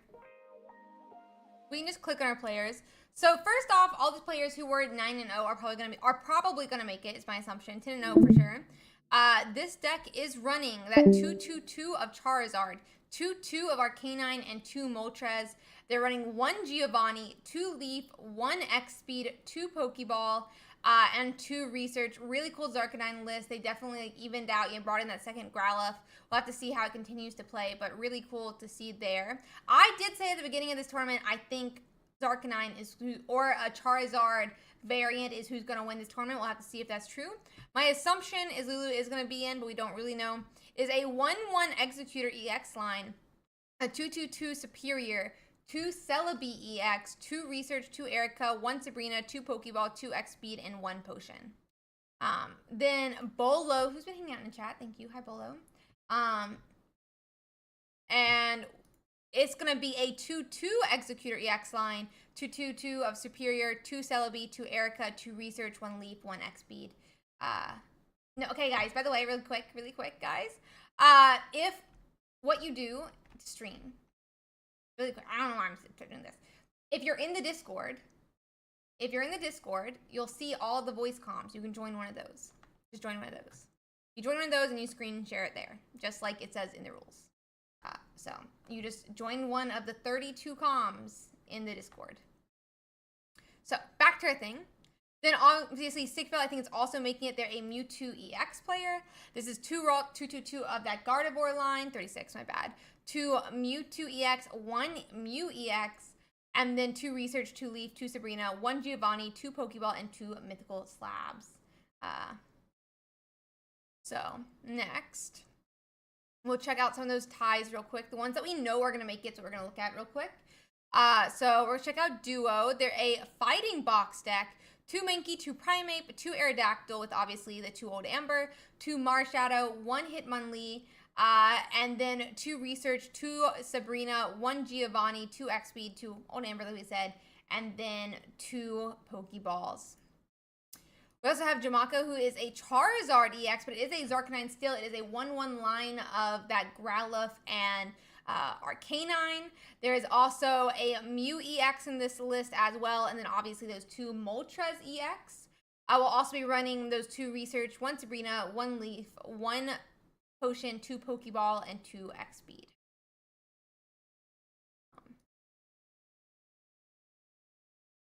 Veniscus is running 2/2/2 of that Gardevoir line, 2 Mewtwo, 1 Mew EX. They're running 1 Sabrina, 1 Leaf, 1 Blue, and then there'll also be that 2 Mythical Slab, 2 X-Speed, 2 Pokeball, 2 Research.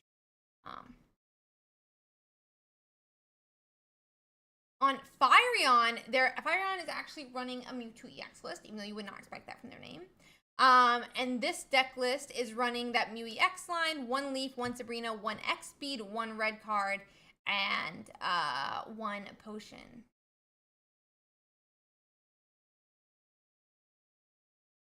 With 8-2? No, I don't think so. The 8-1? Probably. Who is not a mistake in my opinion, but who knows? Relux is running a Pikachu Zebstrika here, but they're running 1 Zapdos, 1 Dedenne, and 1 Electabuzz. And then also running 1 Giovanni, 2 XP, 2 Pokeball, 2 Potion, 2 Serena, 2 Professor's Research.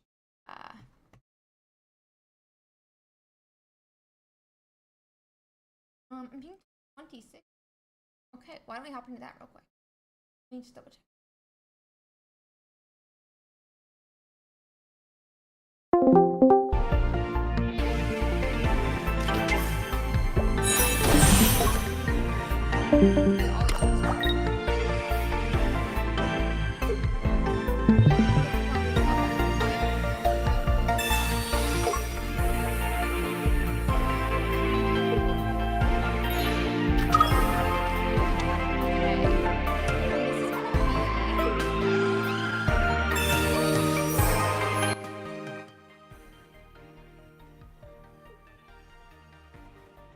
Professor E versus Quarantine.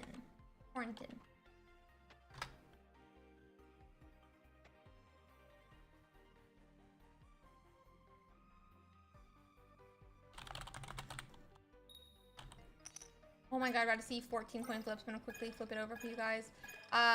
2, 3, 4, 5. Oh my gosh. I mean, I think it's more than enough to knock out any Pokemon. That's gonna be 0.1 here for Quarantine. And our players also at 1 energy, 1 point. They're going to be putting up a Superior, which is not going to be great.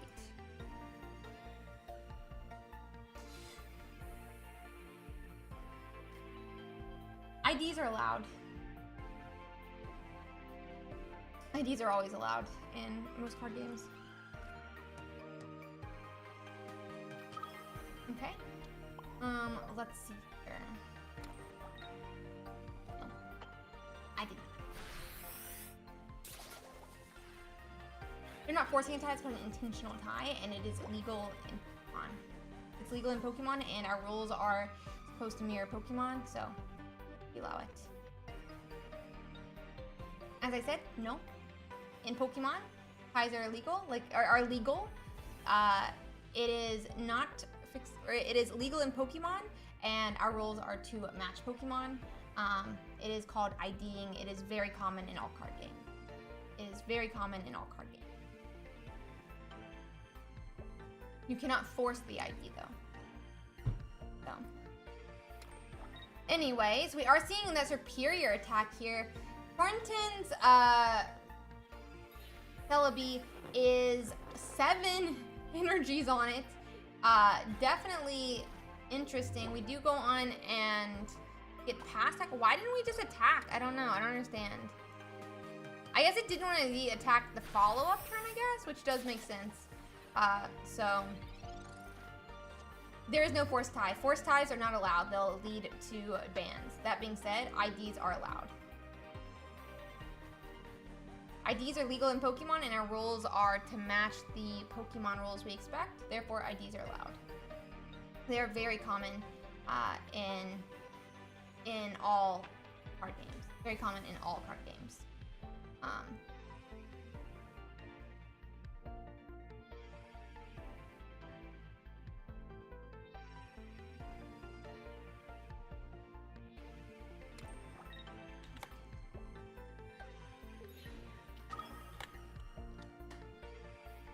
So let's see here. It is fair play. It is completely legal. It's in the rules. So completely fair play. It is legal.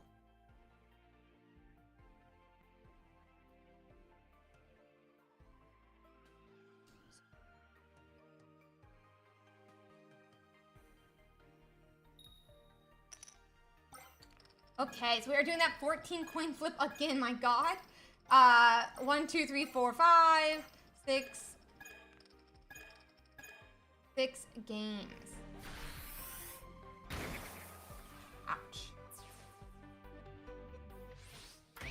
Okay.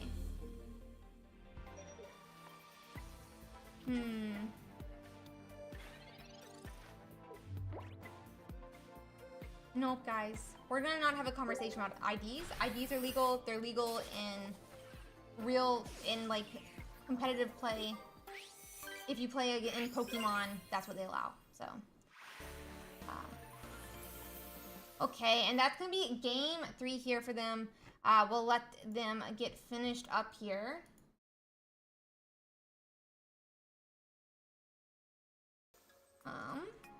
Even allow it in chess. That being said, we're not gonna have a discussion about it. It's in the rules. You solved them before you signed up for the tournament.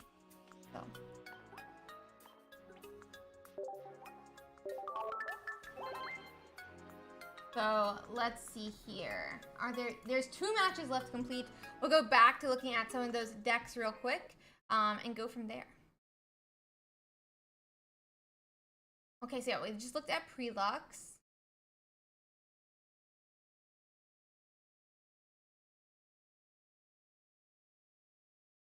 Then we can check out Zelos.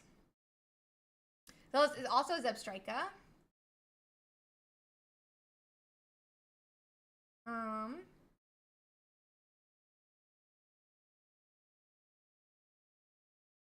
I'm not changing the rules though. I made the rules. And I'm basing them off of competitive play. Competitive play in Pokemon, because IDs are allowed. So they're allowed. Okay.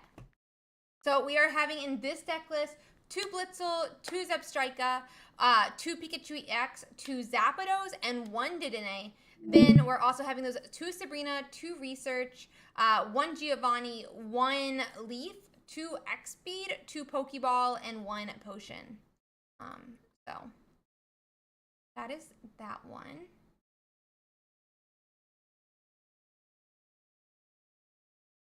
We're gonna look at Andy Rue next.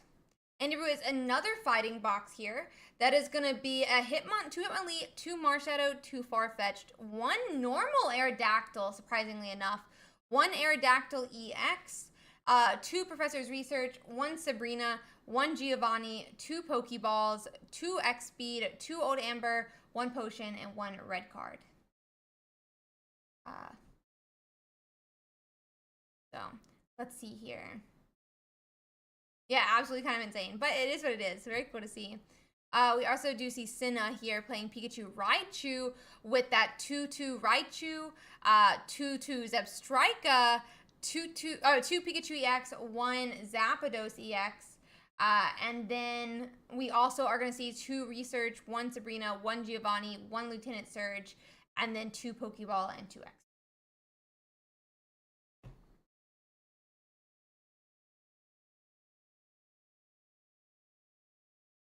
Okay, guys, wait. I think we just finished our last match.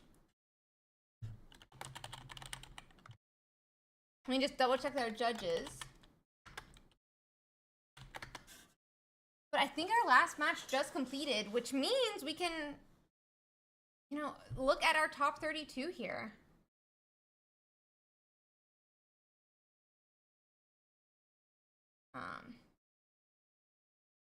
Okay.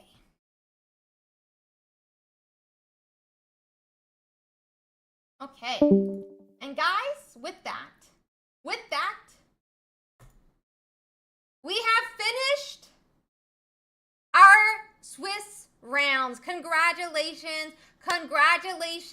You made it through 7.5 hours of a tournament. And you played a lot of hours today. You made it through 9 hours of stream. Congratulations. Let's check out our top 32. That being said, if you didn't make top 32, or even if you did and you're interested in playing in next week's tournament, we already have that tournament live. Definitely recommend that you guys go in and check that out, and we can see what different people, you know, who got you know, go in and sign up for that.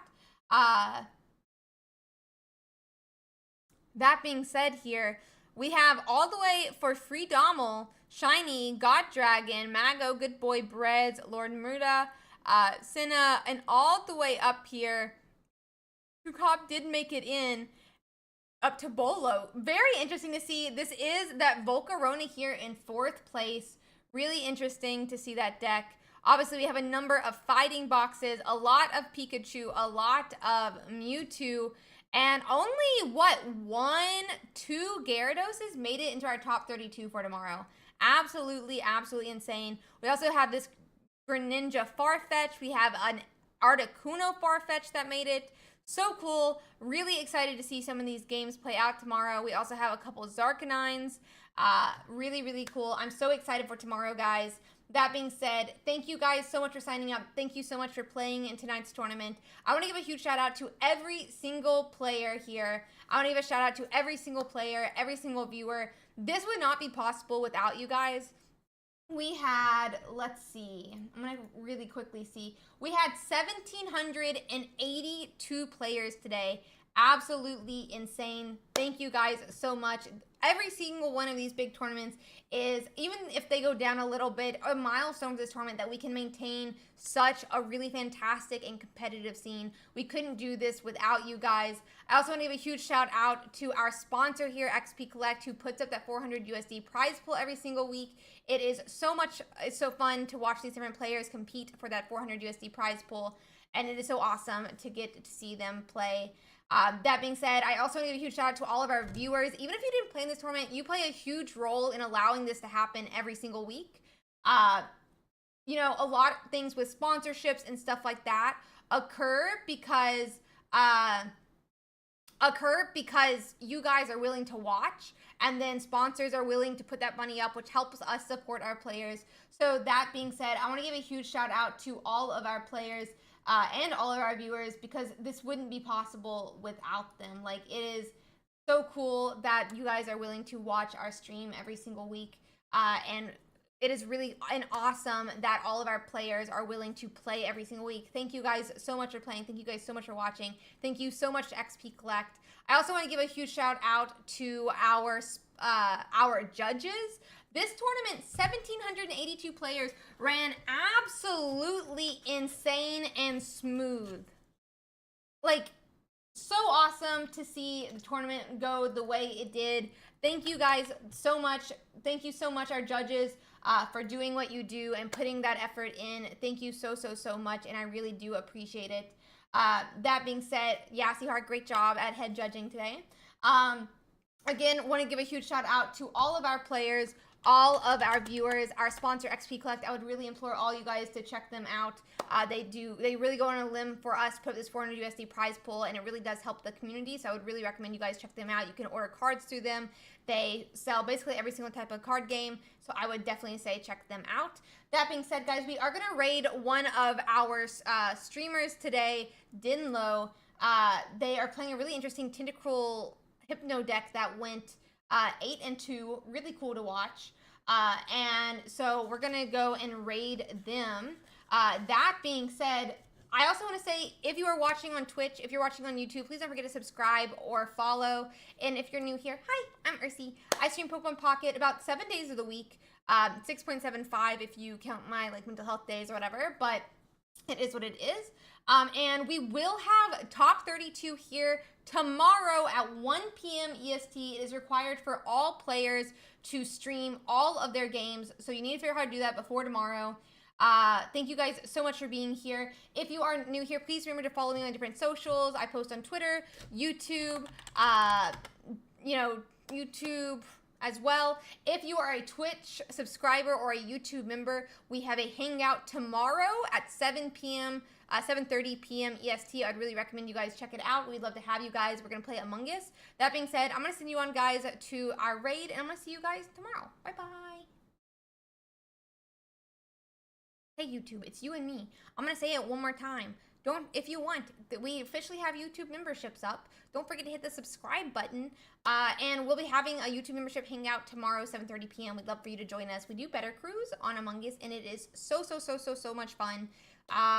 Every single one of you to play. We'd love for you to play. We'd love for you to play. And so I really do hope you guys will join us.